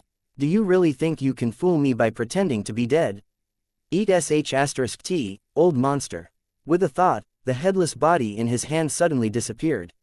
Only the red-haired woman's head rolled over the floor as she looked at Luke in shock and screamed, "My heart. Where did you put my heart?" No. With a long, shrill scream, black mist drifted out of her head and exploded into sparks before she turned to dust which dissipated in the air. Luke checked his inventory and found that the headless body was still there. He chuckled. Inwardly, this monster could be good experimental material. He just wondered if the headless body would turn to dust and disappear like the other monsters if he took it out of his inventory. Until he could think of a reliable solution, he could only keep this experimental material in his inventory for now. System: kill the vampire. Completed. Total experience: 1000. Total credit: 1000. Contribution rate: 100%. EXP plus 1000. Credit plus 1000. Host's experience: 33,580 90,000 credit, 23,280 system. You have killed the vampire hybrid Raquel and have received a list of her abilities. Raquel's abilities: basic combat, vampiric regeneration unavailable, embrace unavailable, longevity unavailable, hibernation available. After killing the vampire Raquel, Luke quickly put everything away, including the big black coffin in the room and 2 black scythes, one long and one short. He then brought down the girl who had been hung up and undid her blindfold and gag, but didn't untie her. He told her to sit in the pool for now. Turning around, Luke threw the 12 unconscious guests back into their rooms and took out 2 girls and a set of clothes. The 2 girls were Miss Beth and one of her female classmates, Whitney. The last girl who had been hanging naked inside the room was the other classmate, Lola. Carrying them into the innermost room, Luke took off their handcuffs and tossed the clothes to Lola before he went to the central control room. Entering the central control room, he closed all the doors before he went up to the surface and cleaned up all evidence, including the bodies of the guards. He then went back down and started cleaning up, beginning with the central control room. He took away all the surveillance footage, along with the main computer, as well as all kinds of documents and files. After verifying that he hadn't left any clues behind, he turned off the surveillance system and walked into the 12 guest rooms. 2 hours later, Luke set off in a black Benz from the industrial zone. There were 3 frightened girls in the backseat. Of course, the 3 girls were Miss Beth and her classmates. Driving the car to a road on the north side of town, Luke got out and tossed a prepaid phone to Miss Beth. Miss Beth subconsciously caught it and saw a message on the screen: drive north and contact your family to pick you up. Tell your 2 companions not to leak this matter. They can't afford to offend the mastermind. Stunned for a moment, Beth saw the white figure turn around and leave. She couldn't help but call out, "Hey!" The white figure turned around. Beth quickly asked, "Who are you?" "White Wolf." Luke said the name, and his voice was as low and hoarse as a boss in a movie. He jumped into the woods and disappeared. "White Wolf," Beth murmured, but she immediately came back to herself and called her bodyguards. She believed that they were already on standby. 48 hours had passed since she and her classmates left their range of surveillance. Her family must have heard the news. But she hated her family. Her disgusting brother and her annoying father were even more annoying than her stepmother. Her stepmother wasn't smart enough. At most, she was a little sharp and unkind. Her biggest dream was to be a rich wife who didn't lack money. As for her cunning father and her despicable and shameless brother, she really felt that they were a trial which God had arranged for her. After giving her bodyguards some instructions, she started the car and drove north. Beth glanced at the town in the dark and thought to herself, "Can't afford to mess with them. There aren't many people in this world that I can't mess with. Just you wait." Thinking that, the image of the man appeared in her mind. He was all in white armor, except for the bluish-purple lenses on his helmet and the black blades on his back. White Wolf. That name really suited him. After muttering to herself, Beth asked, "Whitney, Lola, how did he save you?" The 2 students looked at each other and talked for a few minutes, but in the end, Beth was disappointed. What she and Whitney had seen was similar. Lola was even more unlucky to be hung up, and she had only heard a brief battle. All she heard was a woman saying a few words, and there was no reply. Then, there was the sound of clanging, bangs, and crashes. The only thing the mysterious man said was, "White Wolf." She was a little curious. Who exactly was this guy? She had to investigate him when she got back. She had never considered the possibility she wouldn't be able to find anything on him. The big shots of the Thompson family had to be polite to Miss Beth precisely because she was rich. Very, very rich. In this world, money could do most things, and it was even easier to investigate a person. After the Mercedes drove off, Luke went back to town on his motorbike. The underground nest was just where the bubblegum gang worked. Boss Sasha didn't usually live there. A few minutes later, Luke stopped the bike and looked into the distance. In the middle of a wide meadow was a luxurious European-style villa with a green roof and white walls. He sighed inwardly. These guys were really rich. Who knew how many innocent victims they had traded for this? The drones had already scouted out the villa. There were no surveillance cameras or guards. Nobody from town dared to come here to steal or wreck things. Outsiders who didn't know how terrifying the gang was would only become prey if they went knocking. Chapter 674 Inches Supplier and Intermediary, the boss of the bubblegum gang, who was the short, bald old man whom Luke had killed first, had inherited some of his master's habits. One of them was that he didn't like surveillance. This villa was their daily residence. They probably didn't want to live under surveillance. Walking closer to the villa, Luke narrowed his eyes at a pair of enormous stone sculptures at the entrance. They were statues of two dogs. Their ears were long, their mouths drooped, and they had horse-like faces. They looked very simple and honest. These were bloodhounds, also known as Saint Hubert hounds, and one of the oldest hunting dogs. It had an extremely developed sense of smell. It could even track a scent from 2 weeks ago, and over long distances. The record for the longest scent tracked was 220 kilometers. It wasn't a rare dog, but Luke had seen tattoos of this dog head quite a few times before. Charlie Diaz, the head of the hunting club in Wolfkyle, Wolf Ellsworth, and the 12 customers in the underground nest all had the same dog head tattoo. They were all important members of the bubblegum gang. Putting the female vampire in the underground lair and the bloodhound together, Luke had some idea of what the dog head tattoo meant. The bubblegum gang was a hunting dog that looked for fresh blood for the vampires. Staring at the two statues for a moment, he stepped forward and opened the door. Looking at the interior decor in the hall, he confirmed that Sasha's gang was very rich. In the living room, two dogs raised their heads lazily. Luke sighed. He had never killed needlessly, but the two statues outside were clearly based on these two dogs. A moment later, the two dogs in the living room disappeared, and Luke went up the spiral stairs to the second floor. The door to the master bedroom upstairs was open. He walked in and silently stood behind a chair. A tall and beautiful woman was sitting in the chair and texting on her phone. Luke simply stood behind her and read the messages on her phone. A few minutes later, the woman put down her phone and let out a long breath. A low and hoarse voice rang out behind her. "You're really dedicated, Axel." The woman shuddered and turned around. "Who are you?" A cold smile appeared on Luke's face under his helmet. "That's my problem." This woman, Axel, was the person who stayed in room 1026 at the Warsaw Hotel as the temporary neighbors of the three girls. Axel had rented a Mercedes-Benz from the car rental company in Warsaw and left with Beth and the other two girls to come to this hot spring town. The reason why Miss Beth's bodyguards hadn't discovered this lead was simple. Axel was the one who rented the car, and the three girls never made an appearance. Luke's money, however, had motivated the young employee at the car rental company, and he remembered that three girls had been waiting outside when the woman rented the car, and they had left together. The young employee had seen the woman off as part of the service, which was the only reason why he had seen them. Of course, the manager of the car rental company never saw the three girls. When Luke had discovered this lead, Beth and her two friends had been missing for less than 48 hours, and the security guards had only been able to get a list of names from the manager for the time being.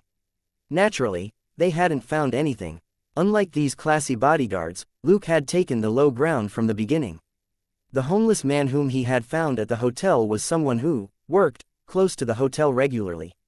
Luke only needed to shell out $100 to get a possible lead from the homeless man on the three girls as well as the locations of the closest car dealerships. After finding the rental car company, Luke's sharp nose didn't detect any traces of the three women, but he found traces of the temporary neighbor, Axel, in the car rental office. After working cases for so long, Luke knew too well that too many coincidences wasn't a coincidence. He dug deeper into the rental car company and finally got the information he wanted. While a large part of it involved luck, it was mostly a combination of experience and abilities. It couldn't be said that Beth's bodyguards were useless. If Luke didn't have sharp nose, he might have missed the lead at the rental car company. Half a day later and Miss Beth would have been dead. It could only be said that Miss Beth wasn't meant to die just yet. But in the end, Luke just used the fake identity of White Wolf, and didn't dare reveal anything to do with Jenny. That was because he had no intention of stopping this time. He wanted to earn experience and credit points more than he wanted the phone company to start making money sooner. The system had rewarded him with 1,000 experience and credit points for killing the female vampire Raquel. If he could find a vampire nest with 8 or 10 vampires in it, it would be worth it even if he didn't make any money out of this trip. As for why the three girls, especially the highly vigilant Miss Beth, had secretly left with Axel, Luke had his answer. Axel wasn't an ordinary woman. In her list of abilities, her basic language English, French, Italian, Spanish, Russian was already crazy. Most ordinary people couldn't even reach the system standard for basic abilities with their mother tongue, but she actually had 5. The point was that she was extremely smart. More importantly, she had 2 abilities, basic psychology and basic hypnosis. Using these 2 specialties, Axel approached Beth's classmates first. As ordinary people, they weren't as sensitive to danger as the cautious daughters of wealthy families like Beth. After the 2 girls were ensnared, they created opportunities for Axel under her mental suggestion to influence Beth. Only then did Beth irrationally escape her bodyguards to sneak off on some hot spring trip. This wasn't the extent of Axel's capabilities. She wasn't a puppet or lackey of the bubblegum gang, but a supplier and intermediary. Luke hadn't immediately attacked her because he had been waiting for her to send a message. She was asking a certain supplier to deliver a batch of goods as soon as possible. Naturally, Luke had no qualms about dealing with this extremely vicious woman. He used the simplest and crudest method to get the information he wanted from Axel. The vampire nests were mostly in northwestern Europe, but as an outsider, she didn't know their exact locations. After the collapse of the Soviet Union, however, the vampires had taken advantage of the chaos in Eastern Europe to set up secret nests in various small countries. Chapter 675 Acting too quickly and rushing to the next stop. These nests were entertainment venues. The vampires wouldn't live there. Many nests would only be opened just before they received a delivery. As for real vampires, Axel only knew one. Raquel. Luke was instantly annoyed. A dead end. Blame him for acting too quickly. He confirmed it several times, and the answer never changed. The only vampire that Axel knew was Raquel, whom he had just killed. Axel was a smart and knowledgeable woman who had done so many inhumane things. All she wanted was eternal youth. Or rather, the embrace of a real vampire. Using this method, the vampires slowly gathered a large force in the dark. Not everyone could be indifferent to life and death, especially those with money and power. At the last moment, they would still succumb to their desire to survive, and become vampire slaves. And what they had naturally became the vampires. But the vampires who didn't dare to be high profile would only consume the benefits that couldn't see the light, and wouldn't dare openly take over important enterprises. They had done that a few times before, but several agencies and forces had come knocking on their doors. Not only had the vampires taken a beating, even the businesses they acquired were thrown out. The talented bigshots who had been turned into vampire servants were also eliminated. After suffering heavy losses, they could only hide in the dark. It wasn't hard for these powers and agencies to eliminate the vampires. But everything depended on interests. The costs involved and the possible destructive consequences of eliminating the vampires wasn't something that anyone wanted to take responsibility for, so they turned a blind eye to their existence. There were minor conflicts, but no all-out war. Of course, that had nothing to do with Luke. He didn't need eternal life, nor was he a member of any force or agency. His immediate department was LAPD, and he didn't care about law and order in Europe. At 5 in the morning, Luke left the villa and got into the light helicopter which he had obtained from the factory. A few minutes later, the helicopter rose into the air and flew east before dawn.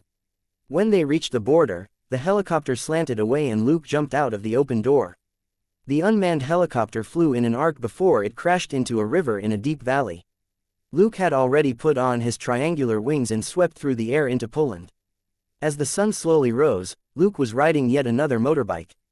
Some of the things on this mission that needed to be destroyed had fallen into the river with the helicopter, like the motorbike he had used before. On the other hand, he would destroy the consumables when the time was right, including even the white wolf armor. Thanks to his sharp nose, Luke had never been sloppy when following a trail.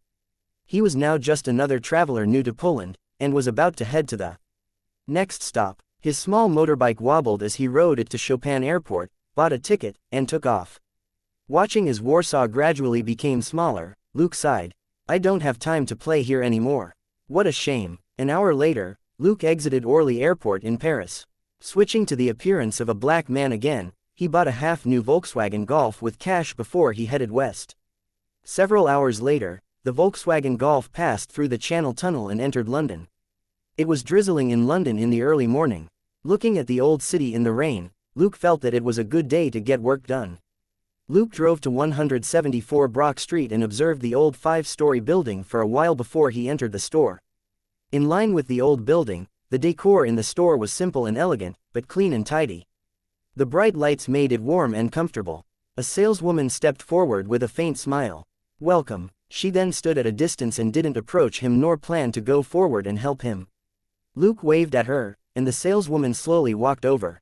"How can I help you, sir?" Luke said with a smile. "I want to buy 2 suits and matching shoes." The saleswoman immediately smiled more sincerely. "Shall I show you what we have, sir?"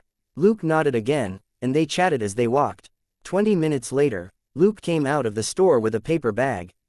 This was a small store that sold custom-made suits. They didn't have any ready stock, and it would take a week to make them. Luke regretfully expressed that he needed them urgently, and he finally bought a pair of calfskin shoes before he left. Standing at the door of the store, he looked around as if he was considering where to go, but he was thinking to himself, "This isn't a vampire nest, and there's no smell of any vampires here. It seems that I can only go to that fashion show." He looked at the building diagonally opposite him. On the top of the building was an image of 2 curved lines in a half-sphere, which looked a little like a circle encasing the Chinese character for, well. Luke didn't think too much of it. There were all sorts of strange carvings in this old city. Take the tailor shop behind him, for example. In a hidden corner among the eaves was what looked like an hourglass design, except it had an extra line. There were a lot of ancient things hidden in this city. Murmuring to himself, Luke looked away and drove his car to the Paddington Hotel. Built in the style of a Victorian building, the hotel had over 100 years of history. Meticulously maintained, it still had a decent appearance and gave off a classic vibe. Before entering the hotel, Luke gave the paper bag with the leather shoes to a homeless man at the end of the street. The homeless man opened the gift in surprise, only to discover that it was a really beautiful pair of leather shoes, and he immediately thought about making a quick buck off them. Luke didn't care. He didn't want to leave those custom-made leather shoes behind as a clue. They were worthless. If it wasn't for the fact that he wanted to talk to the saleswoman, he wouldn't have bought a pair at all. Driving into the hotel parking lot, he asked the receptionist and found the ballroom. There was a fashion show in progress here for Alexander McCartney, a fairly well-known fashion designer. Looking at the security guard standing at the entrance, Luke scratched his head. He didn't have an invitation. A small-scale fashion show like this would have issued invitations in advance, and there wouldn't be many people. It wasn't like he could knock the security guard out. The guy was just doing his job, and wasn't a bad guy. Mind whirling, Luke suddenly reached out to stop 2 kids who were walking past. "Kids, do you feel like you need to pee? Hurry up and ask that uncle where the bathroom is." Chapter 676. Switching to modeling, still a high-risk job. The boy was 7 or 8, and the girl was 5 or 6. 7 to 8 meters behind them, a man and a woman were pulling suitcases behind them as they discussed something, and didn't notice Luke's actions. Luke only took a handful of seconds. When the couple saw their children run off and pull at the security guard at the entrance of the ballroom to ask something, they hurried over, and realized that the children wanted to pee. The woman found that odd. "Didn't you just pee before we came out?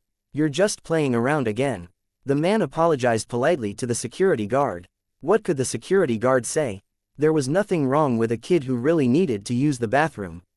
He told them where the bathroom was, waved goodbye to the family, and returned to the ballroom entrance. Luke, on the other hand, had already entered the dimly lit ballroom. Moving nimbly, he stood in a corner. The models were walking down a T-shaped catwalk wearing big sweaters in eye-catching patterns. This was an autumn-winter fashion show. Given the temperature in London, it would be sweater weather sooner or later, even as early as the end of September. Luke didn't bother with the models. He was looking for Alexander, the designer. Alexander McCartney was a famous fashion designer in England. He was also the owner of the century-old tailor shop, as well as a supplier for the Bubblegum Gang.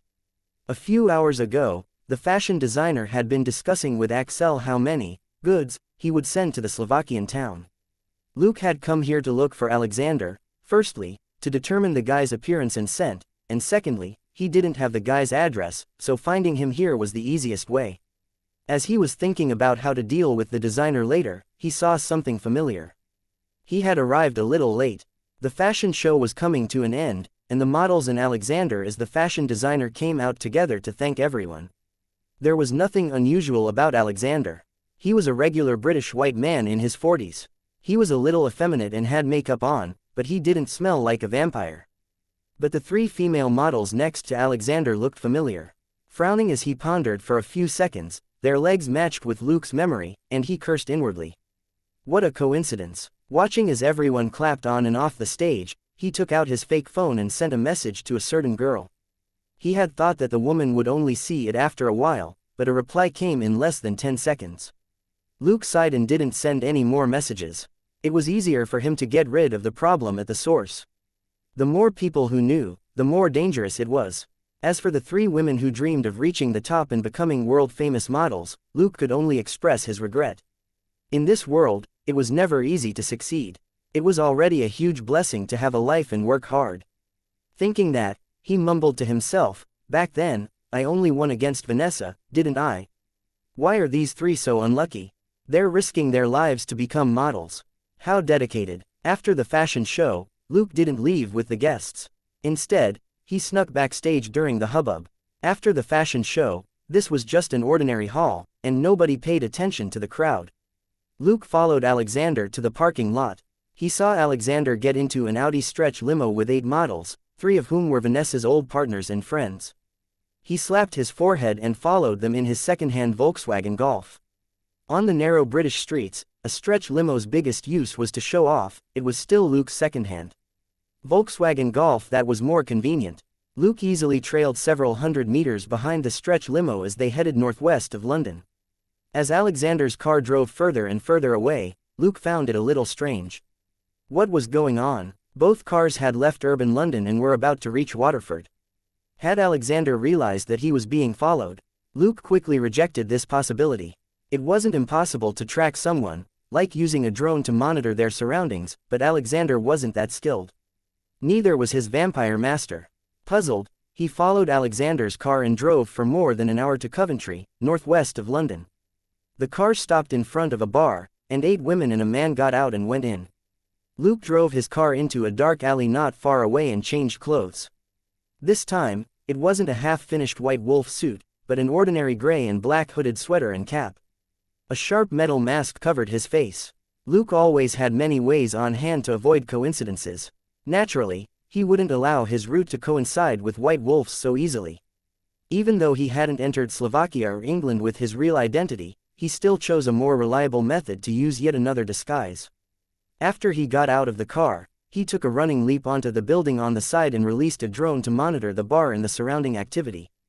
There was nothing special about the outside of the bar, but there were no surveillance cameras here. Most bars would have surveillance cameras at the front and back doors to avoid petty thieves and brawls, but not here. Luke had a vague sense of expectation in his heart. What an interesting habit. The bar was located in a dilapidated industrial area. It was clearly in the style of an industrial loft and didn't stand out here. It only had 2 floors. There were no windows on the first floor, while the old iron bars on the second floor looked especially old. Luke watched as 4 models were taken to a room on the second floor. Alexander said something and went downstairs. The 4 models turned on the music and poured themselves drinks. The 4 models didn't include Vanessa's 3 friends. They all looked young and innocent, like newcomers. As for Vanessa's 3 friends, just thinking about how they had robbed a bank in New York with Vanessa was enough to know what they were like. One was marked by the company one kept. This principle was the same everywhere. After confirming this point, Luke didn't waste any more time and directly entered through a second-floor window. The 4 new models who were enjoying themselves didn't notice the activity at the window in the corner at all, nor did they see the shadow that flashed past. Coming down from the second floor, Luke suddenly smiled very happily when he reached a door. He didn't stop. He kicked the door open, and a huge wave of sound poured out. Just like the exterior of the building, the first floor was in the same industrial style. All around were naked brick walls, cement walls and pipes. This was a huge dance hall with dozens of people sitting around our dancing chapter 677 Daywalker. Blade, you called. With his keen eyes, Luke noticed that everybody was focused on the 4 tall figures in the center of the dance floor. Even when they were talking to each other, their eyes never left them. It wasn't until Luke appeared that he drew some people's attention. Ignoring them, Luke walked over to a table next to the dance floor. Alexander, it's time to settle the score. Sitting on the edge of the semicircular couch, Alexander asked curiously, "Who are you?" Luke chuckled. He was speaking in a British African accent this time. "How dare you actually refuse to sell me a suit? Do you think your rotten clothes are that great? Die, you be asterisk starred." With that, he raised his left hand and fired. Pa! Alexander didn't react. There was a bullet hole in the center of his head, and he collapsed on the couch. Almost the same time as Luke drew his gun, a figure lunged at him. Bang! Luke sent the figure flying over the couch with a dull thud. Covering his face that had suddenly become a lot flatter, he screamed in pain. Their surroundings suddenly quieted down. Except for the deafening music, all the noise paused for one moment. Then, people started shouting. "He killed Alexander. Alexander is dead, kill him." The bystanders yelled. "Ah!" The models screamed. Vanessa's three best friends, on the other hand, didn't say anything. They just slowly backed away. The British accent rang out again. "I'm only here for Alexander. Don't mess with me, I have a bad temper. Once I'm angry, I start killing people."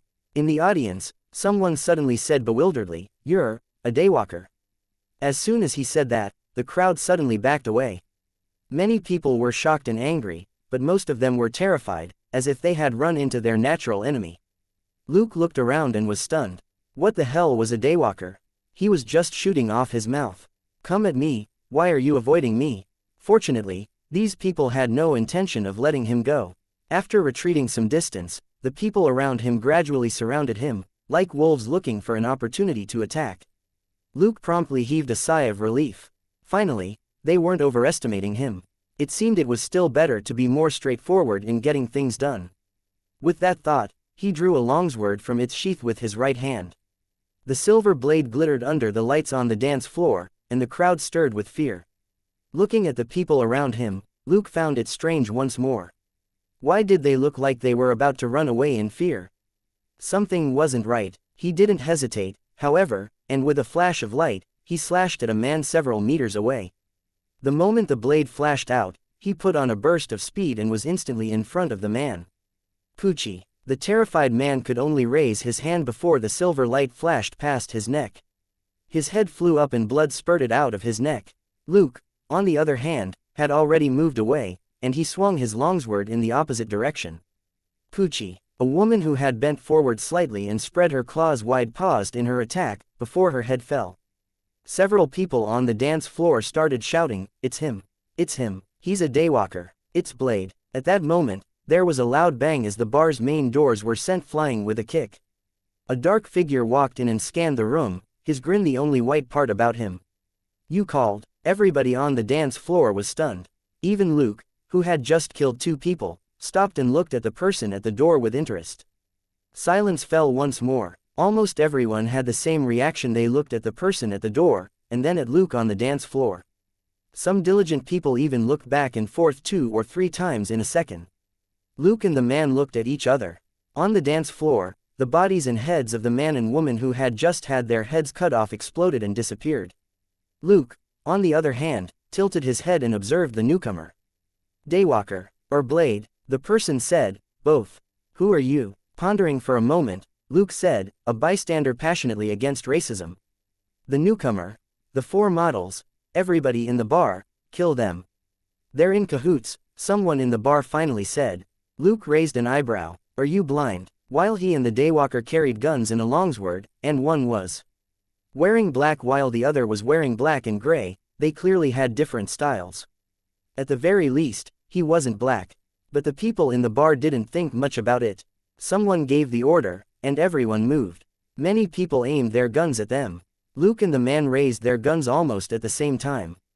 Pa, pa, pa, pa. The criminals who had raised their guns were immediately killed. They were all normal human beings, but as people who accompanied the vampires here, they weren't anything good either. Almost all of Luke's targets were shot in the head, while most of the newcomers' targets died under a hail of bullets. After taking care of the armed criminals, the 2 of them seemed to have a tacit understanding. Using the center of the dance floor as the boundary, they attacked from both sides. Their movements were very similar as they alternated between their guns and swords.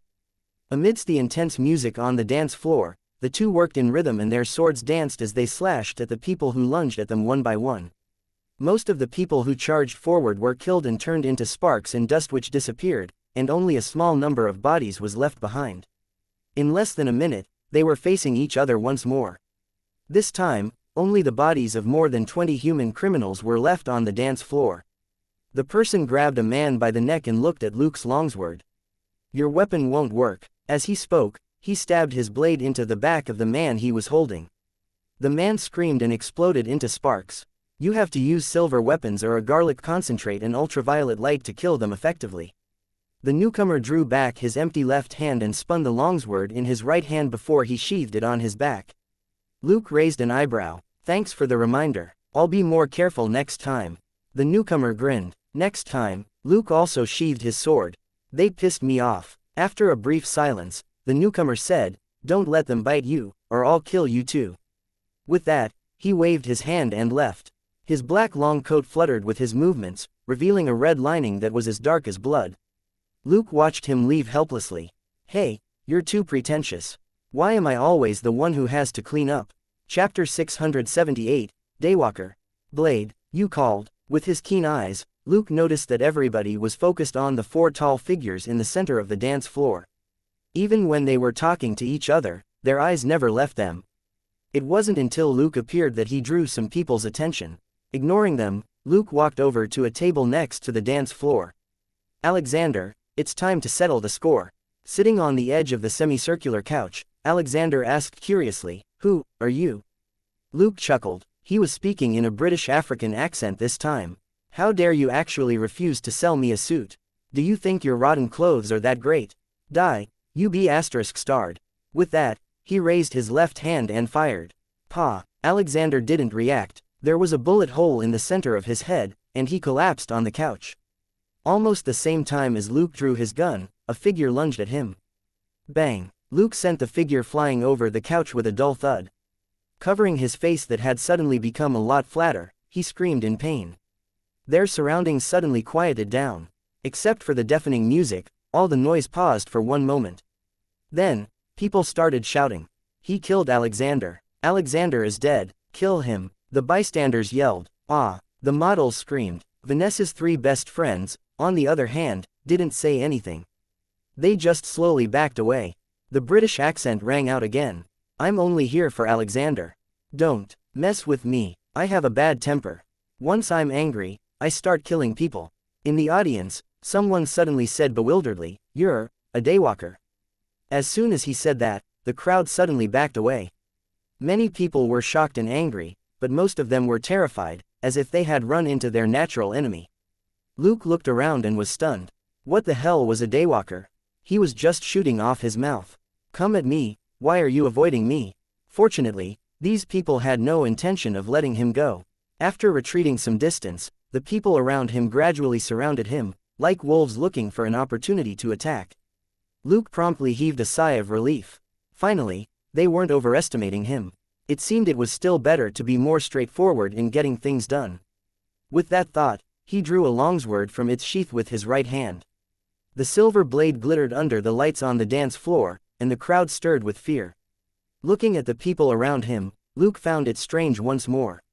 Why did they look like they were about to run away in fear? Something wasn't right. He didn't hesitate, however, and with a flash of light, he slashed at a man several meters away. The moment the blade flashed out, he put on a burst of speed and was instantly in front of the man. Poochie! The terrified man could only raise his hand before the silver light flashed past his neck. His head flew up and blood spurted out of his neck. Luke, on the other hand, had already moved away, and he swung his longsword in the opposite direction. Poochie! A woman who had bent forward slightly and spread her claws wide paused in her attack, before her head fell. Several people on the dance floor started shouting. It's him, he's a daywalker, it's Blade." At that moment, there was a loud bang as the bar's main doors were sent flying with a kick. A dark figure walked in and scanned the room, his grin the only white part about him. "You called." Everybody on the dance floor was stunned. Even Luke, who had just killed 2 people, stopped and looked at the person at the door with interest. Silence fell once more. Almost everyone had the same reaction. They looked at the person at the door, and then at Luke on the dance floor. Some diligent people even looked back and forth 2 or 3 times in a second. Luke and the man looked at each other. On the dance floor, the bodies and heads of the man and woman who had just had their heads cut off exploded and disappeared. Luke, on the other hand, tilted his head and observed the newcomer. Daywalker, or Blade, the person said, both. Who are you? Pondering for a moment, Luke said, a bystander passionately against racism. The newcomer, the 4 models, everybody in the bar, kill them. They're in cahoots, someone in the bar finally said. Luke raised an eyebrow. Are you blind? While he and the Daywalker carried guns in a longsword, and one was wearing black while the other was wearing black and gray, they clearly had different styles. At the very least, he wasn't black. But the people in the bar didn't think much about it. Someone gave the order, and everyone moved. Many people aimed their guns at them. Luke and the man raised their guns almost at the same time. Pa, pa, pa, pa. The criminals who had raised their guns were immediately killed. They were all normal human beings, but as people who accompanied the vampires here, they weren't anything good either. Almost all of Luke's targets were shot in the head, while most of the newcomers' targets died under a hail of bullets. After taking care of the armed criminals, the 2 of them seemed to have a tacit understanding. Using the center of the dance floor as the boundary, they attacked from both sides. Their movements were very similar as they alternated between their guns and swords. Amidst the intense music on the dance floor, the 2 worked in rhythm and their swords danced as they slashed at the people who lunged at them one by one. Most of the people who charged forward were killed and turned into sparks and dust which disappeared, and only a small number of bodies was left behind. In less than a minute, they were facing each other once more. This time, only the bodies of more than 20 human criminals were left on the dance floor. The person grabbed a man by the neck and looked at Luke's longsword. Your weapon won't work. As he spoke, he stabbed his blade into the back of the man he was holding. The man screamed and exploded into sparks. You have to use silver weapons or a garlic concentrate and ultraviolet light to kill them effectively. The newcomer drew back his empty left hand and spun the longsword in his right hand before he sheathed it on his back. Luke raised an eyebrow. Thanks for the reminder. I'll be more careful next time. The newcomer grinned. Next time, Luke also sheathed his sword. They pissed me off. After a brief silence, the newcomer said, don't let them bite you, or I'll kill you too. With that, he waved his hand and left. His black long coat fluttered with his movements, revealing a red lining that was as dark as blood. Luke watched him leave helplessly. Hey, you're too pretentious. Why am I always the one who has to clean up? Chapter 679, Wrong Answer. Call me Nightwalker. Watching the dark figure disappear, Luke looked at the center of the dance floor. A model trembled with her head in her hands, and there was a suspicious pool of liquid on the floor between her legs. He then turned to look at the 3 women behind the couch who were staring at him warily. He waved at them. After a brief hesitation, the 3 women walked out, each holding a small pistol. Luke secretly praised them, as expected of Vanessa's best friends. Even as models, they didn't forget to carry guns on them. If Alexander had been in cahoots with an ordinary gang, it was hard to say who would be taking care of whom. The monsters we killed have quite a lot of power here. You can't afford to offend them. Leave Europe as soon as possible, he said. Pointing at the frightened model on the dance floor, Luke reminded them, take her and the models upstairs away. Tell them to keep their mouths shut, or those monsters will find you sooner or later. If I don't kill them first, he added inwardly as he walked to the door. Excuse me, who are you?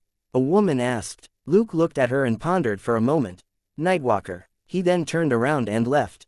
Vanessa's 3 friends looked at each other for a moment and felt that the answer was a little weird. The tall black man in the black coat and sunglasses was clearly the Daywalker and Blade mentioned by the monsters in the bar.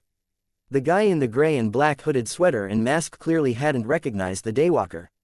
But he was actually calling himself Nightwalker. Who did he think he was? After he left the bar, Luke glanced at a car in the shadows and smiled inwardly. It seemed that this guy wasn't as cold-blooded as he looked. The person in the car was the Daywalker. After Luke disappeared, he stepped on the gas and drove off. He wondered where this guy came from. Judging from his weapons, the man didn't know much about vampires, but he had killed more than 10 vampire servants with ordinary weapons. It seemed he was just as good as he was. After thinking for a moment, the Daywalker gave up on digging deeper. As long as the man wasn't an enemy, it wasn't a problem.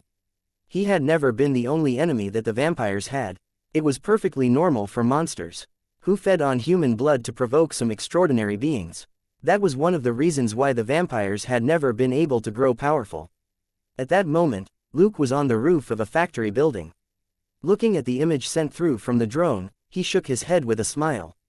He wasn't planning on wrapping things up so easily. He had finally found a vampire nest, only to run into someone who robbed him of half his gains. It wasn't like he could blame the other party for being too enthusiastic. In the last nest, he had basically killed all the vampire servants in a vampire hybrid. He checked the system notification. System: eliminate the vampire nest and save the models. Completed. Total experience: 3,000. Total credit: 3,000. Contribution rate: 50%. EXP plus 1,500. Credit plus 1,500. Hosts experience: 35,880. 90,000 credit: 24,580. In just 2 short days, the vampires and their related forces had given him more than 7,000 experience and credit points. They truly were as fat as Luke had imagined. What was even more amazing was that after the vampires and their servants were killed, they didn't leave anything behind, and directly turned to dust. It saved him a lot of trouble cleaning up, and it wouldn't be easy for the authorities to investigate. Delighted, he watched the 8 models emerge from the bar and get into Alexander's car. He unhurriedly took out a lollipop and sat on the rooftop with his legs dangling over the edge. There was a gentle night breeze and it was drizzling. Looking at Coventry's brightly lit city center in the distance, Luke hummed a song. When her heart breaks, the girl cries. Singing this, he felt that it was a little inappropriate. The girls who had just run away probably really wanted to cry. He simply switched to another song. Don't cry, big sister. Follow your own path. 20 minutes later, more than 10 cars arrived at the bar. Luke adjusted the drone's surveillance mode, and the bodies and surrounding objects turned blue and red in the surveillance image. He chuckled. Vampires were indeed different from humans. Of the 30 or so people that had shown up, 15 had a body temperature of 50 degrees, while the other 20 had a regular temperature of around 37 degrees. A regular person would be long dead with a body temperature of 50 degrees. Only vampires with abnormal blood and blood circulation could move freely with that sort of body temperature. Earlier, Luke had led off a few people, who were all ordinary humans. They weren't vampires, nor were they servants. They were the same as Axel, and had become lackeys of the vampires for various reasons. Luke really treated them like dogs. After beating up a dog, wouldn't it run back to its owner, crying in pain? It was just that these dogs could talk. Looking at the person whom practically everyone was subconsciously avoiding, Luke stood up on the edge of the roof and slowly retreated to the other end. Physical outburst activated. Quick reflex activated. Gunfighting activated. Taking a running leap of 10 steps, he jumped off the roof and dropped to the ground. More than 30 people were walking to the entrance of the bar. The person in the middle suddenly raised his head and quickly retreated. Bang, bang, bang, bang, bang. 5 highly explosive bullets were fired, and 5 heads exploded at the same time. The headless bodies collapsed and continued to twitch on the ground. Luke had already put his M500 back into his holster. With a flick of his wrists, he grabbed 2 short stakes. Bang, bang, bang, bang. The moment he landed, he hit the heads of 2 vampire servants with his stakes. 2 deep dents appeared in their heads, and sparks flew out before they exploded.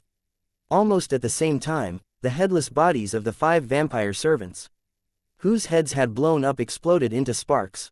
Everybody was shocked. A few people even shouted, "Daywalker! Blade!" Chuckling, Luke charged forward and stabbed the 2 vampire servants in their hearts with his stakes. Wrong answer. You can call me Nightwalker. The 2 vampire servants howled miserably as their bodies quickly turned to dust after their hearts were pierced. Don't panic. Shoot him. Someone roared. Luke, however, smiled. You want to play guns with me in close combat? Do you also know how to use guns at close range?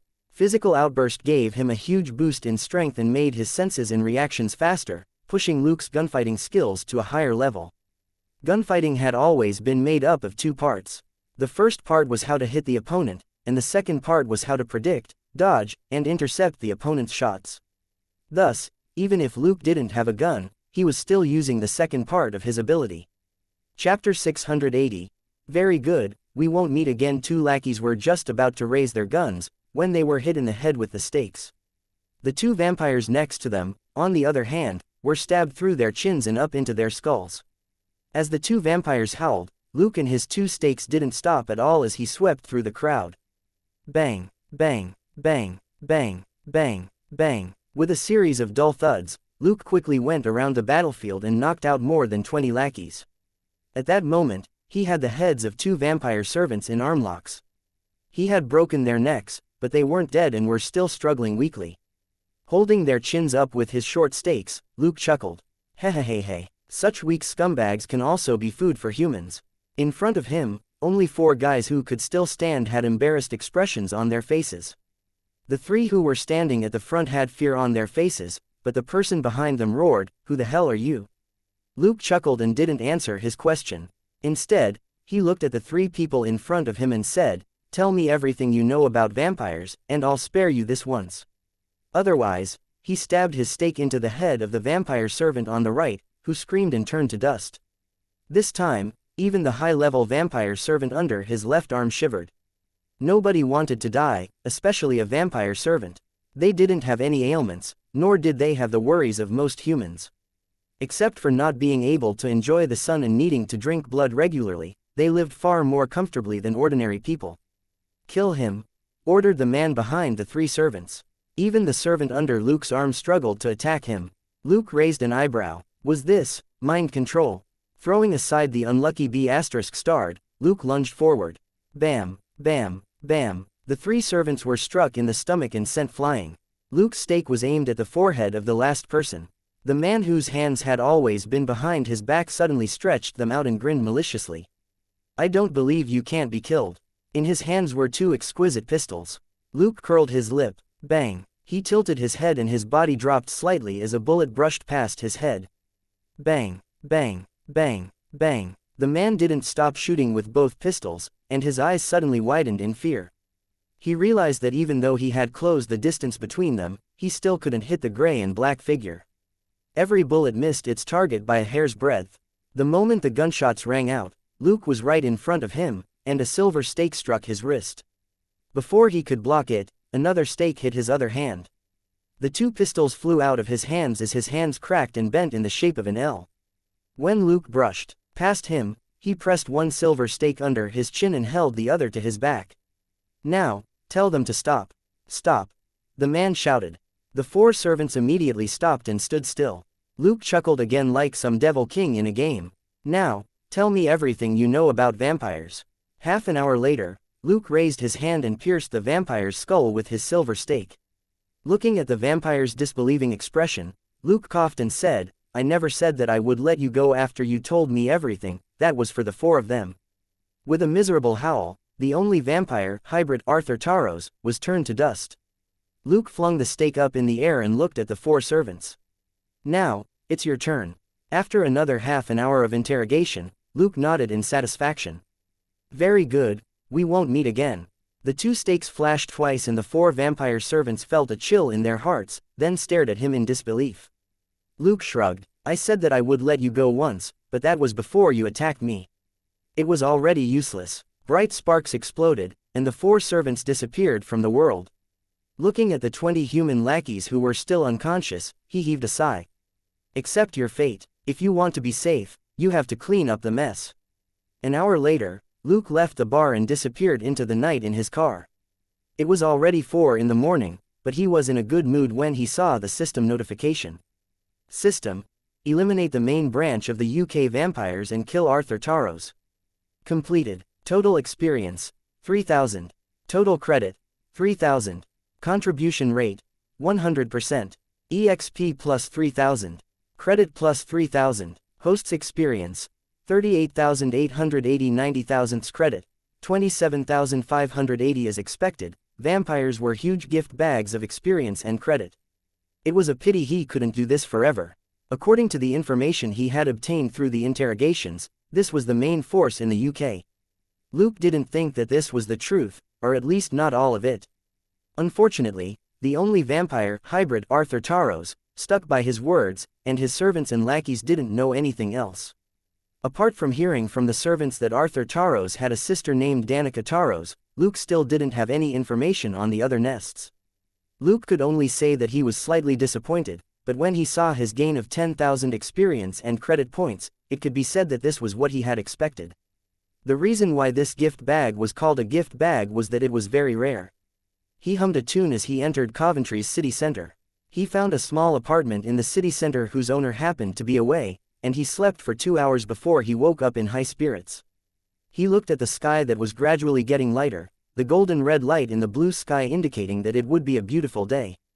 The one thing a person had to do in England was have afternoon tea.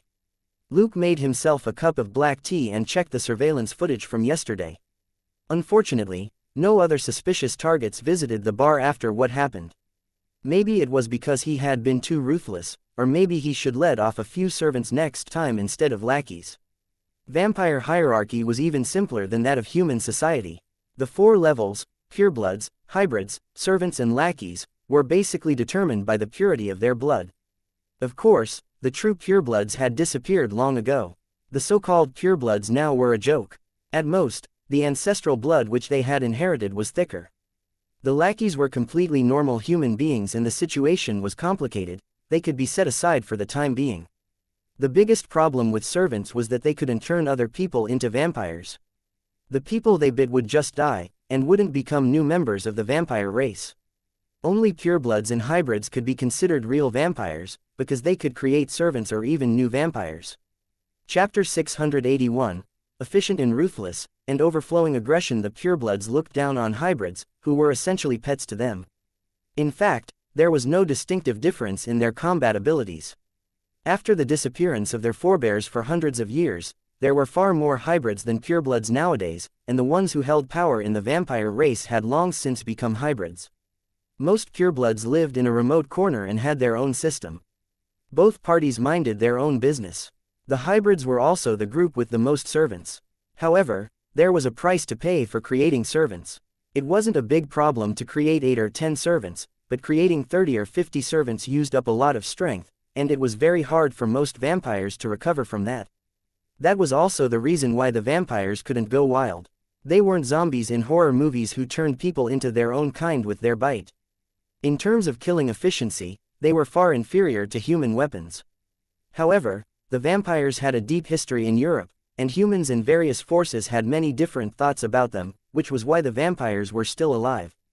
Putting away his laptop, Luke stuffed €200 into the house owner's piggy bank as payment for accommodation and his internet use. Putting away the sleeping bag and making sure that he hadn't missed anything, Luke got up and went downstairs. Naturally, there were no surveillance cameras in this apartment in this small English town.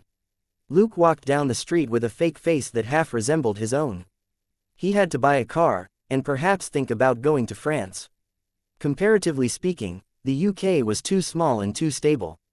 There weren't many experience and credit points to earn here, and it wasn't good to waste time. While Luke mulled over the matter as he walked down the road, there was a sudden loud rumble in the distance. He was stunned for a moment. What was going on? Why did it sound like a bomb had gone off? He picked up his pace and ran in the direction of the explosion. A lot of people were also rushing to the scene to watch the show. It wouldn't be conspicuous if he followed them, but the series of loud bangs that promptly followed was very clear. Luke knew that the explosion wasn't some sort of accident. The noise after that was gunshots. The intensity of the gunfire indicated that it wasn't just 1 or 2 guns, but a battle which involved 30 to 50 automatic weapons. All right, it was just that it was big for the people of Coventry. Since the end of the last century, England had passed a ban on firearms, and most personal firearms were made up of shotguns. Even the police officers didn't carry guns on them, but had them in the weapons box in their cars. The officer in charge carried the key to the weapons box on him. This was completely different from American officers and their guns. Thus, there had been far less serious shootings in England in recent years than in the United States. From this perspective, this gunfight was absolutely a huge event. The passers-by who had been running over to watch were frightened by the panic-stricken crowd running in their direction, and most of them started to leave the scene. Luke, however, ducked into a building. He quickly went up to the roof and easily jumped to a nearby building to reach the scene. He stuck his head out and looked down, only to see a small black Benz van lying on its side. The car was clearly dented from the explosion, and even the back of the car had Been blown away. People in full special gear were firing from 2 black Land Rovers at the buildings on both sides of the street. Their bulletproof vests had eye-catching labels on them. Those with headgear were the GIPN, the French National Police Intervention Group, and those without were the police and Interpol. Their opponents were all dressed casually and shouting in European accents. Was this an ambush? Muttering to himself, Luke looked at the Benz and immediately realized that it was a modified prisoner van. Breaking a prisoner out, he was even more surprised. Who would run all the way to England to break a prisoner out? And besides Interpol, the French GIPN were also escorting the prisoner. He wasn't in a hurry to act since it was already too late. The criminals weren't weak, and had clearly set up the ambush beforehand. They occupied an advantageous position and surrounded the police from all directions. No matter how powerful GIPN and Interpol were, they couldn't withstand being surrounded in the middle of the street and being bombarded with bullets. There were at least 50 criminals, and less than 20 Interpol and GIPN officers. By the time Luke arrived, the officers that he could see were already dead. But the door to the prisoner van was still closed. He had just seen a police officer pull the door shut. Thinking for a moment, he took out a Glock 17 from his inventory. As usual, this was an unregistered personal item which could be discarded at any time and which couldn't be linked to anyone or anything. The criminals were well equipped and unafraid of death. They had killed more than 10 officers, and more than 10 of their own were severely injured. However, they didn't save their comrades, but directly started cutting the back door of the prisoner van open with a gas torch. Luke stuck his head out from the top of the building and quickly locked onto the positions of the criminals on the scene as he marked out the shooting order. There were more than 30 professional criminals who were all armed with automatic weapons. He had to be a little more serious. It wouldn't be good to fight a protracted war on British territory. He chose to act the moment the criminals opened the car door. It was easy for the criminals to be distracted for one moment when their attention was on the prisoner waiting to be rescued. It would give him at least 1 extra second to shoot. Luke adjusted his frame of mind and first aimed at 4 criminals who were approaching the van. In less than 20 seconds, the criminals burned a hole in the back door of the prisoner van. They clipped a towing hook on it and pulled fiercely. Bang! The car door flew out. Smoke from the door being cut wafted out of the prisoner van, and the criminals couldn't see what was going on inside. Now, Luke took a deep breath and pulled the trigger. Pa, pa, pa, pa. 4 criminals were shot in the head. Pa, pa, pa, pa. 4 criminals on the second floor on both sides of the street were also shot. They got better treatment, and were only shot in the chest. Pa, pa. Luke took down another 2 criminals who looked up, but he suddenly paused. 2 people suddenly rushed out of the smoke-filled Benz. The man in the lead was tall and wore a black beanie. He shot 2 criminals on the street with a ump, before he swung his gun and knocked down another one. The second to charge out was a young policewoman with a ponytail. What surprised Luke wasn't the policewoman, even though she was a beauty with a particular charm. What surprised him was the first guy who had charged out. His shooting and footwork were both efficient and ruthless, and overflowed with aggression. This guy switched jobs to become a police officer. Luke was suspicious, but it was only for a brief moment, and he tossed the question aside. At the very least, the guy was on the policewoman's side, so it wouldn't be a problem for Luke to help them kill a few criminals. Chapter 682, Is Your Future Wife Still Well? The criminals were caught off guard by the sudden attack. Of the 2 people below, the one in the lead moved swiftly and shot accurately. He took down each criminal with basically 1 or 2 shots. The policewoman wasn't that good at shooting, but she provided good cover for the first person. As for the professional gunman who was hiding on the roof and sniping people in the head, he was too much. He emptied the Glock of 17 bullets in 3 seconds, blowing up the heads of 7 criminals and hitting 8 in their chests. Then, after he fired the last bullet in the first clip, he unloaded and slipped in another full clip that he was already holding in his left hand. It clicked in place. A series of gunshots rang out again. The criminals downstairs weren't rookies, but experienced mercenaries. After several of their comrades were killed, they realized that the gunshots were coming from the wrong location. Several of them raised their guns and started firing in a sweep above them. Luke, however, was very calm. He had already locked onto the approximate positions of the criminals, and half of them were dead. Those that were left were the most dangerous ones. This was a game to see who was faster. As long as Luke moved faster than the criminals, guns did, he would have the upper hand in taking shots. Once he had the upper hand, it would be near impossible for him to lose in a shootout at 20 meters. As 6 criminals raised their guns and fired, Luke fired 2 bullets at each of them. As soon as the 6 criminals fell, the gunfire on the street immediately died down, and the 2 people down below broke out of the prisoner van and charged into an alley on the side.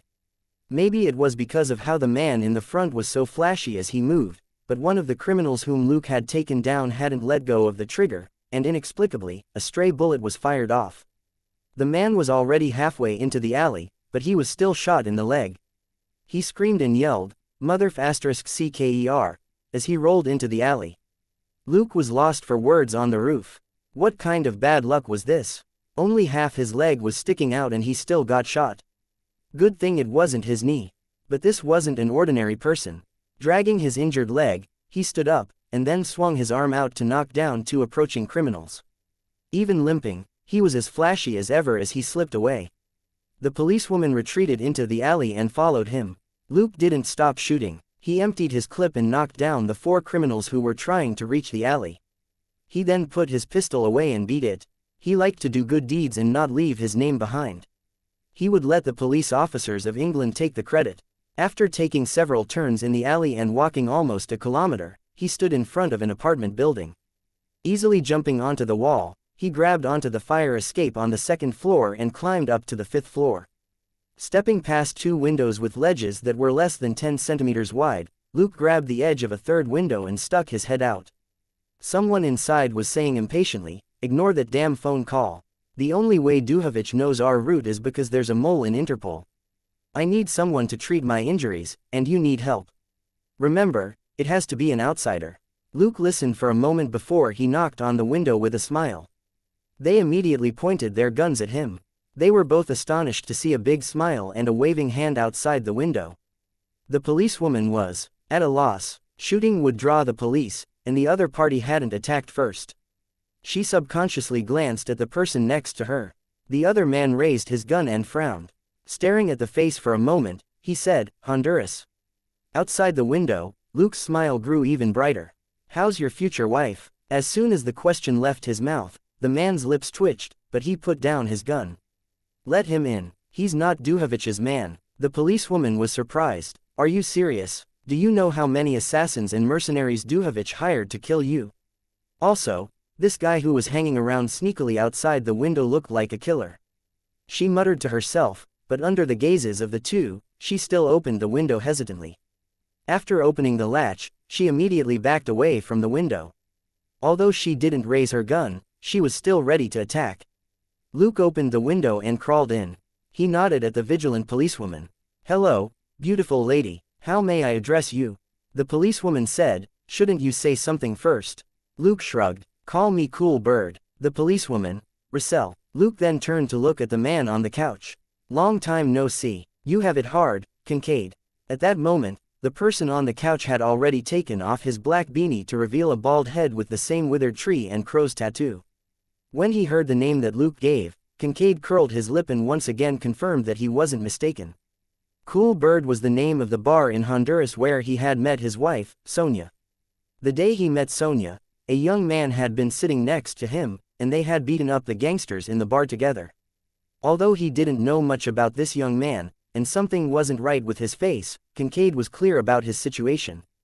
If he fought this young man now, he would definitely lose.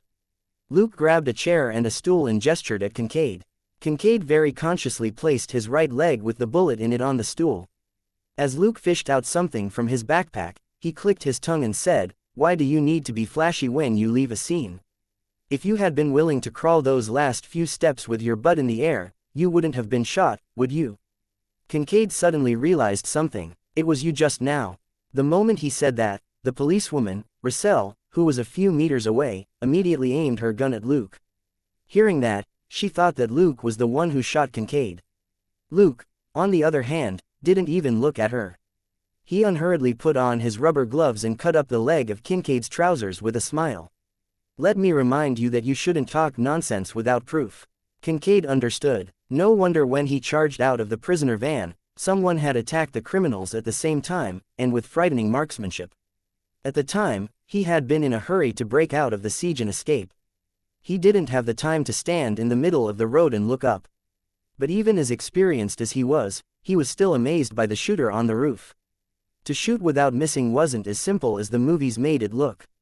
In a real battle, a shooter had to control the situation, and their opponents weren't fixed targets. It would already be outstanding if their shots made contact 20 to 30% of the time. With Luke's appearance now, Kincaid recalled how the criminals had collapsed like wheat being harvested, and understood everything. Chapter 683, So This Is Love. Kincaid glared at Luke. You were really good at pretending last time. Luke gave him an anesthetic and chuckled. They were just a bunch of hooligans. You weren't serious either, right? The solemn expression on Kincaid's face only lasted for 2 seconds. Before he suddenly burst out laughing. Same here, right? How's your girlfriend? Luke didn't even raise his head as he cleaned the wound. Where's your future wife? Don't tell me she flew off. Kincaid chuckled proudly. She's called Sonia Kincaid now. Luke raised an eyebrow. Wow, that was quick. It's only been 2 months, right? Kincaid waved his index finger. No, young man, you're mistaken. She's been called that since a month and a half ago. Luke raised his head in surprise. Isn't that just a few days? What he meant was that Kincaid had met the hot-tempered and fierce Sonia in the bar only a few days before that. Kincaid said smugly, that's love. Once you see her, you feel that you have to be with her. Only then is life perfect. Luke shrugged. Fine. It seems that you really are in love with her. Luke couldn't comment. He had never felt that way about any woman in his 2 lifetimes. In his 2 lifetimes, he had interacted with more than 20 women, some whom he appreciated and some whom were nothing special.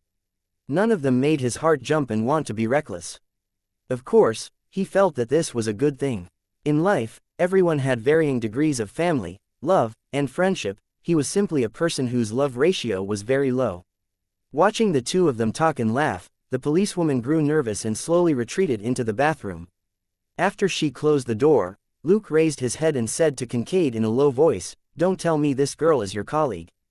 Kincaid curled his lip. I'm under Interpol escort. Luke understood. I'm relieved. Kincaid was stumped. What? Luke said, I don't think you can become a cop. Or an undercover agent. That's still impossible for you. Kincaid cursed angrily, but was unable to refute him. I'm a witness. Luke asked, a witness in a prisoner's van. So, a dirty witness. Kincaid said, I'll get her to tell you later. I've lost too much blood, I want to rest. Luke said, this is just an anesthetic, you haven't even lost a liter of blood. You won't die, Kincaid. I'm an old man. Losing a liter can kill me. A few minutes later, Luke cleaned the wound on Kincaid's leg, took off his gloves, and threw them into a nearby trash can.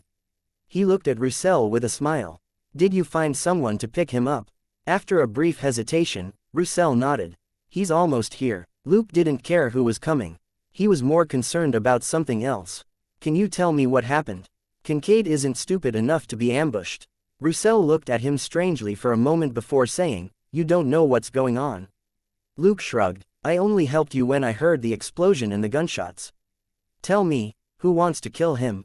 Roussel was suspicious, but her expression remained unchanged. Someone doesn't want Kincaid to testify in court, so they sent people to silence him. Listening to the policewoman's explanation, Luke took out a thermos from his backpack. Looking at Roussel's surprised expression, he explained, I'm just here on holiday. I made some black tea in advance to avoid buying drinks. Do you want some? Roussel decisively refused. I don't like tea. Luke hummed and said, just nice, I don't have much anyway, it's just enough for myself. He then poured some black tea into the cup and drank it. Unfortunately, the aroma of the milk tea made Roussel's throat go dry.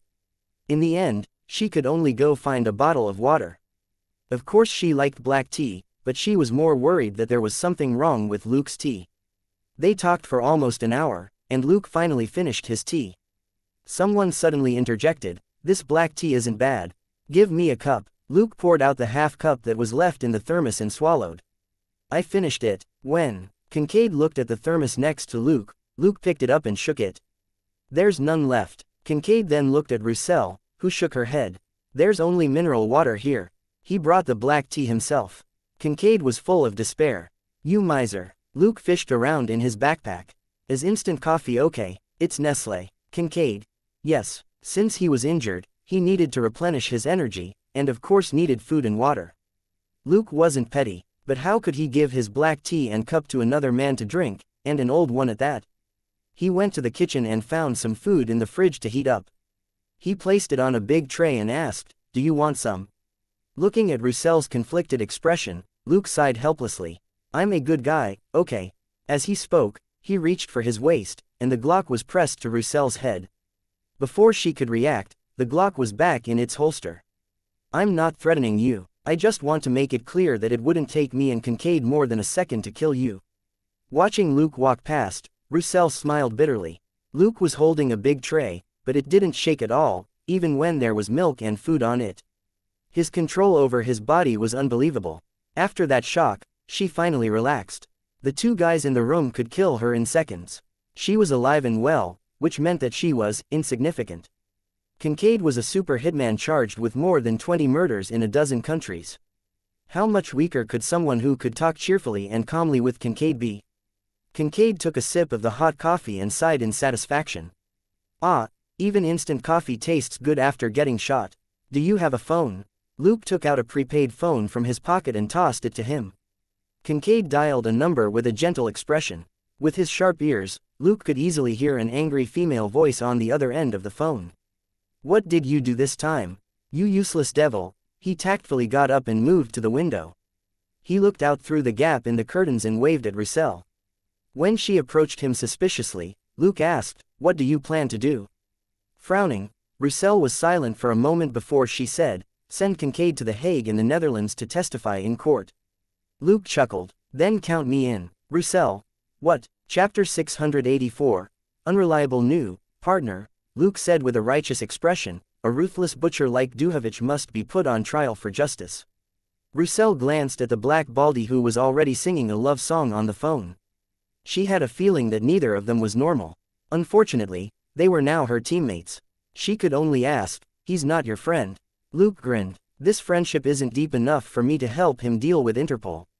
"Agent Roussel, would you be willing to break the law and go up against the police for your friends?" Roussel was unable to reply. She couldn't say outright that because Kincaid didn't abide by the law, she suspected that Mr. Cool Bird didn't abide by the law either. She could only acquiesce to Luke's request. What else could she do? She couldn't defeat Kincaid, nor was she confident that she could defeat this mysterious Cool Bird. She could only pin her hopes on the backup that she had invited. Only that person had the qualifications to talk to these two. Thinking of the backup, she couldn't help but sigh. Looking at the two people in the room, she scratched her head. Why were all capable men so rotten? 2 hours later, someone knocked on the door. Roussel looked at Luke, who nodded. She opened the door to let a man in. But they started arguing at the doorway even before they entered the living room. Luke listened with relish. That was more like it. If there was no gossip between a man and a woman, then it wasn't love. Love wasn't as sweet as Kincaid made it out to be. It was normal for couples to argue with each other apart. On the other side, Kincaid was woken up by the quarrel between the resentful couple. Looking at Luke, who was listening to the gossip with a smile, Kincaid rolled his eyes. As expected of AB*TCH. After listening for a moment, Kincaid grew impatient. Using a mop as a temporary crutch, he walked to the door of the living room and looked at the two people arguing. At that moment, the argument had reached a point where they were on completely different wavelengths. "Last week, a 300-pound banker's ass exploded 4 bags of heroin in the backseat of my car. You know, those seats aren't real leather, but cloth. Okay, Michael, I don't have time for, think about how I felt when I was cleaning my car. Michael, I don't have time for this. I definitely have to sell the car when I get the chance. Enough, Michael. I never sold you out. I just dumped you. Michael, you always want to push the blame on me." Roussel's voice rang out for a moment, before it turned gloomy and she sighed helplessly. "The escort target is inside. According to our agreement, after you complete this mission, I'll help you get your 3A rating back. Stop spouting sh*t about not forgiving me. I don't need it." Kincaid looked like he didn't want to listen anymore. "Hey, the man with the blood is here, WTF. The two people facing each other at the door spoke at the same time, and Kincaid raised his gun. The person reacted quickly and slapped his hand away, knocking it against the door. Kincaid, who was in pain, couldn't help but let go of his gun. He then pulled out another gun from his lower back. The man grabbed Kincaid's arm with both hands and slammed it against the door frame. At the same time, he reached for his waist. Kincaid reacted just as quickly and aimed a knee between the man's legs. The man clamped his legs together and the hand holding the gun pressed down on Kincaid's knee. The two of them crashed into the wall.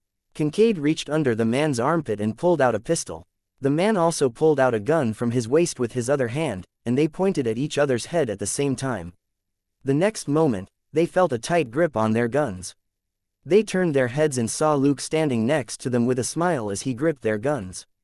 "I think it's better to give a certain old man his blood first before you fight him. How does that sound? Who are you?" The man looked at Luke blankly. Kincaid was relieved. He had forgotten that he had a partner, although this partner wasn't very reliable. "You dumb bodyguard, you really have." After glaring at the man and cursing, Kincaid felt dizzy and toppled backward. Luke sighed helplessly and looked at Kincaid. The fellow was hanging off him with one hand as he sagged limply like a female ballroom dancer. He resisted the urge to throw the old man out, and instead, dragged him back to the couch in the living room. Turning his head to look at the person at the door, Luke gestured at him. "Where's the blood? Give it to the old guy, or he'll stay knocked out." The man smacked his lips and finally put away his gun. He then walked in with a box full of blood bags. Dumbfounded for a long while, Roussel finally came back to her senses and put away the guns that had fallen to the floor. She had no idea that Kincaid had so many guns on him. A moment later, Luke sat down next to the window and pretended to enjoy the view as the couple started arguing again. "What, you want me to escort this murderer? He tried to kill me 27 times. No, that's not right. It's 28 times now. Kincaid is a witness. If he doesn't testify at the International Criminal Court in The Hague tomorrow, Duhovich will be acquitted. Then why don't you just take him to The Hague?" "I can't. There's a traitor in Interpol. The 18 elite operators who were part of the escort team in the morning were all killed, including 6 GIPNs. You call them elites. Maybe they were just nice." The newcomer, Michael, was a young man who wasn't even 30 years old. He had handsome features, but he had a scraggly beard and looked unwashed, and was full of obscenities. He was just as foul as Kincaid. Also, while he was bickering with his ex-girlfriend, Agent Roussel, he was also throwing poker cards at Kincaid, which slapped his unconscious face. Luke couldn't be bothered. After all, the old man was quite thick-skinned. The couple got agitated again as they talked, and went to the bedroom. Luke thought that it would be like in the movies, where a verbal argument was useless and they would fight it out physically. But in less than 2 minutes, they came out again. Roussel had even put on her coat. "Why should you believe me? Because I've never lied to you." In the hallway outside the door, Roussel sounded a little choked. "After this mission, I'll help you get back your 3A rating, and you can get your good life back. Then, we won't contact each other again, okay?" Chapter 685. Young person who doesn't know love, old person with quick hands, good, said Michael. "This is so embarrassing." With a complicated expression, Roussel pushed the door open and left. Looking at the shut door, Michael suddenly slapped his head in frustration. "Damn it, why did I say that?"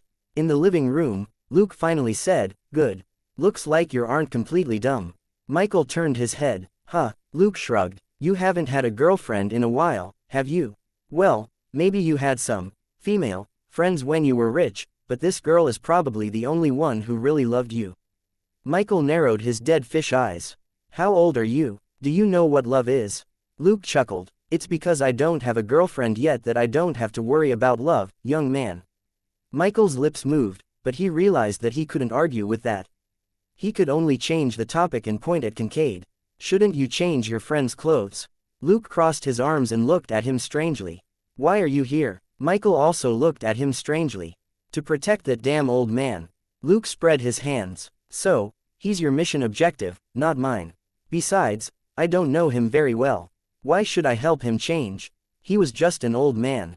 Who would want to help him change?" Michael choked again. A moment later, he gave Luke a thumbs up. "How lucky for him to be friends with you." Luke didn't think much of it. Lucky, of course. It was easy to find someone to help you change clothes in this world, but it was very hard to find someone to save your life. Kincaid regained consciousness and looked at the bag of blood hanging above him. He then looked at his other hand. What the hell is that? Michael adjusted his equipment. Handcuffs. You haven't forgotten that you're a prisoner, have you? Kincaid. No, I mean, who put this fashionable outfit on me? You're lucky that I brought 2 sets of clothes. Michael started putting on his coat. Kincaid looked at his new outfit, which was a singlet. You dare wear something so basic? Let me guess, don't tell me you bought this when you were a bodyguard a few years ago, did you? You did look like a little girl back then, haha. Michael curled his lip and ignored the question. Kincaid said, I don't think I'm wearing underwear. It's a little chilly. Luke finally said, he did it, not me. Michael rolled his eyes. Thanks so much, but he still said, you have underwear on, or I wouldn't dare change your pants, okay. Kincaid curled his lip. How boring. Suddenly, an old-fashioned telephone in the room rang. All 3 of them frowned.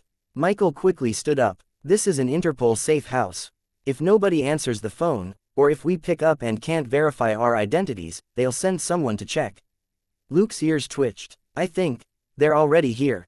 He lifted the curtain slightly and saw several police cars on the street not far away with their sirens on. And at that moment, 2 black SUVs stopped outside the building, and 8 armed men rushed in. They clearly weren't police officers. There was indeed a mole in Interpol, whose men had actually reached the safe house before the police. Michael quickly unlocked Kincaid's handcuffs. Kincaid, however, was unperturbed. Where's the beautiful police officer? I think her name is Roussel. Luke said, she left. Damn it, I liked that girl. Kincaid saw some interest in Luke's eyes. She's quite lively. I want a daughter like that in the future. Luke sighed regretfully. I thought your love had switched to a new target. Kincaid wiped his non-existent cold sweat. I'll always love my Sonia. Luke got up and picked up his backpack. Let's go, unless you want to kill dozens of police officers. Kincaid also got up. That many? Luke said, yes, at least 20 of them are SWAT officers. Michael was already waving at the door. If you dare touch them, it'll be the SAS next time. Kincaid fell silent. SAS wasn't easy to deal with. If it was 1 or 2 of them, Kincaid might still be able to fight back, but once SAS was deployed, they wouldn't just send 1 or 2 agents. At the very least, they would send out a full team that could take down the injured Kincaid. After the 3 of them left the room, Michael was about to go right, but Luke stopped him and gave him a few tactical signs. The 2 of them leaned against the wall just as 2 men on the other side pushed the door of the stairwell open. Almost at the same time, one of them was punched in the back of the head and the other was strangled by Michael. Dong. Michael watched as Luke drew his fist back from the face of the unconscious criminal that Michael was holding. He gestured at himself before he helplessly dropped the unconscious criminal and followed Luke. They had just opened the door to the stairwell when there were 2 bangs behind them. Both of them rolled their eyes and turned around. Kincaid lowered his gun from where he was standing at the door to the stairwell on the other end. Thanks for your protection. I was almost shot in the butt by these 2. Michael. Well done. Guess what the police officers downstairs will do? With his keen ears, Luke could already hear several police officers shouting downstairs. Gunshots. Gunshots upstairs. Footsteps came from the bottom of the stairs. Luke sighed and pointed at the roof. Killing a few criminals was fine, but there were dozens of police officers downstairs who were just doing their jobs. He really didn't want to fight them. He gestured at Michael, and the 3 of them ran to the roof. Kincaid had been prepared to suffer, but Luke practically dragged him to the top floor. He smiled and was about to say something. Luke, however, gestured at him to stop talking. As Michael ran past an exit up ahead and continued toward the top floor, 2 armed criminals snuck into the stairwell. Bang, bang. Luke kicked one in the stomach and smacked the other in the face, knocking the 2 criminals to the ground at the same time. There was no need to kill anyone. There were a bunch of police officers down there, and he didn't want them chasing his butt. In any case, the guy who had been kicked in the stomach would be pissing blood for at least a week. And the person who had been slapped had a severe concussion, his corneas might even be knocked out of whack. Bang. Michael, who was running in the front, stopped and turned his head to see that a criminal who had just appeared at a stairwell exit in the distance had been knocked down.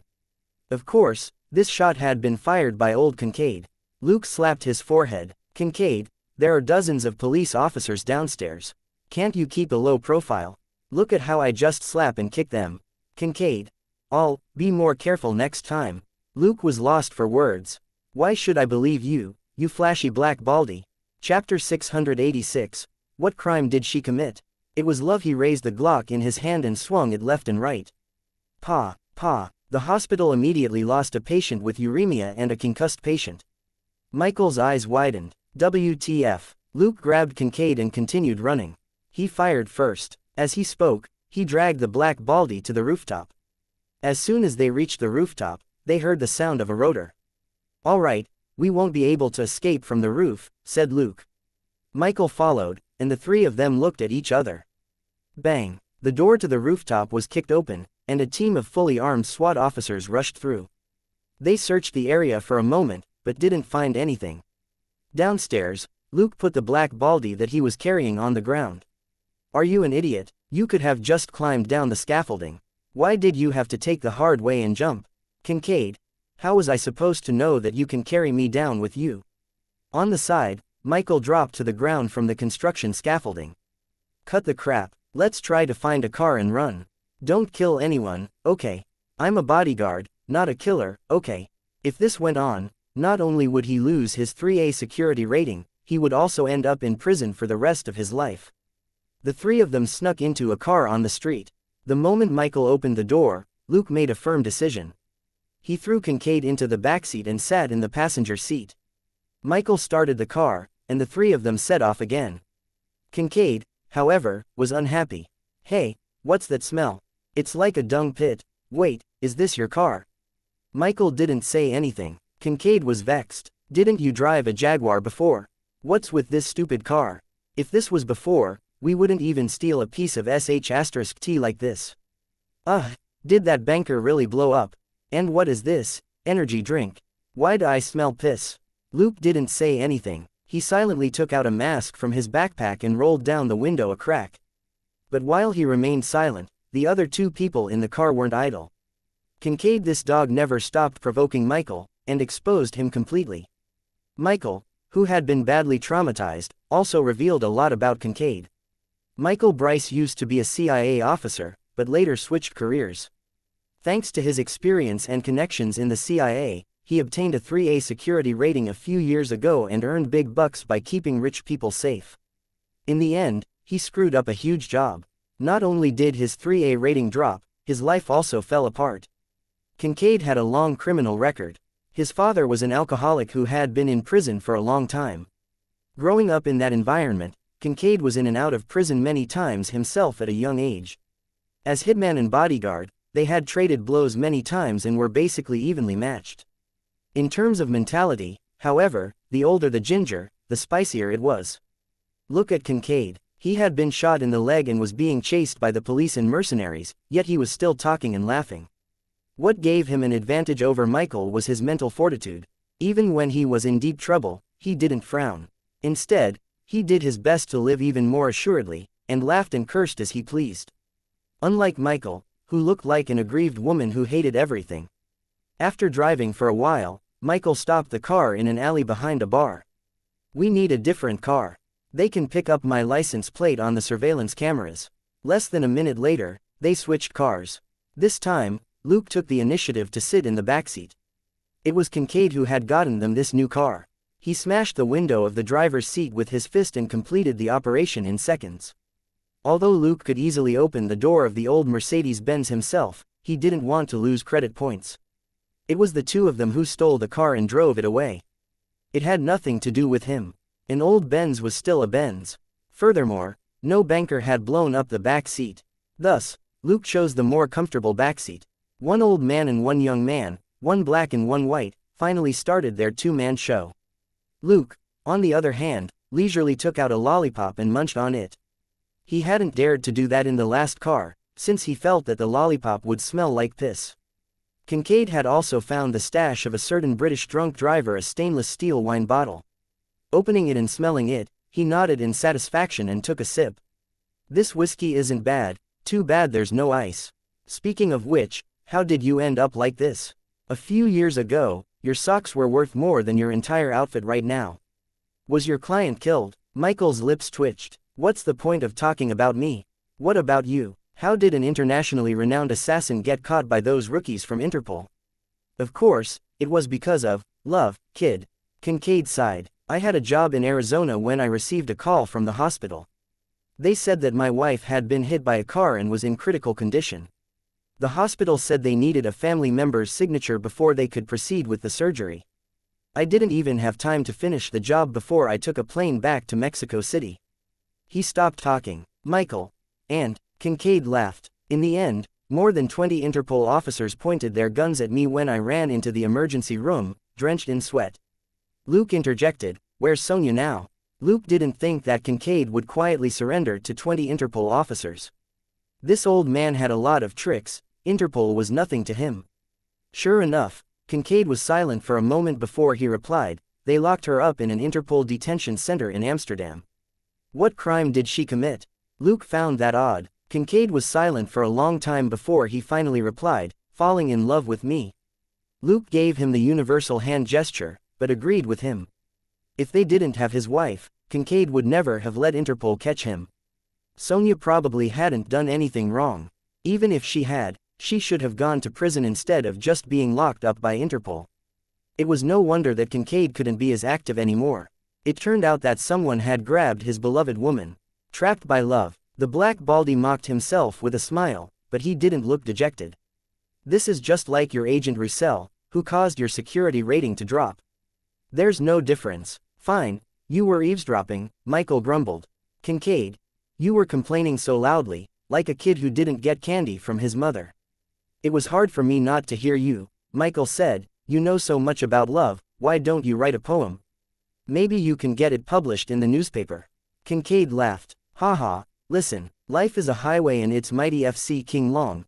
Nobody gets out alive, nobody gets out alive." Chapter 687, Why Can You Hit Me Every Time? Luke listened to the song quietly. Unexpectedly, the old man could sing pretty well. He sang with a smile, but only he knew how much blood and tears he had experienced. What a waste for this old guy to be a hitman. He should have been a talk show performer or singer. Luke thought to himself. The car drove west in the dark and headed for the beach. The country road was silent at night, and Kincaid, who was tired of singing, fell asleep. No matter how tough the old man was, he couldn't withstand the exhaustion from blood loss. Luke sat quietly in the backseat. Suddenly, his expression changed, and he looked in the rearview mirror. "We have company," he said. Michael looked in the rearview mirror. "How do you know?" Luke said. "Don't suddenly speed up, slow down a little. This isn't a car chase movie." Michael asked, "Are you sure?" Luke drew his gun. "It's just an SUV. 5 people at most, and no police officers around." Michael hesitated for a moment, but still did as he was told. He hadn't seen much of Luke's moves, but Luke wasn't any less efficient as he was. Of course, the best would be to deal with their worries and then move forward. Looking at the car behind him, Michael asked in a low voice, not going to wake Kincaid up. They could get rid of their opponents without Kincaid, but Michael was afraid that the Black Baldy would be killed in the crossfire. Luke said, "It's fine. Wouldn't you be happy if he died? You won't have to listen to him teach you everything he knows about love." Michael. He could still tolerate a certain Baldy's verbal jabs for the sake of getting his 3A rating back. Luke rolled down the window and bent his body slightly as he observed the car in the rearview mirror. Michael started to slow down after Luke's warning, and the enemy didn't notice. The criminals weren't stupid. They were only a little faster than Michael's car, and acted like they were just taking a drive at night.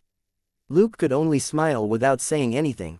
He had seen this car when they withdrew from the safe house.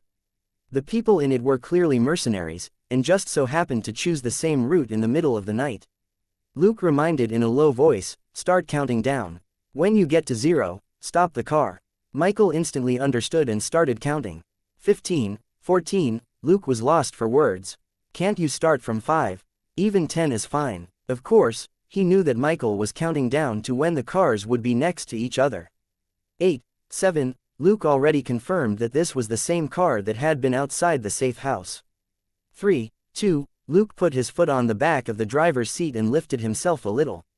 1, creak. The brakes screeched as the Mercedes-Benz slowed down, but it remained steady and didn't slip or flip over. Michael was also a skilled driver. He knew that he had to set up the best shooting conditions for Luke, so he braked quickly but not abruptly. Luke followed the car's movements and pulled the trigger at the black SUV outside the window. In the passenger seat in the back of the SUV on the right, the three men with guns didn't have time to react before a series of bullets hit them in the head and upper body. But Luke exclaimed in surprise. Something's wrong with that driver. He had shot at the driver as well, but the driver had instantly slid out of the way. Michael stopped the car smoothly. How did they track us down? I deliberately chose the road west because I didn't want them to block us in the east tunnel. Kincaid's lazy voice rang out. Surveillance cameras. There was one back when you stole the car. But Michael shook his head. That's impossible. I drove east for a while before turning west. Luke said, Gentlemen, it's time to witness a miracle. Can you show that driver some respect? The two chatterboxes in front also noticed that the driver of the black SUV had come out and was staggering toward them. Kincaid. I don't have a gun. Please go ahead. Michael said, I'm a bodyguard, not a killer. Luke snorted. This driver isn't human. As he spoke, he fired his Glock. The driver suddenly sped up, and it was almost impossible to see his movements in the dark. What the FCK? The two chatterboxes shouted in unison. The driver was moving so fast that he left an afterimage behind. This definitely wasn't a speed that a regular person was capable of. Luke, however, unhurriedly reloaded the Glock. The driver, who was flashing left and right as he pressed forward, suddenly stopped. He hopped about as he clutched at himself and screamed, Ah, how is it that you can keep hitting me? The chatty duo also noticed that 7 or 8 bullet holes had appeared in the guy's upper torso, and he was bleeding nonstop. The strange thing was that despite being shot in the chest and stomach, the driver was still full of energy as he screamed in pain. Thinking about Luke's words, Michael raised his gun. Pa, pa, pa, pa. He emptied his clip, but wasn't in a hurry to check his results. Instead, he turned to look to the side. WTF. Kincaid was leaning against the side of his head, a gun in his hand. But Michael was blocking his line of sight. Kincaid slapped him in the face. Don't block me. Your lousy aim didn't even hit him. Pa, pa, pa, pa. Kincaid quickly emptied his clip. Michael sat up and started to mock him. Wow, your shooting skills are pretty bad too. Kincaid. I hit him 3 times, but you only hit him twice. I hit him in the chest and stomach, and you hit him in the arm. Is there a problem with your lousy shooting? Speechless, Luke ignored them and got out. At that moment, the driver, who had more than 10 bullet holes in his body, said in disbelief, That's impossible. How did you hit me? Luke didn't reply, but was secretly amused. It wasn't just Luke. Kincaid and Michael's fighting strength weren't ordinary, and their firearms were far better than what ordinary people had.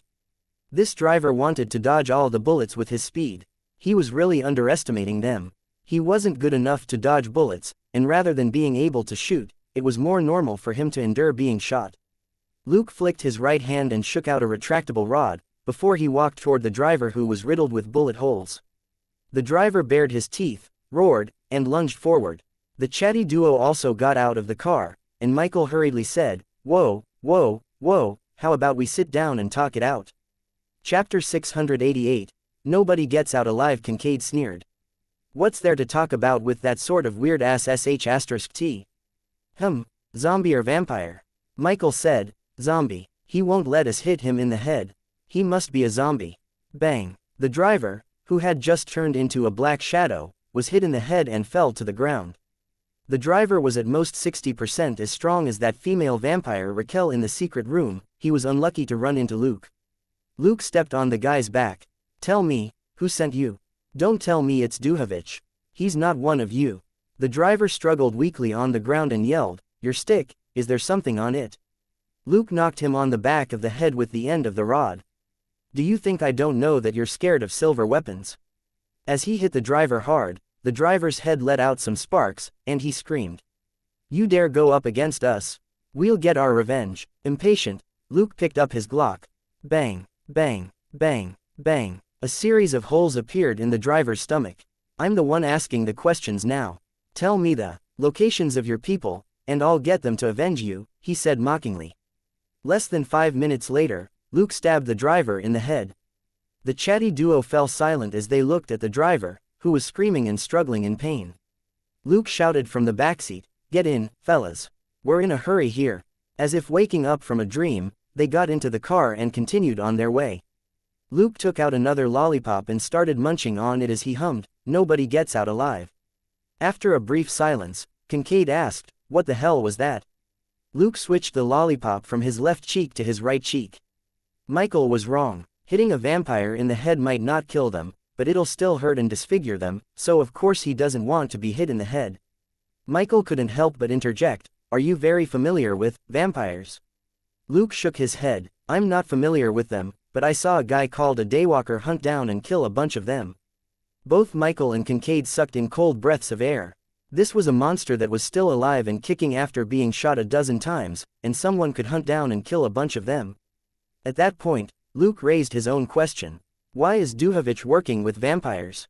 Have you heard anything suspicious?" After a brief silence, Michael shook his head.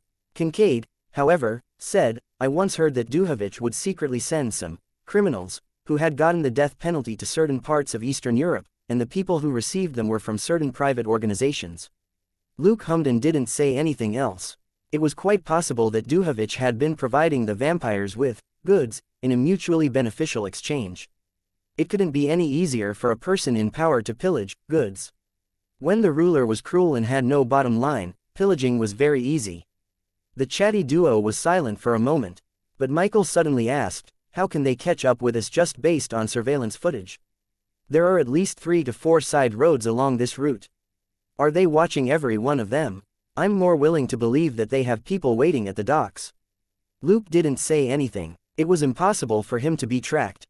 The most important thing about his fake phone was that it couldn't be used to monitor or locate him. Also, he hadn't been very active in Europe so far, and most of his targets were dead. But his gaze fell on Kincaid in the passenger seat. Michael looked at Kincaid as well. The black baldy was surprised. "What? I'm a victim. Do you think I would get someone to kill me?" Thinking this, Michael couldn't help but glance at the backseat in the rearview mirror. Luke coughed and said, "My phone can't be tracked, but I don't know about yours." Michael shook his head decisively. "I'm using a ghost ship. There's no way to trace the source." He looked at the baldy suspiciously. "Where did you get the gun just now?" Kincaid shrugged. "I took it from a mercenary." "Michael, you didn't take his phone, did you?" After a brief silence, Kincaid gave a hollow laugh. It was convenient. The car swayed on the road and Michael roared, "WTF? You're still not throwing it away? Don't you know that you can easily track the location of a phone chip? That's why I'm using a ghost chip. It's 2004, what century are you living in?" Kincaid was displeased. "I'm an old man, but I'll act as soon as I have a goal. I'm not like the two of you, hesitating and weighing the pros and cons, okay?"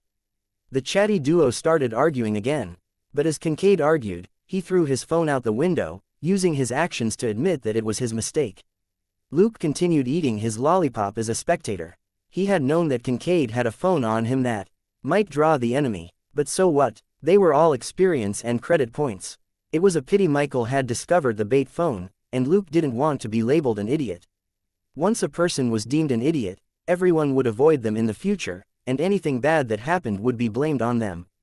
As dawn broke, the 3 of them reached a dock. Michael wasn't wrong. The other party had indeed been tracking the phone and hadn't sensed his intentions. There was no one at the dock. There were a lot of docks in England, and plenty of ferries that left for France and Amsterdam. The mercenaries who were after Kincaid weren't a large force, and couldn't monitor all the docks in a short period of time. There were definitely people watching the Channel Tunnel, which was why Michael didn't drive to France. Sitting on the ferry, the 3 of them leaned against the railing at the top of the ferry and watched England gradually disappear. Luke had bought a big bag of snacks from a supermarket on the pier, and gave Kincaid a drink on the boat. "It's an energy drink. It's nothing like the one in Michael's car." Kincaid didn't think anything of it. He accepted it and drank. Luke gave Michael another bottle of coffee. "You're still young. Have this to wake up." Neither of them cared. They opened their drinks and started drinking and chatting. Luke sat on the railing with a smile and took out a sandwich to eat. He didn't forget to give the chatty duo some food. The reason he was being so nice was that it would take a few hours to get there, and it would be nice to listen to their 2-man show. Food replenished stamina, drinks replenished saliva, and these 2 chatterboxes could continue chattering. Listening to their conversation, Luke gradually understood what was going on with Kincaid. In a sense, the black baldy was similar to Luke. Chapter 689. A good person and giving flowers. The so-called hitman was just Kincaid making money while killing the bad guys, just like how Luke killed bad guys to earn experience and credit points. Nobody he killed was innocent. When Kincaid openly called himself a good person, Michael was speechless. Michael had fought Kincaid many times, so he naturally knew what kind of people he killed. Practically all of them deserved to die, while he, who wanted to make money, didn't care if his clients were good or bad, as long as they gave him money. Luke finally understood why a decisive killer like Kincaid would help them when the gangsters in Honduras went after Luke and Vanessa. That was because the Black Baldy was truly a good person. He was sure that he was doing a good deed. Even though he was a murderer, this guy was very optimistic and open-minded. In comparison, Michael was much worse. This guy, who was still working hard for money and his career, didn't seem to understand what he wanted. If he only liked money and success, he wouldn't be so lost. As a good person, he wavered over making money, his tortured thoughts turning him into a depressed young man. Luke exhaled in satisfaction and stretched. It was best not to live too complicated a life. The more he thought about it, the more troubles he would have, since the problems in this world would never be solved completely. It was a sunny afternoon in Amsterdam. The city was as pretty as a picture. Flowers and people in gorgeous clothes were everywhere as they walked through old buildings and streets. The three of them took the bus to Michael's supposedly secret base, but he couldn't unlock it. The landlord changed the password and set up a Heitsker alarm system. After putting in the wrong password 3 times, Michael was about to show off his extraordinary electronic decryption skills, when Luke silently stretched out his hand. After putting the fake phone up to the combination lock for 3 seconds, the door opened with a click. Michael. Fine, it seems that the landlord didn't install a new security system. Kincaid gave him a thumbs up. You're so professional. Awesome. As he spoke, he laughed and walked in. Michael's face darkened as he looked at Luke. Luke nodded. Yes, this secret base is awesome. He then walked in. After entering, he sat at the window and looked at the scenery outside. Michael put on a clean outfit and prepared to take Kincaid to court at The Hague. Kincaid said that he wanted to take a shower and change into a new set of clothes. Then, Michael called his ex-girlfriend, Agent Roussel of Interpol. Luke couldn't help but smile when he heard the petty Michael say that he forgave his ex-girlfriend, only to be berated by the furious Agent Roussel. Congratulations, Michael Bryce. The sour smell of love is blown away by your foul mouth once again. Thinking that, he looked at a street corner, where a black baldy flashed past. A minute later, Michael rushed downstairs and asked, "Where's Kincaid?" Luke shrugged. "Weren't you watching him?" Michael let out a sh*t, put on his helmet, and rode a motorcycle out of the safe house. A moment later, Luke left leisurely. But now, he was wearing a black leather jacket and a black helmet. He got onto a Harley Fat Boy motorcycle. With a low rumble, the Fat Boy charged up the street and left. A moment later, Luke stopped the bike next to the clock tower. He looked at Kincaid, who was walking over with a basket of tulips, and sighed. The master of love lives up to his reputation. No wonder Sonia became his wife in just a few days. Muttering to himself, he looked at a house facing the clock tower several hundred meters away. That was the Interpol detention center, where Sonia, Kincaid's wife, was locked up. When she talked to Kincaid on the phone, she said that she could only see one big clock tower from her room. Looking at the gorgeous tulips at the top of the clock tower that faced the detention center, Luke changed his mind. Previously, he had been planning to send Kincaid to testify and test how many experience and credit points he could earn from this sort of extra work on the side. But after seeing how Kincaid handled things, he felt that there was no need to disrupt the old man's sweet trip over an experiment. After the trial, he could kill Duhovich with one shot from 800 meters away, and would earn a lot of experience and credit as well. The drone had already landed at the clock tower and was monitoring the surroundings. Many suspicious people were earmarked on the screen. Luke only needed to look at them to know that they weren't police officers. They were clearly mercenaries, just like the group that had chased Kincaid in Coventry. Luke got off the bike and walked into the crowd without taking off his helmet. Starting from the fringes, he approached the people who were following Kincaid. The moment he got close, he grabbed a criminal and punched him in the stomach and in the back of the head. He then helped the criminal lie down on a stone bench. It had to be said that the square near the clock tower was quite a nice place. Fresh flowers were everywhere, as well as chairs and the like for people to rest on. It was very easy for Luke to find a place to throw away this garbage. He moved quickly and stealthily. Everybody was lazily enjoying the afternoon sun, and few people paid attention to Luke. Just like that, he forced more than 10 mercenaries to go to sleep. If they were lucky, they would be sent to the hospital, and if they were unlucky, they would be woken up by the cold at night. Looking at Michael, who had also knocked out several mercenaries and followed Kincaid into the clock tower, Luke smiled. Instead of joining in on the fun, Luke returned to the motorbike and listened to their conversation through his earpiece as he checked the surveillance footage. Naturally, Kincaid, who was like an old man from the last century, had no idea that Luke had put a few bugs on him when he was unconscious. Otherwise, Luke wouldn't be so relaxed. Can't you get someone to deliver the flowers? No, I haven't bought flowers for Sonia in a long time. She'll love them to death, even if you're followed by a bunch of mercenaries who want to kill you. It's been a long time. Of course I have to give her a special surprise. The chatty duo in the clock tower began to bicker. Luke smiled as he started the motorbike and unhurriedly crossed the street. Michael was still too young. Kincaid was the true master of love. This was love. Sighing inwardly, he stuck his P226 out from under his right armpit. Pooh, pooh, pooh, pooh. He shot one mercenary standing outside a car up ahead, as well as 3 in the car. The first one was shot in the leg, while the mercenaries in the car could only take the hits in the upper torso since Luke couldn't see their lower halves. Chapter 690, Partners. Luke didn't kill the mercenaries. This was a square full of people, and the dead could easily traumatize children. After 4 shots, the Harley fat boy veered to the side and left the mercenary screaming outside the car to attract curious passers-by. You know what, I told her today that I forgave her. Hey, not many women want to be forgiven. They'll think that they were the ones who made the mistake. The chatterbox duo continued to bicker. Luke hummed a tune as he pulled the trigger. I want to know what love is, I want you to show me, pooh. Pooh. 2 mercenaries who were sitting down were shot from behind, and they screamed as they clutched their butts. The fat boy sped up and approached an SUV. Pooh, pooh, pooh, pooh. The 2 mercenaries who had just opened the car doors after getting news of an attack were sent rolling back into the car, and the driver was also shot. The other black SUV started up. The mercenaries in it clearly planned to move to reduce the chances of being attacked.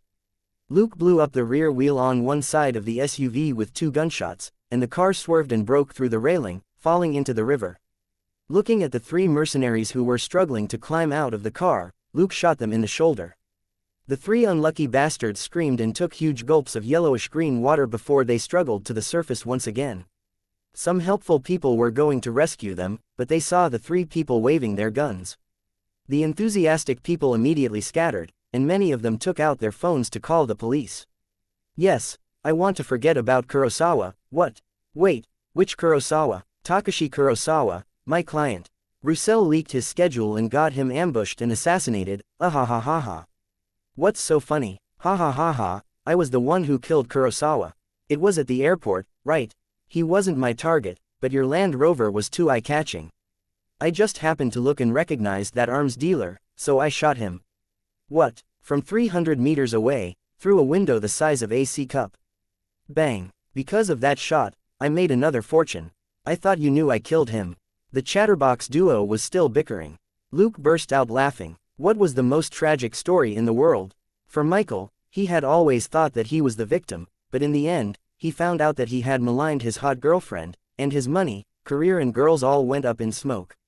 Luke, who was laughing too hard, had to adjust himself for a moment before the Harley caught up with an SUV that was circling the square.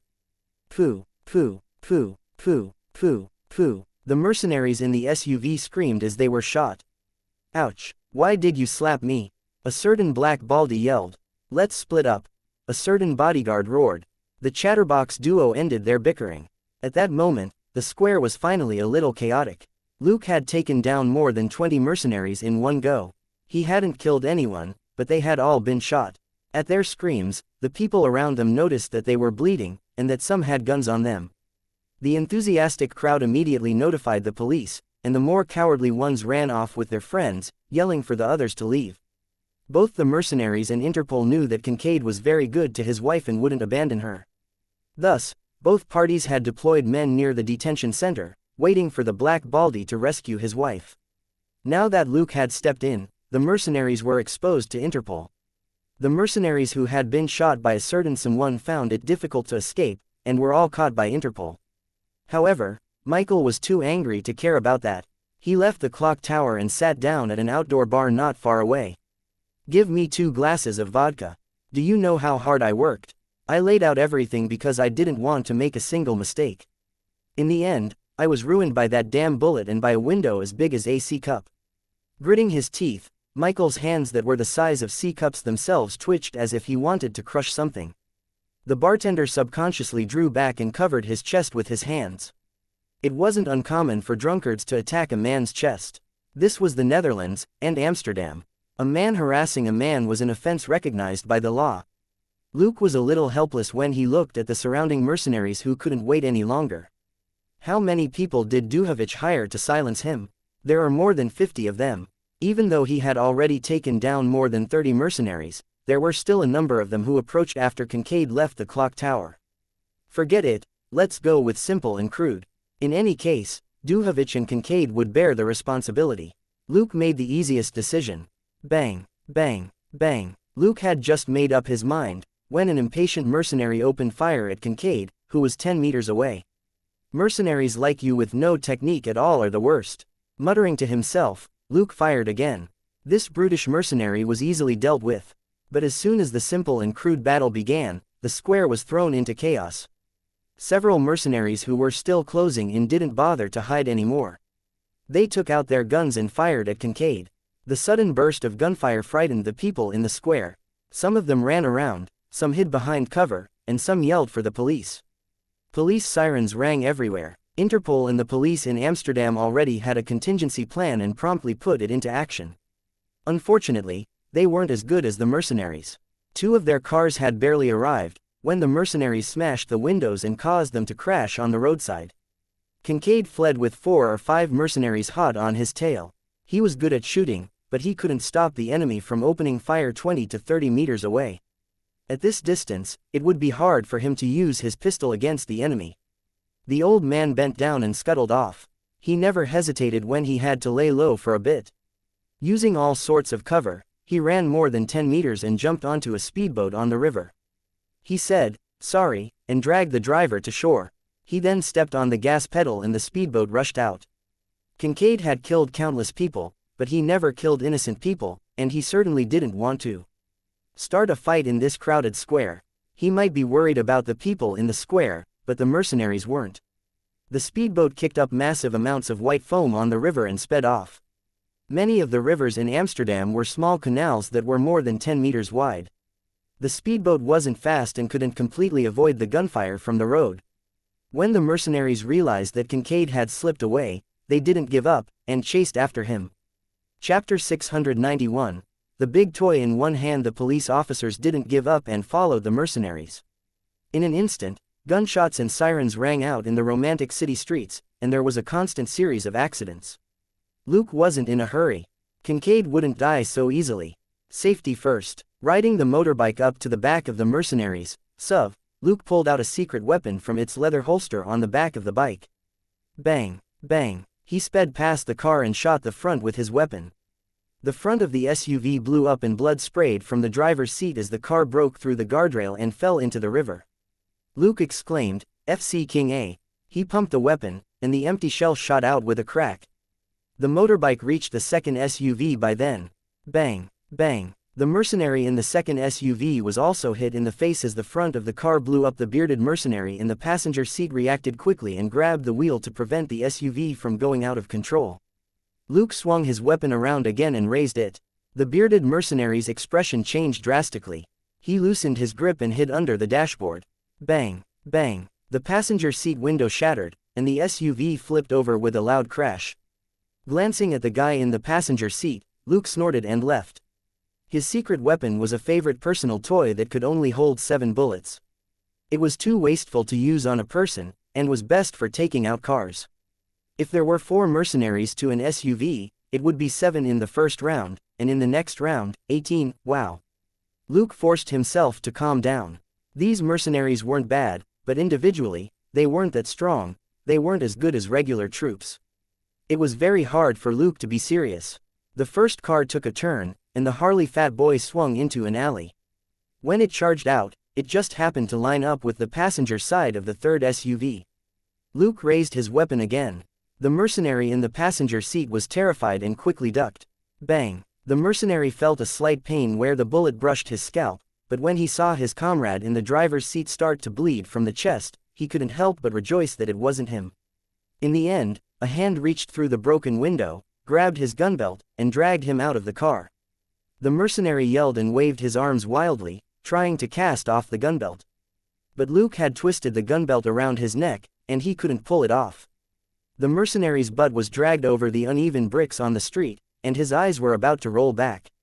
With one swing of the gunbelt, the mercenary's head hit the railing on the side of the road and he was left half hanging from it. Throwing away this excess garbage, Luke continued the chase. However, a series of gunshots rang out, and the things around him blew up. 2 officers in police cars were firing at him. Luke was lost for words. These police officers were truly outstanding. They just attacked whoever they saw. He turned the bike around decisively, and the Harley Fat Boy dashed over a bridge as it followed the SUV. He caught up with the SUV at a corner and shot at a window, forcing the car to veer into the river. The Harley Fat Boy suddenly sped up and charged up the hood of a car, using the momentum to soar high in the air toward the middle of the bridge. There, a mercenary had an RPG aimed at the incoming speedboat. The black baldy on the speedboat widened his eyes and his nostrils flared. He even stopped breathing for one moment. Trying to avoid that thing on this narrow river was a pure gamble. He wasn't confident he could do it, and could only pray for God's blessing. At that moment, the rumble of a motorbike suddenly rang out as a Harley Fat Boy flew over and landed on the bridge before Kincaid. Kincaid could even see a modified Winchester M1887 spinning leisurely in the hand of this rider in black leather. With a clear crack, the shell flew out and the next bullet was loaded. Bang! This shot caused the mercenary with the RPG to spin half a circle, and the rocket head shot into the SUV next to it. The man's accomplice was scared out of his wits. Before he could react, a rocket burst through the window. But because it was at such close range, the rocket wasn't triggered and it didn't explode. Instead, it pierced the man's shoulder and nailed him to the seat. The Harley Fat Boy flew over the head of the shooter and brushed past him. In midair, Luke put his beloved toy back into its leather holster on the back of the bike and gripped the bike firmly to prevent it from wobbling. The Harley Fat Boy hit the bridge, its rear shaking twice before the bike finally stabilized. It swerved left and right on the sidewalk and caught up with the criminals and police cars. The people in the police cars finally stopped shooting at him. The officer in the passenger seat was surprised and shouted, "Which department are you from?" He had seen Luke kill the mercenary with the RPG, and anyone who used an RPG in the city couldn't be on the police's side. So, was Luke an ally? Luke didn't say anything. He stepped on the gas pedal and drove past the police car. He then turned around with his left hand stretched out. Crack, bang. The last SUV swerved, but it couldn't avoid Luke's shotgun blast, and the hood was instantly destroyed. But the driver was very persistent. Even as the SUV slowed down, he tried to keep moving forward. Luke smiled and pumped his Winchester again. Crack. The criminal finally raised his head to check the road up ahead. In the end, he saw the black muzzle of a gun pointed at the driver's window. His eyes widened as he exclaimed, "No!" Bang. Blood splattered on the driver's seat. Wasn't it good to be alive? Why was he so dedicated? Luke sighed and put his gun away. Watching Kincaid disappear around a bend in the river, the Harley Fat Boy which Luke was riding sped up again. While Kincaid successfully escaped, the bodyguard ran into some trouble. Michael might have been infected with bad luck. He also helped Kincaid take care of a lot of the mercenaries, but was sent flying from his motorbike in the end by a group of mercenaries and was captured when he passed out. Following the tracker that he had placed on Michael, Luke turned the bike around and went after them. 20 minutes later, Luke observed the mercenary nest in front of him outside an old building on the outskirts of the city. He looked at the screen again. There was a green dot rapidly approaching. The green dot was Kincaid. The old man wasn't simple. After escaping pursuit, he quickly turned around to catch up with the mercenaries that had returned. Michael was about to be given an electric shock, and Kincaid, the black baldy, was about to rush over as well. Luke couldn't wait any longer. In his earpiece, Michael was chattering non-stop. "Don't you know you need me to trust you and establish a connection first before I tell you anything, ah?" Chapter 692. I said, "He's behind you." There was a scream as the kid with the cheap mouth was given an electric shock. Luke had no choice. These mercenaries were neither Kincaid nor Roussel, and wouldn't tolerate Michael's foul mouth. Now, tell me, where did Kincaid go? I'll count to 3, Michael's mouth moved quickly. Wait, are you a vampire? Look at your pale face and red lips, the executioner who was in the middle of saying 1, subconsciously paused for a moment, before he called out 2. Michael quickly said, I'll talk. He's right behind you, I swear. See, scouts, honor, The executioner impatiently pressed the electric prod to Michael's body again. Who are you kidding? Do you think I'll believe you? A rope quietly fell from above to swiftly wrap around the executioner several times. 2 large hands reached out from behind the executioner to grab his hand and pull the electric prod away from Michael before pressing it to the executioner's strangely tattooed chest. Then, as one hand held down the electric prod, the other reached out to adjust the button. He pushed the voltage up to the maximum and pressed harder on the executioner's chest. He's not lying. I'm right behind you. The executioner wasn't in a position to reply. Smoke rose from his body and the smell of roasting meat wafted out. But even so, the guy was still conscious. He only screamed in pain, and 2 fangs protruded from his lips. Tell me, where are your compatriots? Luke asked after a short pause. You can just wait to die. They'll come for you, the executioner threatened. Luke wasn't in the mood to talk to him at all.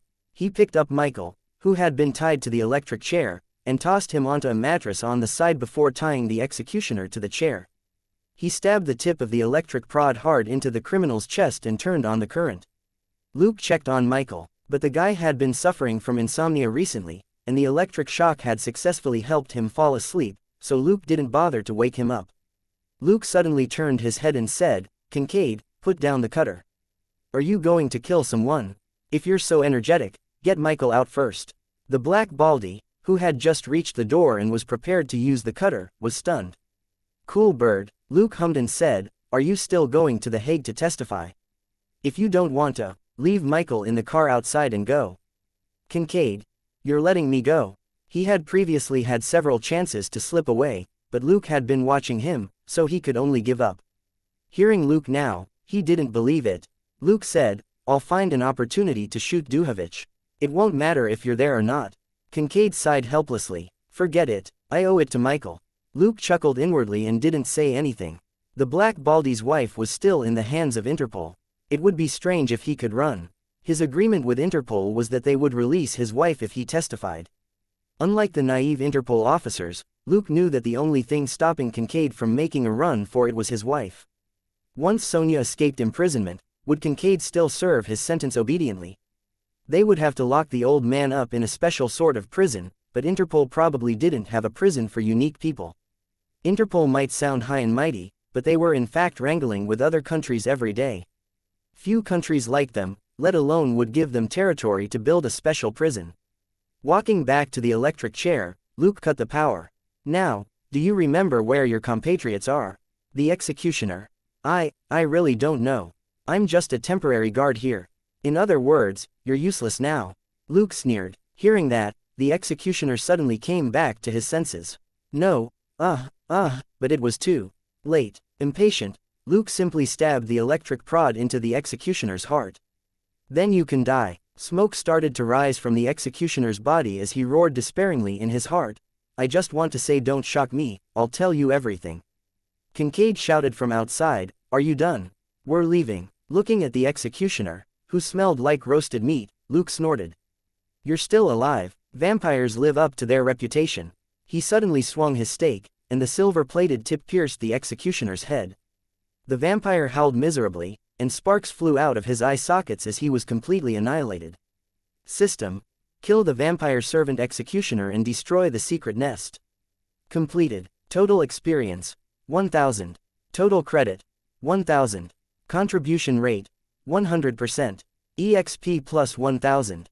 Credit plus 1000. Host's experience: 40,750. 90,000 credit: 29,450. His harvest this time wasn't bad. Although he hadn't killed the mercenaries earlier, he had earned almost 1,000 experience and credit points from them. When it came to the abilities of the vampires and their servants, there basically wasn't much of a difference, it could only be discerned purely through experience. Luke stepped out of the building and got onto his Harley Fat Boy. He said to Kincaid, who was in the car, you go straight to The Hague. I'll follow you. I'll take care of the mercenaries. Kincaid nodded and drove off. It was already 3 in the afternoon, and the International Criminal Court of The Hague would close at 5. To make it to the trial today, Kincaid couldn't waste any more time. Not long after, Kincaid switched to another car and dragged Michael, who had only just regained consciousness, to The Hague. He could only blame the guy for having a cheap mouth. Luke was only a little late, and Michael had already been shocked twice. Kincaid's Ford was in the front, and Luke's Harley followed behind them as they headed west. The Hague was only 60 kilometers away from Amsterdam. If they picked up speed, they would arrive in 40 minutes. At the highway exit in front of The Hague, the mercenaries emerged again. Luke had already seen them with his binoculars from an overpass, so he wasn't surprised. He simply told Kincaid to relax and head for the court. Kincaid glanced in the rearview mirror, only to see the windows of 2 SUVs that emerged from a street behind them shatter as they crashed on the side of the road. This time, Luke chose the method he was most used to. The moment the mercenaries' SUVs appeared, Luke sped up and swept the area with the that he had found in the mercenaries' nest. Michael, who had woken up, was also paying attention to the situation behind the car. Seeing Luke's simple and blunt methods, he heaved a sigh of relief. It's a good thing we didn't go along with Cool Bird after we entered Amsterdam. Otherwise, I would definitely be going to jail. Although Luke never revealed his face once he got on the Harley Fat Boy, Michael wasn't stupid. The only person who would help them at this moment was Cool Bird, who had disappeared. Kincaid, is it really all right to make such sarcastic remarks to an old man who's going to go to prison after testifying? Chapter 693, Duhovic's Final Madness. Michael sweated. Sorry. Wait, I wasn't the one who caught you. Why should I apologize? Also, you ruined my life, Kincaid said. You're complaining like a resentful wife again. Are you sure you want to face your ex-girlfriend like this? Michael, what do you suggest? Kincaid said, I think you should do this, and this, and this. Luke casually helped them out as he listened to the dirty talk. After Luke flipped over 4 to 5 cars of mercenaries, Kincaid and Michael finally entered the International Criminal Court at The Hague. The trial officially began. Luke found an empty room, put away the Harley Fat Boy, and switched his face and clothes again.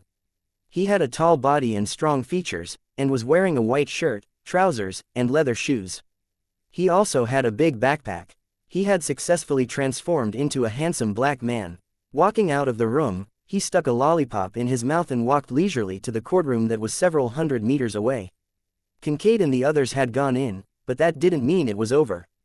If Duhovic was convicted, he would be sentenced to life imprisonment without parole, and might even be sentenced to death for crimes against humanity. How many people had he killed and how many family members wanted to take revenge on him? It wouldn't be less than 1,000 people. If he didn't seize this last chance to retaliate, he would definitely die if he went to prison. Also, Duhovic had given Luke almost 200 mercenaries worth of points. Given this heavy-handed and crazed style, he would definitely have a final trick up his sleeve. Outside the court, hundreds of people with signs were standing outside the blockade. Most of them had a grudge against Duhovic, who had killed their family and friends. A minority were the enthusiastic masses and reporters who had come specifically to see this butcher be sentenced. Luke had a calm expression on his face as he moved around the crowd. There was no need to smile. The people here weren't in the mood to smile. Most of them were worried, hostile, furious or expectant, but no one was happy. He circled the crowd, but didn't find anything. There were no explosives, firearms, or dangerous chemicals. Without these things, Duhovic couldn't create chaos from the outside. There were more than 50 officers in the criminal court, as well as patrolling Interpol and SWAT officers. It wouldn't be easy to escape. Thinking that, he walked to a tree not far away from the crowd and checked the image transmitted by the drone. In the courtroom, Kincaid presented lethal evidence photos and videos of Duhovic at the scenes of slaughter. There was an uproar. This was solid evidence. In the courtroom, Duhovic looked at the evidence and suddenly smiled. Judges, to save time, let me say something. Luke narrowed his eyes and had a bad feeling. He had dealt with many crazy big shots, especially when they were in desperate straits. It was the nature of many big shots to put up one last struggle. Without this sort of temperament, they wouldn't have been able to climb to the top in a society where the strong preyed on the weak. There was madness in Duhovic's tone. Luke glanced at the surveillance footage and suddenly noticed a large freight truck speeding down the street. Thinking quickly, he stood behind the tree and out of the line of sight. He picked up the folded white wolf armor and said, "White wolf armor, activate." With a crack, the white armor extended over his back to cover his entire body in 10 seconds. Luke turned into a white shadow and charged forward. The freight truck sped up and headed straight for the court building. Luke appeared not far away. Looking at the empty driver's seat, Luke frowned and drew his pistol. Pa, pa, pa, pa. The two front wheels didn't explode, they were explosion-proof tires. Thinking quickly, Luke followed the truck. His sharp nose had already picked up the scent of explosives in the trunk. He looked around and found that the situation was a little tricky. The freight truck was currently on the street, and there were buildings on both sides of the road. He couldn't let the truck stop here, or the explosion would kill a lot of people. But he couldn't let the truck charge directly for the court, where hundreds of people were also gathered. Thoughts whirling, he took out something and typed a line of words before he suddenly threw it in the direction of the court. The object that looked like a frisbee started to make a loud noise in the air. Warning, there is a bomb on the truck. Evacuate at once. The crowd at the court gates raised their heads in surprise, only to see a black disc fly over and land hard in the grass not far away, but the words that it was broadcasting didn't stop. Everybody subconsciously looked at the truck that was speeding up and sensed that something was wrong. This wasn't a main thoroughfare, and a freight truck like this wouldn't pass through here. In that moment of silence, the police officers who were maintaining order were the first to react. They gestured frantically and shouted, "Run! Run over there!" They were telling the crowd to run away from the truck into the other side of the building. It was dangerous, but it was better than being directly exposed to the explosion. Right at that moment, a white figure dashed out from the right and swung a black longsword. Clang! An ear-piercing metallic sound rang out as the truck's right front wheel jerked. Clang! Clang! Clang! Luke unleashed his full strength, and the truck's right front wheel finally couldn't withstand the force and fell out. As the front right wheel fell off, the truck naturally swung around and crashed in the square on the right. The wheel hit a stone step, and the front of the car was smashed. The freight truck's carriage also stopped abruptly before it was lifted into the air and then crashed in the square. Boom! A huge fireball exploded with a loud bang and sent out a violent shock wave. The people who were running in all directions fell to the ground at practically the same time. Luke had already ducked behind a building when the truck turned around. Looking at the glass doors and windows that were blown out by the shock wave, he cursed Duhovich for being a lunatic. That had to be over 100 kilograms of explosives. Luke suspected there would have been even more if Duhovich hadn't been in the courtroom. After the blast, Luke stuck his head out and surveyed the court building in the distance. His warning gave everyone more than 10 seconds to escape. His efforts prevented the truck from exploding in the crowd, but many people were still injured. They were either sitting or lying on the ground, confused by the explosion and the shock wave. Chapter 694. I admire those with backbone the most. Pondering for a moment, Luke said, "White wolf armor, release." With a crack, the armor on his body automatically folded back into a flat white box. Only then did he quickly run to the court to join the rescue operation. On his way, he sighed inwardly. There were a lot of people who were injured, but Luke chose to treat the ones who needed the most urgent attention. The others could wait for the paramedics from the hospital, most of whom were probably already en route. Looking at the system, he had just earned more than 2,000 experience and credit points, which meant that he had saved hundreds of lives. But from what Luke had just heard in the court hearing, it didn't matter whether Duhovich confessed to this crime or not. This was Duhovich's final madness. There was a droning in the air as a red emergency helicopter flew over. How efficient. Not bad, Luke thought to himself as he raised his head for a look. The helicopter flew over his head and headed swiftly for the court building. He frowned and looked at the helicopter again. It seemed he saw someone in the helicopter just now holding a rifle. That wasn't right. The police had their own helicopter, and shouldn't have taken the hospital's rescue helicopter. Also, the person on the helicopter didn't look like a police officer. Sure enough, he heard gunshots from the top of the building. It was clearly the sound of a rifle opening fire. Luke got up and rushed to the court building. He activated the white wolf armor and jumped up the building via the windows to reach the top floor. Looking at the helicopter that was landing, Luke raised an eyebrow. Two people were running toward the helicopter. One of them had recently become a hot topic in Europe. Duhovich. Luke unhurriedly drew his gun. Pa! The mercenary protecting Duhovich collapsed. Pa! Pa! The heads of the two mercenaries on the helicopter exploded. Startled, Duhovich turned around and raised his gun. Seeing Luke walk over, he pulled the trigger without hesitation. Anyone who delayed his escape would die. Pa! Pa! Pa! Pa! The white figure dodged the bullets and sped toward Duhovich, grabbing his gun and picking him up. Duhovich struggled, but to no avail. He was going to kick Luke, but he missed as he was turned around. Luke held Duhovich out over the edge of the roof by his right hand before turning him back around to face him. Tell me about the vampires and I'll give you a quick death. Duhovich was stunned. What? Luke said, have you forgotten how much food you gave them? He then exerted force. Duhovich screamed. His right hand was crushed, and all his weight was hanging from it. Luke picked up Duhovich's left hand with his other hand. If you speak any more nonsense, I'll crush every bone in your body. Duhovich gritted his teeth and smiled. No, you have to ask for their permission first. He looked behind Luke. Luke didn't even need to turn around to know that the police had arrived. The corners of his mouth twitched. Crack! Duhovich screamed again as his left hand was crushed. Then, his world flipped as Luke hung him upside down by his right foot. Now, you still have 2 legs. How many bones do you think you'll break before they save you? A cold electronic voice rang out. Duhovich was sweating from the pain, but he yelled, Save me!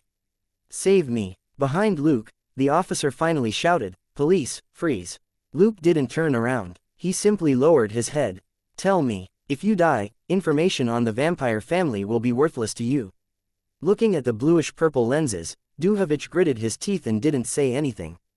Luke suddenly sighed and nodded. Forget it, I admire those with backbone the most. I'll let you go. Surprise flashed in Duhovich's eyes, but he suddenly felt weightless. The bluish-purple lenses on the wolf mask seemed to flash mockingly as they gradually drew further away. No, Duhovich screamed in despair as he fell from the building. Many people downstairs had already noticed the situation on the roof. When Luke grabbed Duhovich and hung him over the edge, he had deliberately chosen to face the crowd.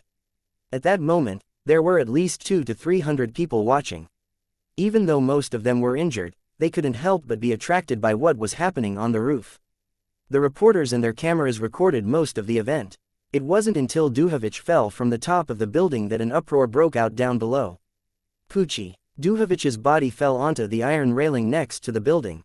His chest was pierced through by a sharp iron rail, and he hung there, blood pouring from his mouth. The last thing he saw was the crowd gradually gathering around him, and the shock and joy in their eyes.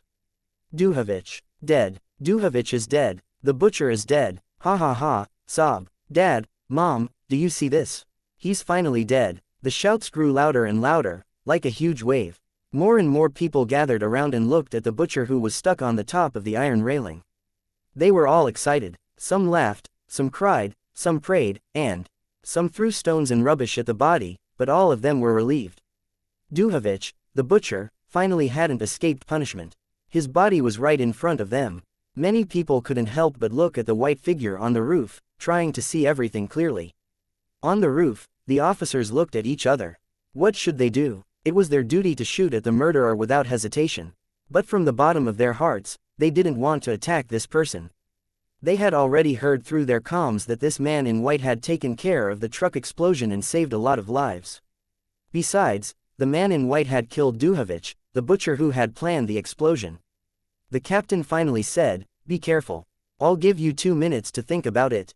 You better surrender, or you'll have to bear the consequences.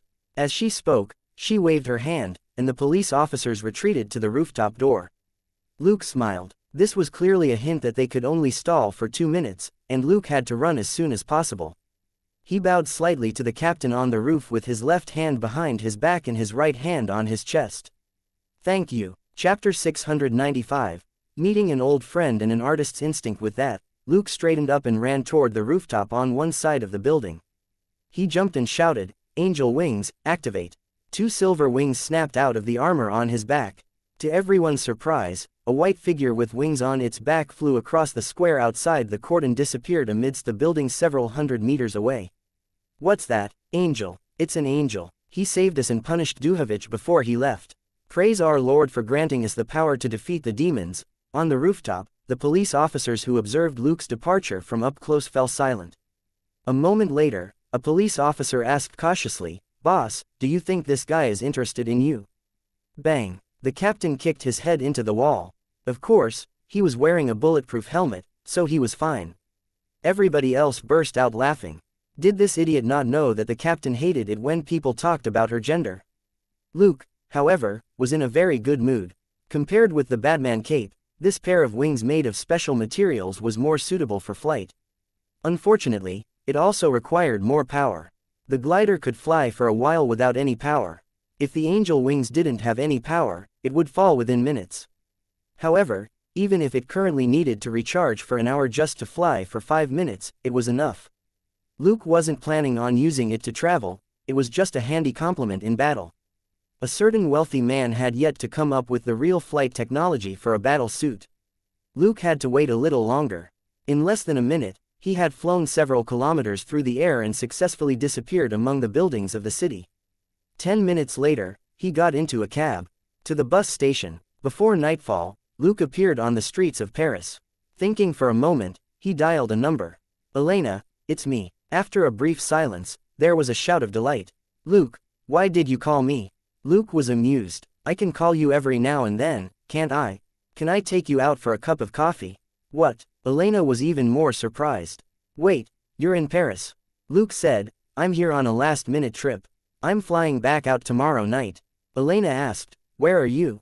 "I'll come find you." Luke said, "Downstairs." Elena said, "Wait." A moment later, there was the sound of hurried footsteps, and the door was flung open and smashed against the wall.